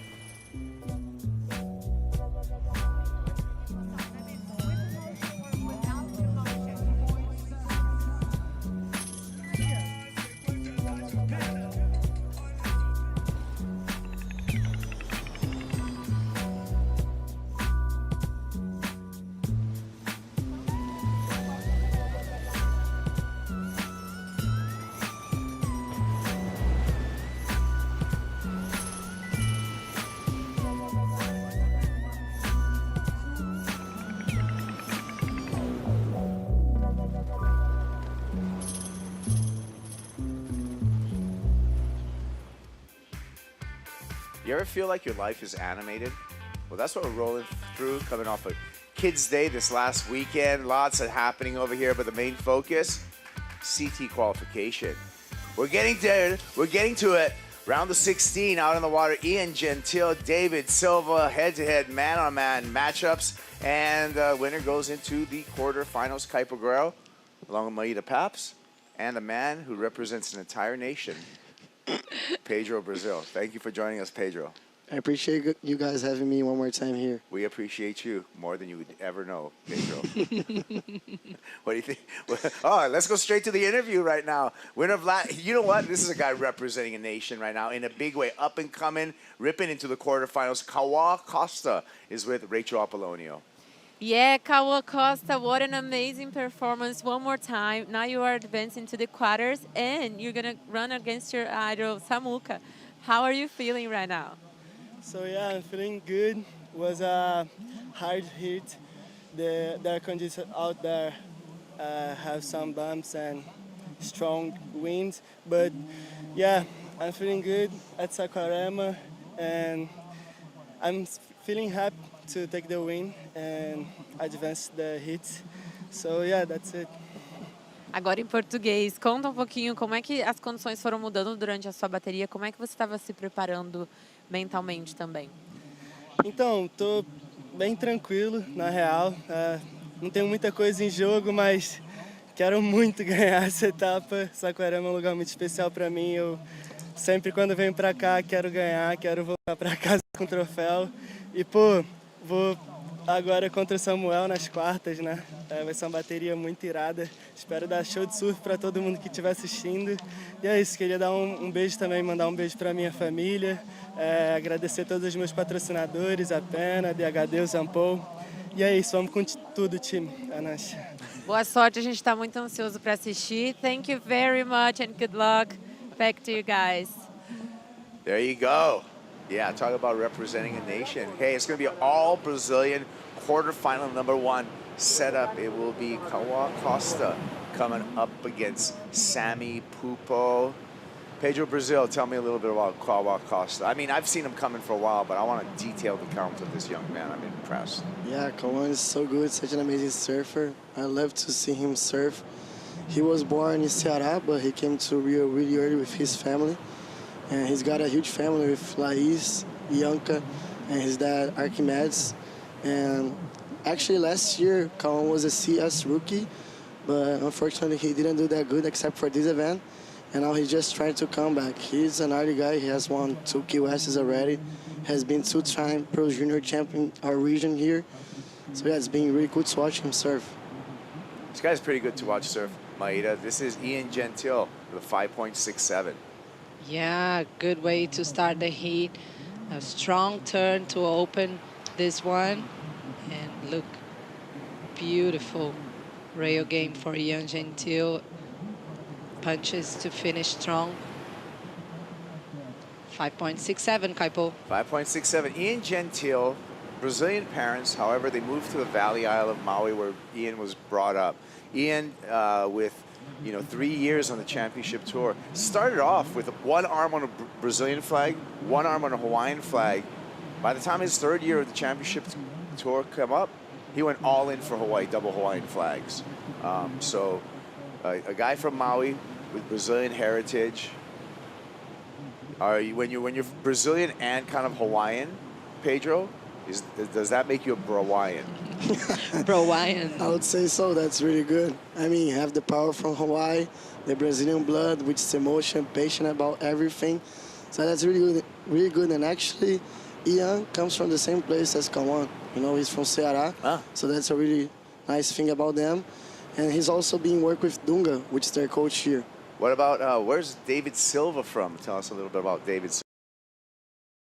Branca, which is in Guarujá, is nearby where Maíra lives, so she knows a bit better about this region. But yeah, it's a really nice beach. Not a lot of people there. It's a pretty empty beach. Waves are super fun. He says that he surfs alone by himself lots of times, and yeah, it's just a really good surfer. He's been on the CT forever too. He has won some championship tour. He has won some challenging series stops. And yeah, it's been good to watch him. Yeah, 30 years old, David Silva Maeda, 5 years on the championship tour, has bounced on and off, a victim of the cut a number of times, but in 2023 was able to finish in the top 10, get back on the tour for 2024. 2024 fell off tour, got back on tour by placing 5th on the Challenger Series in the challenge. David Silva is an example of why there is a second chance for CT surfers on the Challenger Series, because he's been able to come on and off tour over and over again just off of his pure surfing talent. Yeah, true, Kaipo. And he's a runner-up here in Itaúna as well. So, and he's a humble guy coming from very poor beginnings in Praia Branca, and he's up and riding. Look how beautiful was this first nap on top. The second one was good as well. Super nice, flowing. Yeah, decent wave to start. Yeah. Support squad up there for David Silva. Silva really quick. I always notice the speed in which he surfs, Pedro. Yeah, he's really good, and he's bored this epoxy one pretty much because Slater Designs. As Kelly told him. Yeah. Here is the replay. Talk us through the replay, Pedro. Yeah, really good first turn. We can see that the board is really good under his feet. A lot of speed, like you just mentioned, Kaipo. Trying to be aggressive, even though the wave was a bit flat, which is really nice from him. And David is also with his whole family here. He's got his dad, who is kind of coaching him here in the athlete zone a lot. His wife, his kids. So the guy is living a really good moment. And like Maeda said, he had a final here last year. He wouldn't complain about having another final here this year. Yeah. Last year, Silva with that final up against Marco Mignot. You really can see some of the drift that he gets off of the turns as we get out of that slash on the slow motion replay. And we are still waiting for the score. We'll see who wins that first exchange between Ian Gentile and David Silva. Yeah, last year he has been ripping for the whole event. And when he got to the finals, he found a really inspired Frenchman, Marco Mignot. But I really remember that final. It was just amazing to see those guys performing in Itaúna. Yeah, it was cool. It was MM versus DVD in that final. I love that. MM was surfing really good too here last year. I just feel that this guy has a lot of emotions too, and he's super nice. And got his spot on the championship tour here. Yeah, Marco Mignot, a rookie of the year on the championship tour. This guy was a rookie of the year back in 2023 on the championship tour as well. Ian Gentile finding the backup for his 5.67. Yeah, and I heard that he had some really nice interviews in the WSL Awards, Kaipo. You were there. I just heard that he had some really funny stories about hits and stuff that he almost missed his heat coming up when we were like, overlapping hits, and he saw that the time was going by so fast, he almost lost the heat. Oh, you're talking about Ian Gentile? Yeah. Yeah, on his rookie year. I mean, when 2023's, the guy came out and ended up, being the top of the class with rookies, but not without a challenge, is learning the system, right? Learning how to time those overlapping heaps. Time can get confusing. Nothing confusing about the performance that we're seeing from DVD, David Silva. Couple of powerful slashes from the surfer from Guarujá, Maria. Yeah, shorter wave for David Silva there, only 2 turns, but they were like really good, really strong, aggressive, committed to the sections. The last wave for Ian Gentile was good as well, but let's get with this replay here. Just bangs it, slides the fins, throw the fins, and again, the second was strong enough to finish it off. Yeah, really nice wave. I really felt that was a well-surfed one. I think that might even be the best wave of the heat. Let's see. Yeah. The first turn was super strong. I thought that the wave was running fast, and even though that was happening, he managed to do a really strong one. And then as the leap was coming at him, he just went faster than the leap and hit it. So pretty smart surfing by David. But what I really want to see from him is that alley-oop that I know that he's got unlocked. And with those ramps here, this win, he can do that so easily, Kaipo. I agree. That big alley-oop was on display for David Silva this year on the championship tour. When we went to the Surf Abu Dhabi Pro, David Silva seemed to have those alley-oops at top speed on complete lock. Yeah, he's been doing those forever, and that one specifically was pretty gnarly because he was feeling the pressure, you know. He was surfing on the elimination round. He needed to make that heat, and then he just went for the alley-oop in his last wave, so that was pretty impressive by him. For sure, one of his highlights this year. Yeah, and the highlight so far with the scores, Maida, a 6.67 for David Silva. So as we suspect, I'm going to use my English. English is your guys' second language, and I have no excuse for mine. Suspected. That's good, Kaipo. Good job. Thanks, bro. 6.67. Yeah, we thought that it should be like this because the snaps were really strong, but he is gentil. Gentil on the backhand and throws that away, pushes a little too hard, mistimed for the finish. Actually needed a 6.51. I don't know if that wave had a 6.51 in it, but under priority, I think Ian kind of is just trying to figure that stuff out. David Silva, however, with heat control, Pedro, he's got the lead, he's got priority. Yeah, and a really important moment of the heat too. He's got already 2 good waves. Now it's time to choose a good, really good one so he can change his score and improve his situation. Yeah, we got a lot of to talk about CT. Let's talk about next season. You know what? 2026 for the CT, the championship tour. You can call it the Dream Tour. That's right. We start off with 3 events in Australia, go to a right-hand point break in Punta Roca. We come back here to Saquarema. Then we go to another point break, Jeffreys Bay. Then everybody can get scared at the end of the road in Tahiti. And then you know what? Cloud break's pretty intimidating too. And then you better change up your boards for some hot dog boards, some rippers for lower trails. That's where we cut the field. Surf Abu Dhabi, Peniche with a reduced field. We bring everybody back for, that's right, it's back, the Pipeline Masters, December 8th through 20th. You have a favorite, Maida, of all these stops? I would love to watch Cloud Break again in a regular, as a regular event. Yeah, my favorite are both Cloud Break and also Teahupo. All right. Bula and Yoranda. What about you, Pedro? Yeah, I just think Pipeline, you know, have to crown the champs there. It's been amazing to watch in the past few years, and especially J-Bay, Kaipo. Come on, J-Bay. Can't really be that place, right? It's just amazing. It was both of our first trip this year, Pedro, to J-Bay. I know, we had so much fun. That wave is ridiculous. How is that wave?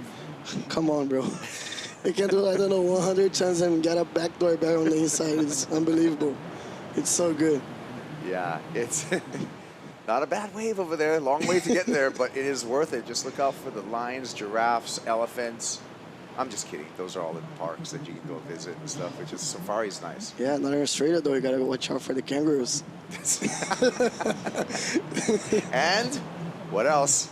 The snakes, The Pedro. snakes. Huge snakes down there, too. You got to be careful, super careful. Okay. Regaining composure here and focusing on the heat. Ian Gentile. Yeah, you can see the separation, Maida, between Ian and David Silva. Silva with control. He's got the lead. He's got priority. And we take a look at where David Silva sits on the live rankings, and we see where Ian Gentile sits on the live ranking. This is going to be a grudge match. Whoever comes out of this is definitely going to skip over the other person or leave him in the dust. Yeah, they are sitting very separated in the ocean, but pretty close on the rankings right there. And I mean, now in the water, like David Silva with priority. So Ian Gentile kind of trying to hunt something else away from him. Yeah, signals on the beach to Silva. And it does make a difference, okay? So whoever loses out in this round of 16, gets an equal ninth. So that's 3,320 points. Whoever advances out of this heat, out of this grudge match between the guys who are neck and neck in the rankings, gets an equal fifth minimum for quarterfinals. So the minimum they'll get was 4,745 points. So the net difference between making it out of this heat and not making it out of this heat is 1,425 points, and that matters a lot when we come to that last event and the end of the year with your top 5 results. That 4,745 points for equal 5th, that's a keeper in your results. For sure. And I was talking with him just before his hit now, and he was saying that like nowadays in the challenger you gotta have at least a 9th place finish. So he's already got this on this one, but he's looking to go further because this year he hasn't been having his best year on his life because he didn't get the results that he was getting the other years, and he's looking to just change the game right now. Yeah, and like a win here would mean a lot on the rankings for him. We know how important those good results are. Well, Silva already, has a good feeling about this place. Like you mentioned earlier, he was a runner-up just last year, made it all the way to the finals. So he's got a pretty good track record at this break. Here he goes using priority. This is a good-looking wave. Rolls in with a white water. Looking to come around the corner, and that wave fooled him, fooled me too. I thought that was going to be a good wave, but it just tapered off into nothing. So now, priority back to Ian Gentile, Pedro. You know what? I just thought that he was in a kind of tough position to be in the lineup because he was kind of too deep for the wave. But in the other hand, Ian Gentile was right there, ready to get it. So I think it was kind of a blocking move too. Right, yeah, so you may have not gained points, but you kept Ian Gentile out of getting that 6.5 on. Let's see if Ian can get that 6.5 on. That's what he needs to take the lead. Currently lead with David Silva. Right back after this.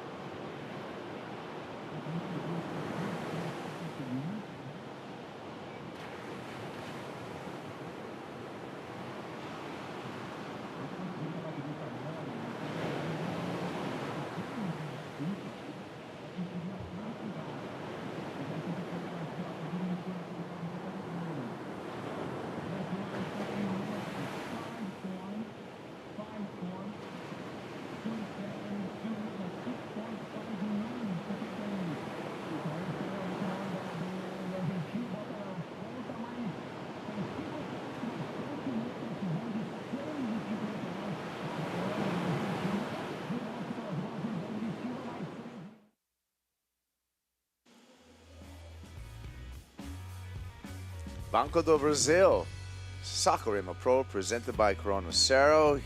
Heat 3 of the round of 16 out in the water, and all eyes on Ian Gentile and David Silva. Pinga, who is a fixture on Brazilian surf development, in support of David Silva. Yeah, Kaipo, he is such a good guy. One of my first trips abroad, it was Pinga that invited us. He used to work for a brand that sponsored Queremos Pro in 2013. So we went to Bali with him. I used to work for a TV channel here in Brazil, and it was just amazing. And a friend here came this time in Saquarema and showed me a couple of pictures that I haven't seen before from that time. Like Pinga and I, we were looking pretty young. Yeah, well, Karama's would have been a while ago. But Pinga actually helped develop a lot of surfing talent coming out of Brazil. It's people like Jadson Andre, of course, Italo Ferreira, Adriano de Souza, as well as David Silva also. He's also supported David Silva. Yeah, and also helped Felipe Toledo in his That's first right. title. Luis. So, Luis Pinga. Yes. Kind of the Luis guy. Alberto Pinga. He's and he's still at it, which is really cool. Yeah, very active. Always, always around, always helping people. I think he's one of the smartest managers and coaches that we have here. Yeah. If it's all, yeah, go ahead, go ahead. I was just saying he's getting around pretty good too. He got a hip replacement, I think, about a year ago or a year and a half ago, looking good. Pinga. Yeah, looking better. And he said that he's coming back to surf now. I was talking to him yesterday. The new hip, huh? Yeah, he's getting better again. And he just got me a lift yesterday, so yeah. Thanks, Pinga. Oh, you got a ride? Yeah. In the nice shiny black car that he's driving around here? Yeah. Wow. I know I'm lucky. You can tell who the leaders are just by the cars they drive sometimes in Brazil. Yeah. I guess anywhere in the world, actually. That's an international rule. And I mean, he's just one of the most important guys ever coming from Brazil. Yeah. Because he updated all of the great surfers we've got, and he's been working with them forever, like Maíra just said. And nowadays he still works with João, David, Samuel, and lots of guys. So he's been doing this work forever, and he just keeps providing good things for the Brazilian team. So you would think, like, when we talk about guys like Pinga, we're talking about some of these guys who actually helped build what we know now as the Brazilian Storm. What do you think, Maíra? I think so, Kaipo. Yeah, he has been working with so many guys that we can say that are the Brazilian Storm. So for sure, he's one of the responsibles of it. And actually, I mean, he works his way beyond like just inside the water. You know, he's working there he with. Is. Yeah, there he is, like working in sidelines with English. I remember like Italo Ferreira, when he started, he couldn't speak English that well, and Pinga was always very hard on him, like saying, "Oh, you must study." So it's a well-rounded coach. I think same story with David Silva. When David first came on the scene, he barely spoke any English. And you know what, you guys? Pedro Brazil, Maíra Pops, I do have to commend both of you, because I could never do what you two do. And you two do reporting in both Portuguese as well as English. And that's another thing I think that we don't talk enough about sometimes, you know, the other things other than just surfing. Whether you're a French surfer, whether you're a Brazilian surfer, whether you're a Japanese surfer, all of these different surfers from these different nations still all learn English so that they can have posting interviews in English, you know, on the tour. It's a lot. Yeah, that's a lot, and it's pretty difficult to do that. And by the way, we really had a cool moment in Ericeira that Fininho, José Francisco from Brazil, he just won his first heat. He was speaking English. He was like, "Sorry for my English." And I said to him, "Man, you don't need to be sorry. Like, your surf speaks for itself, you know, like, you don't need to be sorry because of your English." It's pretty difficult to learn English, especially when you don't have money to have class, to travel abroad and to do things like that. And I just think that English is a game-changing thing. It can change your life, but it's pretty important to keep yourself humble and know that's a difficult thing. I agree. Here we go, Ian Gentile, trailing in this heat, needs near a 7-point ride, 6.51. Points at the judges. Got some flow on the backhand right there. I thought that was some smooth surfing by Ian Gentile. What did you think, Maíra? Yeah, I really like the second turn. Looked great from here. He was with a lot of flow. Let's watch it again. Like, snaps the leap, and that one looked great. Slashing the tail and coming up with a strong finish. What do you think? Yeah, I felt that the wave was, I mean, really, really good.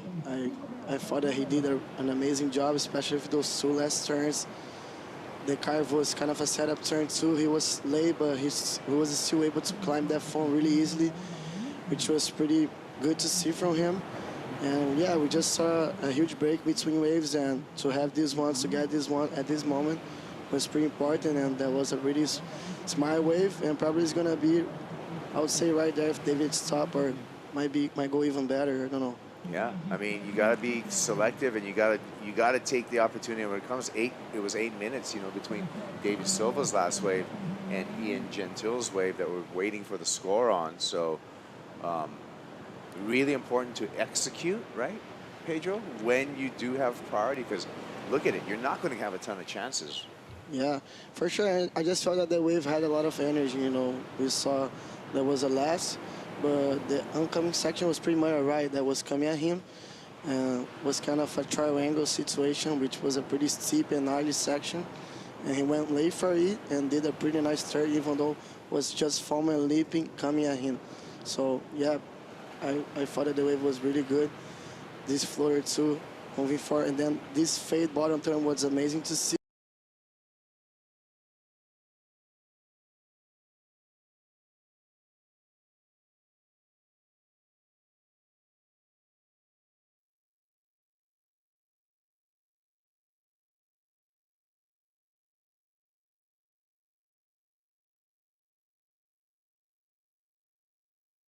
Ooh, just under though for Ian Gentile to turn the heat, still trailing David Silva, but now he just needs 5 1/4, 5.75 to take the lead off of David Silva.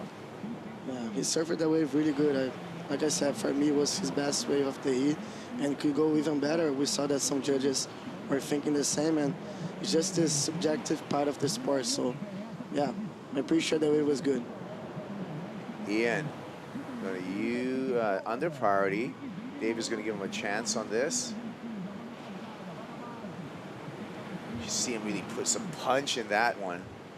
Swings through here, a little more energetic on this wave, and says, hey, you didn't give me the score last time, give me the score this time. 5.75. I'm going to go out on a limb and say that he just turned the heat. He's going to get the 5.75. Yeah, I mean, David let him go, and it was a really good opportunity. He surfed pretty smart this wave, a lot of turns, and works well. He might get the score. What do you think, Pedro? Yeah, let's see the replay right now. Thanks for the team for putting in. Yeah, it was kind of a smaller wave though, so that was the only thing. And I mean, turns were good. I really liked that one. And this last one, I just felt that the first two weren't that strong as those last two. And yeah, I think it's not happy with that. Ping is saying, why did you let him go? Yeah. I mean, it was kind of a smaller wave. I'm not that sold on this score, to be honest. I think it's gonna be close. All right, well. It was hard to predict, actually, that wave. Like, yeah, pretty hard to surf. Yeah. Yeah, I'm always of the opinion of it's what you do on the wave, not necessarily like completely the wave size. I know that falls into it sometimes, but when we talk about performance surfing, I feel like it's what you do on the wave. Now, if it's a big wave contest, then the biggest wave wins. But I don't think necessarily in performance surfing, you need to be on the biggest wave to get the highest score. We can debate about that later on the chat rooms. And you know what? The judges don't agree with me at all, because he comes under Ian Gentile at a 5.2 and still looking for that 5.75. Yeah, like I said, it's not only about the size of the wave. I just thought that the wave didn't allow him a good section to hit, you know, a pretty strong one. So it's not about his surfing. I just feel that the wave that he got wasn't really that good for the score that he needed, because he surfed that wave really well, but there wasn't really a section that he could have hit it better. Well, one judge gave him a 5.8 and the other 4 said now. Now. Let's take a look at our Natra Kayak recap.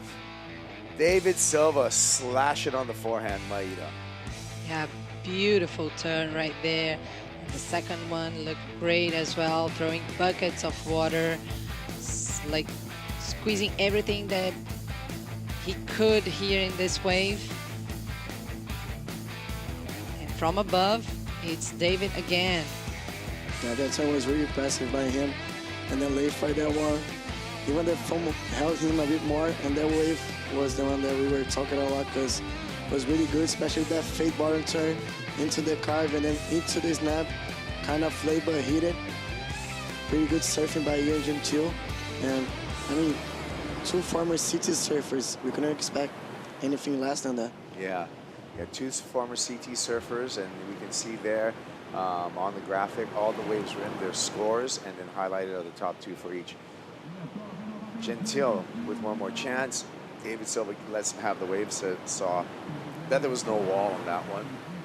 Silva playing it smart and showing some nerves by letting Ian go over and over again, Maida. Yeah, it's always a hard choice, you know, you have to do, like being with the priority and letting him go, you know, because he could have got the score there, you know, it was pretty close. Look how tight the score line is, 12.17, 12.1, just for a slice.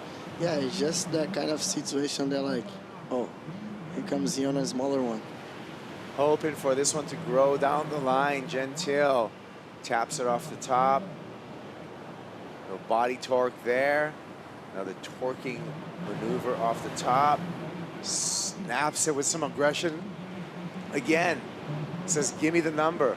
5.75. That was similar to his last score, or his score that 5.2, I feel.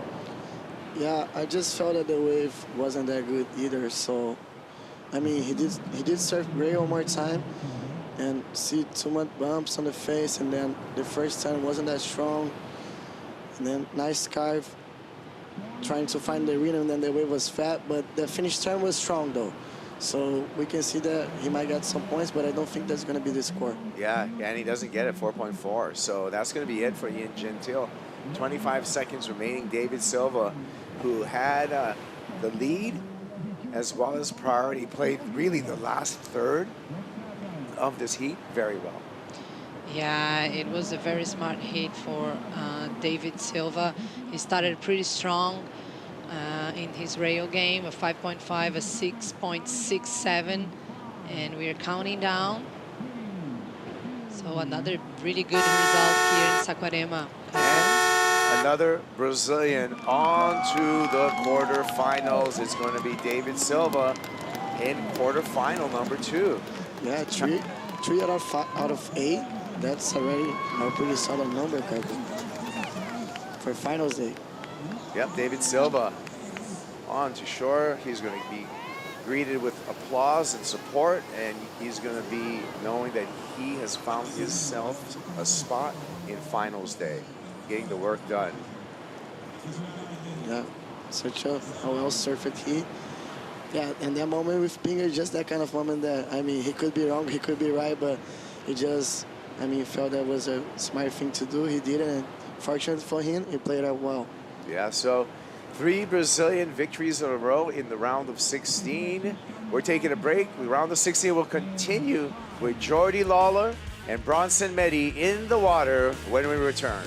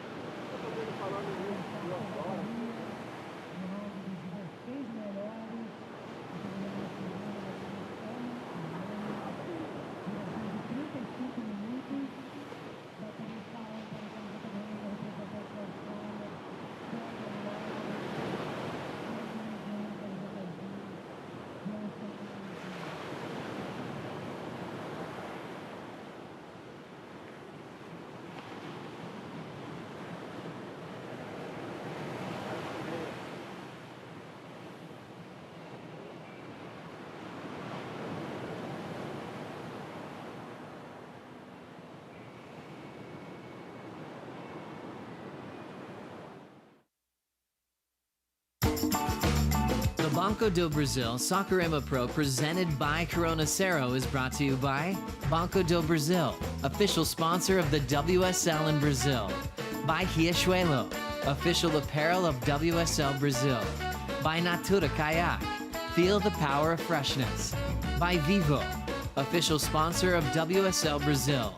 And by the state government of Rio de Janeiro, official partner of the Banco do Brasil Saquarema Pro presented by Corona Cero.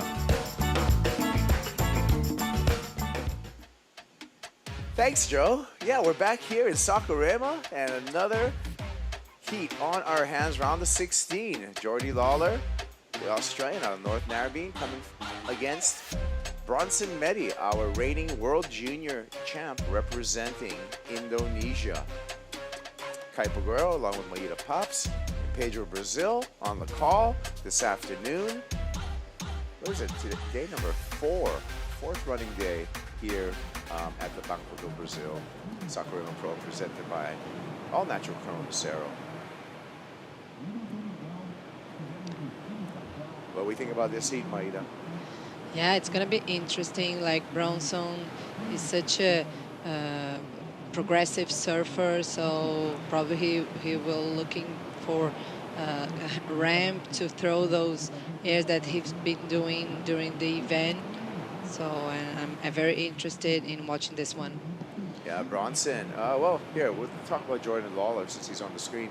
North Narrabeen local, Jordy Lawler, 30 years old, took out a win on the Challenger Series at his home break as a wild card last year.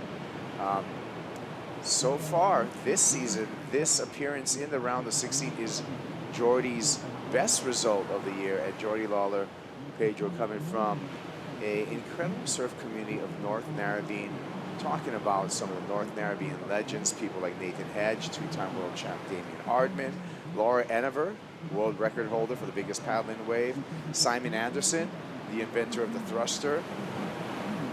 A lot of talented and legendary surfers out of North Narrabeen. Indonesia, Bronson Medi trying to make a name of his own. He's already started on that journey with the World Junior title.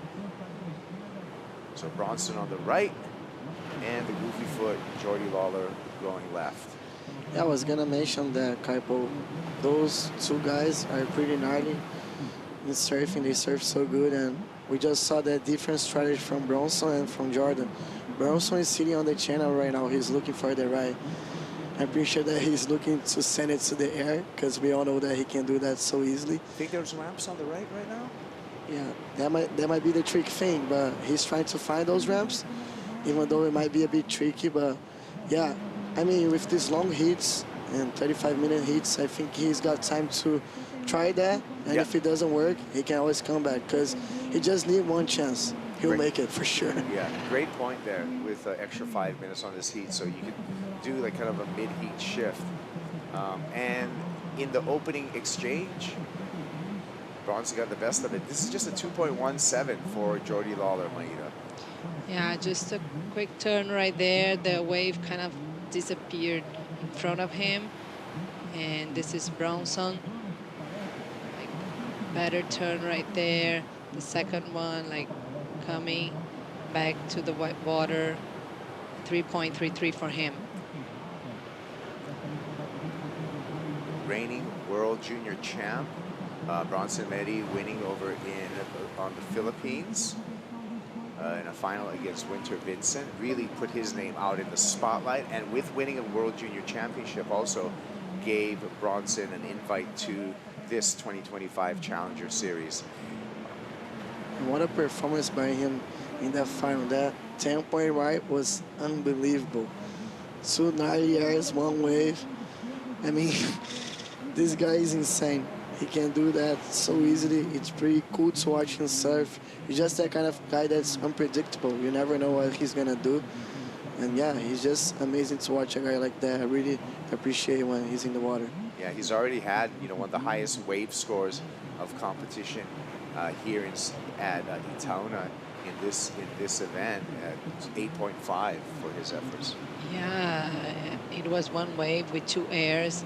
Just crazy how it was, and as Pedro said, how easily he can pull those huge airs. It's just so crazy. Lawler creeping in on this left-hander, looking down the line, slashes on the Timmy Patterson board, throws the tail up, and unable to bring it down. Bronson Medi. Bronson searching for a ramp or just a foam oncoming section. He goes incomplete too. So not expecting big numbers from either. Let's hear from our last heat winner, the third Brazilian to make it into the quarterfinals, David Silva with Manu. Yeah, guys, and I have some backstage information because I was having lunch and watching the heat, and I was like eating like, oh my God, that was a tough heat, but you seem really comfortable. You feel good here in Saquarema, don't you? How was that for you, and how are you feeling right now in the quarters? Yeah, my feeling is really good. I stay here with my family, my dad, my wife, and then yeah, I'm very happy to make for the heats because he's have good points. He's coming, but the hit is so hard because Ian is very experienced to the waves too, and then the score is super close.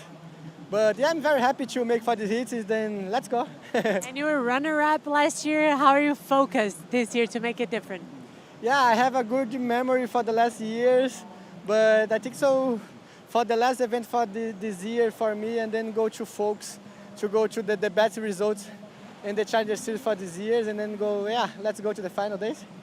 Great. Now, em português, DVD, é sempre muito legal ver a galera torcendo por você. Como eu falei, eu estava almoçando e assistindo sua bateria, e aí eu vim correndo lá de trás e já ouvindo a galera gritando na praia o seu nome. Isso faz toda a diferença, né?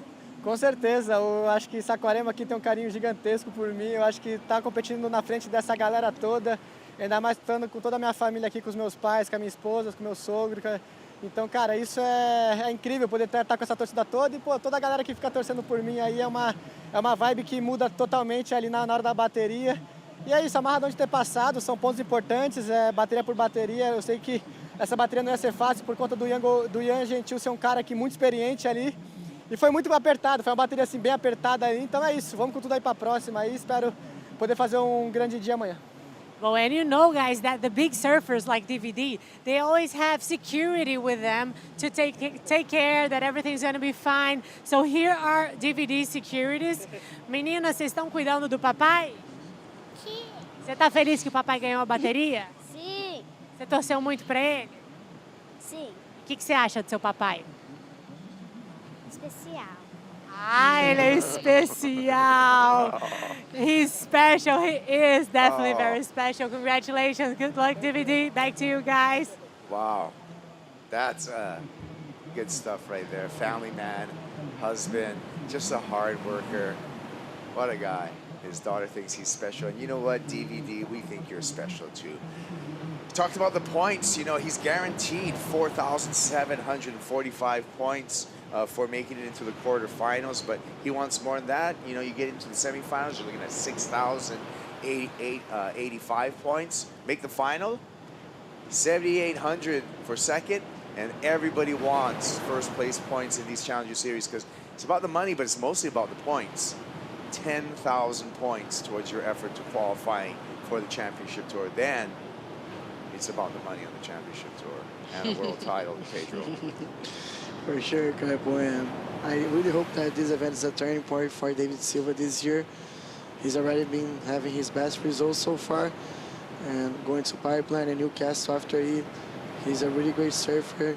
Everyone knows what he's capable of, and I think he's got much more to show on the championship tour. I agree with you. I do. All right, so getting back into the numbers here, Bronson Medi just, you know, with a 3.33, 1.93, he's in the lead over Jordan Lawler. But as we look at the numbers and we look at the lineup, really no significant scores, nothing over a 5. So that tells me, Maida, that both surfers have some work to do in this heat. Yeah, for sure. And like already almost like 13 minutes in this heat right now. Nothing really special on the board. So they really have to try to find these scoring opportunities, because we saw like David Silva and Ian Gentil catching pretty decent waves in the previous heat. So everything is still open on that one. Yeah, ups and downs also in the ocean because waves were coming, now it's a bit slow. And I just thought there was a really great call by our swim manager, Travis Logger, to put some extra minutes there because with this high tide and the dyne swell, it's actually getting really slow. Yeah, it's I hate cliches, you guys. I'm sorry about it, but the cliche is, as we look at the tides, it's past that high tide mark, so it is getting shallower. It's 2:13 local time. We're at a high tide at 1:02 p.m.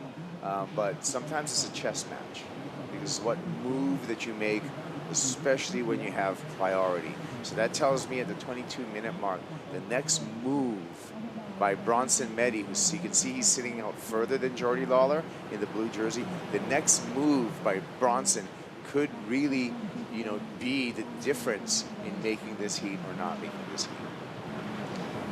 Yeah, true, Kaipo. But like we saw before in the previous heat, Yang Gentil find a really decent score over the six point without priority. So the bank is shifting a lot, and the conditions. So the factor like luck, it's gonna play on this one as well. Well, inside left here for Jordy Lawler. Quick snap for the Australian. Second quick trip to the lip, and he punches out. Looking to better a 2.17. I think he did that slightly there, just staying busy out there, Jordy Lawler. Yeah, pretty slow hit so far.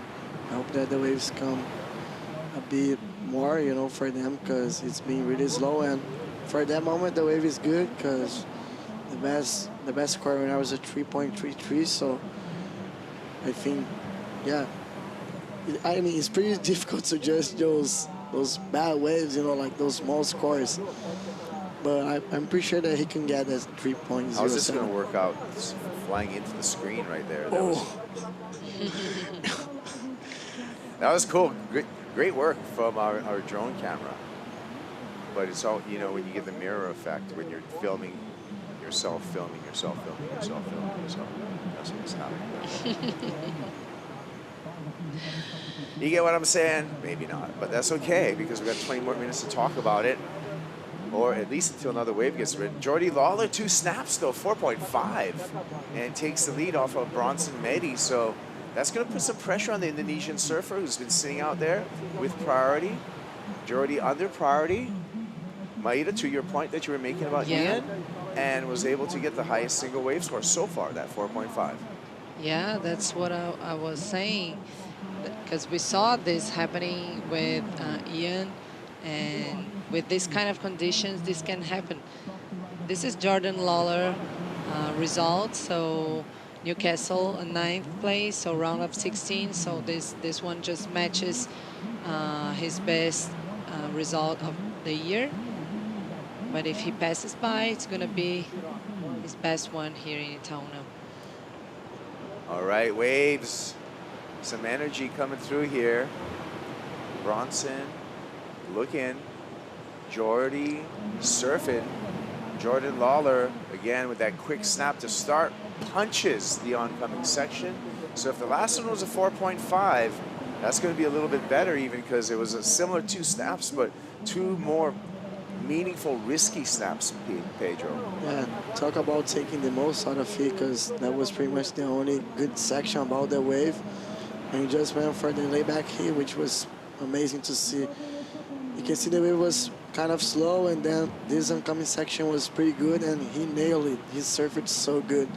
That turn was impressive by him.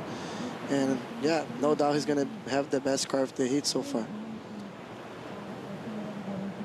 Yeah, that was exactly what I said, like keeping busy, keeping like pulling the trigger, and he found a good one for a 5.5 Kaipo. 5.5, 4.5, and now the requirement from Bronson Meddy is continuing to grow. Now a 6.67 is what Bronson's hearing from the onside announcer, telling him that's what his need is to go into the lead and that he's got priority. He's got 18 minutes, 25 seconds to find that wave. Yeah, and Jordan is one of those guys that, as you can see now, winter visiting coming up next with Keone Laza. But like I was saying, Jordan is the kind of guy that, one of the guys actually that won the CUS and never really made it to the CT. We saw some people dealing with that, and he had that last year when he won an Ironbeam. And this year he started off strong in Australia too, and now this year he's got one more stop in Australia, and the guy he's been surfing always good in Australia. So I think that this year might be the change for him. Yeah, Bronson took that wave, so he used his priority. It wasn't a large wave, but he surfed pretty well, Pedro. Yeah, for sure, it was a smaller one. I just thought that he was maybe feeling a bit of the pressure to see Jordan surfing a lot of waves, and he tried to get one. He got it. The wave was kind of difficult to surf too. He did a reverse.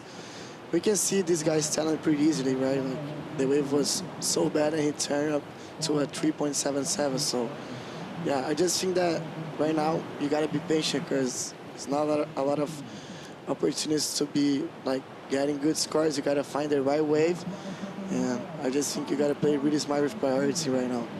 Key factor.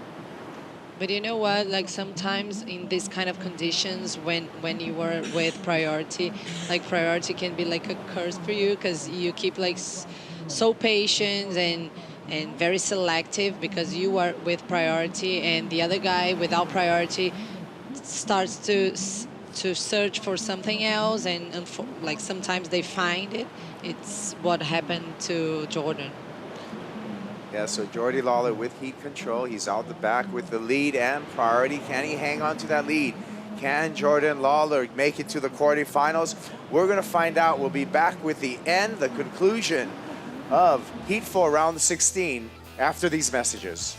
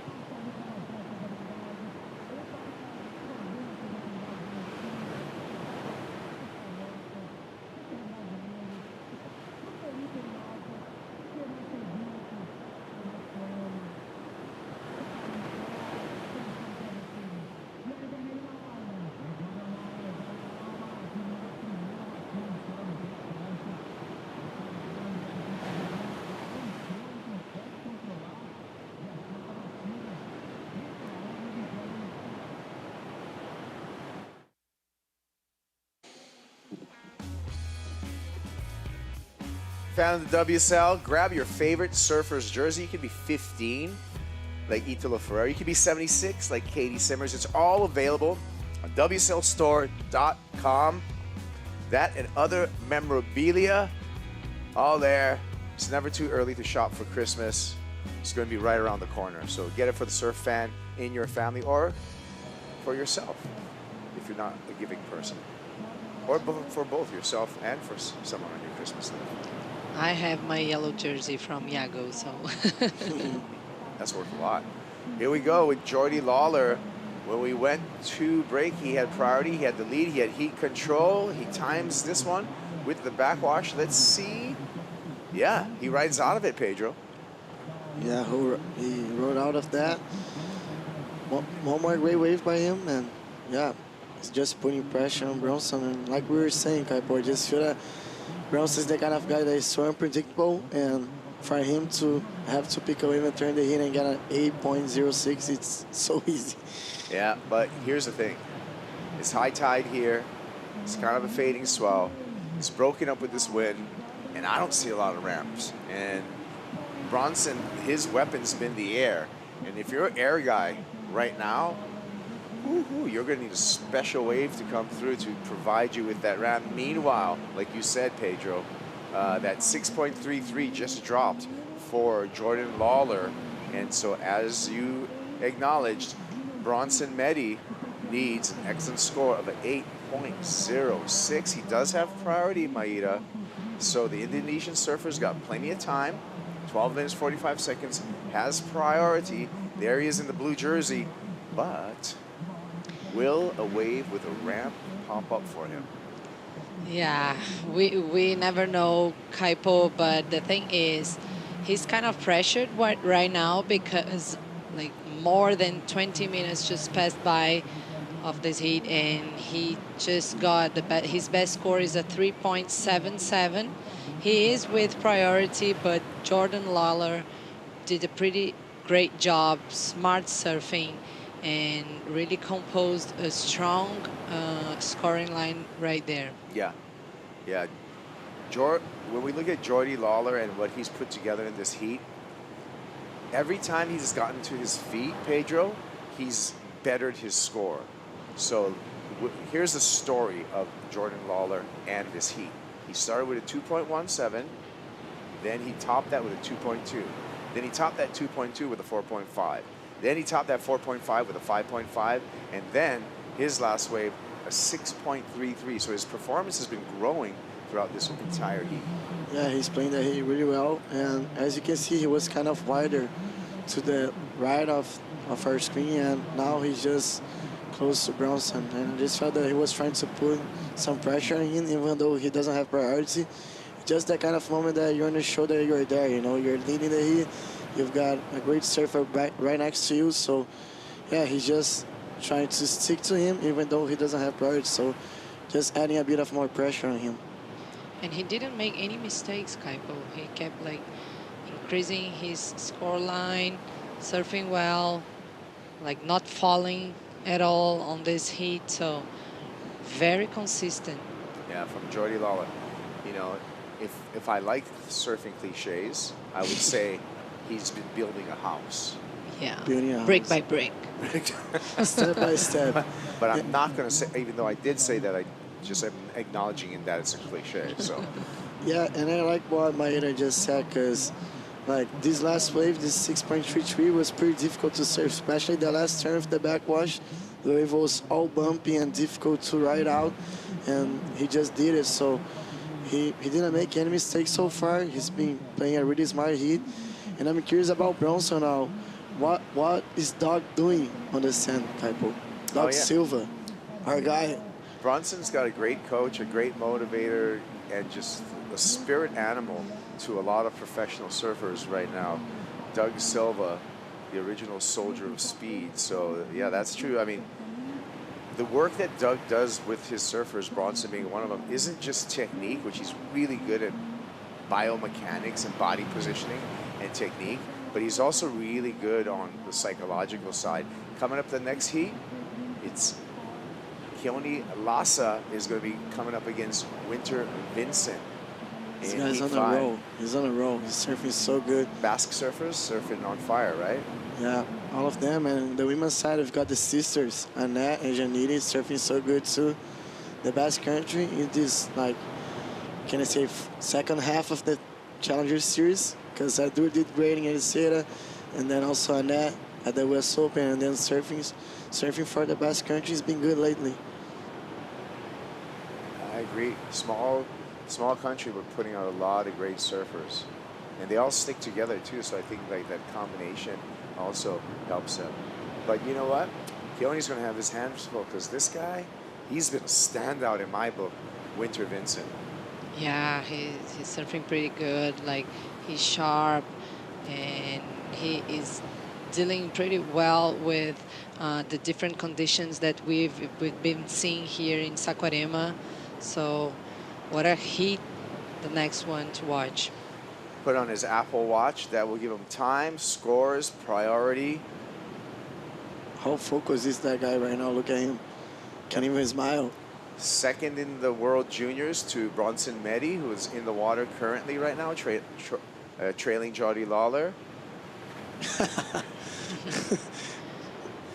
Kind of smiled right now. Yeah, he's probably hearing us. And Gerson was waiting forever there to give him the jersey. He was just taking his time, you know, putting the water. And Gerson was like that with the jersey forever. That's okay. Yeah, it's okay. Surfers are the boss. Yeah, I know.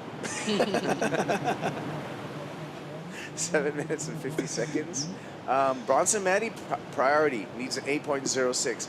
Now, honestly, he can do it and turn this heat with 2 6s, but you know he's going to have to get busy to get 2 6s back to back and get one under priority is the way it would run out. Speaking of run out, let's see how this heat played out. This is the Natural Kayak recap for Heat 4, round of 16. Jordan Lawler, Maida's been sharp on the forehand. Yeah, he is. Look, that one, like kicking the tail, sliding fins, pretty beautiful turn right there. And then I'm pretty sure it's the best wave of the heat. That's 6.33. Came out of the gates with a snap and then tried to look for the last session. Like I said, it was pretty difficult to ride out of that, and he made it. So pretty good stuff by him. And then Bronson, that wave he had priority for a while, caught that one. Was kind of bad, but he did that reverse. Such a talented guy. But like you said, Kaipo, that dying swell with the high tide, it's been difficult to find those steep sections. Yeah, and that's what a surfer, an electric surfer like Bronson Meddy really counts on, is those steep sections that give him ramps. Kid's got an incredible air game.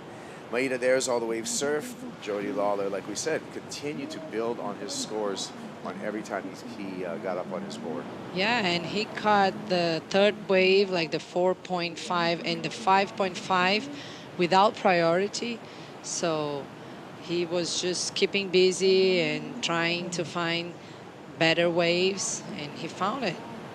And Bronson started looking for the right at the beginning, and then came to the bank to find the lefts. And now he's trying to find the lefts, but yeah, I just thought he was a bit of unlucky with that decision because the waves were coming for Jordan on the right side of the bank. And now, I mean, like Maeda just said, Jordan didn't do any mistake. He's just like glued to Bronson right now, always adding pressure. And a growing heat, building the house.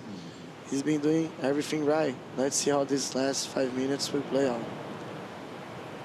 Well, for Jordi Lawler, this would be his best result so far this Challenger Series season. So yeah, this is an important step for the Australian who's spent a lot of time on the Challenger Series. There's Doug Silva, Bronson Meddy's coach, just in full contemplation, like fully focused on the ocean right now.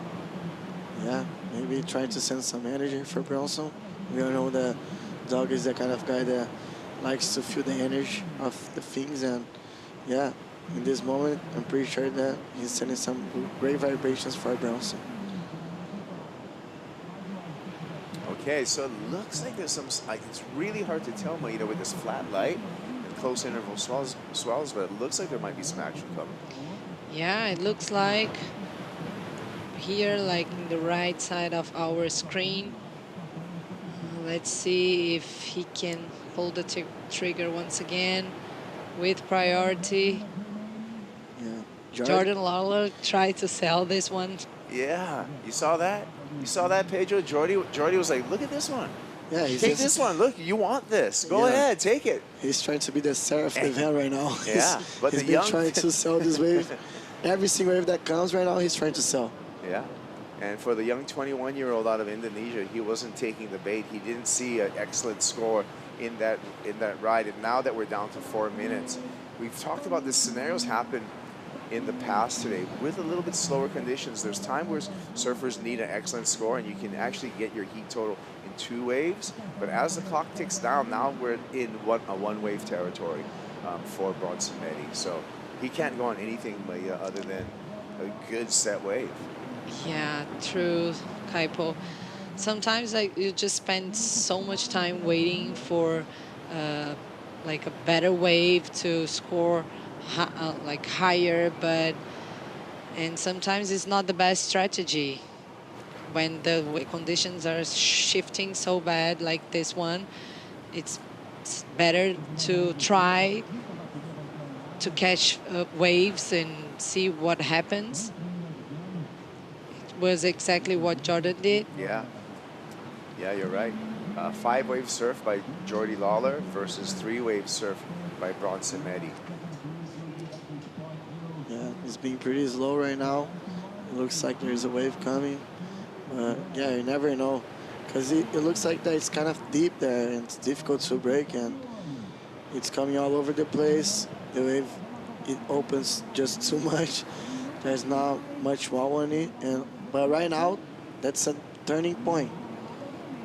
Jordy just taking off there. Those 2 waves just too close together. Jordy's going to take, Bronson's going to take the second one. Use his priority. Looking down the line, needs something huge. He's going to get the second section to build up some speed. And that's not going to be an excellent score. So that is going to put the Indonesian surfer in jeopardy. Needs to scratch back out, sprint paddle, just to give himself one more chance. Yeah, I mean, he tried the wave. It looked good, at least from this angle, man. Unfortunately, everything just disappeared in front of him. It was funky. Yeah, funky and lumpy, bumpy. Difficult to surf. Really hard to serve. Really hard to serve. And Jordy Lawler now with eyes on Bronson, keeping track of him. Bronson moving away, trying to break away kind of out of the, structured kind of area, but Jordy Lawler not buying it at all. He's going to zone in on the World Junior Champ and try to play some defense. He's got the lead. He's got priority. He's got a left coming. Chances are he is going to try to steer clear of this and just continue to cover Bronson Meddy. Yeah, he won't let him surf anymore, Kaipo. He will really stay pretty close to him because he knows how little he can be if he finds something good for airs. Less than 1 minute left. Yeah, less than a minute left, and this is kind of, we see this play over and over again.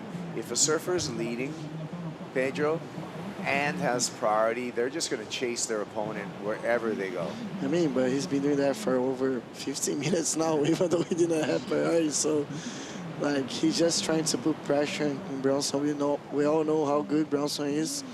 So he's just trying to avoid those huge airs, those huge ramps, and those score opportunities. Well, we're going to count it out here, 15 seconds, and likely no chance for Bronson. This is going to be the last wave that you can paddle into. I'm sure Jordy's going to do the block. There he goes. And there won't be enough time for another wave for Bronson Meddy. So it will be Jordy Lawler on into the quarterfinals. What a great hit for this guy. Really smart. Found the best opportunities with priority, without priority. Yeah, and that boy looking good too. I'll tell you that even on those phone clips, look at that, how fast he's going. And he was having such a hard year, ups and downs. And I saw him saying that on WSL socials. He mentioned that he's either got a final or he just loses first round. So he didn't lose first round here. He might go all the way to the final. Well, he's looking sharp, looking dialed in. Jordy Lawler on to the quarterfinals. More action on the way. It's going to be Winter Vincent, Keone Lassa in Heat 5 around the 16 when we return to the action here in Saquarema.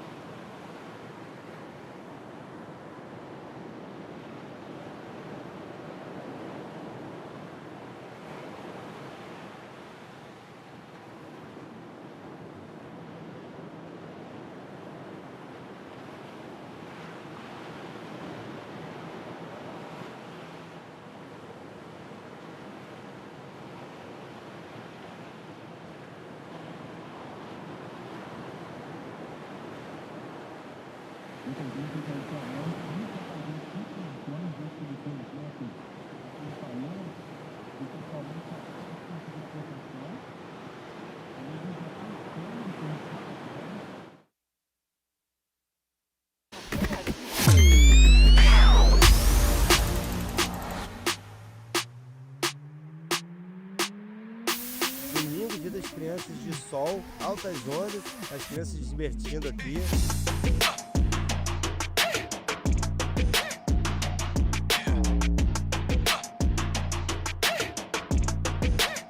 Valeu, WSS!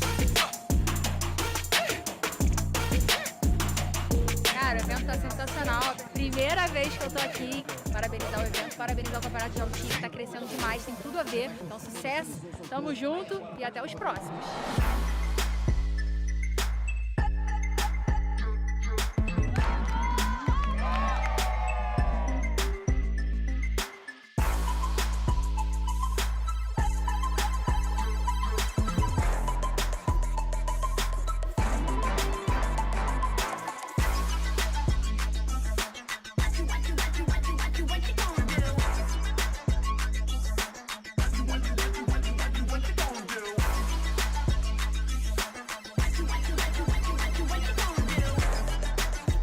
Estão aproveitando bastante, criança se divertindo, e esse é o mais importante. Missão não vai falhar. Carioca, eu estou certo com tanta frequência que eu não consigo nem mais aproveitar. E a graça que eu vejo nisso... Cine! Só quem gostou faz barulho, aí! It was a long weekend here in Brazil, the last one, Children's Day on Sunday, Dia das Crianças, and we had plenty of activities outside of the surfing competition here at the Banco Brasil Saquarema Pro presented by Corona Cero. Winter Vincent and Keone Lassa in the water for heat number 5 of the men's round of 16. It's been an eventful day so far. We've had a lot of surfers get closer and closer to making it into the top 10, and we have one of them just outside of it right now. Mitchell Salazar with the Carioca, Marcos Bocalleva. Marcos, the waves are fun, the tide's dropping, and it's glassy out there at the moment, and we still have 4 more heats to run on day 4 competition already here in Sacktown. Man, amazing. Back-to-back, just with a little pause in between, but amazing action so far, so good. And we have this provision on the forecast. We're supposed to be way more clean right now in the evening. That's it. Here we are. Yeah, and Saquarema, as always, not only delivering a ton of consistency, most importantly, opportunities out there for everybody, including the man of the hour, Jordy Lawler on the glass with Manu. Yeah, guys, we were talking about the conditions. You started a little bit slow, and then you found 2 good waves. What was the key for you, like, to change the hit? Congratulations.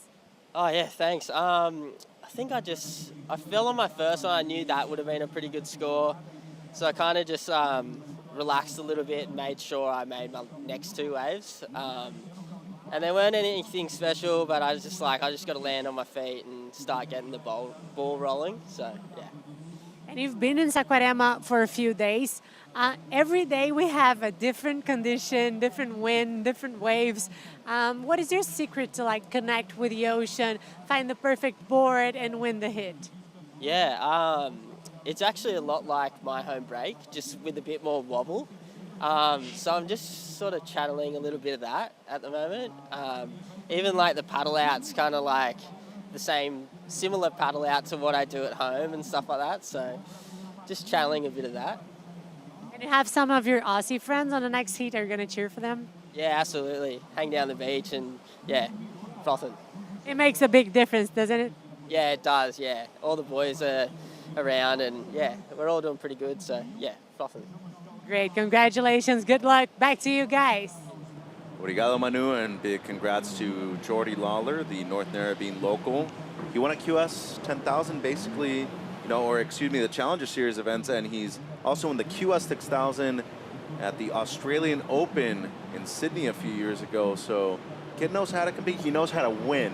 But last year, he was one of the few, including Mikey McDonough in the next heat, that won an event and didn't qualify for the Championship Tour. For me, Jordan represents the epiphany of the blue-collar type of surfer, Don't get me wrong. He can beat anyone from the planet of surf, even the big dogs from the CT. with this fast, crispy surfing. Oh, watch out, guys. Winter Vincent out there in the red, this year's runner-up to the World Junior title. Also out of Sydney himself, Manly Beach is where he represents. And not only a talented surfer, only his second full year on the Challenger Series. And the first year was last year, Marcos. He was able to finish inside the top 20 and re-qualify automatically through the Challenger Series. In my eyes, in my vision, you know, Young coming up from Australia is a young superstar. It's a matter of time for me, in my vision, for him accomplish a lot on the tour, on CT level, because he got it all, rail game, air game, and he's evolving a lot into riding also. Yeah, he's riding the Formula One from Matt Biolos and the Mayhem crew. Has the driver 3.0 as his backup. Meanwhile, Keone Lassa out there, the young surfer representing the Basque Country in the blue. Father Julian, one of the premier coaches worldwide. He's worked with the likes of Alan Cleland, the entire, or the majority of the Basque team at this event. Number 2 within the region of Europe so far on the QS. And that's what got him to this point. Also qualified for the World Pro Juniors, and I feel like he's actually going to be going back there next year to the Philippines too. And amazing to watch those guys like unfolding, evolving each and every layer of professional surfing nowadays, because with the separation with the QS and the CS and the CT, you can see the layers of the stage that the surfers got to go through to, you know, to climb the ladder to become like young legends. And he loves going left too. He's been forced to go right majority of the day so far, but today opting to go left with these long left hands that we have available at Itaúna. A good combo in the forehand for the Basque surfer Keone Lassa to start things off. And his father, you know, spoke to me before the event a few days, and he was like, first year on tour, always difficult. The only other kid that I've seen so far do it within his first year successfully, perhaps not qualifying, was his opponent this heat, Winter. He had high praise for the young Australian out there in red. Everyone have a different path, you know, like nobody's like Iago, just 1 year in the QS and the CS, and then you qualifying already. Everybody have a different path. You can compare the Iago path with William Cardoso, who stayed grinding like 10 years, almost a full decade, like grinding on CS and QS. Back in that time, but we didn't have the QS and CS separation, but he was a grinder, managed to put the head high and keep working and grinding till the door opened after he knocked so many years ahead. And Winter Vincent working with Kai Auden. Also Raoni Monteiro right there to his right. Kai won the event in the early 2010s right here in Saquarema, passing on a ton of knowledge, and Winter actually made it to this round last year at this event, so it was one of his best results. So far this year, a bit up and down, but hovering about, you know, the 15th place finishing right now in terms of the rankings, but wants to move up into the top 10. To me, I have him on a short list of people that will eventually qualify. I put my signature right there, man. I totally agree with you. And talking about the old legend of Saquarema, Mr. Raoni Monteiro, I got to remind you guys from the audience, surf fans, Mick Fanning back in the Rip Cool OG era, together with Raoni, used to call Raoni the boss. 3 times world champion, because don't try to call Raoni during this event because he's multitasking, man. So far, everybody wants some input from Raoni in this contest. Yeah, I saw the kids running around too, so he's got his hands full.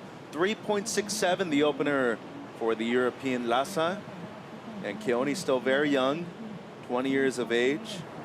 Represents the Basque Country. Zarautz, where he is from. A majority of the great Basque surfers coming from that area as well. Seems like Vincent, he's going to get his campaign going. 11 minutes gone by in this one. First turn strong, second one just as nice. And he's going to kick out with a score on the board. Nothing crazy, but, you know, impressive on the first one regardless. Thank you for the influence, Mr. Martin Potter. Put your feet on the walk, zigzagging, nice, you know, rail lines drawing by Mr. Winton Vincent. I can see some glimpse of, you know, old OGs from down under, like Todd Prestage, maybe even Nathan Webster. Yeah, man, I used to dig his style, man. I see Prezzo every now and then. He still resides in Southern California, but it's a good call out. He's still working in the industry? He is. I think he's transitioned into a lot of coaching roles as of late. Cool, yeah, man. worked for a number of years. Man, I would love to see a little hits or maybe a full circuit with the super coach, you know, colliding so many rippers from Brazil, from down under, from California, the Tom Waits, the Luke Egan, the list goes on. And Christian, Chris Gallagher, Doug Silva, even Leandro can manage to do a few hits against those guys. Yeah, he defended himself against those guys. Yesterday, he won the hit, the warm-up, free session with a lot of youngsters. I borrowed my board, the grunge model for him on 2+1. He was flying to section. He made a nice combo. 23 minutes on the clock, the opener of Vincent, day 4. The moment it's the best of the heat. Lassa pretty far behind this opening section. Does well to get there, though. And into the layback in the second turn, much stronger, too. Good use of priority and great use of positioning. Also kept Vincent off of that one.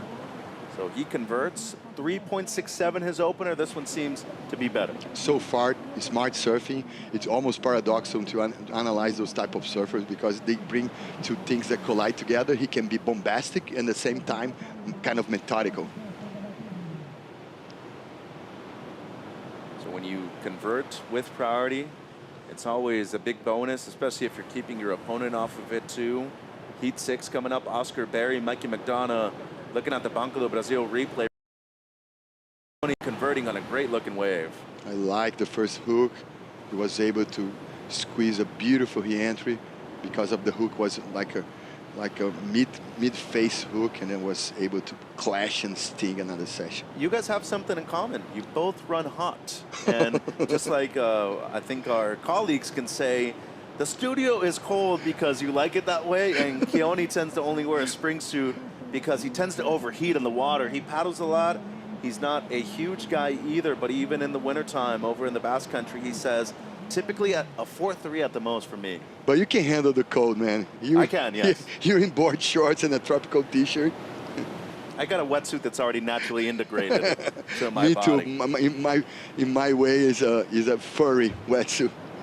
There's Oscar Berry, currently number 5 on the live rankings for the Challenger Series. He's going to be facing his fellow Australian Mikey McDonough in the 6th heat of the round of 16. The hacks that this guy provide reminds me a lot Matt Hoy, man. Getting Hoyo. ready. Yep, one of the OGs from Newcastle, Matt Hoy. And Oscar Berry, he's looking to qualify for the CT for the first time. Just under 21 minutes. So Lassa with a 4.9, a 3.67 as his backup. Vincent now needs a 4.58. And throughout the entire event, not only have we seen a ton of the big labels do very well, Keone Lassa riding the Johnny Cabianca boards, and I mean, you yourself, a shaper, you know how to, build boards, but more importantly, you know how to recognize great talent, and it seems like Johnny, one of the more underrated, probably underappreciated too when it comes to board building. Oh yeah, and I surfed with Gabriel Medina in Beyond Surf Club in São Paulo the other day. I have the chance to test at least for one wave, Cabianca board from the Quiver of Gabriel. Amazing shaper. Have tons of credibility in the European market because he was back in the day good shaper in Pucas. So we have a lot of international, kind of flow and experience even before heading and connecting with Gabriel and clinching so many world titles underneath Gabriel feet. Well, it comes without saying that good surfers make good shapers, but they also need to be constantly learning a lot more, and not just that, evolving with technology. And we've seen that with the use of a lot of machines being used worldwide. Here in Brazil, you said there were a couple of factories early on in the 80s and the 90s that were advancing things a little bit more. Ricardo Martins probably one of the initial guys to do that. But eventually, a lot of these bigger labels do have to come to certain regions. We've seen Mayhem, we've seen DHD, now JS Industries with the Pupo brothers getting the label. But majority of the people that shape them are local shapers, though, just for a different label. Oh yeah, Rodrigo Silva shaping the CI, Silva Zampo shaping the DHD, Tuba, and organizing the guys to shape the, all the sharp eye boards. The Mayhem also have like different shapers here producing. So it's pretty amazing to see, that how those big companies can influence good shapers in Brazil. They need backup shapers to finish the machine boards, man. 18:45 on the clock. Let's go down to Rachel with a special guest. Yeah, guys, I'm here with Ivan, the WSL Latin America president. And Ivan, Brazil has become a reference in world surfing. How does it hosting the Challenger Series here reinforces WSL commitment to supporting and discovering the new generation of athletes? I think Saquarema is the only place in the world where we have the three of the biggest events of the WSL. We host a CT, we host also a QS 6000, and now the Challenger Series, which is the third event of this year.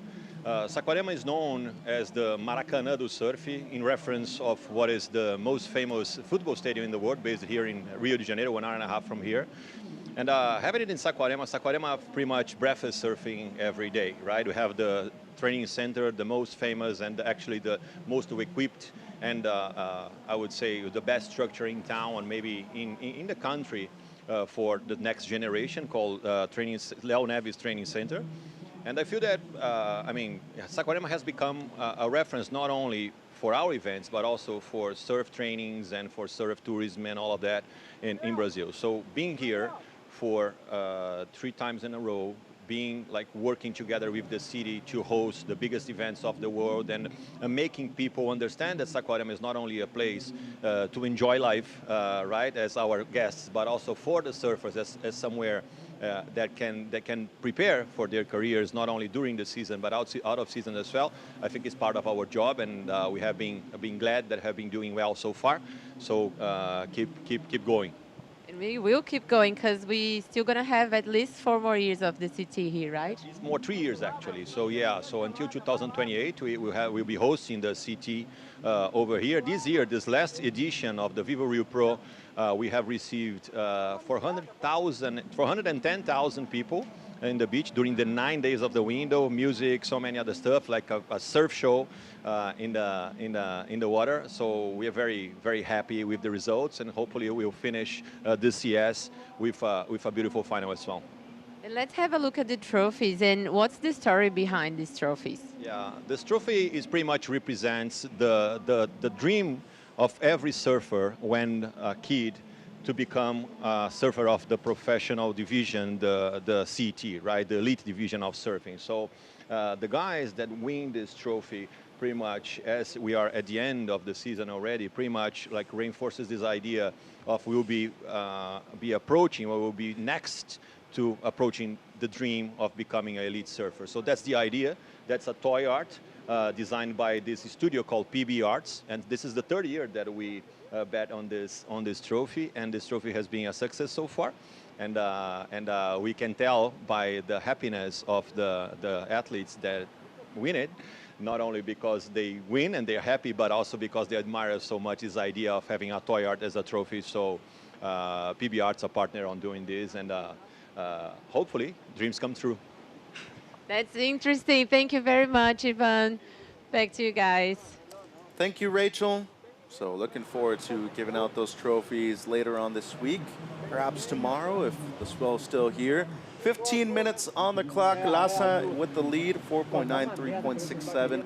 Winter Vincent out of Sydney, Australia with a 4. He has priority, needing a 4.58. Both of these guys just 20 years of age. Both competed at the World Juniors this year. Vincent was runner-up. Lhasa still has an invitation perhaps next year to that event in the Philippines. You know, it all depends really on how each of them are positioned inside the CS rankings.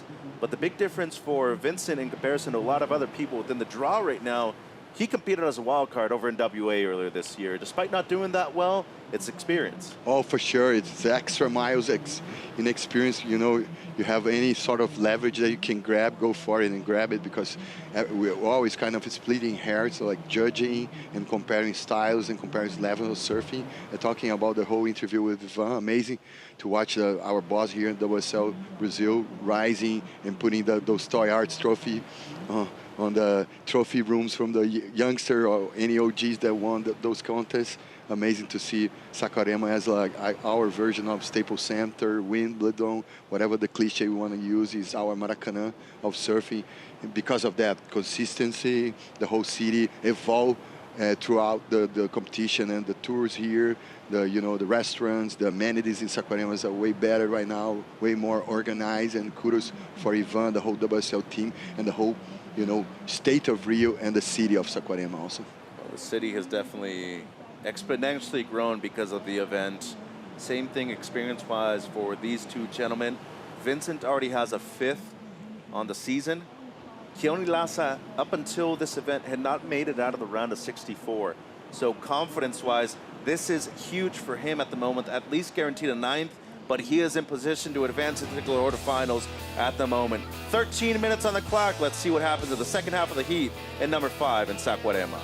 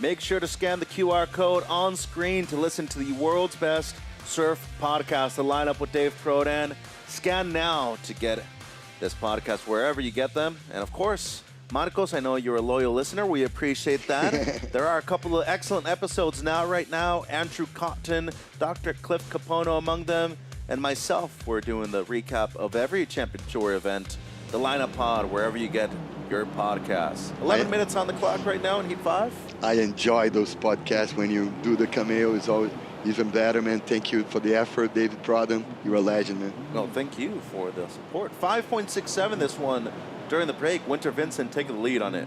Beautiful top to bottom snaps there for Winter. Beautiful style. You know, a lot of harmonization moves. Beautiful cuttings and snaps. I love the bottom terms, super deep bottom terms. Well, coming out of Sydney, there are certain locations that have world-class wave. There's others that are complicated to really get an open face at. And where he's from in Manly, there's been big events there in the past, the Aussie Open.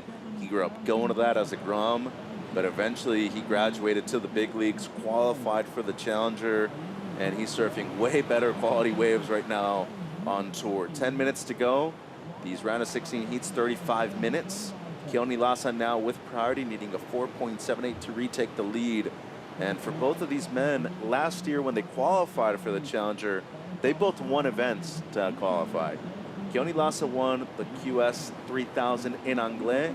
Winter Vincent won a QS 5000 in Nias. Whoa. And talk about two quality waves. Anglais, one of the premier beach breaks in Europe, and Nias, I mean, what more can I say about the wave right there? Just the name alone is enough. Oh, put a poster on my wall with a winning in Nias is groundbreaking for sure, overwhelming. Check it out, Winter, beautiful snap into almost like a lip slide, little more traditional snap. Beautiful combo, nice pace, not over surfing, but putting extra, you know, cherry on top in each and every turn. Riding an F1, which is the board that Cole Hausman as of late has been making famous. Whoa. So 26 minutes gone by in this heat, and it is definitely one of the slowest ones we've seen so far throughout the day. 8 waves or less combined between these two. Good combo right there by Keone Lassa. Some great work by the young bass surfer. The board is so responsive, slicing and dicing. I love how he went to the first snap into the second, like bang. like Michael Bugaberry used to say, getting a banger, smacking the lip. Oh, he smacked the heck out of this one, Marcos. Whoa, reconnecting, being able to throw a little spin there, a little fin drift in the entry session. And then he left also by Vincent. You like the first blow tail right there? Beautiful blow tail on backhand is always tough because you always go for it looking at the blind spot there. That was nasty too by Vincent. Some glimpse of Brad Gerlach there, man. I think because of the yellow board with the rails. He used to surf with the black rails and the yellow board. Yeah. Very 80s, 90s, maybe Richie Collins too. Collins, oh man, the king of floater, man. Shout out. Wave tools forever, man. The great Skeletor, as we call him back home. 7 minutes and 40 to go, waiting on a couple of scores. You know, just in my humble opinion right there, to me, given the waves, they are surfing way above and beyond the quality of the waves out there at the moment. That combo by both of them was nasty, but especially the two turns, really short space by Lhasa, and that second turn doesn't exist if it's not for the downshift with the carve right there at the beginning. It's great work. And you know what, Mitch? You know, Itaúna have so many different moves right now. It's a little trestles, you know, almost like cottons way of the formation right there, the shape of the waves right there. Can be kind of soft at times though, right? Yeah, it's a wave that typically is very powerful, but it seems right now the glassier it is, the softer it is. Yeah, don't miss different boards in your quiver and you come here to compete because you gotta be specific.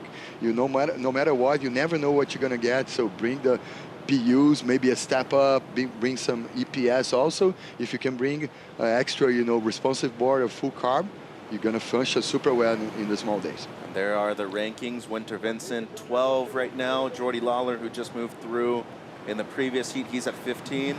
And all those names grayed out, they're out of the event. Vincent using priority right here. 6 minutes and 20 to go. And this one kind of shouldering off, does well though to get a finish. Will that improve on his previous ride? Still waiting on two crucial scores in this heat.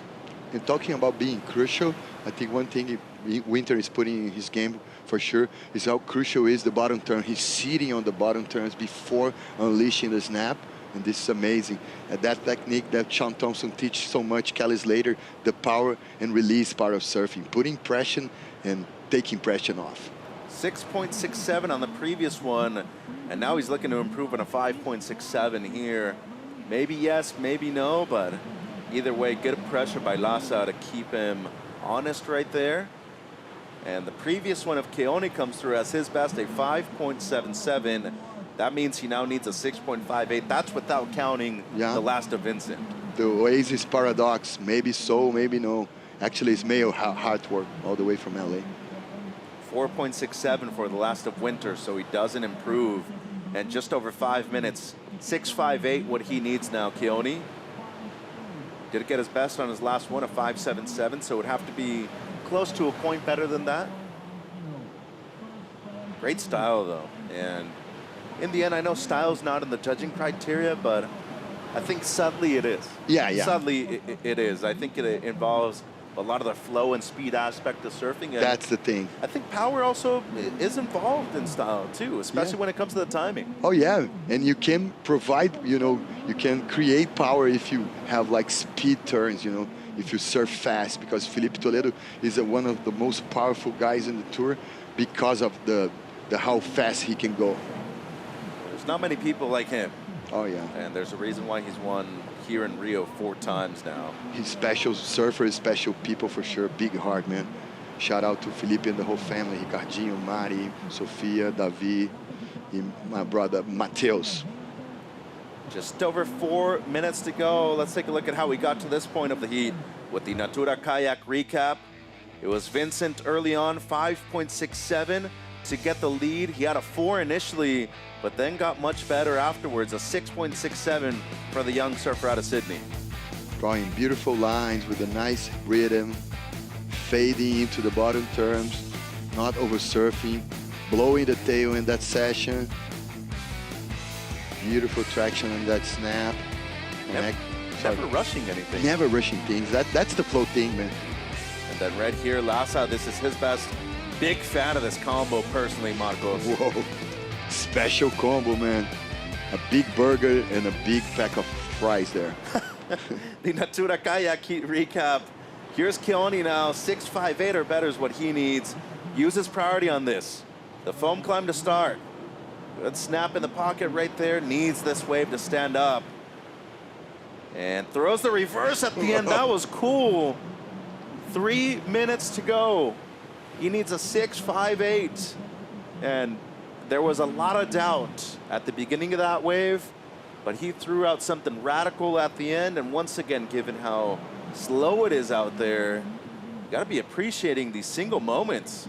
Meanwhile, Vincent, this is really smart, not pushing too hard, just hard enough for these sections. Great exchange by both of the 20-year-olds out there, both Vincent and Lassa. He made something impossible become possible almost. He went out, made a 3-turn combo, and then he grabbed the priority again. This is a smart move, man. And I'm talking about Lassa, man, super speed, super flowy. He made this little line and squeeze all the way a full pack of micheladas, man. And I think Judge is just not appreciating how shouldery this wave was. 4.27 despite the cool reverse at the end. Yeah, beautiful exhibition, but not so functional. And right here, waiting on this score by Winter. Better canvas, bigger turns. Beautiful 3 turns combo, man. And he does improve, 7.83 for Winter Vincent. Banco do Brasil 2-minute warning, 1:45 on the clock right here. And he does extend his first lead positioning by a large margin too. You see the average right there. And a couple of 8s being thrown around. Hey guys, public announcement, stick around. We're gonna have a special Camille in the next heat. Will be amazing to bring some, you know, knowledge from the water. He's inside to the booth. Gonna be a ripper. I'm not gonna give any more chances for you guys to find out. I know Kaipo is excited. 1:20 on the clock right here. Vincent with the lead. Let's take a look at the 7.83 once again, Marcos. Beautiful up and down snap. The other one with more traction. Whoa, beautiful, you know, compass type of snap there. And a monster heat total by the standards of how the waves are at the moment. 14.5, and this is currently our Natura Kayak wave of the day, 7.83. Whoa. The highest score of the day. Consider that.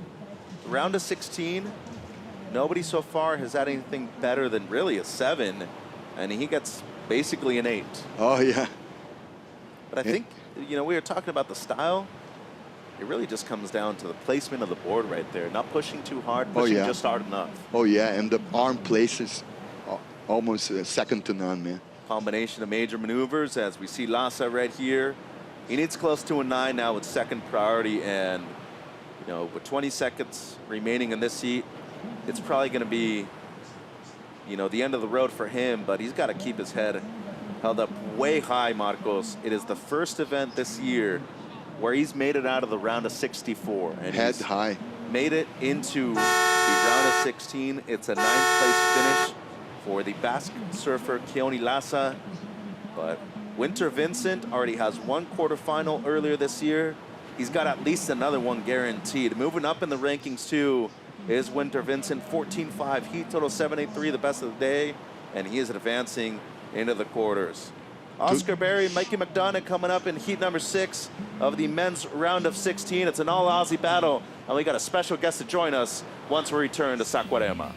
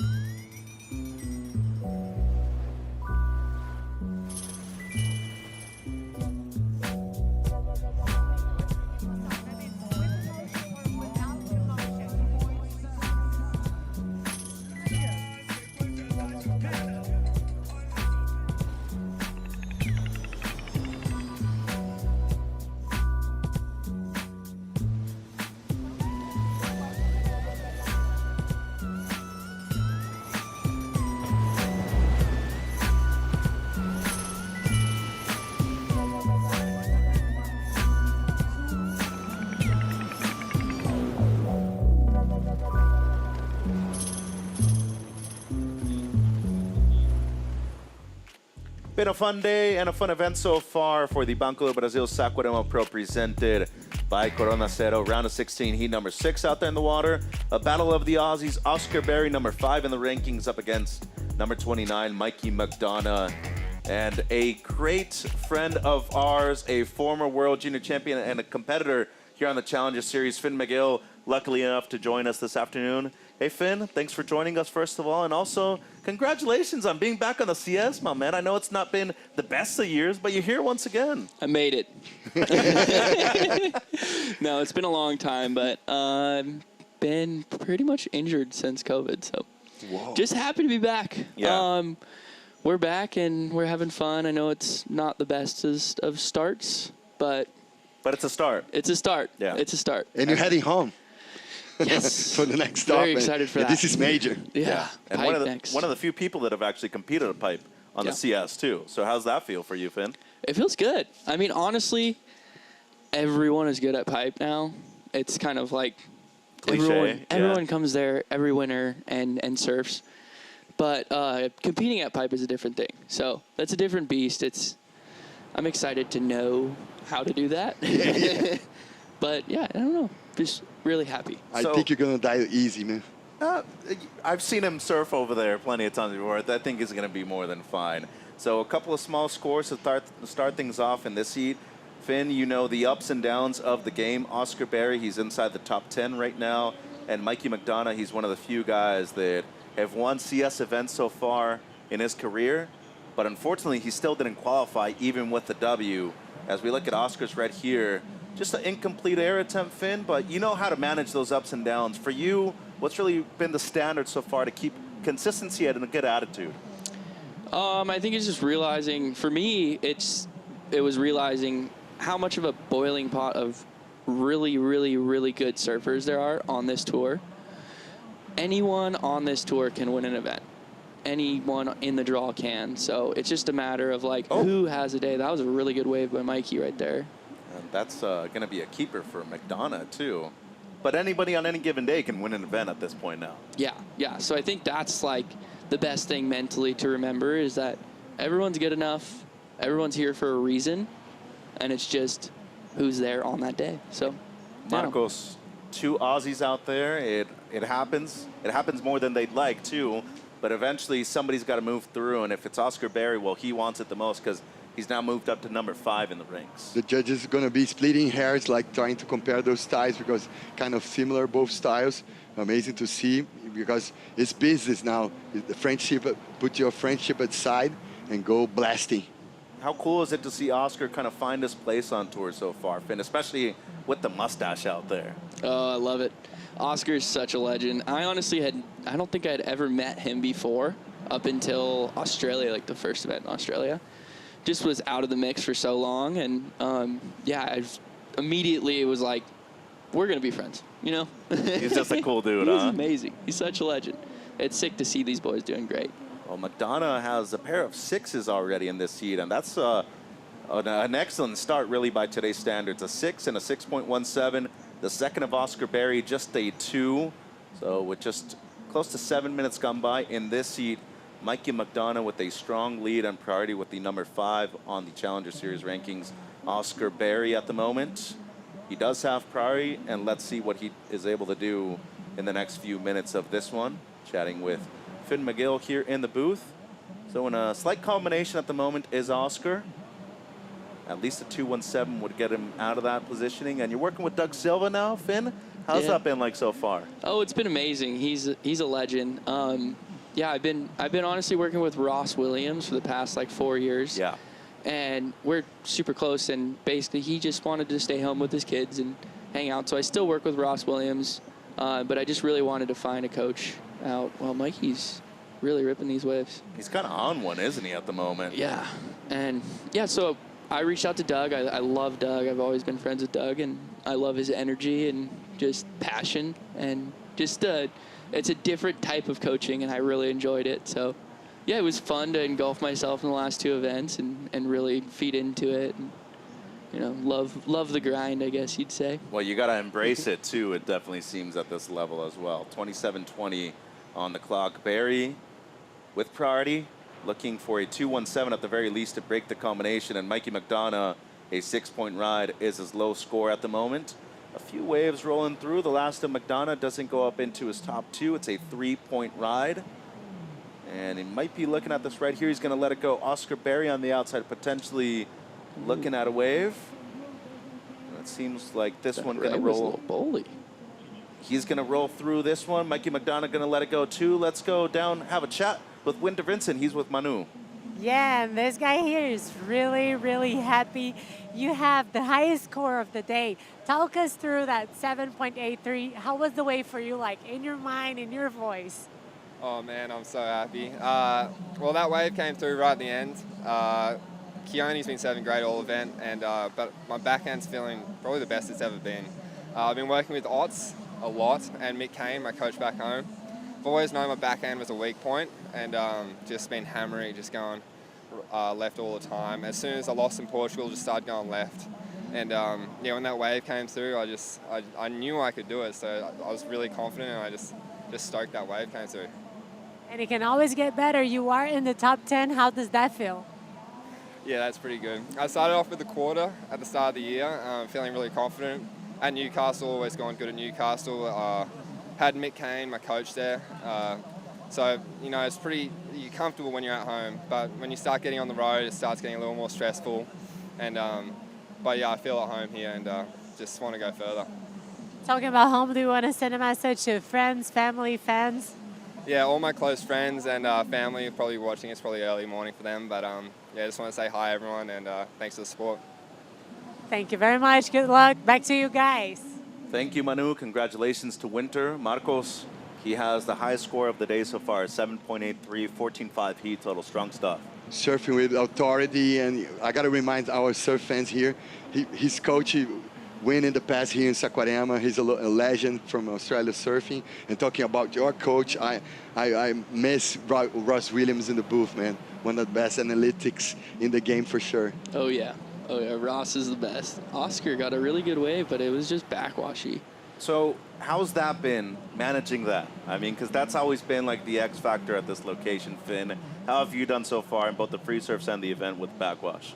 It was a trip. This is my first time ever here, so I was pretty mind-boggled my first session. I fell on every single wave. I think I did one turn. But then I feel like you just got to embrace it and just look for it. Like I'm used to backwash at Makaha, but you can see that from a mile away, where this you can't really see. But yeah, other than that, it's just embrace it, have fun with it, let the bounce hit you, and just kind of, you know, roll with it. Last time I went to Makaha, you won the VQS, by the way. We were there, that might have been 10 years ago now, I think. Possibly, yeah. I think Baron, Kalani, our really good friend, was in the event too. Mm-hmm. Maybe even one of our Hawaii judges, EJ Mitsui, was in the final too, I think. Yes. Oh my God, going down memory lane. But it is a comparable wave. But as you said, it's much easier to kind of identify the backwash at Makaha. This one's so different because the beach is longer too. Like Makaha's a way shorter beach, don't you think? Yeah, and I think just Makaha's backwash is like bigger, so you could just see it coming from a mile away, you know? And this one's just like, there's just so much fluff constantly, and it's just kind of always bouncing and like not really showing. It's just there, always. You know, Marcos and I have actually been talking about injuries and how they just linger around, and you've been chatting about your ankle so far. Oscar actually, it's kind of the first year that he's almost to 100% too. But always having those small things in the back of your head, like at what point do you just say, it hurts, but I got to ride through the pain right now? I think every surfer is injured right now and also riding through the pain. I think, honestly, the surfing that we've been doing in the last like 10 years has been so hard on our bodies, and everyone's just injured all the way, and it's just about how well you can work through it. Well, working through it right now, Oscar Berry at number 5. And through the pain, Winter Vincent at 10 now. So he's joining some elite company right there, Marcos. And a couple of big names now in the top 10. A couple of Aussies right there in contention too. Oh yeah, and you know, chatting with Finn here, I want to know, I have the curiosity about knowing which boards you bring, if you bring the versatility of construction, maybe PUs and APS on your board bag. What can you talk about this? I only brought polys. I didn't bring Okay. a single epoxy to this event. I did the last few events bring epoxies. I meshed with them, but I didn't really mesh with them. And Paisel actually made me a great board in California. Actually, the shaper from California made it for me, and he made this like little tiny red tiger that was just so good. I didn't even need to have any epoxy. And I just like the feeling of the normal polys better. You can actually set a rail really well if you do get the section. So I just was like, you know what, just gonna bring that. I rode that my second heat in Portugal. And then from the versatility standpoint, I went like 2 grovelers, and then I have like 2 trusty shortboards that I have, and I have a new model that I've been kind of messing with Paisel as well, and then a step up. Here's a good right that Mikey got. Yeah, I love the red tiger. Wow. Man, That was nice. I'm pretty sure this kid's just loving the board that he's on at the moment. The Juliet tends to be the go-to for the DHD surfers, and Mikey McDonough having himself a heat. Throwing away a 3 at the moment, trying to replace a 6. And we talk about power surfing never going out of style, Marcos. Finn, you're also one of those dudes too. You got an air game, I know. But your power game is definitely your stuff to go to. And this guy right here, once again, proving it doesn't go out of style. Yeah, Mikey with a first nice turn. Backwash kind of timed it well, and a nice bang at the end. I think this will separate it a little bit, to be honest. Giving the judges a different look, to be honest, will be great, I think. But that's my personal opinion. Yeah. You can't question You're them. allowed to have a personal Yeah. opinion. This is the place to have. Yeah. So I actually like that. I think that honestly should go a touch over his low, but who knows? I'm not the professional judge, so. You're a professional surfer, though. I'm You're a talking myself professional back right now. Challenger Series surfer. Finn, how important is it to have a shaper that rips? Because John, once Pupukea, once a lot of those places are going, he's out there every day, regardless of how many board orders he actually has, too. Oh, yeah. Yeah, he's out there all the time. I think it's awesome because, you know, we could talk to him about being like, oh, you know, when I really push this hard on this direction or doing this, he's like, oh, yeah, okay, I understand. You know, he knows that feeling, so I think it's great. A lot of people don't really care. Here's Mikey on a nug, actually. Yeah, combination so far already on this one. Oh, yeah. Whoa. And it's hard to find the steepness right here, too. And somehow, once again, he's just been on a roll. You were spot on the last one, Finn. 6.13, so he does slightly improve. I think, you know, Nostradamus, we're talking about the future. I think we do have a career path for you later on, Finn, if you actually do want to be a judge. Or even a commentator. You have 2 choices here. Event director Finn McGill, event judge Finn McGill. Talk us through it though, Marcos, right here. Good combination. Oh, beautiful deep bottom turns, right on the pocket, right on the money. Beautiful surf from Mikey. And I got an extra question right now for Finn. Is your father still shooting pictures and working as a professional photographer? Yeah, sometimes. He's slowed down quite a bit. He got a house. He moved to Southern California. Oh, he's back to Cali? Yeah, so he got a house, and he's just been grinding away on that and having fun shooting pictures and selling some vintage. He sees Mitchell a lot. Which region? Which region? Costa Mesa, Newport? San Juan, Capistrano. Oh. But he spends a lot of time in the 2 cities you've mentioned, though. Okay. For people that don't know, the great Mike McGill Not the skater. That's the thing. But our great Mike McGill. For me, he's the greatest. He's like one of the OGs of like this generation's kind of. I don't know. He's the uncle. He's one of the OG uncles. You know, he's been around for a lot of kids, and you know, I've known you and your sister Dax for a long period of time, and just to see everybody grow up, and imagine what your dad's been through with all these kids too. Eli Hanneman's in the next seat. He's seen that kid since he was probably in diapers. Probably. I mean, I think my first event was Lahaina Harbor in like 2006. So Eli would have been like 4 or 5 at that time, and I might have butchered Eli's age, but he could be 1 at that time, or he could be 6. I don't know. But yeah, my dad's been around for everything. So is my mom, everyone, all the parents of these tours. Yeah, there's Eli right there. He's got a better mustache than I do. He's still a punk rock aficionado? I think so, yeah. He is. He definitely is. Yeah, but his manager's Sean Ward, so he also goes with a lot of Don Tolliver, a lot of underground hip-hop, you know? Yeah. He's got that kind of vibe. 17:30 on the clock. McDonough doesn't improve on his last left. It's a 5.23, but he is still in the lead, a 6.17 and a 6.13. Oscar Berry, it's kind of an odd heat for him. He's been pretty dominant so far in the heats that he has served this season, needing a 9.07. It would have to be the best wave of the event. 17 minutes to go. Let's chat with Finn Miguel much more in the back end of the heat when we return to heat number 6 of the men's round of 16. McDonough on top.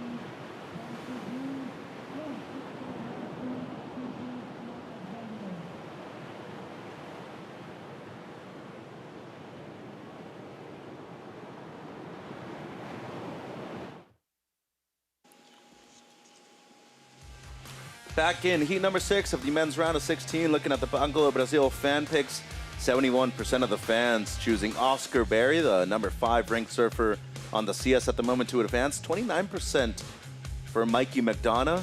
And so far, it's been all Mikey McDonough in this heat right now. Mitchell Marcos and special guest former world junior champ Finn McGill with us. And looking at some beautiful turtles out there in the lineup too. So coming out of Hawaii yourself, Finn, North Shore native, you surf a lot of different waves over there. Looking at the schedule, it's pretty spread out between event 5 and 6 over at Pipeline, and especially that's one of your home breaks. Any off-season plans, just going back home, chilling, trying to enjoy the wintertime? We actually have a really busy off-season. So we have all the regional events that start November 15th-ish. I'm really bad with dates, so I don't know. But right around then, we do Sunset and then Haleiwa, and then actually we have a pipe event as well for our region in December. So then right before Christmas, and then we're kind of on a little break, and then we go into the Challengers pipe event, which will be sick. That doesn't sound like too bad of an off-season to me, honestly. Whoa, a regional in pipe? Whoa. A regional at Sunset and Haleiwa, too. Wow. That sounds pretty it's good. It's almost like a triple crown itself. Is, yeah. Wow. We're going to do a little, we were talking with What a some of the privilege. boys, we're going to do like a little mini fake triple crown. I don't know if I'm legally allowed to say that, but. You burned yourself in. Hey, and the HIO too, you still competing in that one when you're at home? Sometimes, yeah. I didn't do it last year. I was on a snowboard trip. It's hard when that's like our one break time a year, so it's like right there, and I always like to go snowboarding. Here's Oscar on a little bowly one. Yeah, just under 14 minutes to go. This is a really pivotal wave for him in this heat too. Ooh, that's much better. That was aggressive. I like the little body language claim at the end too, Marco. Some extra body English right there. Oh, I love the X factor there in the free drift. Tons of power also in the bottom turn. The fundamentals all there, man. 13 minutes to go. This will be an important wave for Aussie Finn, as you know, we talked about his style, how powerful he is.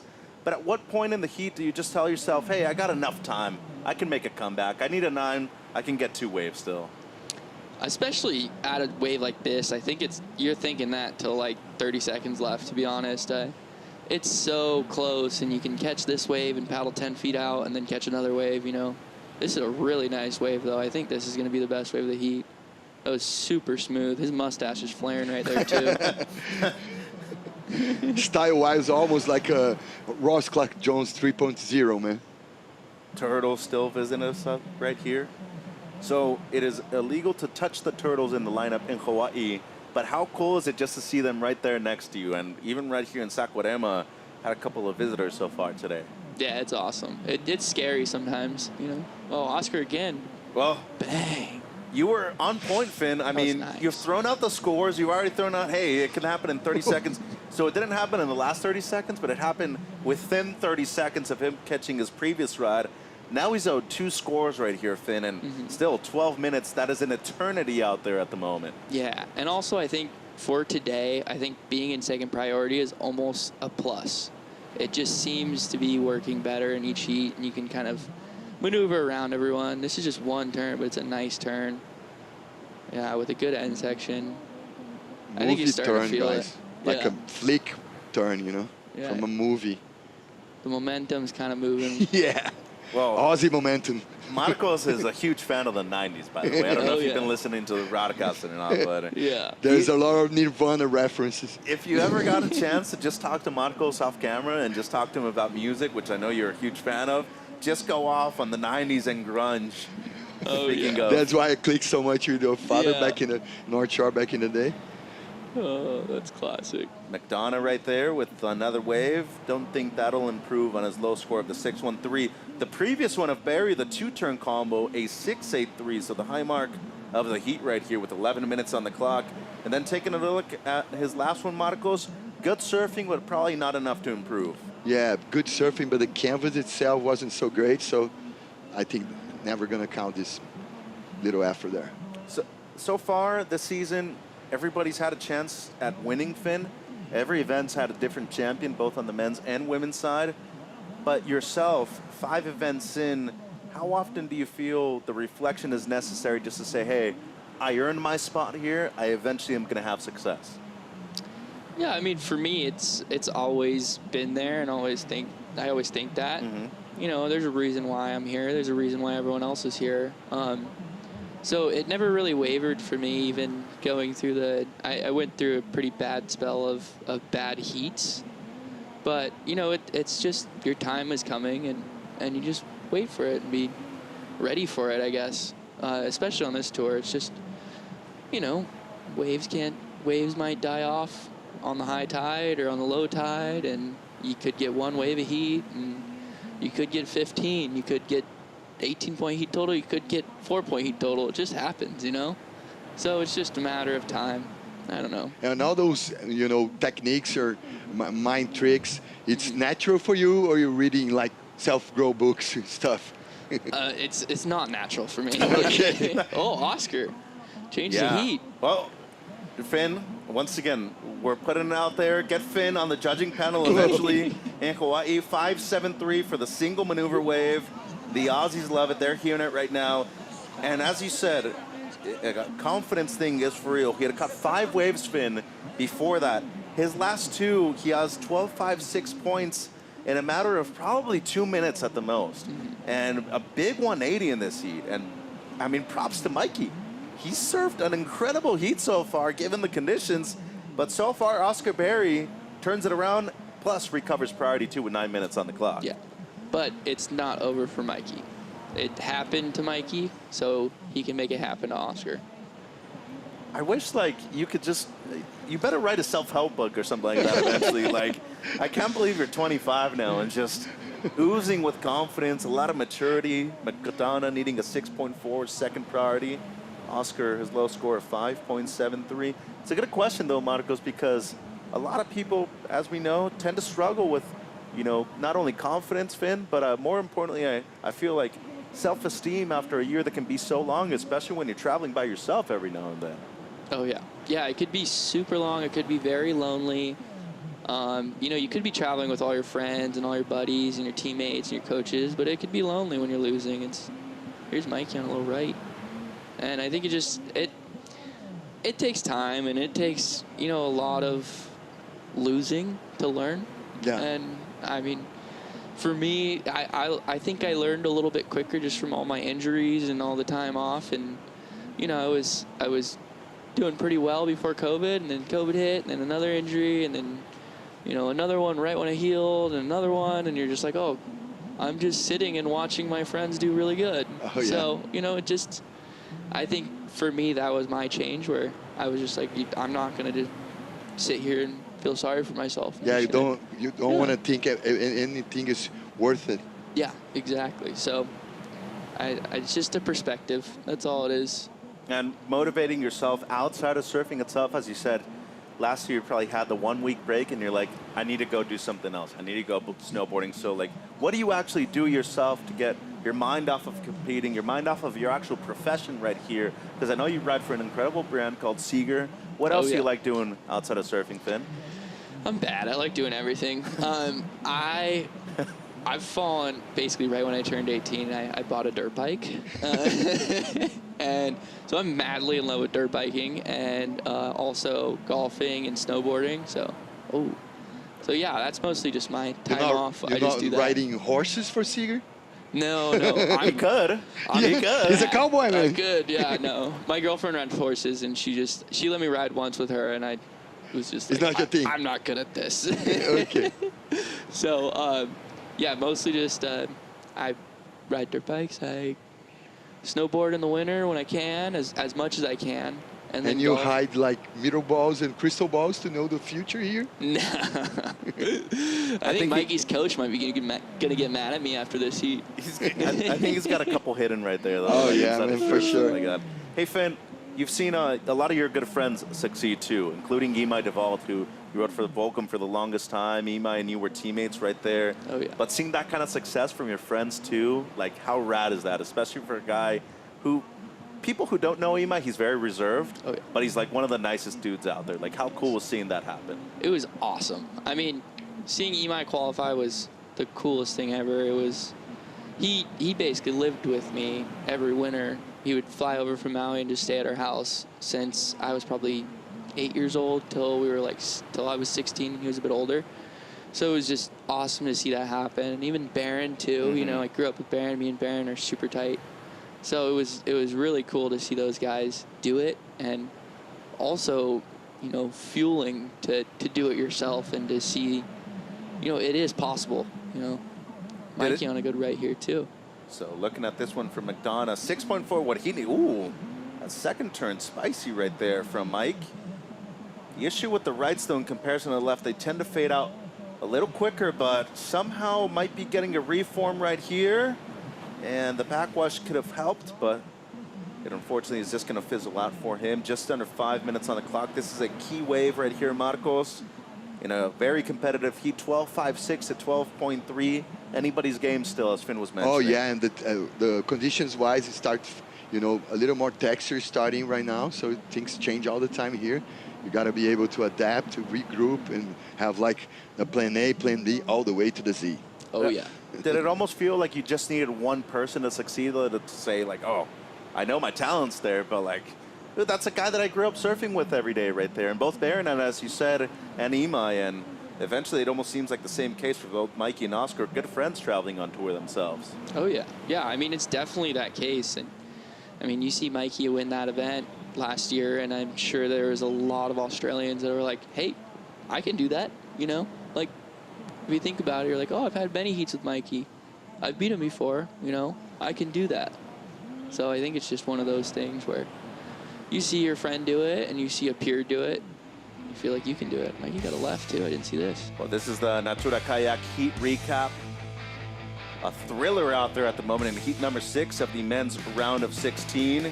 McDonough has caught 11 waves, 617, 613, his top 2 Marcos. But a big comeback, 683 on this one for Oscar Berry. Amazing flat on that blow tail backside one. And then a backup right here, 5.73 for a single turn. It's really been back and forth in this heat right here. And for the Luke Short Designs, they've been working good for Oscar Berry. So waiting on a key score right here. And in your humble opinion, Finn, does activity on a day like today, as we see 9 waves, waiting on a 10 so far for McDonough, seem like the right and ideal strategy out there, given how slow it's been in a few heats? I think so. I mean, for today, it's all about rhythm, and I think the rhythm will give you the wave.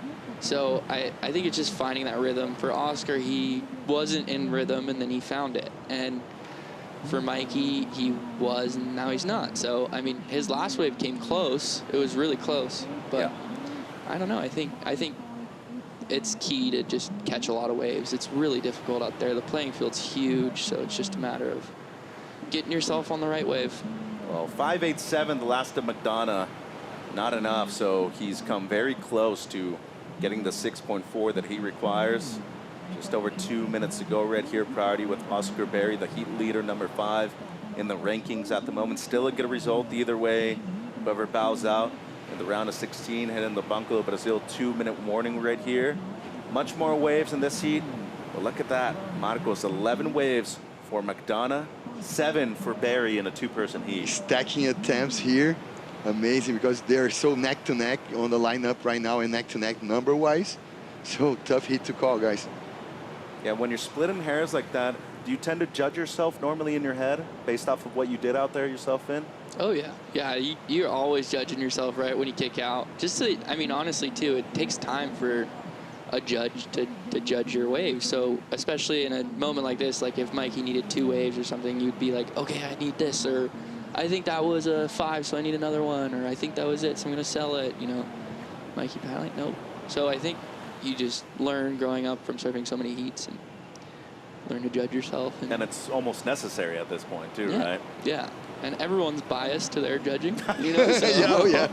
You know, Oscar might have thinks he's got 2 9s. Mikey might think he's got 2 10s, but, you know, you always want yourself to do as good as you can, so... I think at this level, everybody's quite competitive, and I think they kind of, you know, truly know, as Finn's pointing out, Marcos. But, you know, if things remain the same with 40 seconds on the clock, priority with Oscar Berry, this is a massive comeback. And especially with him being number 5 right here, this is going to help his rankings out. One of the biggest comebacks of this comp so far. Amazing. Because it's the rhythm thing that Finn was touching. You know, sometimes you're out of rhythm and you regain the rhythm, and the other guy that was on rhythm, on momentum, lose the momentum. Oh, yeah. Yeah, it's very easy. And what's so impressive about it, too, 15 seconds, and he's going to play some defense right here against Mikey. Throws the rotation. It's going to be incomplete, 10 seconds on the clock.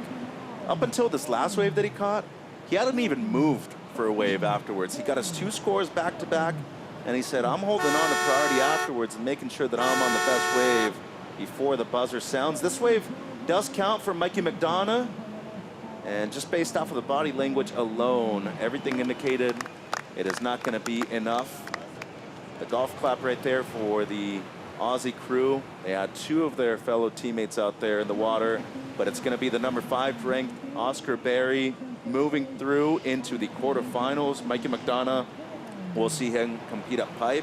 And Finn, thank you so much for joining us today. Best of luck at home in Pipeline, and hopefully you actually do get some fun waves during your events. But more importantly, you enjoy the off season, my friend. Thank you. Thank you guys for having me. I really appreciate it. Amazing. Chaka bra. Yeah, that was fun. Finn McGill, the former World Junior Champion. We're going to see him compete at home at Pipeline for the next event on the Challenger Series schedule. And Heat 7 coming up. It's a stacked one. Eli Hanneman taking on the Australian Caius King when we return to Saquarema. More action after the break.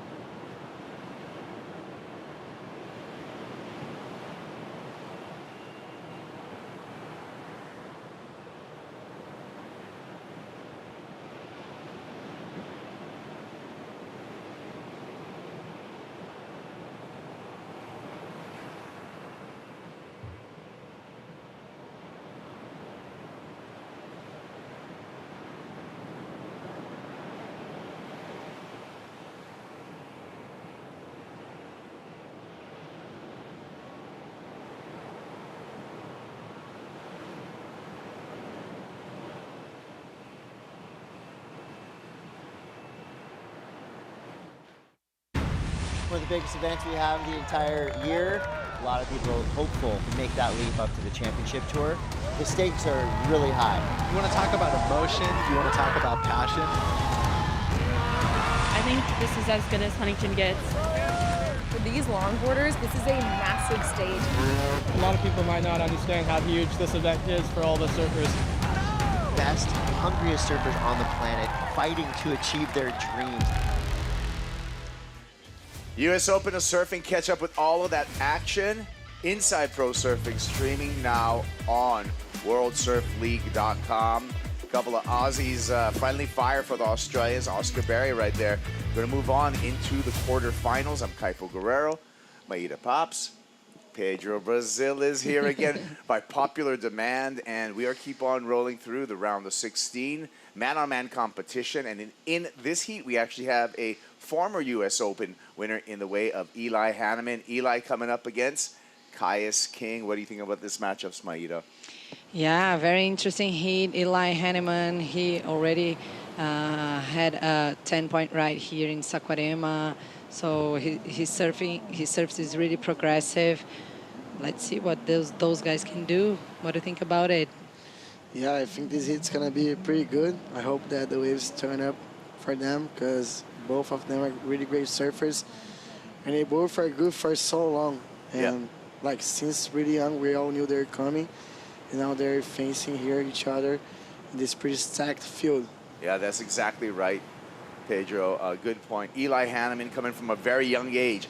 It's a 22-year-old out of Lahaina, Maui, just coming off a third-place finish over at stop number 4, the EDP Cero Pro, where he made the semifinals and also made a quarterfinals in Bolito, looking pretty good, looking for another keeper result here. We saw him coming from a long ways away, and the surf industry did too, as well as who he's competing against, Caius King. Was much celebrated as a grommet coming up out of Australia from Byron Bay, 25 years old now. He's number 1 on the men's QS for the Australia Oceania part of the qualifying series. And so this is a great matchup. Two surfers, very young, Maida, but they've been around for a long, long time in the surf media. Yeah, true, Kaipo. Both of these surfers are very appreciated by the media, and Eli with a good background here in Saquarema. I think it was last year, Pedro, or the previous year that he had that excellent score. I think it was against David Silva. Well, yeah, and he has fond memories of Saquarema, Eli Hanneman, because in 2023, this is where he qualified for the championship tour. He had a rookie year in 2024 on the championship tour. Unfortunately, wasn't able to make that cut. And now he's back here trying to get another chance at that world tour. Caius King, however, is going to open up. And Caius looking sharp here. Looks like he's on a Channel Island surfboard, ECT construction. Right behind him, bigger wave for Eli Hanneman, sharp off the top, throws the tail. The Maui boy one more time. Talk about rhythm on the backhand. Born and bred Lahaina Harbor lefts. And looks like all of that time swinging his board around, coming through here, wants to pet the cat, get out in front of the whitewater. Oh, man. What a way to kick off a heat. Chris Gallagher likes it a lot, his coach, and I would too. That's the way to start. Are you kidding me? That combo was insane. The first turn was unbelievable, turning the things out and then coming up with a lot of huge snaps up at the top. Let's watch the replay. Like you said, Kaipo, the wave was big. First turn is massive. Come out strong, and then second one was good too. I really liked that one. Turning the things out once again, and then setting up for this little reverse right here. We thought that he was already done, and he just did it one more time. Always with some nice claims too. The guy's on fire. Look at that. That first time was my favorite one for sure. I mean, timed it so well. Second one really strong too, and then this one kind of climbing on the foam. Then the wave fatted up a bit, and then he just went for the last reverse. So good. Yeah, good stuff from Eli Hanneman, putting it all together. Accelerated speed in all those turns. This is a 4.67 opener for Caius King, Maida. Yeah, nice first snap right there. Second turn looked great as well. Trying to maximize everything that he saw on that wave, a 4.67. So the question is, hey, look, I'm a generous guy when I judge in my head, but I thought that was excellent surfing from Yeah. Eli Hanneman. I felt the same. So, I like it when everyone agrees with me. We'll see where it is. While we're waiting for that score, let's hear from the last heat winner. Oscar Berry is with Manu. Yeah, guys, and Oscar, he was just so happy when he got out of the water. Of course, you're happy because you won the heat, but is that anything else like special? Because it was a fun heat to watch. Congratulations. Thank you. Yeah, it wasn't such a fun heat to surf. Mikey had a really good start. Fun for us. Yeah, fun for the viewers, but probably not that fun for my parents at home. Mike had a really good start and sort of put 12.5 points up pretty quick, and I was in the back seat from the start, and yeah, it felt pretty good to get those two waves back to back. Like the first one, I nearly didn't even go it, and then I just like right at the last second, it just like doubled up and had like so much energy, and just before that I was sort of wigging out, and before that wave I was just like, oh, I just need to like settle and just slow down and just sort of flow a bit more, and I did that pretty well on that wave, and yeah, got rewarded for it. And then a little chip sort of came to me, and I backed it up straight away, so that was pretty nice. I was feeling pretty stoked. Welcome to Saquarema, my friend. This is perfect Saquarema. And how do you get ready for your hit? Like, it's just curiosity. Before you get in the water in a hard hit like that, how do you prepare yourself? Well, this one was like I knew this was a massive heat, just with sort of qualification and stuff. And I was pretty nervous today. Probably went to the toilet about 10 times before I got in. So I don't know, I just sort of had to take a second to breathe and just look at where the waves are, simplify it as much as I could, and sort of look what the best waves look like, what I want to do on them, and that's kind of it really. Like, it's not too hard, and sort of learning to reset mid-heat has been a big focus of mine this year, and that was a pretty massive moment, and I'm really stoked on myself to be able to do it, and yeah, pumped to be moving through. Great, and a message to your family to calm them down. Oh yeah, thanks to all my family for watching, Mum, Dad and Rom. I'm sure they're probably up screaming at the telly right now. It's like 4 a.m. in the morning at home, so, and all my mates as well for watching. I'm friggin' pumped, let's go. You must send a message to your neighbors too then. Oh, the neighbors would probably be awake. Thank you very much, congratulations, good luck. Back to you guys. Oscar Berry, yep. He is on the live rankings, moved up. Well, he's continues to have a solid position there at number 5, but he can gain some ground with a big finish here. He's already in the quarterfinals, coming off the semifinal. This is, we'll get caught up with some waves from active Eli Hanneman, Maida. Yeah, just a smaller wave right there, but look, this guy is being on fire. Especially after the score that he got. And taking a look here, we thought it was excellent. We surmised that it was excellent. That was our gut feeling, Pedro Brazil. And guess what? The judges agreed with us. What we're watching here is an 8.5 for Eli Hanneman. Yeah, we knew that was coming. That guy was on fire on that wave. Came out straight off the gates, straight fire to it. And I mean, that claim was also really good. I really like to see the emotion of the surfers. That bottom turn was really nice. That first turn was unbelievable. And I mean, no bumps, flow, everything, variety, everything was right there. So I just thought that the wave was really well surfed, well deserved, excellent score. First one of the day, Cubs. Yeah, the wave of the day so far for Eli Hanneman. I like it. So this surfer's always had a sharp backhand, just where he comes from. Actually, regionally, just coming through. You know, I watched Eli at a much younger age win a regional QS event at Almana Bowls, another excellent left, and that final had Jackson Bunch in it, Josh Moniz. It was a 4-man final. Eli won. Look at the waves right here. 8.5s, setting the bar. Levi Slauson, Bronson Medi, Eli Hanneman joins the 8.5 club. Eli Hanneman wants to join the club in the quarterfinals as well, though all the other three surfers out of competition here. So Eli on a great start and putting some pressure to Caius King. Caius with a 7-point requirement to take the lead off of Eli Hanneman. Caius does have priority, Maida, and 22 minutes on the clock. Yeah, plenty of time on the clock right there, but the requirement now, it's kind of high at 7.01, but he has priority, so he can find a good one to take what he needs. Yeah, and Pedro, the wave quality has actually improved through this afternoon, so there are excellent scoring waves. I mean, we started a grindy day with some onshore winds. The winds have switched up and much more groomed, and a lot more scoring potential out here. So I'm feeling for Caius King. He hears that Eli got an 8.5. He needs to just look for a similar wave that is already out there. He doesn't need 8.5, he just needs a 7-point ride.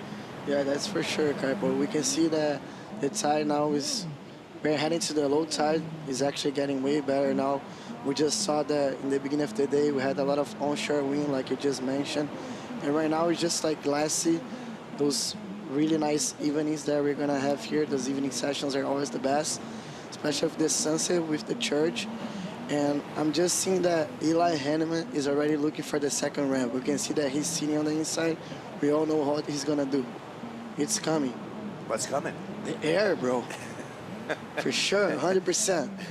We've seen Eli do some crazy airs in his history as not just as a professional surfer, even back in his amateur surfing days where he had a very, very strong amateur career. Hanneman has had to battle, though, had some health issues in 2024.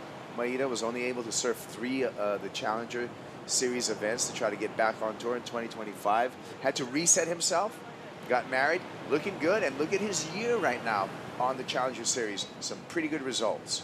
Yeah, just a weak start in Newcastle, but then he made the quarterfinals in Ballito and also semifinals in Ericeta in a very good momentum of his season and looking great. And it was very nice to see him doing the 8.5 on his rail, like that tail slide looked really sick.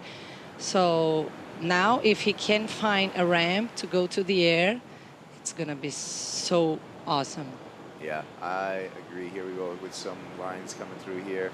And Caius King having to position himself with that priority. Takes a look at the first one on the set, second one on the set. May have a line to it. Yeah, it's pretty difficult to see with the backwash because when it comes, it looks like the wave is just going to pop up, but it ended up going down. So it's pretty tricky to see. As you can see, it's difficult to set yourself, like, how far out are you going to be, how far in. It's pretty difficult to see that because it's kind of deep water. So, yeah, you got to find your shallow place to get the right wave. Yeah, tricky beach break surfing today. Not as straightforward as the past days of competition for sure, but I like the fact that you pointed out, Pedro, that the tide is dropping. It's going to continue to drop throughout the rest of the day of competition here. We got this heat and one more heat to finish off the day. And the swell forecasted to be building a little bit this afternoon. Caius King activates. A couple of carves on the backhand. Needs to set up for something big to finish. That was a quick whip. 2 quick whips, a little drift there. And Caius King will get a backup score. I don't know if that's going to be the 7, but that was some great surfing. It's going to be his highest wave score. Eli Hanneman looking to close this thing out. Lazy floater there, and to your point, Pedro, he was definitely looking for a round. Yeah, we can see that it's coming. It's just a matter of time, man. I really like the wave that Caius got. I'm pretty sure that he's going to do his best wave of the heat, and he's going to improve a lot his situation. Those last 2 turns were nasty. Throwing the fins out, and then the second turn, he timed it so well with the foam. I really like the way that he surfed the wave. Pretty smart move from him. Good wave choice, too. Yeah, and right now with the paddle back out, we're going to see who gets the priority because that's going to be some control, either with a heat leader, Eli Hanneman, or more opportunity for Caius King. So this is another pivotal moment, Maia, that we've seen in the heat zone. Who gets priority? and how they control that priority. Because it's still pretty not that straightforward. But first, we'll look at this. We're still waiting for this wave score, Maida. Yeah, nice snap. Then a quick turn right there, but that one looked great. And this one with the drift, even greater. Yeah, super good. That last turn, look, the time was so well, and then throwing the fins, adding a little bit of flair into that turn. And yeah, I'm pretty sure it's going to be his best score. Now trying to back it up. He's not going to get the 7.01 probably, but it's going to get a bit closer, so he will improve his situation for sure. Yeah, and with Caius, I think when you have hair, you add a little bit of flair. Yeah. You can't help but, I mean, it's true.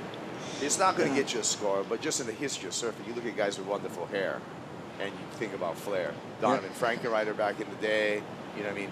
The king of hair, Rob Machado.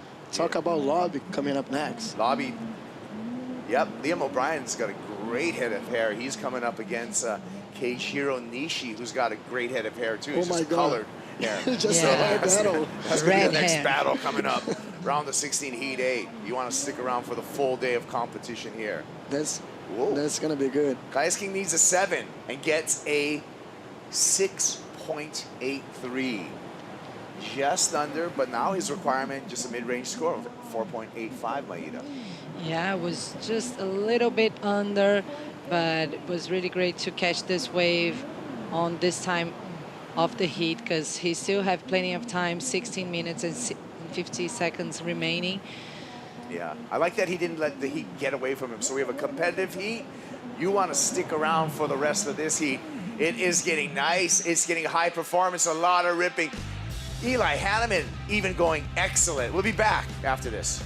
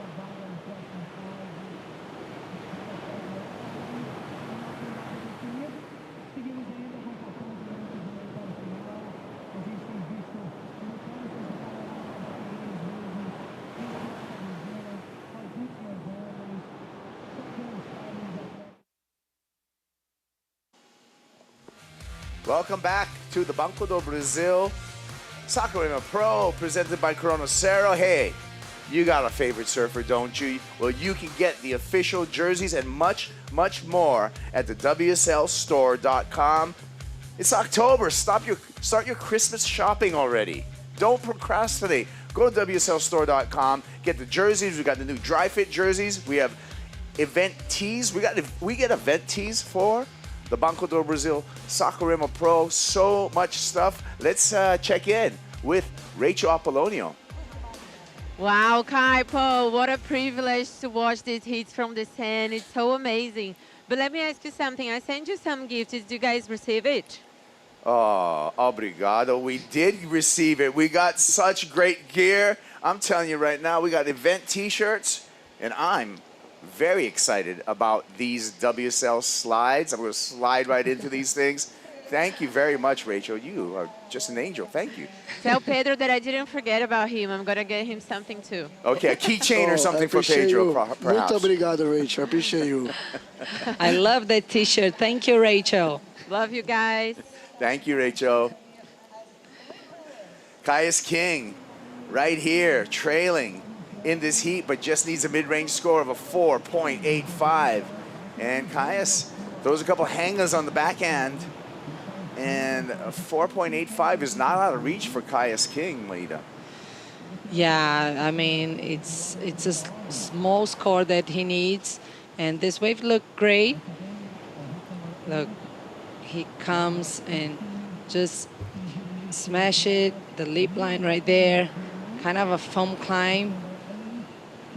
It was a small wave, but really well served, Pedro. Yeah, I just think that his board is just magic. It's just flying. Ooh. He's never behind a section. I mean, he's always moving forward. So I think his equipment is on point right now. So shout out to Channel Islands for doing that magic board for him. I'm pretty sure that this is the one.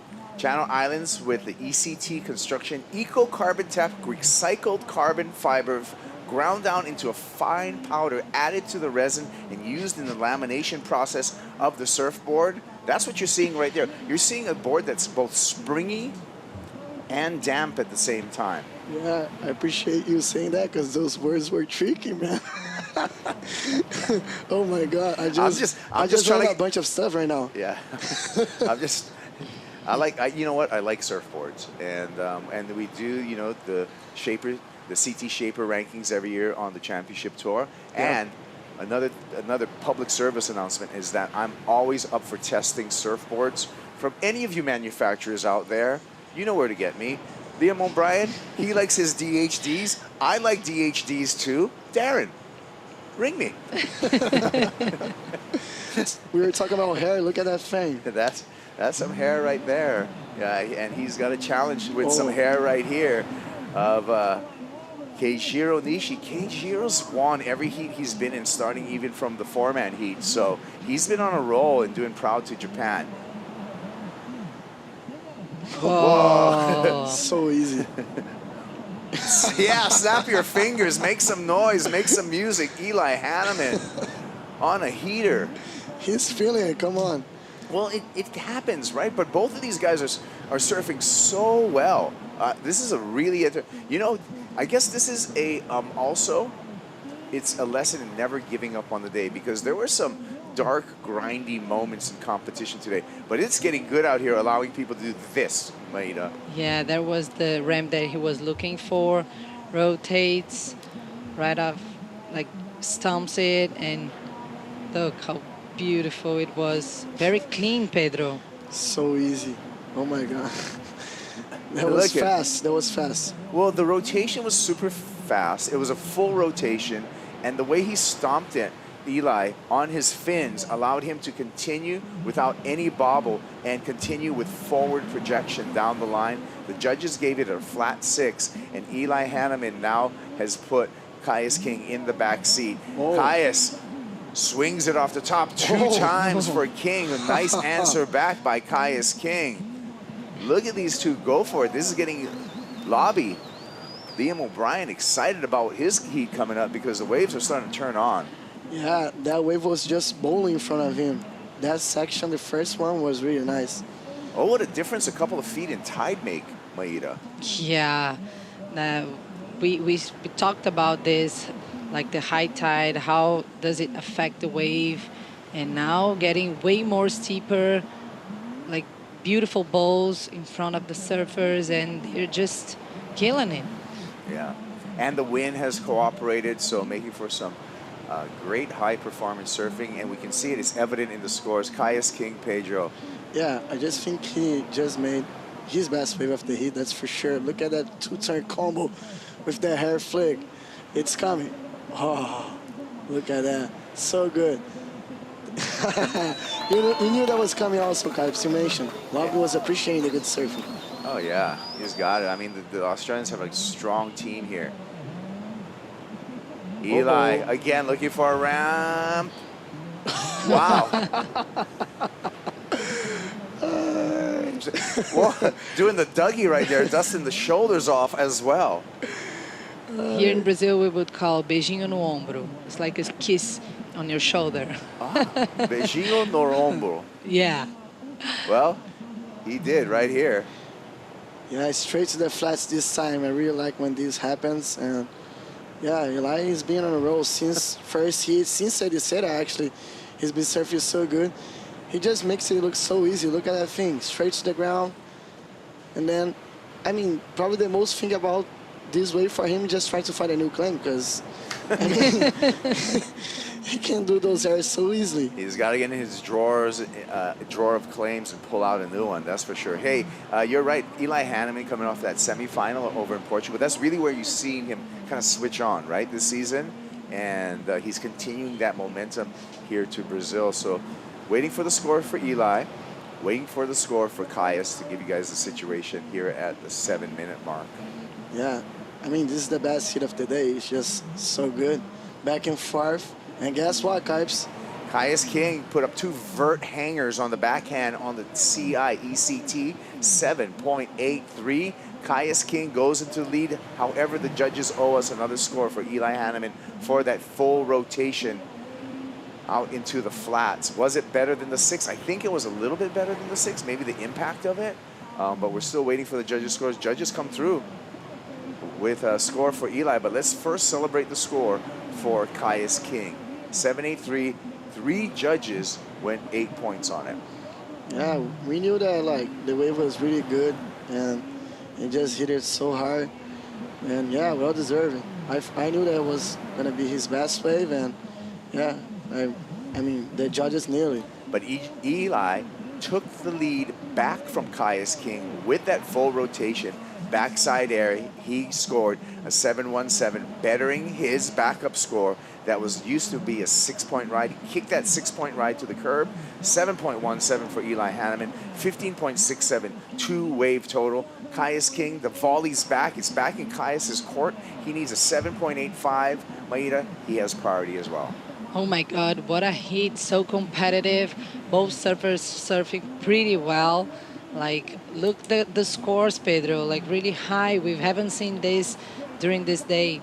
Yeah, I'm so glad just to be here for this heat because I'm actually watching the surfing and it's really good to be here doing that. And yeah, I just think that those guys, like we just said in the beginning of this heat, they're good for so long now. I mean, Eli, of course, made it to the CT and Caius King kind of trying to find his rhythm, but they never gave up. You know, they knew that they're so good. Always the media, always hyping them up, and they're still here trying to find those right waves to get to where they wanted to be, and that's really good to see. I mean, 2 great talents going back and forth. Saquarema turning on. He couldn't get better, Kaipo. Yeah, so this is a monster heat. Eli with that 15.67, highest heat score of the event. Caius King with that 14.66, second highest heat score so far. So these guys are dropping some big numbers, some big scores, some big performances. And I want to add another 5 minutes to this heat, although that's not legal at all. Gotta talk to Travis Brew. I'll get him on the phone, though. We can't do that. Let's just have an insane natural kayak heat recap, starting with an 8.5 Maida, Eli Hanneman. Yeah, look how good he surfed that wave. I loved the tail slide on the first one, and then he comboed with so many turns. And the reverse right there, he was able to complete. Just amazing what he done. Oh, give me the score, he says. Caius King, Pedro. Look at that bowl. That wave was so good. Talk about wave choice and then making it work. 2 turns, super strong. He didn't even claim. Come on. That wave was really good. Then Eli knew he needed more. Saw it down the line, Maida. Throw to the air, yeah, and stumps it pretty clean. Look how easy it looks like. And the claim was awesome as well. And you know what, Kaipo? You wanted to add 5 minutes on that one? The judges already did. 35-minute heats. Oh yeah, we did that. We did that at the beginning of this round. Yeah, we should do like 1 hour heat for this one. Let's say. We're gonna run out of sunlight today, but you know what? We're gonna milk the day for all that it's worth. We're gonna be surfing throughout the entire day into pretty much sunset this time. 7.85 is the requirement for Caius King, and he does have first priority with 3 minutes on the clock. And he's got a magic bar under his feet too. So we got this heat, we got 1 more heat, and then we have the Corona Cero post show. So how much entertainment do you want in a day? Lots, and you're going to get it because we got more surfing happening. Such a nice heat. So good to watch. 2 minutes and 50 seconds left. Caio's now looking for a 7.85, Kaipo. Swell's showing up too, as predicted by Surfline. You know, we had the forecast this morning that said that we were going to get a little bit more swell action throughout the afternoon, and it looks like that swell's showing. Also, the lower tide's been helping conditions as well. The one challenge for Caius King really is the clock, because we've seen some quality waves, but anytime there's a flurry of quality waves, there's also a little bit of a lull that follows. Yeah. It just seems to be the rhythm of the ocean. Yeah, for sure. But like I said, I think this is probably the best time of the day. Like, waves are just turning on for this heat, and I'm glad that we had those two surfers out in the water, because they for sure have been the best surfers of the event too, especially Eli. He's been getting excellent scores since he won. And Caius King, he also had a pretty gnarly heat earlier this morning with Luke Thompson, Kejiro, and also Matheus Erdi, probably coming as an underdog, and he made it that heat, and now he wants to make it two for the day.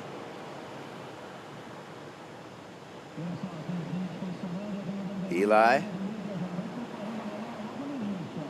And not going to find anything down the line for the surfer from Lahaina, Maui. Looking pretty good though, because the pressure is mounting on the shoulders of Caius King. Sitting out the back, he's not going to flinch. He's not going to turn at anything less than potentially excellent, because he needs a near excellent 7.85 on his score line. I believe I see some lines on the horizon, but I don't know if they're going to hit the bank in time. We're down to 55 seconds. And this is already an amazing result for him, because this is, if I'm not wrong, this is probably his best US result so far. It's a 9th place finish, and he'll be frothing to get to the quarterfinals. But I mean, 38 seconds, you gotta find something. Yeah, it's a momentum builder for Caius King, and you know, you said it earlier, I think we had the conversation, you lose out in this round, you get equal 9th, and when we really look at the scope of the whole year of your best 5 results, equal 9th is usually a keeper, because you think about it, we take the top 10 at the end of the year. So imagine if you get 5 9ths. Technically, that should be enough to qualify you. That would make sense. Because they take 10 people, right? Yeah. I'm doing my own logic right here. I'm going to double check the math after this, but I think I'm pretty right. Oh, look at Gally, Smiley smiling. He's got to wait till that. Look, he has to wait till the horn blows before he cracks a smile. That's a coach thing right there, huh? Well, he should be smiling. Eli Hanneman should give us a grin too, because he just has the highest heat total so far, 15.67. Eli Hanneman straight on into the quarterfinals. Caius King, thank you for the entertaining surfing. We'll see you at Pipeline, exiting Brazil with an equal 9th. So building momentum for the Australian surfer. And we are going to take a break right now. We'll be back with more action from the Banco do Brasil Saquarema Pro, presented by Cero.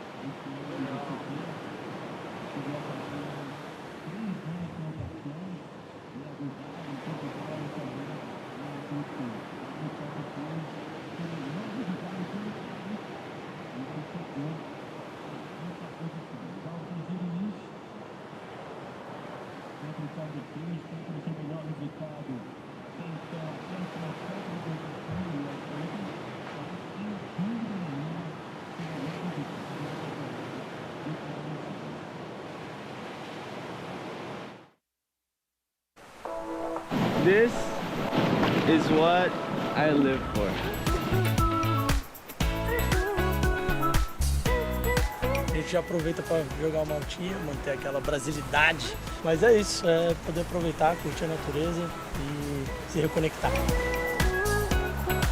And every time we find somewhere new that just surprises us. Today I'm going for a surf at Pico da Mota. It's my favorite spot at Portugal. Honestly, a really special place for me to come to. I've had so many good memories. We're here at the waterfall. It's massive. On tour, surfing the wave of Tehupo and drinking a Corona. I mean, it's happy hour for the athletes, so I'm gonna get going.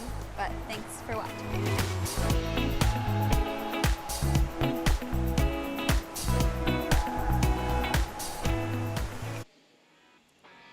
Last heat of the day here, rounds of 16 in the Banco do Brasil Saquarema Pro, presented by Cero.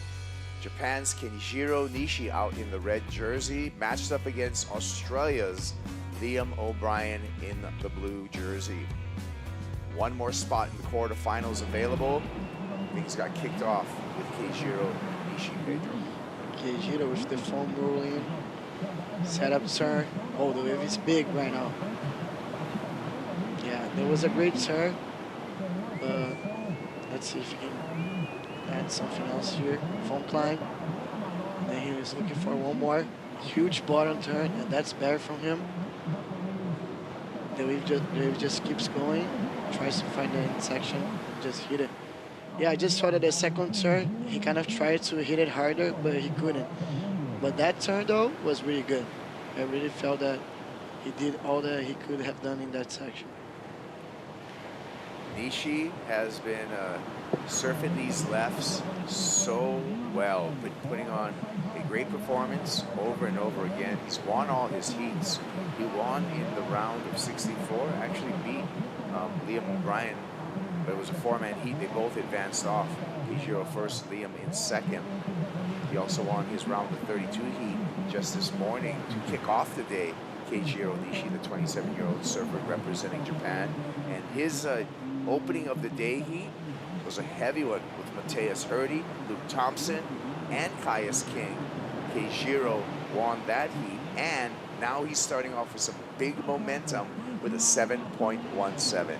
Yeah, talking about momentum, that Japanese crew is on a roll. All of them, all of the women too. I mean, led by Humi, which is like the mom that's just trying to hyping that up all the time. She's been doing a really nice job with that, with the Japanese flags flying all around. And every single surfer that makes a hit, they just get a Japanese flag in their head and just goes to the interview with a bit of flair. I like the flair. Kenjiro Nishi, no stranger to flair with the pink hair. 7.17, and talk about a long day and having to work through a long day. Kenjiro surfed the first heat today. Here we are. Yeah, and he has been 9 hours later or something. Oh, so you're doing the math. I'm gonna say 9 hours later, and he's surfing the last heat of the day. Yeah, and he has been hanging the athlete zone for a while too. He was there for a couple hours. I saw him. He's always like watching the waves so closely. And yeah, like you said, he just surfed so good earlier today. So the tide was pretty high in the morning, and it was difficult to find the waves.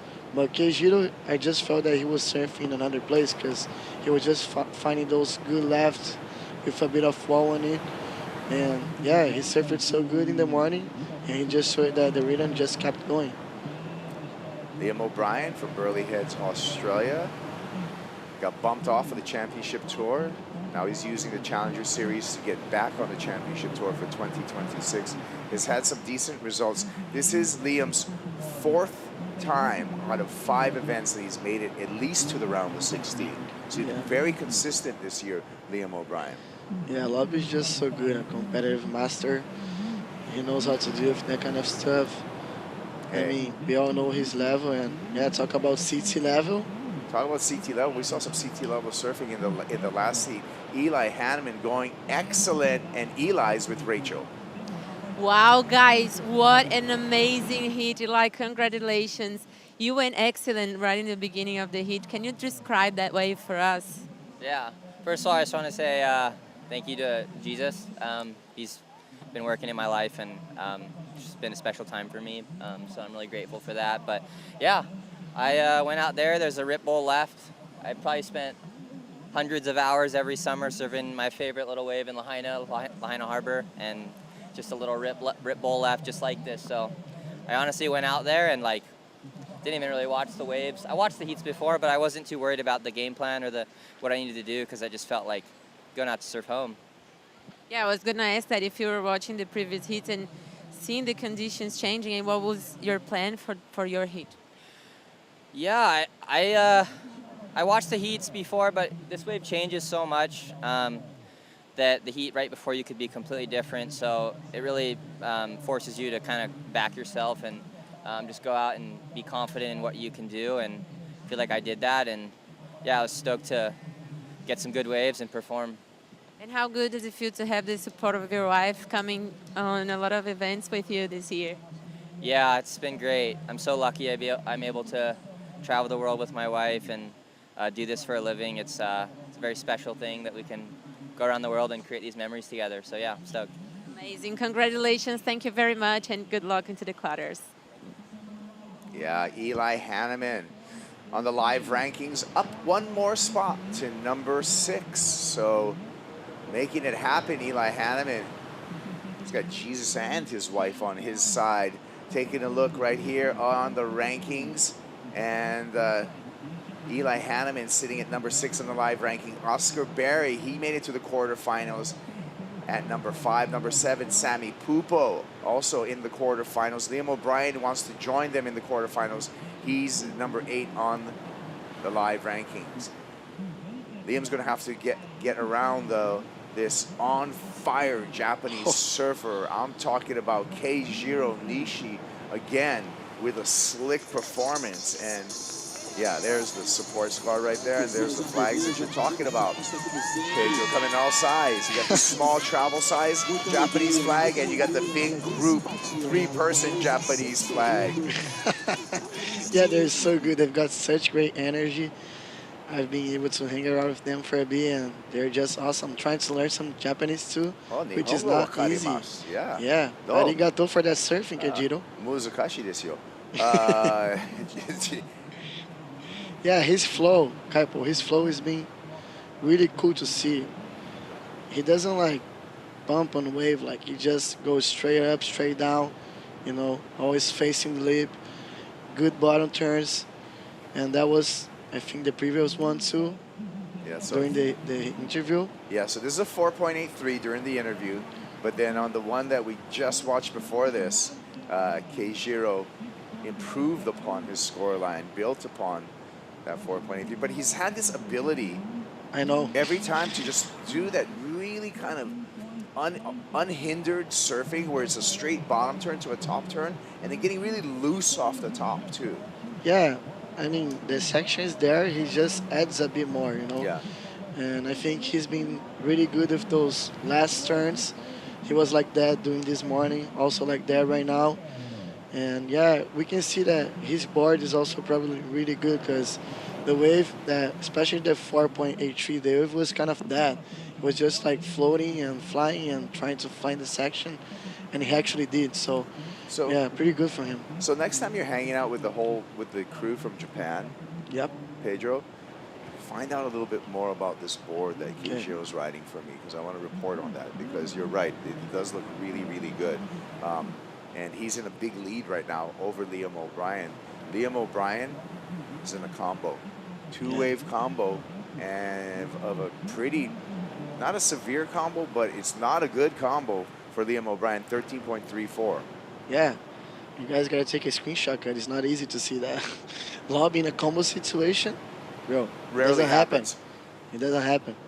Guys just so consistent. But I mean, we've got a lot of time on the clock. 23 minutes and a half. Look, who's getting ready for the Corona Zero post show? Everyone's getting ready for the Corona Cero post show because that's coming in about 23 minutes. Given the commercial break, I would give you 26 minutes where we're going to wrap up all of today's actions. We're probably going to talk about Eli Hanneman and his surfing. Keijiro Nishi, if he keeps this up, he'll be in the Corona post show. Of course, we're going to have Feel the Power of Freshness with our Natural Kayak Wave of the Day. And then my favorite part of the Corona Cero post show. Which one? You know what it is. Dr. Peanut top 5. That's where you get the top 5 moments from the whole day. And we got some great moments to celebrate. Yeah, that's good. For the people that weren't able to watch it all, just have this cool wrap up. Yeah. It's really good. And if you have any Dr. Peanut available to you, cookies and cream. Is this your favorite? It's hard to pick a favorite right now. They're all good. Just so many options. Bro, it's like kids, you know what I mean? You can't pick a favorite. Here we go. Liam O'Brien hooks off the top. The Burley Head local, and oh my God, that he could have squandered his priority. I mean, he had to go at some point, but he used his priority for that. So that gives a commanding position to Keijiro Nishi with a big lead and priority, and looks like a left might be coming his way. Yeah, and now it's all about changing that 6.17 for him. So he might have to wait for a bit longer to get the right wave. Because, yeah, it's not easy to change that score. It's already a solid score.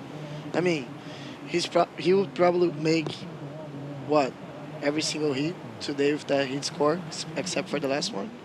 Other than the last heat, which is the highest heat so far of the competition, 15.67, 13.34. It's pretty solid. Will get you through 90% of the heats that we've seen so far. Yeah. But every time, as we go through, and it happens in every competition, as you go through the draw and you near finals day, the average heat total tends to get higher and higher and higher because the level of surfing gets higher and higher and higher. And the surfers are trying even harder. I don't think like any of these guys go 100% in their first heat. They want to pace themselves. Yeah, really good. Also, Winter Vincent surfer really good today, over 14. So he would probably make any other heat except for those two. Oh. So KJ is on the road, Kipes. Yeah. So Keijiro Nishi, my stats department just gave me the information. With 13.34, he would have made all but 2 heats. Yeah. So the odds are definitely in your favor with those numbers already represented.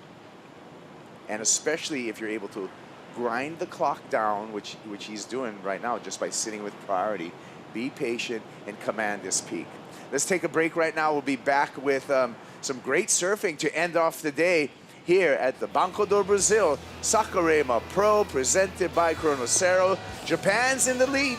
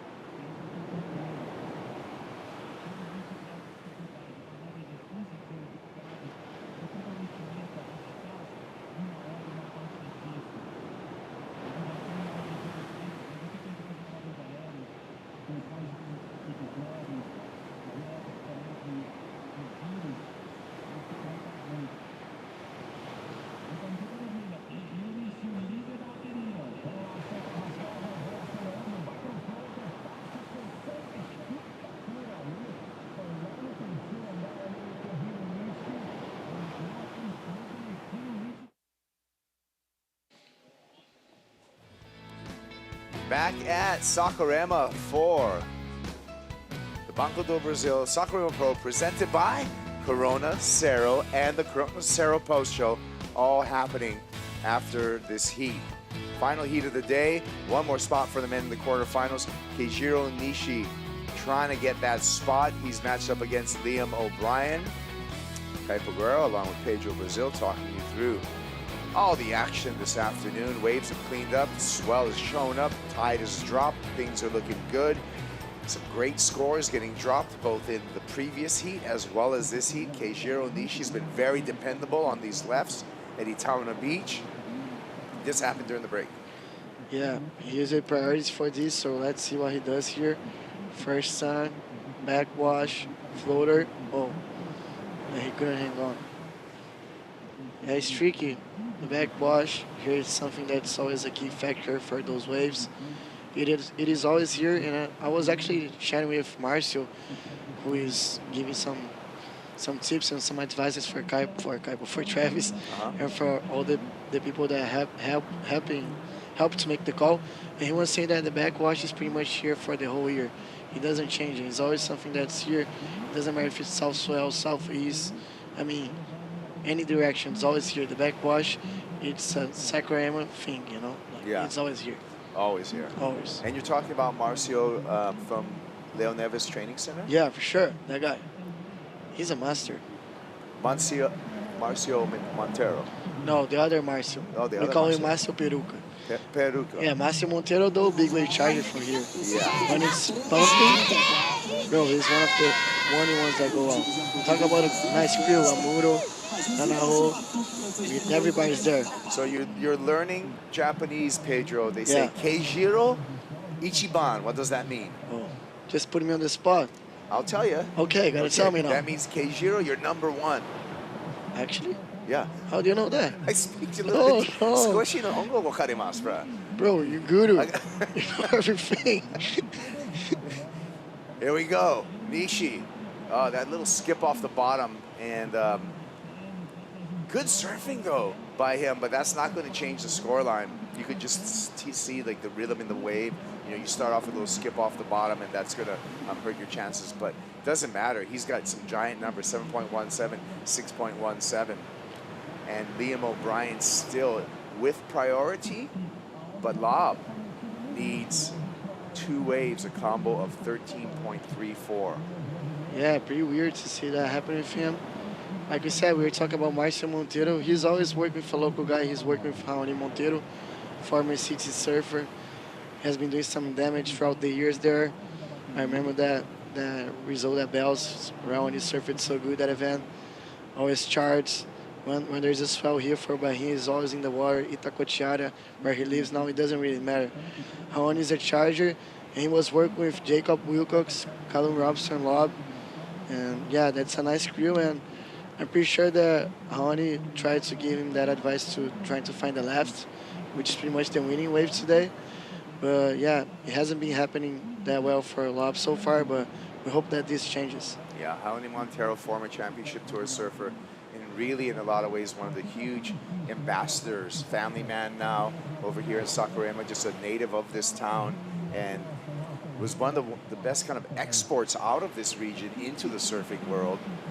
Had some great North Shore performances. I think he made the final one year at the World Cup over at Sunset Beach with some huge rail surfing.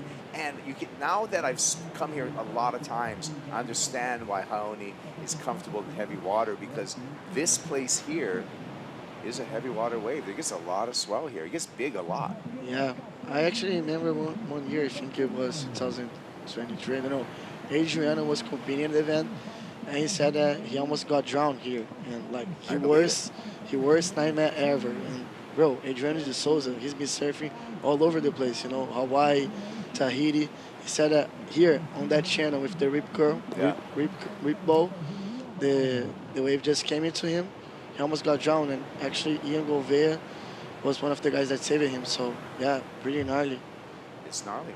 Yeah, this side of the beach, the Bahia side of the beach gets crazy too. I've been pinned out there like a sand crab on the bottom before, broken boards. There's a lot of power to this wave, open to a lot of different swell directions. Yeah, it's just an open field, an open sea, you know, like comes from deep water to this shallow sandbar, and yeah, you can see there's nothing in front of us. There's no island. It's just energy coming from far away. No wonder Lucas Chianca charges. Another resident of this area. João Chumbinho, And like João Valentim Chumbinho, Neves, yeah. Léo Neves. I mean, we could just keep talking here because those guys are all gnarly. They know how to deal with heavy water. That's for sure. Yeah, well, you can continue to tell us stories about here because these guys are in a lull right now. It is an iconic place, and I feel also surfing has made a positive impact to this town because I've watched businesses come up and just blossom here. Here we go. O'Brien uses priority. Nice slash to begin. Little fade here, biding his time, hoping for more on the inside. He's going to get another chop on the backhand and hopefully breaks the combo with that effort. I feel like he should get out of the combination when the score drops, and then he's going to have it to just a one-wave requirement. Yeah, that's it. He just did it. Yeah, he'll probably find a good wave to just restart his heat. First turn was really strong, but unfortunately the wave didn't provide anything else for him. So yeah, basically what he needs to do is just find those sections like he just did it, because the surf is there, the equipment's good, everything's good, he's got a good coach, everything is working towards him. It's just about finding the wave right now. Yeah, and he's smooth. And, you know, with 3 years on the championship tour, Liam O'Brien, one of the highlights of his 3 years on the championship tour was actually as a wild card back in 2021, where he tore apart the lefts at Rottnest Island, made it all the way to the semifinals in that event. So even though he's grown up on a right-hand point, he's got a great backhand, and he's got just great style and technique throughout his surfing. Yeah, when I think about Lobby, I just think about like those great moments that he had this year at Burley, surfing bells, some great hits with Ethan. I mean, the guy's got some really good style, and especially right-hand points, he's always ripping. 2023, right-hand point, Punta Roca, El Salvador, made the semifinals there with some incredible surfing. And just the connectivity that he had in all of his turns. So we're waiting for that score for Liam O'Brien. Anything over a 3.35 is basically going to get him out of the combo. I expect him to get out of the combo by how much? That's the question. 5.17 drops. He's out of the combo, and now he needs a single wave score of an 8.17, or he's got time enough to do it in 2 waves, 2 sevens, and he's over Keijiro Nishi. Yeah, I mean, knowing that guy, knowing how experienced he is, he's probably going to be looking for 2 waves still, because 8.17 today is not easy. So he's probably going to try to find 2 brand new waves. And yeah, the only question here is the time. And Keijiro's got priority. It's KJ, really great position right now. KJ? Yeah. KJ. KJ? KJ. Is that his nickname? Yeah, that's what I feel like. Oh, I thought you were hanging with the Japanese. No, I checked. No, yeah, but I checked his Instagram. He puts KJ. KJ. KJ. Thank you for the info. I'm going to keep on. I'm going to tell you. You see, as you develop these surfers that become new to a global audience, you want to give them, you want to have the right nickname for them, like Lob. You know, Liam O'Brien, Lobby. Yeah, Lobby is really good. That's like, yeah, it's good. It's just good stuff. Yeah, that's the Lob crew there. There's the Aussies, +1 South African. Yeah, he's always with the Aussies, though. He's going to find his Australian visa. Well, actually, the story behind Matthew McGillivray, for a lot of the COVID years, he's just locked himself down in Australia. Oh, I didn't know that. Yeah, so that's why he's tight with Australia. So he's a global citizen. Yeah. He also likes to jump off of high things. Matthew McGillivray is crazy, bro. He also likes to do that during a heat, to get in a heat. Okay, here we go, 8.17, second priority with Liam O'Brien. So it's going to be a little bit tricky for the Australian, but he's got some time on the clock. We've seen things change abruptly when a set comes through. O'Brien identifying something here. Let's see what Lob has. Patient off the bottom, snaps off the top, really vertical there. Has to carve, snap the fins. This wave's tapered and doesn't give him any more opportunity. Yeah, so here's the thing, Caps. He's been finding those great waves at the beginning. He's just not finding the finishing section like KJ is doing. So, yeah, that lacks a bit of power to the wave. So, I mean, it's kind of like a dying wave. You know what I mean? Like, it's just like turning, and then it just finished. There's no like section. So we're waiting for that score from the wave we just saw, and this is the 5.17 that's turned the heat. Yeah, that first turn was pretty strong. We just couldn't find anything else that was good to add a bit of like some points to it. Yeah, turn the situation, I should say, not turn the heat, because Yeah. Liam's still trailing Keijiro Nishi, but is not in the combo anymore. Still needed 8.17 last wave for Liam O'Brien 4-point ride, so the requirement remains the same for the Australian at the 8-minute mark, and Keijiro Nishi being just a smart competitor by controlling the peak, controlling the lineup with priority. Yeah, no, he just gotta kill some time, you know, like wait for the clock. As we see Lob trying to find inside him. Yeah. Too small for wave. But that's all you gotta do, right? Because he's not changing to like 5.15. He can do that in probably any good wave that comes. So he might be hunting for something. Pedro, you know what time it is now for? Tell me. The Natural Kayak recap of this heat, where we can take a look at all the stuff that's happened. Keijiro Nishi started off with this roll-in, and it led to much, much more down the line, 7.17. Yeah, and then this cool turn here. Really strong, moving forward too. I thought he was gonna stay behind that section, but that board's flying. And then this one, I really like the way that he hit the lead there. Really nice to see, and then finishing off on his feet. No plans for him. Just wanted to finish the wave, and that's good. Now the bird eye view, floater, and then this turn here, super strong. Cap the speed, hit it again. Yeah, his flow. I think if I could describe his surfing right now, I would say flow, because his flow is undeniable. Liam O'Brien needs to get out of a two-wave combination, two-score combination. Does so. 5.17 here for Liam. Yeah, I mean, great move by him, but he still needs to find another wave. Something higher than an 8.17 puts him in the lead. All the waves there, and the scores highlighted. So Liam O'Brien, you can tell he's been surfing under priority with those kind of smaller scores. And then Keijiro Nishi, you can see that the momentum for this heat began for the Japanese surfer right from the very get-go, because I feel almost emotionally and mentally, if you open up a heat with a keeper score and a 717's keeper score and then more, that usually the heat goes your way.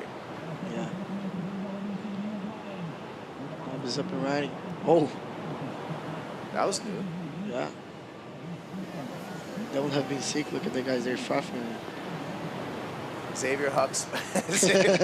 You don't have to hide your Corona, Xavier. Xavier Hucks over there on the beach. that was a great moment. Yeah, there. just live TV. It is what it is. It's Corona Cero 30 right now, I'm telling you. Homie having so much fun. Yeah. Yeah, what are they saying? What are they saying right now, Kaipo? They're saying Ichiban. Let's go. They're saying Ichiban KJ, like you said, his nickname. Hey, there's a oi. Oh, the bottles are flying. No, that's out of control, guys. Yeah. Ouchinha everywhere.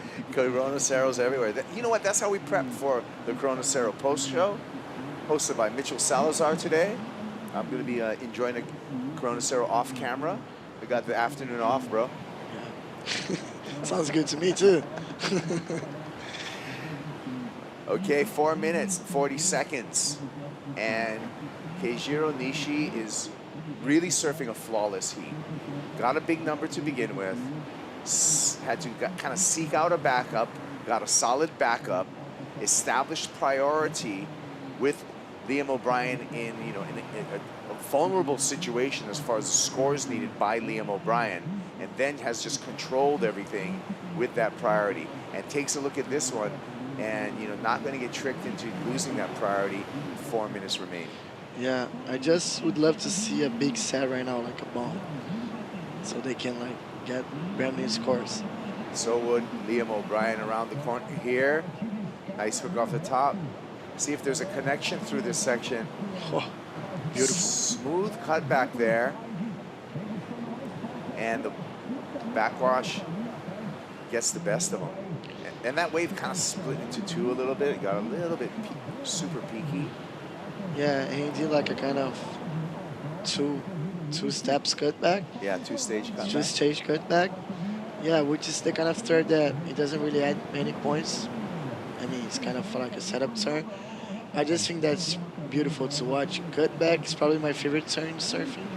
When I see a guy doing a proper cutback, I'm always frothing, Kaipo. I like Always. that. Backhand or forehand, or it doesn't matter. It doesn't really matter. As long as it's cutback, I'm fine with that. You got some guys who do your, as far as cutbacks, you like their style? Yeah, maybe backside, I would say Andy. Ooh, good choice. Good Andy. choice. Good choice. And front side, maybe I would say Joe Parkinson. Another good choice. Yeah, I love watching those guys surf. Like, I think my favorite movie is Trilogy. Yeah. And I've got a couple of fun cutbacks there. Yeah. Great classic surf film. 2 minutes and 35 seconds. Keijiro Nishi just commanding this, as we said, just surfed a flawless heat. Really smooth surfing wise, but also strategy wise, and how he's constructed this heat has been really, really good. Now look at Keijiro. Gonna paddle over to Liam O'Brien, keep an eye on him, make sure that Liam has no opportunity underneath his priority to get that excellent score at 8.17. And Keijiro doesn't need to worry about anything until a set comes. So with these 2 minutes remaining and a relatively flat horizon, I feel. Yeah, let's see.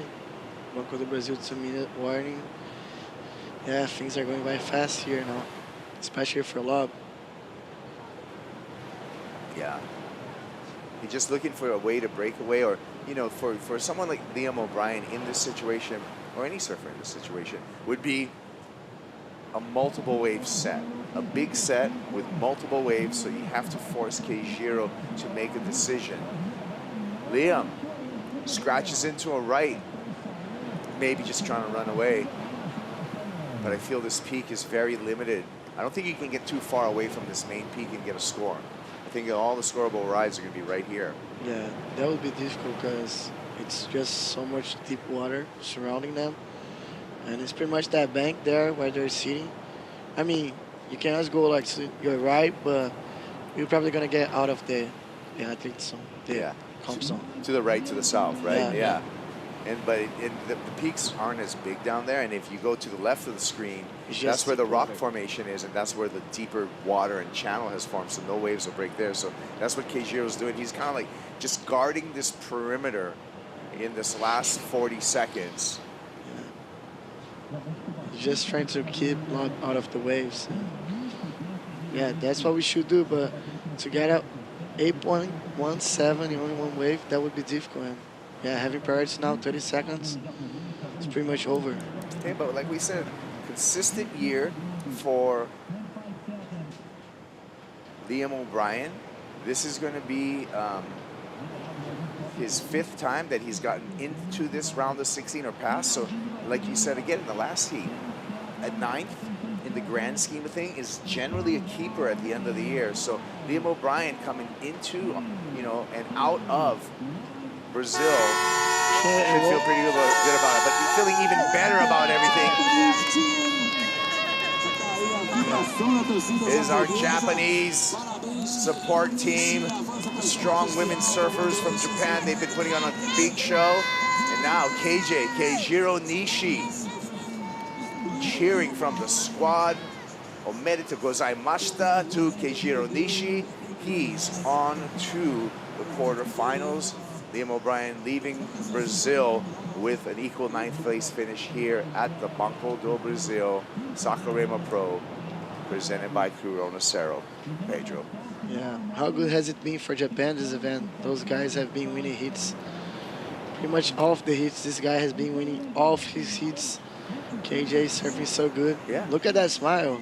I can't even say how many teeth in their mouth. Matching his career best CS result. Had a quarterfinal in Bolito last year. He's matching that. He wants to do better, and he's on his way. Keijiro Nishi takes up the last spot in the quarterfinals here, and he's going to be greeted by a lot of happy supporters. A lot of ripping surfers, too, out of Japan. What a movement we have. Yeah, it's been the storyline of the event, actually, because they've been in such great energy, winning hits, making everyone proud.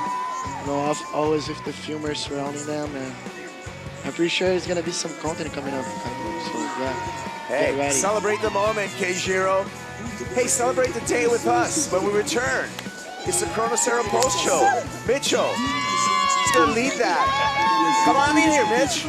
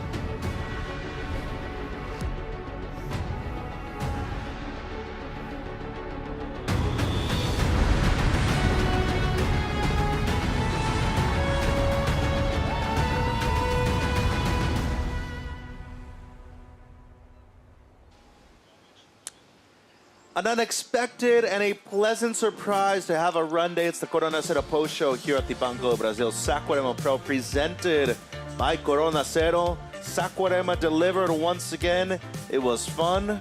A bit slow every now and then, but we got the job done. The round of 16 for both the men and the women were out there, and our quarterfinalists are determined. In a fun day 4 of action, Mitchell Salazar, Maida Pops, and Marcos Bocayuva with you. Well, guess, guys, about today. It was awesome. We had a lot of good performances, but I feel like the best was saved for the last. Maida, Marcos, both of you guys, Maida starting with yourself. A big moment today. Eli Hanneman, somebody who qualified at this location a few years ago, he dropped an 8-5 later on this afternoon. Yeah, it was awesome, the surfing that he was doing, and also the highest total score of the day and of the competition. So it was just amazing what this guy's done on that heat. Yeah, a place you've been coming to for nearly 40 years now, Marcos. no fog today, which was the main thing. The backwash showed up. The waves were really contestable all day long. The A-frame sandbar was functioning well, man, almost like a trestles type of wave, super high performance. And I just chatted with Eli Hanneman. I have an input coming from him. Normally I call that air reverse full rotation, attempt like super landing. The finish of the turn itself, it's like in the base of the wave. So normally I call that trick late full rotation. And he said to me, good for me. Well, it worked out. I gave him an 8.5 right there, too. It was an interesting start to the day, guys. We hadn't finished the last heat of the men's round of 32. We had to get things going like that, starting off this morning. And unfortunately, the two top seeds in this heat bowed out, Maeda. Keijiro Nishi surfed in the very first heat of the day, surfed in the last one, and both him and Caius King took out Luke Thompson and Mateus Erdi. Yeah, it was just all about wave selection. Keijiro, he really chose the best opportunities on this heat. And look, his surfing was so in tune with the ocean, really sharp. And this guy as well, Caius King, did a pretty great job. So unfortunately for Mateus and Luke Thompson, they will need to look for pipeline right now. And the two great haircuts out there, first thing in the morning, the painted hair with Nishi and the long hair from Caius King, they got it done, Marcos. Oh, the even mock style from the Japanese, amazing. Look at the finish with the lip slide. He was so in tune for me, one of the underdogs with the capacity and ability to win this whole competition. And unfortunately, one of the local favorites, one of the crowd favorites really worldwide to qualify, number 4 in the rankings, Mateus Erdi, he's going to have to wait for either Pipe or Newcastle now to qualify, potentially Maeda. Yeah, Mitch, I mean, he was chasing waves, being very active during the heat, but couldn't find any opportunity. And Luke Thompson, unfortunately, also out, but he's still leading the rankings at the moment, Marcos, but big key results, I would say, for both Nishi and King at this moment. Oh, we're going to see the first position in the hand King shifting for sure this competition. So Luke Thompson is way more comfortable than Mateus Erdi. Was a way bigger bomber for Mateus. I think he's going to head back and put fifth gear in pipeline and head to Australia. He's going to accomplish the task. So Keijiro Nishi surfed in the very first heat of the day. 8.5 hours later, guys, he surfed in the last one up against a former C-tier, Liam O'Brien. It's been a good year for Liam so far, but it's been an outstanding event, Maeda, for the kid in red. Keijiro Nishi, a 7.17 and a 6.17 to take out the win. Yeah, look that snap right there, just so on point and so well timed. This boy is just killing it, everything here in Itaúna, proving himself so bad. And it seems like his timing, Marcos, has just been on point, especially going left right here. Oh my God, everything clicks so well. And board functionality, the board is super responsive, super fast, amazing gear for him. And he was one of the first people we saw when we got here this morning, too. He was in the Red Bull Athlete Zone, very quiet, always with a huge smile on his face. And changing up equipment today, too. He went onto the carbon later on this afternoon, Maeda. Yeah, and look, the board looks pretty good under his feet. The other one was looking as well, but this guy there, it was Liam O'Brien. He surfed pretty well, so it was a very interesting heat to watch. Yeah, Lobby's still in contention to requalify, looking good. Had a 5.17 on this one, Marcos, but just came up a little too short against Nishi right here in the last heat. Oh, he's going to excel in pipeline for sure. He have all the blue pin being a former CT member. Had all rail game in Australia and tube riding techniques for pipeline. Well, looking to qualify for the very first time and now matching his best results ever on the Challenger Series. Keijiro Nishi standing by with Rachel. Congratulations, what an amazing way to finish the day. How are you feeling after this heat? So happy. Yeah, just happy. Yeah, so happy. All smiles and preparing for the quarters. You want to send a message for your supporters in Japanese? 日本の皆さん起きてますか？朝早く応援ありがとうございます。明日のファイナルデーに進めたんで、この調子で精一杯自分の実力を出して、優勝したいと思います。応援よろしくお願いします。Japan is ripping. Congratulations. Thank you very much. Well, I'm pretty sure that guy's amped. The smile was saying it all right there. Banco do Brasil Saquarema Pro finals bracket, starting with the quarters. Maíra, out of these four, which matchup are you liking so far heading into finals day? Yeah, I'm really excited to watch Samuel Pupo against Cauã Costa. Samuel being a winner, a champion here in Saquarema, and Cauã Costa, he's doing so well, like showing his talents here at this wave at Itaúna. So very excited to watch that one. What about yourself, Marcos? 4 beautiful quarterfinals right there. Amazing level of surfing for sure, Mitch and Maíra. My pick will be the electric last heat of the quarterfinals between the Hawaiian Eli Hanneman and Kijiro Nishi. That will be full of electricity. Ooh, I like that call right there, too. Personally, I'm going to have to go with the all-Aussie battle. I think Winter Vincent, Oscar Berry, those have been 2 guys so far this season that have just looked electric so far, especially Berry. Literally in a couple of minutes was able to get the W against Mikey McDonough right there. We already talked about the men. Quarterfinals are determined for them. Let's see how we got to the quarterfinals for the women on day 4 here in Saquarema. Yolanda Hopkins in Heat 7, Marcos of the round of 16. She went up against Alyssa Spencer, a champion here back in 2022. And Yo-Yo still looking for her first victory at the Challenger Series level. She got a powerful mind. That's why she never give up. Nice effort for her. I mean, that like up and down, backside attack there. And we're splitting hairs with this level of surfing, guys. So the ones that are going to choose the better waves, the ones that got to stay resilient and continually like attack mode will be succeed here for sure. And Alyssa surfed well. It was just a slow heat, unfortunately, for her, Maíra. And in the last few minutes, Yo-Yo was able to turn things around. Yeah, it was a very close hit, but Yo-Yo is just so consistent in this Challenger Series season. She's been doing so great during the whole season. So she took that one. But look, Alyssa was surfing really well. And it all came down to the backup right here, Marcos. Getting breaking news.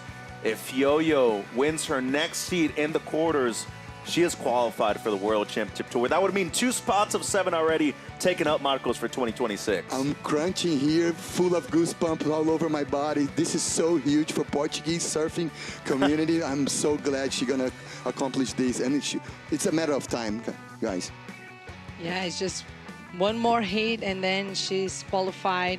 This is amazing. So in advance with this season. And it's a massive deal considering, once again, for Portugal, for Europe, and of course for Yolanda, who's been so close to qualifying multiple times. She takes out the former champion Alyssa Spencer in the round of 16. And our finals bracket, Maíra, any exciting matchups that really you look at and saying potential champion right there? Yeah, for sure. Like Tia Zabrowski, she's already qualified. She's gonna meet like Annette Echabadi, who's been ripping the whole event. So a really interesting one to watch. But also Yo-Yo on the last one. Yeah, Marcos. my pick will be, I think, Arena Rodriguez and Sally Fitzgibbons. I love those generation clash, guys. So we always talk about siblings facing off against each other. The Echevarri sisters have a chance to surf against each other in these semifinals right here. It's never happened between the two of them at the Challenger Series level before. It has happened plenty of times in the regional QS, though. But how exciting is it? I mean, we're talking about 2 sisters, bestest of friends, best of rivals, and they could potentially surf in the biggest event of their lives right here in the semis, Maíra. Yeah, it would be so great. I can imagine how competitive they are one to another, because they probably been surfing for the whole life together. So it will be really, really nice to watch them surf here in this big stage. It was really, really nice to surf our Natura Kayak wave of the day. And guess who it was? None other than the former C-tier Eli Hanneman, matching the best score of the event so far. Natura Kayak wave of the day, Marcos, an 8.5 for the one that you call a full rotation, Maui's Eli Hanneman. Exactly. From now on, guys, the new name of this turn is late full rotation. Check it out. Nice snap over the top, almost into a lip slide there. And preparing the attack with the extra, snap on the top of the wave. And then clashing a third one. and then banging a disco frisco fidget spinner type of reverse, backside reverse. But the late full rotation was the previous wave. Combo maneuvers right there, something judges really want to see out of the surfers, especially at a beach break like we have right here at Praia de Itaúna. That was our Natura kayak wave of the day, and that puts us in a good position to probably finish the event tomorrow. It was a pleasant surprise to be able to run today, but looking at our Surfline forecast for the next 4 days, Marcos, I mean, we still have until Sunday to be able to finish the event, and that's because we've had activity right here in Brazil, plenty of waves. Oh yeah, that's why this is the Mecca for Brazilian surfing. That's why we call the Maracanã of surfing, Staples Center, you know, Wimbledon, Roland Garros. Use the cliche that you want to use, but we have a lot of activity coming up for the next week, so this will keep pushing. But if we have condition, why not? Running a finals day tomorrow. Yeah, 3 to 4 feet in the morning offshore, slightly onshore in the afternoon. Even Sunday, potentially, too. It's a little bit bigger, but it is onshore, so... Yeah, it's going to be a little messy. We're going to keep our eyes on that. Well, big thank you to our friends over at Surfline. It's been a massive event. And without the pressure, guys, it truly seems like a lot of people have been performing in different ways. And that's our biggest moment of the day. Our top 5 from Dr. Peanut right here. Our moments of Day 4 competition at the 5th stop of the Challenger Series here in Saquarema, Brazil. Dr. Peanut, top 5 moments, starting off with Samuka, the Brazilian Storm defeating Jackson Baker right here, Maida. Yeah, Samuka took the win. He surfed so well. Jackson Baker was also surfing pretty good, and look how he connected the dots, showing that he knows this wave almost better than anyone. Look at that really beautiful turn, throwing buckets of water. Very methodical in his approach. The Spider-Man moving through into the quarterfinals, our champion back from 2023. Looking to be a champion for the first time at this event. Kawak Costa, he defeated Null Rap. Oh, flash blood into the Brazilian Storm veins, man. This boy is electric, super versatile, amazing on airs. And don't get me wrong, he has an amazing rail game also. Very competitive heat, this one against Raposa. It was just the consistency, 2 waves in a row for Kawak Costa that gave him the lead. And then DVD, last year's runner-up at this event, Maida, a very close heat won by DVD up against Ian Gentile. Yeah, but DVD was like surfing really fast and throwing a lot of water. We know how good he is on his rails, and he did what he has to do to win this one. Look, that one was just amazing. Just 2 turns and a very high score. And his family very proud on the beach. Well, I think we all knew eventually this moment was coming. He's shining in these kind of conditions. Has only gone left all week in preparation for these types of waves. Winter Vincent onto the quarters here in Brazil, Marcos. The king of flow from down under, amazing pace, amazing bottom turns, fading into the beautiful snaps. On the top of the wave, beautiful fundamentals from Winter Vincent. And a major heat total too, 14.5 for the kid out of Sydney. Then sister domination in the round of 16, the Echevarri sisters, the Basque. They're moving through into the quarters, and they could potentially match up in the semis, Maida, against each other. Yeah, both of sisters advancing on this round. They've been surfing so well, like Itaúna, for all this last couple of days that we've been watching, and it was no different, even going up against Luana Silva. And Yanire was able to defeat Amuro Suzuki in the round of 16. It was Annette who was able to defeat the runner-up at the CT level at this spot, Luana Silva. Great surfing by the older sister right here, Marcos. Amazing, and those sibling hits make me go all the way back, rewind my tape on my brain, and flash back to Andy and Bruce down in Hossegor back in the day. I think it was Bia hits in the Quick Pro. They were able to dominate in Europe regionally. Now they're doing quite well on the Challenger Series too. As buzzer beaters today, our number 2 moment, Eli Hanneman taking away a big W right here, Lahaina's finest. And he did extremely well to be able to increase his total up against a very dangerous Kayas King in this heat. Our second to last one of the day, Maida, dropping an 8.5 in the process, and he is one of our highlight performers today. Yeah, it was interesting to see he get this 8.5 on his rail and did a pretty great job. Then buzzer beaters right here. Marcos Arena Rodriguez was able to do it literally with a 6.03 to flip the heat right at the end. Oh my God, solid backhand attack from the girl from the never-ending left land, the country of Peru. And this wave was the one that got it done. 6.03 Maida on the backhand. She had a big smile on her face riding out of it, and especially during her post-heat interview, she was pumped up. Yeah, for sure, because she knew that the score was there and got really happy, and the same for Yo-Yo. Yolanda Hopkins right here defeats Alyssa Spencer.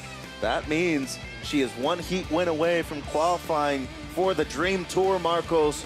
That means she could potentially be on the championship tour tomorrow. Oh my God, Mitch Maíra, what a big inspiration, you know, Yo-Yo is for the whole Portuguese community, even for the boys' side. She's gonna click in a lot of, you know, upcomers from Portugal. They're gonna know the dream is possible. 4.4 on that one. She was super stoked to be able to get the score, and Johnny Pig Dog releases the emotions right there. Her coach, longtime coach, by the way, of Yo-Yo Hopkins. Those were our Dr. Peanut top 5 moments of day number 4 of competition. We do have an earlier call tomorrow, so 6:45 for a potential 7 a.m. start right here. It does feel like it could be potential finals day, so stay tuned on worldsurfleague.com to catch up with all the action and a lot more. Saying goodbye from Saquarema, and see you tomorrow. Cheers, guys. See ya. Cheers. Saúde.